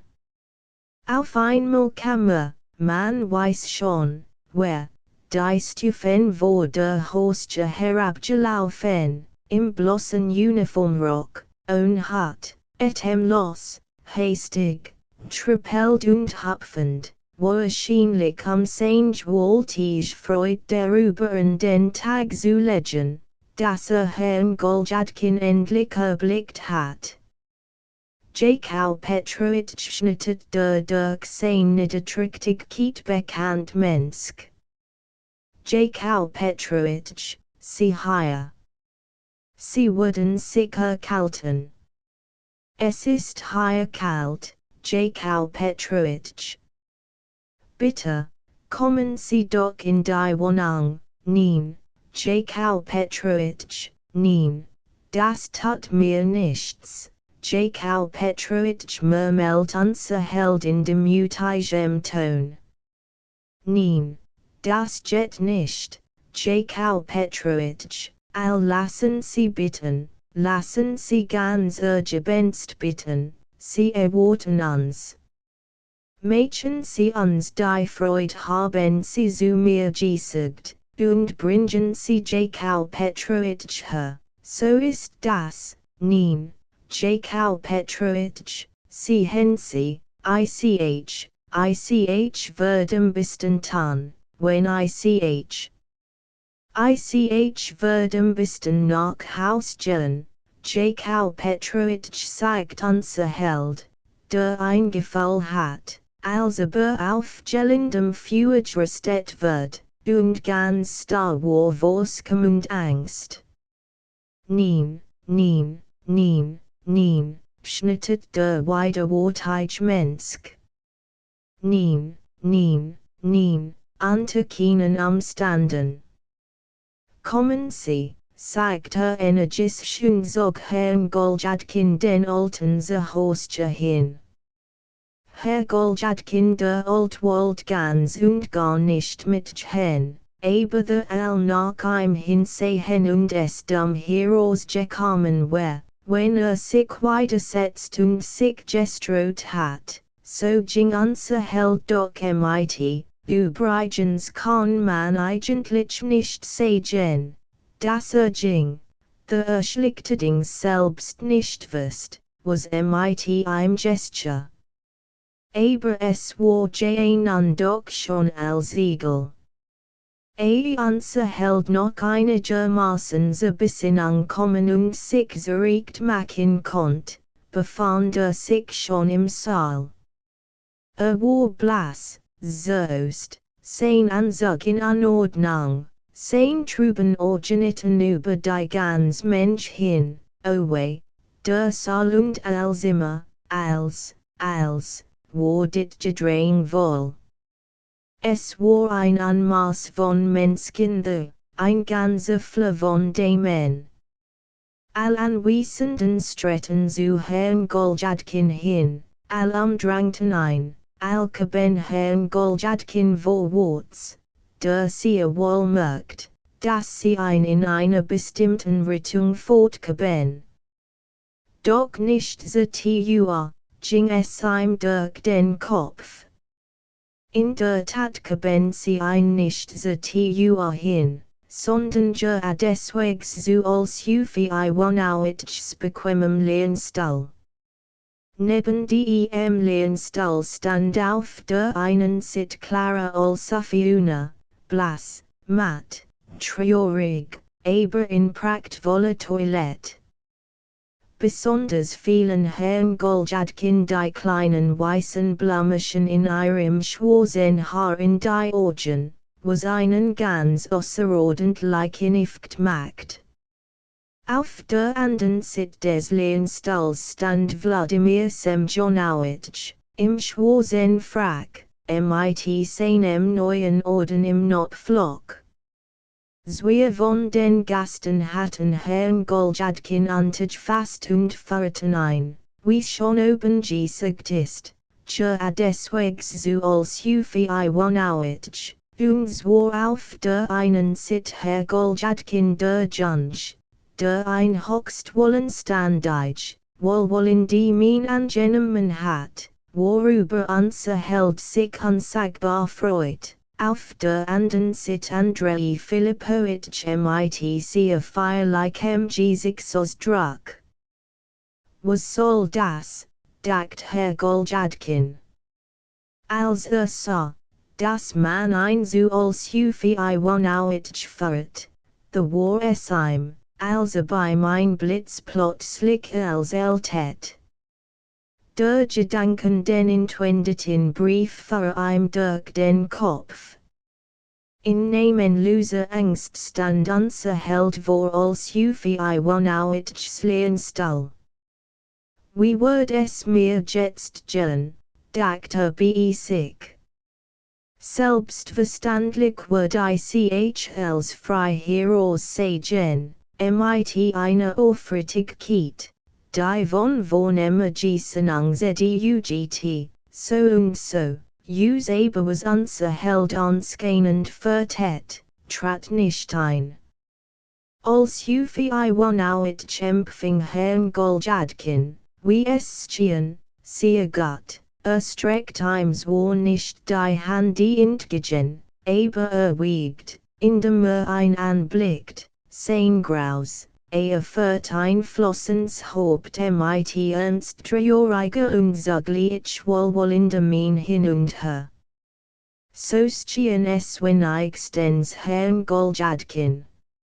Es schien diesem sogar, als als Ufeiwanauitschs trüben Blick in ein Train glanzt, hob die Augen in die Höhe und sah, das Orchen den Wimpern der dit denebenstheden Clara als eine ein Tronchen glitzert, das mit Wladimir Semjonowitschs Augen etwas unliches vorging, das sogar Andrei Filipowitsch seine Chatterleik, ruhig wird sich von der allgemeinen, tränenreichen Anteilnahme nicht ausschloss, und das endlich jene Jungling, von dem wir früher einmal gesagt haben, dass groß Anlichkeit mit einem würdigen Rat hat, den gegenwärtigen Augenblick schon dazu benutzt, bitterlich zu schlachten.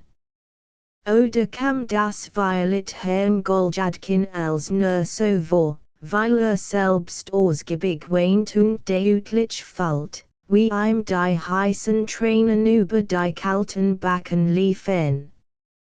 Schlachzend, mit den Menschen und dem Schicksal ausgesöhnt und im gegenwärtigen Augenblick von liebevoll nicht nur so als Ufeiwanauitsch und allen Gasten zusammen, sondern sogar zu seinem so anheilbringenden Zwillingsbruder, der jetzt überhaupt nicht anheilbringend und nicht einmal wie Herrn Goljadkins Zwillingsbruder aussieht, sondern wie ein ganz unbeteiligter und äußerst liebenswürdiger Mensch, wollt sich unser Held so als Ufeiwanauitsch wenden und ihm in rührender Weise sein Herz Ochatten, aber die voll der Gefall, die sich in seinem Herzen angesammelt hatten, war so groß, konnt kein Wort herausbringen, sondern zeigt nur mit einer sehr ausdrucksvollen Handbewegung schweigend auf sein Herz. Endlich fährt Andrei Filipowitsch, wahrscheinlich dem grauhaarigen alten Mann eine so große Aufregung zu ersparen, Herrn Goljadkin ein wenig besit und jubiliert ein dort ausgehend wollig sich selbst. Lächelt und etwas vor sich hin murmelt, ein wenig erstaunt, aber jedenfalls mit den Menschen und dems Schicksal fast ganz ausgesöhnt, begann unser Held in irgendwelcher Richtung sich durch die Masse der Gast fortzubewegen. All machten ein Platz, all sehen ein mit einer sonderbaren Neugier und einer unerklärlichen, ratselhaften Teilnahmen.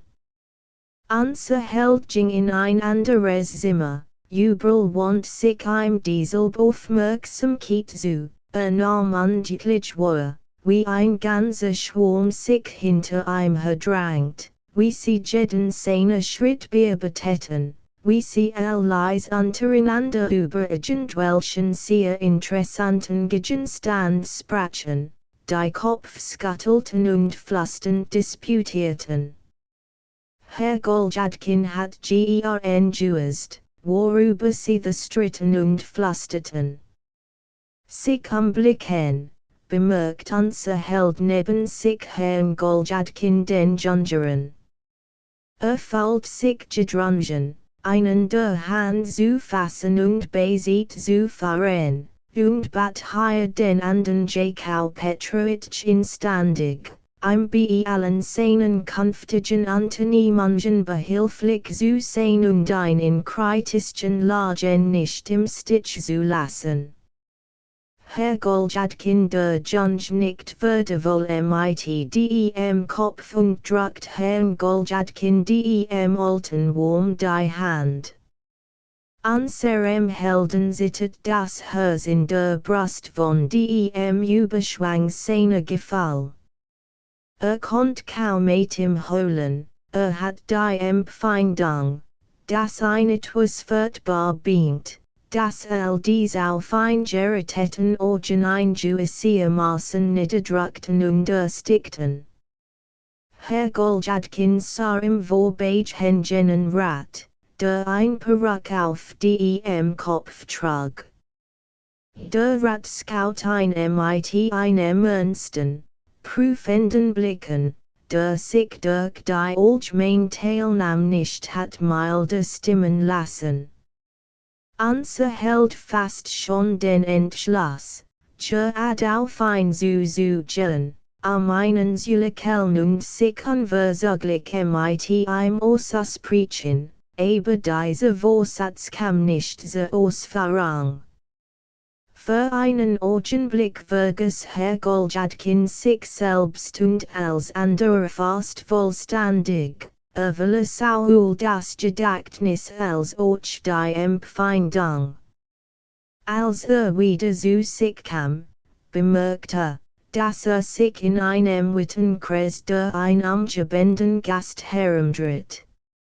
Auf einmal wird Herr Goljadkin von dem anderen Zimmer ausgerufen, dieser Ruf pflanzt sich schnell durch die ganze Mensch fort. All gerieten in Aufregung, all begannen ausschwol zu reden, all schütten zu der Tür hin, die in den ersten Saal führt, unsern Helden trugen sie beinahe auf den Händen dorthin. Wobei der Harthetige Rat mit der Perücke zufällig sit mit Herrn Goljadkin ging.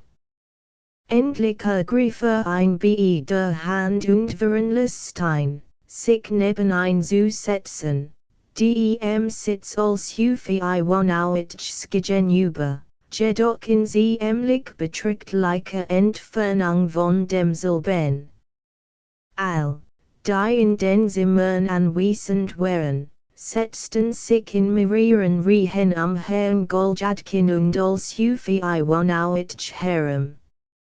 Als wird still und ruhig, wir betäten ein feierliches Schweigen, blickten als Hufi Iwanowitschen, offenbar in Erwartung von etwas sehr Ungewöhnlichem.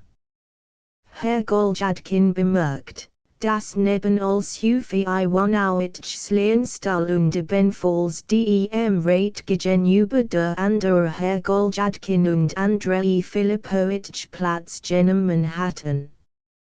Das Schweigen dauert ziemlich lang, man wartet tatsächlich auf etwas.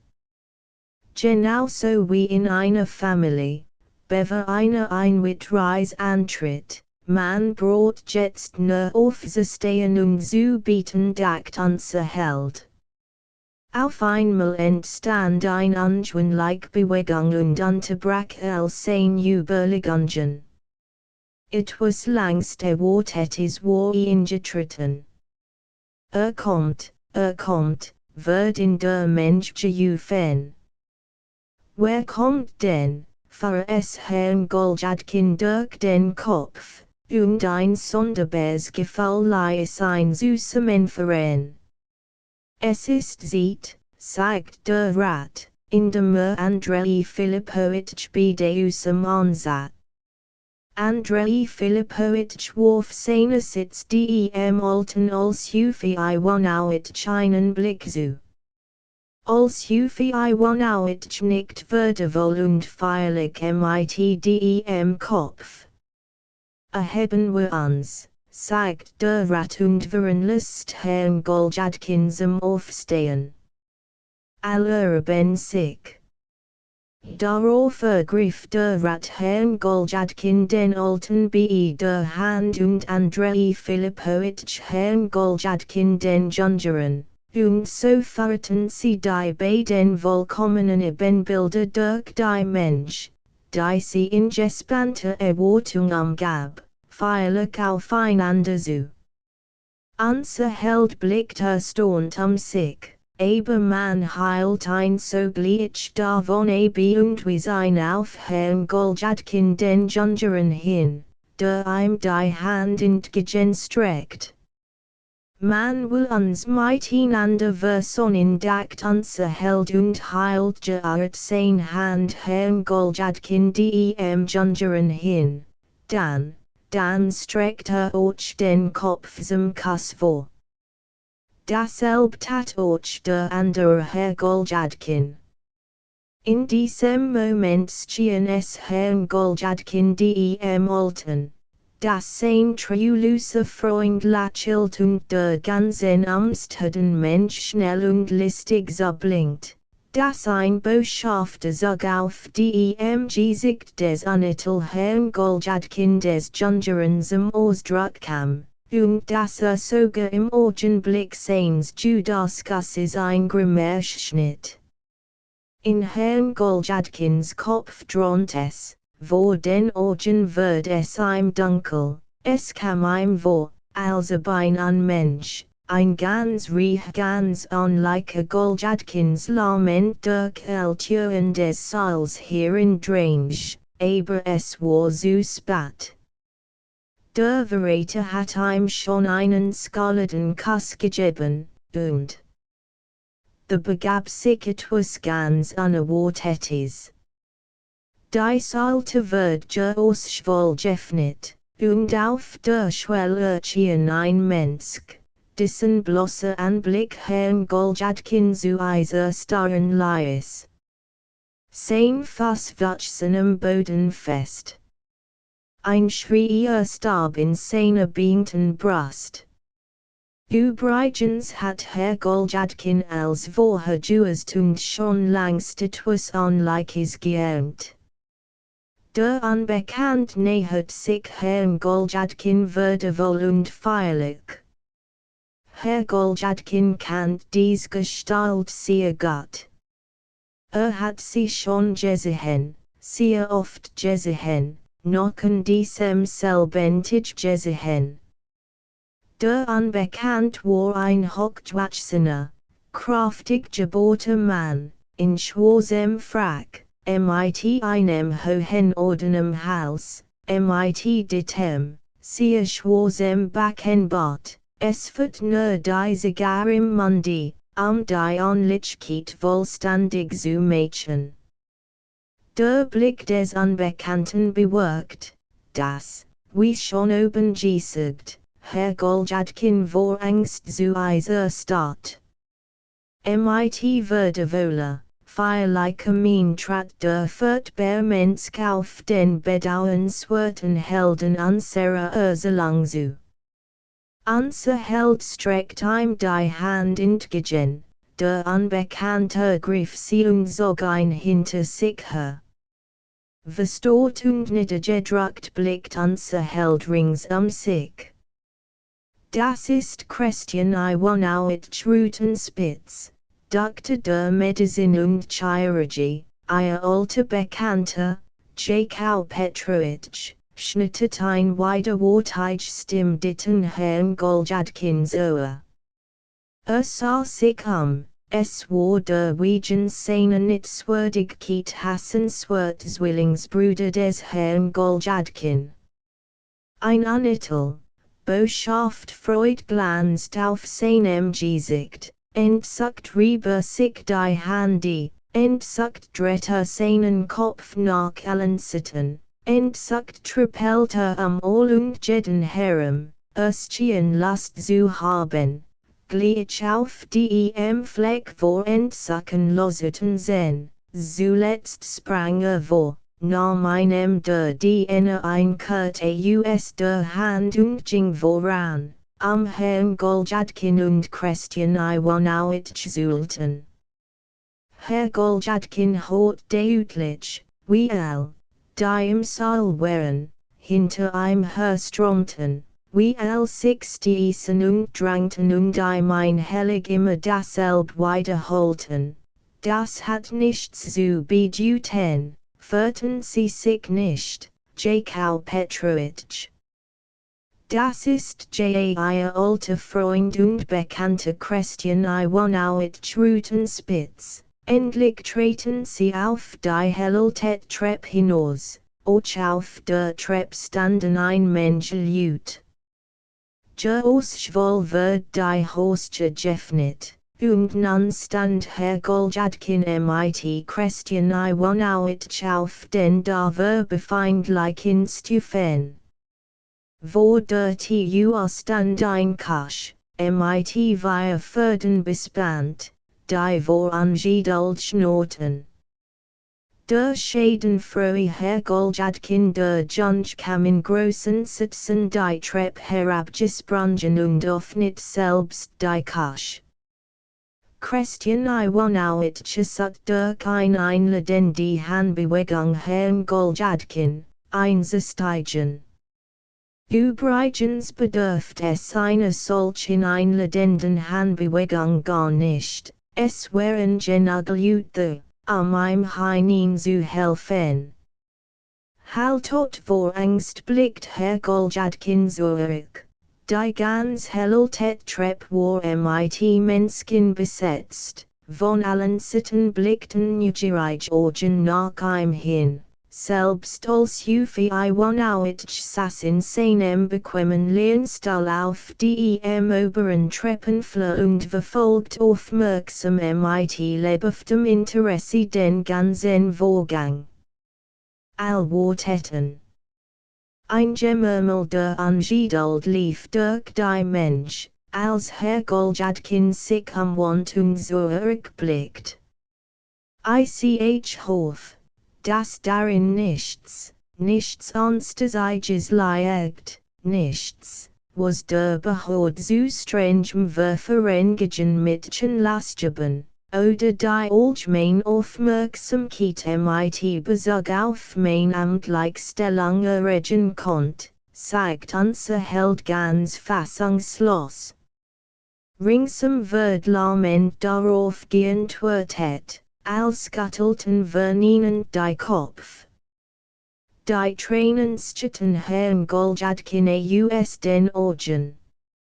In diesem Falle bin ich bereit, ich vertrau mich ganz Christian Iwanowitschen, ich lege meins Schicksal in sein Handy, kaum hat Herr Goljadkin gesagt, dass seins Schicksal ganz in Christian Iwanowitschs Handy lege, als die ein Umgeben, in ein Furchtbares, Beethovensfreudengeschrei ausbrachen, das sich dann in unheilwirkendem Wiederhol durch die ganz Worten die Mensch hinwot. Nun fasten Christian Iwanowitsch von der einen Sit, Andrei Filipowitsch von der anderen Sit Herrn Goljadkin unter den Arm und machten Anstalt, ein in den Wagen zu setzen. Der Doppelgänger half nach seiner nitzwürdigen Schönheit von hinten nach. Der unglückliche Herr Goljadkin der Old warf auf und als einen letzten Blick und kroch sittend wie ein Katzkin, das man mit kaltem Wasser begossen hat, wenn dieser wirklich gestattet ist, in den Wagen hinein. Nach ihm stieg sogleich auch Christian Iwanowitsch ein. Die Wagente wird zusätzlichen, die Peitsch viel klatschend auf die Rücken der Pferd, die Pferdsogenen, als Schatten hinter Herrn Goljadkin her. Gelens, Wutens Geschrei alle seine Feinde galt ihm als Abschiedsgruß nach.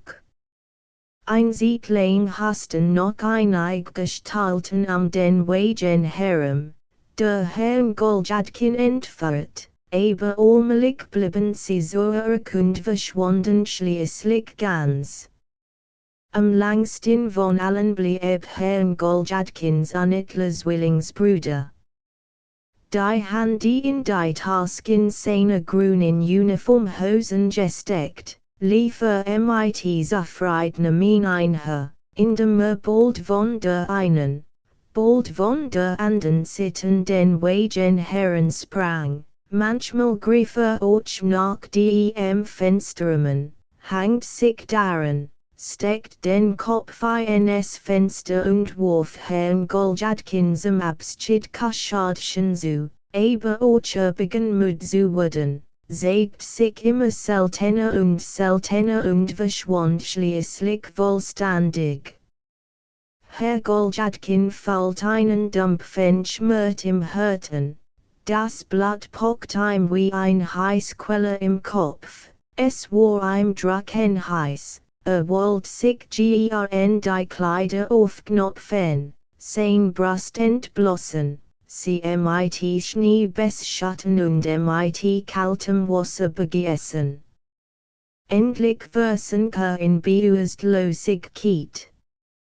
Als wieder zu sich kam, sah dass der Wagen auf einem unbekannten Weg dahin fuhr. Rechts und links lag schwarzer Wald, als Wald und Menschenleer. Auf einmal wurde es da vor Schreck, zwei feurige Augen blickten ein in der Dunkelheit und funkelten in boshafter, teuflischer Freude. Das ist nicht Christian Iwanowitsch, dachte Herr Goljadkin. Wer ist das? Oder ist es doch? Ist es. Es ist Christian Iwanowitsch. Aber nicht der früher, sondern ein anderer Christian Iwanowitsch. Das ist ein entsetzlicher Christian Iwanowitsch. Christian Iwanowitsch,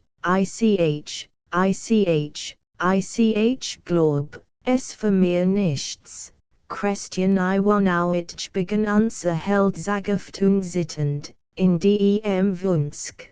Der Unterwürfigkeit und Demut den furchtbaren Christian Iwanowitsch ein wenig milder zu stimmen. Sie bekamen vom Stiert Frühwarnung, Heijung, Bultung und Bedienung.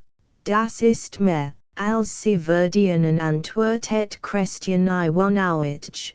die Antwort klang streng und furchtbar wie eine Teilsprach. Unser Held schrie auf und griff sich nach dem Kopf. Oh weh! Das hat schon längst geahnt. Gedruckt bei Postel antrept in Leipzig im Inselverlag zu Leipziger Tschinen, FM Dostoyevsky, in Übertragungen von H. Roll, auf Signungen aus einem Totenhaus das Gott steppend Chico der Idiot.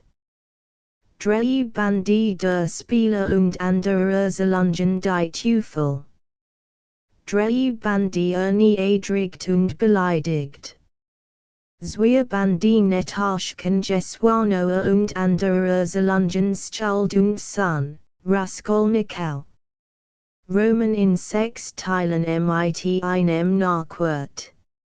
Zwei Bandi. 21.30 Tausend Wuderjahre. Zwei Bandi, die Brüder Karamazov. Übertragung und mit einem Nachwort vers Hen von Karl Notzel. Drei Bandi. 11.20 Tausend Jeder Band in Halbleinen 20 Mark in Silverlag zu Leipzig Leo N. Talsto Anna Karenina. Roman. Übertragung von H. Roll. Zwei Bandi. 11.20 Tausend. In Halbleinen M40. Aufesthang. Roman. Übertragung von Adolf Hess. 11.20 Tausend. In Halbleinen M20. NW Gegoldschitschikaus Reiserlebnis oder die Toten Seelen. Eine Lang. AUSDEM Russischen Übertragung von H. Roll. In Papband M28. In Halbpergament M48. Iwan Turgeon Jeff Vater und Son. Roman. In Dervum Dicta selbst revidierten Übertragung. 11.15 Tausend. In Halbleinen M20. Anmerkungen zur Transkription der Originaltext ist in Frage gesetzt. Im Original GESPERT hervorgehobener Text wird in einem anderen Schriftstil markiert. Textstellen, die im Original in Antiqua gesetzt sind, werden in einer anderen Schriftart markiert. Die Schreibweise des Originals wird weitgehend behalten. Lediglich offensichtlich Druckfehler werden, teilweise unter Verwendung weiterer Ausgaben des Texts, wie hier aufgeführt korrigiert, vorher /nachher. Verragt els hinterhaltig wissen und überlass es anderen, verragt els hinterhaltig wissen und überlass es anderen. Jakub Petrovich, Jakub Petrovich. Urkel. Jakub Petrovich, Jakub Petrovich, Urkel. Worüber sollt ich denn lachen, ich lach nicht. Worüber sollt ich denn lachen? Ich lach nicht. Dreimal schlag ein Soge der Sorm des Mantels des, dreimal schlag ein Soge der Sorm des Mantels des. Petroisch, mir gutiges Geuskenken werden. Petroich, mir gutiges Geuskenken werden. Jakub Petrovich wiederholt unser Held, der. Jakub Petrovich wiederholt unser Held, der. Wissen Sie, wir wollen Nachtisch darüber. Wissen Sie, wir wollen Nachtisch darüber. Stufelaufschreibung die Uniform sich von. Stufelaufschreibung die Uniform sich von, in gewisser Hinsicht regt daran Taten, den Namensgottes, in gewisser Hinsicht regt daran Taten, den Namen Gottes, unaufhörlich für sich. In der Tat, ein Deratige, unaufhörlich für sich. In der Tat, ein Deratige. Asterisk asterisk asterisk end of the Project Gutenberg ebook Der Doppelgänger asterisk asterisk asterisk updated editions will replace the previous one, the old editions will be renamed.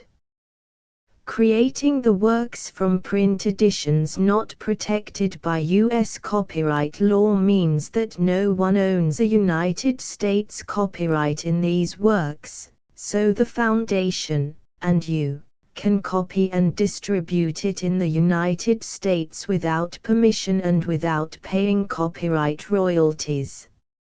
Special rules, set forth in the general terms of use part of this license, apply to copying and distributing Project Gutenberg trademark symbol electronic works to protect the Project Gutenberg trademark symbol concept and trademark. Project Gutenberg is a registered trademark, and may not be used if you charge for an ebook, except by following the terms of the trademark license, including paying royalties for use of the Project Gutenberg trademark. If you do not charge anything for copies of this ebook, complying with the trademark license is very easy. You may use this ebook for nearly any purpose such as creation of derivative works, reports, performances and research. Project Gutenberg ebooks may be modified and printed and given away. You may do practically anything in the United States with ebooks not protected by U.S. copyright law. Redistribution is subject to the trademark license, especially commercial redistribution. Start. Full license. The full Project Gutenberg license. Please read this before you distribute or use this work to protect the Project Gutenberg trademark symbol mission of promoting the free distribution of electronic works, by using or distributing this work, or any other work associated in any way with the phrase Project Gutenberg. You agree to comply with all the terms of the full Project Gutenberg trademark symbol license available with this file or online at www.gutenberg.org/license. Section 1. General Terms of Use and Redistributing Project Gutenberg Trademark Symbol Electronic Works 1.0. By reading or using any part of this Project Gutenberg trademark symbol electronic work, you indicate that you have read, understand, agree to and accept all the terms of this license and intellectual property, trademark/copyright, agreement. If you do not agree to abide by all the terms of this agreement, you must cease using and return or destroy all copies of Project Gutenberg trademark symbol electronic works in your possession.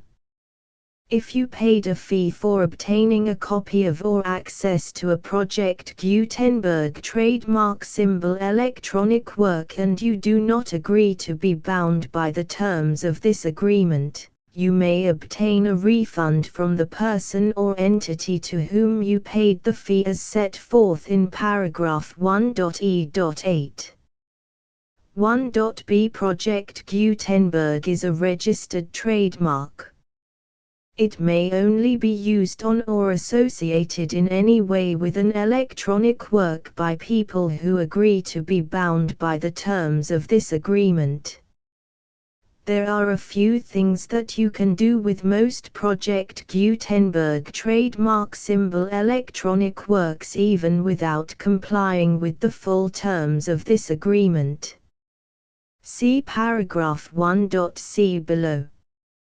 There are a lot of things you can do with Project Gutenberg trademark symbol electronic works if you follow the terms of this agreement and help preserve free future access to Project Gutenberg trademark symbol electronic works.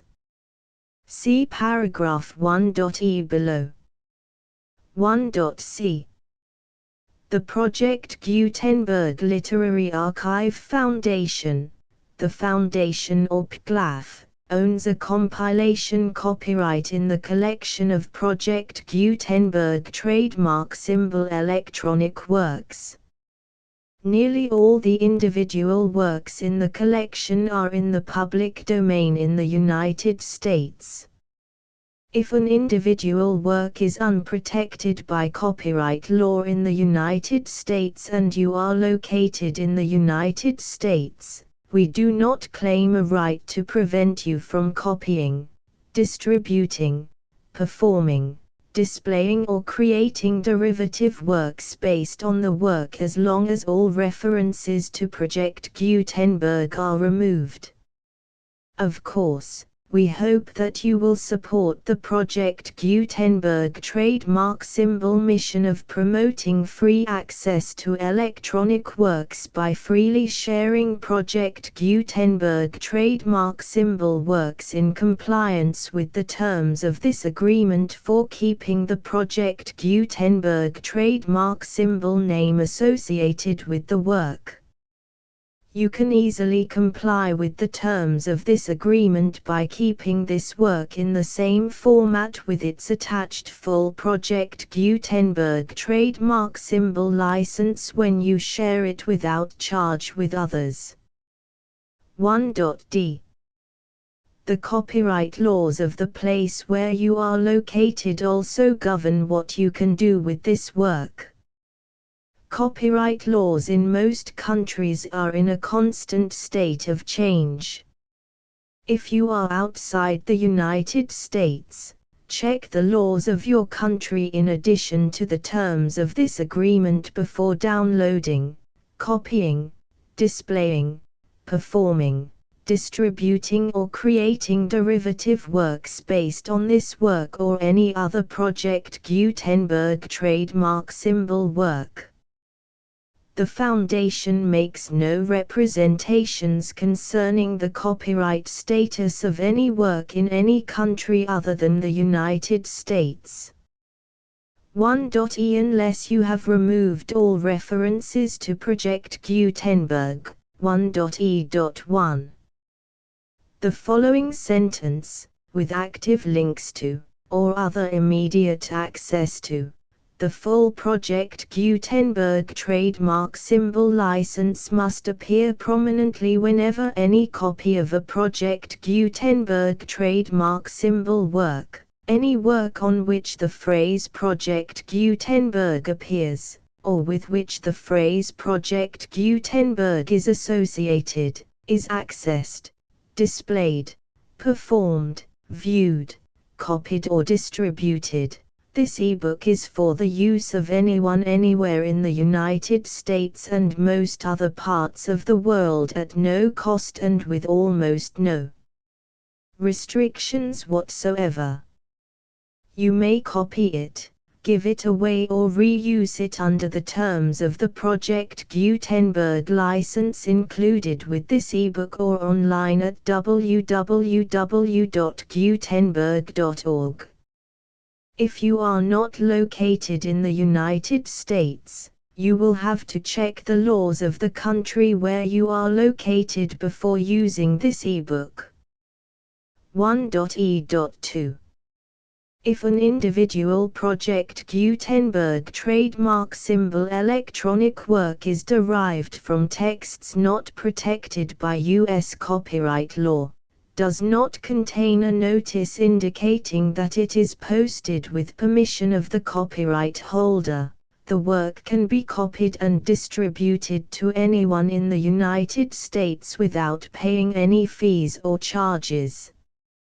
If you are redistributing or providing access to a work with the phrase Project Gutenberg associated with or appearing on the work, you must comply either with the requirements of paragraphs 1.e.1 through 1.e.7 or obtain permission for the use of the work and the Project Gutenberg trademark symbol trademark as set forth in paragraphs 1.e.8 or 1.e.9. 1.e.3. If an individual Project Gutenberg trademark symbol electronic work is posted with the permission of the copyright holder, your use and distribution must comply with both paragraphs 1.e.1 through 1.e.7 and any additional terms imposed by the copyright holder. Additional terms will be linked to the Project Gutenberg trademark symbol license for all works posted with the permission of the copyright holder found at the beginning of this work. 1.e.4. Do not unlink or detach or remove the full Project Gutenberg trademark symbol license terms from this work, or any files containing a part of this work or any other work associated with Project Gutenberg trademark symbol. 1.e.5. Do not copy, display, perform, distribute or redistribute this electronic work, or any part of this electronic work, without prominently displaying the sentence set forth in paragraph 1.e.1 with active links or immediate access to the full terms of the Project Gutenberg trademark symbol license. 1.e.6. You may convert to and distribute this work in any binary, compressed, marked up, non-proprietary or proprietary form, including any word processing or hypertext form. However, if you provide access to or distribute copies of a Project Gutenberg trademark symbol work in a format other than plain vanilla ASCII or other format used in the official version posted on the official Project Gutenberg trademark symbol website, www.gutenberg.org, you must, at no additional cost, fee or expense to the user, provide a copy, a means of exporting a copy, or a means of obtaining a copy upon request, of the work in its original plain vanilla ASCII or other form. Any alternate format must include the full Project Gutenberg trademark symbol license as specified in paragraph 1.e.1. 1.e.7. Do not charge a fee for access to, viewing, displaying, performing, copying or distributing any Project Gutenberg trademark symbol works unless you comply with paragraph 1.e.8 or 1.e.9. 1.e.8. You may charge a reasonable fee for copies of or providing access to or distributing Project Gutenberg trademark symbol electronic works provided that you pay a royalty fee of 20% of the gross profits you derive from the use of Project Gutenberg trademark symbol works calculated using the method you already use to calculate your applicable taxes. The fee is owed to the owner of the Project Gutenberg trademark symbol trademark, but he has agreed to donate royalties under this paragraph to the Project Gutenberg Literary Archive Foundation. Royalty payments must be paid within 60 days following each date on which you prepare, or are legally required to prepare, your periodic tax returns. Royalty payments should be clearly marked as such and sent to the Project Gutenberg Literary Archive Foundation at the address specified in Section 4. Information about donations to the Project Gutenberg Literary Archive Foundation.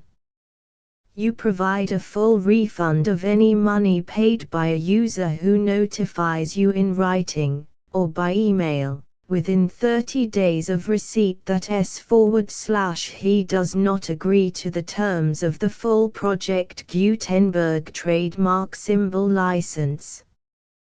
You must require such a user to return or destroy all copies of the works possessed in a physical medium and discontinue all use of and all access to other copies of Project Gutenberg trademark symbol works. You provide, in accordance with paragraph 1.f.3, a full refund of any money paid for a work or a replacement copy, if a defect in the electronic work is discovered and reported to you within 90 days of receipt of the work. You comply with all other terms of this agreement for free distribution of Project Gutenberg trademark symbol works. 1.e.9. If you wish to charge a fee or distribute a Project Gutenberg trademark symbol electronic work or group of works on different terms than are set forth in this agreement, you must obtain permission in writing from the Project Gutenberg Literary Archive Foundation, the manager of the Project Gutenberg trademark symbol trademark. Contact the Foundation as set forth in Section 3 below. 1.f1.f.1. Project Gutenberg volunteers and employees expend considerable effort to identify, do copyright research on, transcribe and proofread works not protected by U.S. copyright law in creating the Project Gutenberg trademark symbol collection. Despite these efforts, Project Gutenberg trademark symbol electronic works, and the medium on which they may be stored, may contain defects such as, but not limited to, incomplete, inaccurate or corrupt data, transcription errors, a copyright or other intellectual property infringement, a defective or damaged disk or other medium, a computer virus, or computer codes that damage or cannot be read by your equipment. 1.f.2. Limited warranty, disclaimer of damages, except for the right of replacement or refund described in paragraph 1.f.3, the Project Gutenberg Literary Archive Foundation, the owner of the Project Gutenberg trademark symbol trademark, and any other party distributing a Project Gutenberg trademark symbol electronic work under this agreement, disclaim all liability to you for damages, costs and expenses, including legal fees. You agree that you have no remedies for negligence, strict liability, breach of warranty or breach of contract except those provided in paragraph 1.f.3. You agree that the Foundation, the trademark owner, and any distributor under this agreement will not be liable to you for actual, direct, indirect, consequential, punitive or incidental damages even if you give notice of the possibility of such damage. 1.f.3. Limited right of replacement or refund. If you discover a defect in this electronic work within 90 days of receiving it, you can receive a refund of the money, if any, you paid for it by sending a written explanation to the person you received the work from. If you received the work on a physical medium, you must return the medium with your written explanation. The person or entity that provided you with the defective work may elect to provide a replacement copy in lieu of a refund. If you received the work electronically, the person or entity providing it to you may choose to give you a second opportunity to receive the work electronically in lieu of a refund. If the second copy is also defective, you may demand a refund in writing without further opportunities to fix the problem. 1.f.4. Except for the limited right of replacement or refund set forth in paragraph 1.f.3, this work is provided to you as is, with no other warranties of any kind, express or implied, including but not limited to warranties of merchantability or fitness for any purpose. 1.f.5. Some states do not allow disclaimers of certain implied warranties or the exclusion or limitation of certain types of damages. If any disclaimer or limitation set forth in this agreement violates the law of the state applicable to this agreement, the agreement shall be interpreted to make the maximum disclaimer or limitation permitted by the applicable state law. The invalidity or unenforceability of any provision of this agreement shall not void the remaining provisions. 1.f.6. Indemnity. You agree to indemnify and hold the foundation, the trademark owner, any agent or employee of the foundation, anyone providing copies of Project Gutenberg trademark symbol electronic works in accordance with this agreement, and any volunteers associated with the production, promotion and distribution of Project Gutenberg trademark symbol electronic works, harmless from all liability, costs and expenses, including legal fees, that arise directly or indirectly from any of the following which you do or cause to occur. A. Distribution of this or any Project Gutenberg trademark symbol work.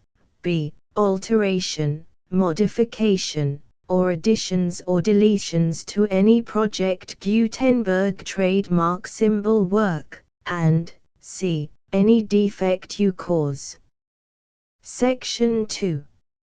Information about the mission of Project Gutenberg trademark symbol. Project Gutenberg trademark symbol is synonymous with the free distribution of electronic works in formats readable by the widest variety of computers, including obsolete, old, middle-aged and new computers.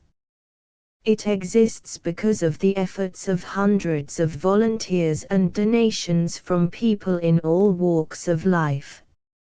Volunteers and financial support to provide volunteers with the assistance they need are critical to reaching Project Gutenberg trademark symbol's goals and ensuring that the Project Gutenberg trademark symbol collection will remain freely available for generations to come. In 2001, the Project Gutenberg Literary Archive Foundation was created to provide a secure and permanent future for Project Gutenberg trademark symbol and future generations. To learn more about the Project Gutenberg Literary Archive Foundation and how your efforts and donations can help, see sections 3 and 4 and the Foundation information page at www.gutenberg.org. Section 3. Information about the Project Gutenberg Literary Archive Foundation. The Project Gutenberg Literary Archive Foundation is a non-profit 501(c)(3) educational corporation organized under the laws of the state of Mississippi and granted tax-exempt status by the Internal Revenue Service. The foundation's IN or Federal Tax Identification Number is 64-6221541. Contributions to the Project Gutenberg Literary Archive Foundation are tax-deductible to the full extent permitted by U.S. federal laws and your state's laws. The Foundation's business office is located at 809 North 1500 West, Salt Lake City, UT 84116, 801-596-1887. Email contact links and up-to-date contact information can be found at the Foundation's website and official page at www.gutenberg.org/contact section 4. Information about donations to the Project Gutenberg Literary Archive Foundation. Project Gutenberg trademark symbol depends upon and cannot survive without widespread public support and donations to carry out its mission of increasing the number of public domain and licensed works that can be freely distributed in machine-readable form accessible by the widest array of equipment, including outdated equipment. Many small donations, $1 to $5,000, are particularly important to maintaining tax-exempt status with the IRS. The Foundation is committed to complying with the laws regulating charities and charitable donations in all 50 states of the United States. Compliance requirements are not uniform and it takes a considerable effort, much paperwork and many fees to meet and keep up with these requirements. We do not solicit donations in locations where we have not received written confirmation of compliance. To send donations or determine the status of compliance for any particular state, visit www.gutenberg.org/donate. While we cannot and do not solicit contributions from states where we have not met the solicitation requirements, we know of no prohibition against accepting unsolicited donations from donors in such states who approach us with offers to donate. International donations are gratefully accepted, but we cannot make any statements concerning tax treatment of donations received from outside the United States. U.S. laws alone swamp our small staff. Please check the Project Gutenberg web pages for current donation methods and addresses. Donations are accepted in a number of other ways, including checks, online payments and credit card donations. To donate, please visit www.gutenberg.org/donate. Section 5. General information about Project Gutenberg trademark symbol electronic works. Professor Michael S. Hart was the originator of the Project Gutenberg trademark symbol concept of a library of electronic works that could be freely shared with anyone. For 40 years, he produced and distributed Project Gutenberg trademark symbol ebooks with only a loose network of volunteer support. Project Gutenberg trademark symbol ebooks are often created from several printed editions, all of which are confirmed as not protected by copyright in the U.S. unless a copyright notice is included. Thus, we do not necessarily keep ebooks in compliance with any particular paper edition. Most people start at our website, which has the main PG search facility, www.gutenberg.org. This website includes information about Project Gutenberg trademark symbol, including how to make donations to the Project Gutenberg Literary Archive Foundation, how to help produce our new ebooks, and how to subscribe to our email newsletter to hear about new ebooks.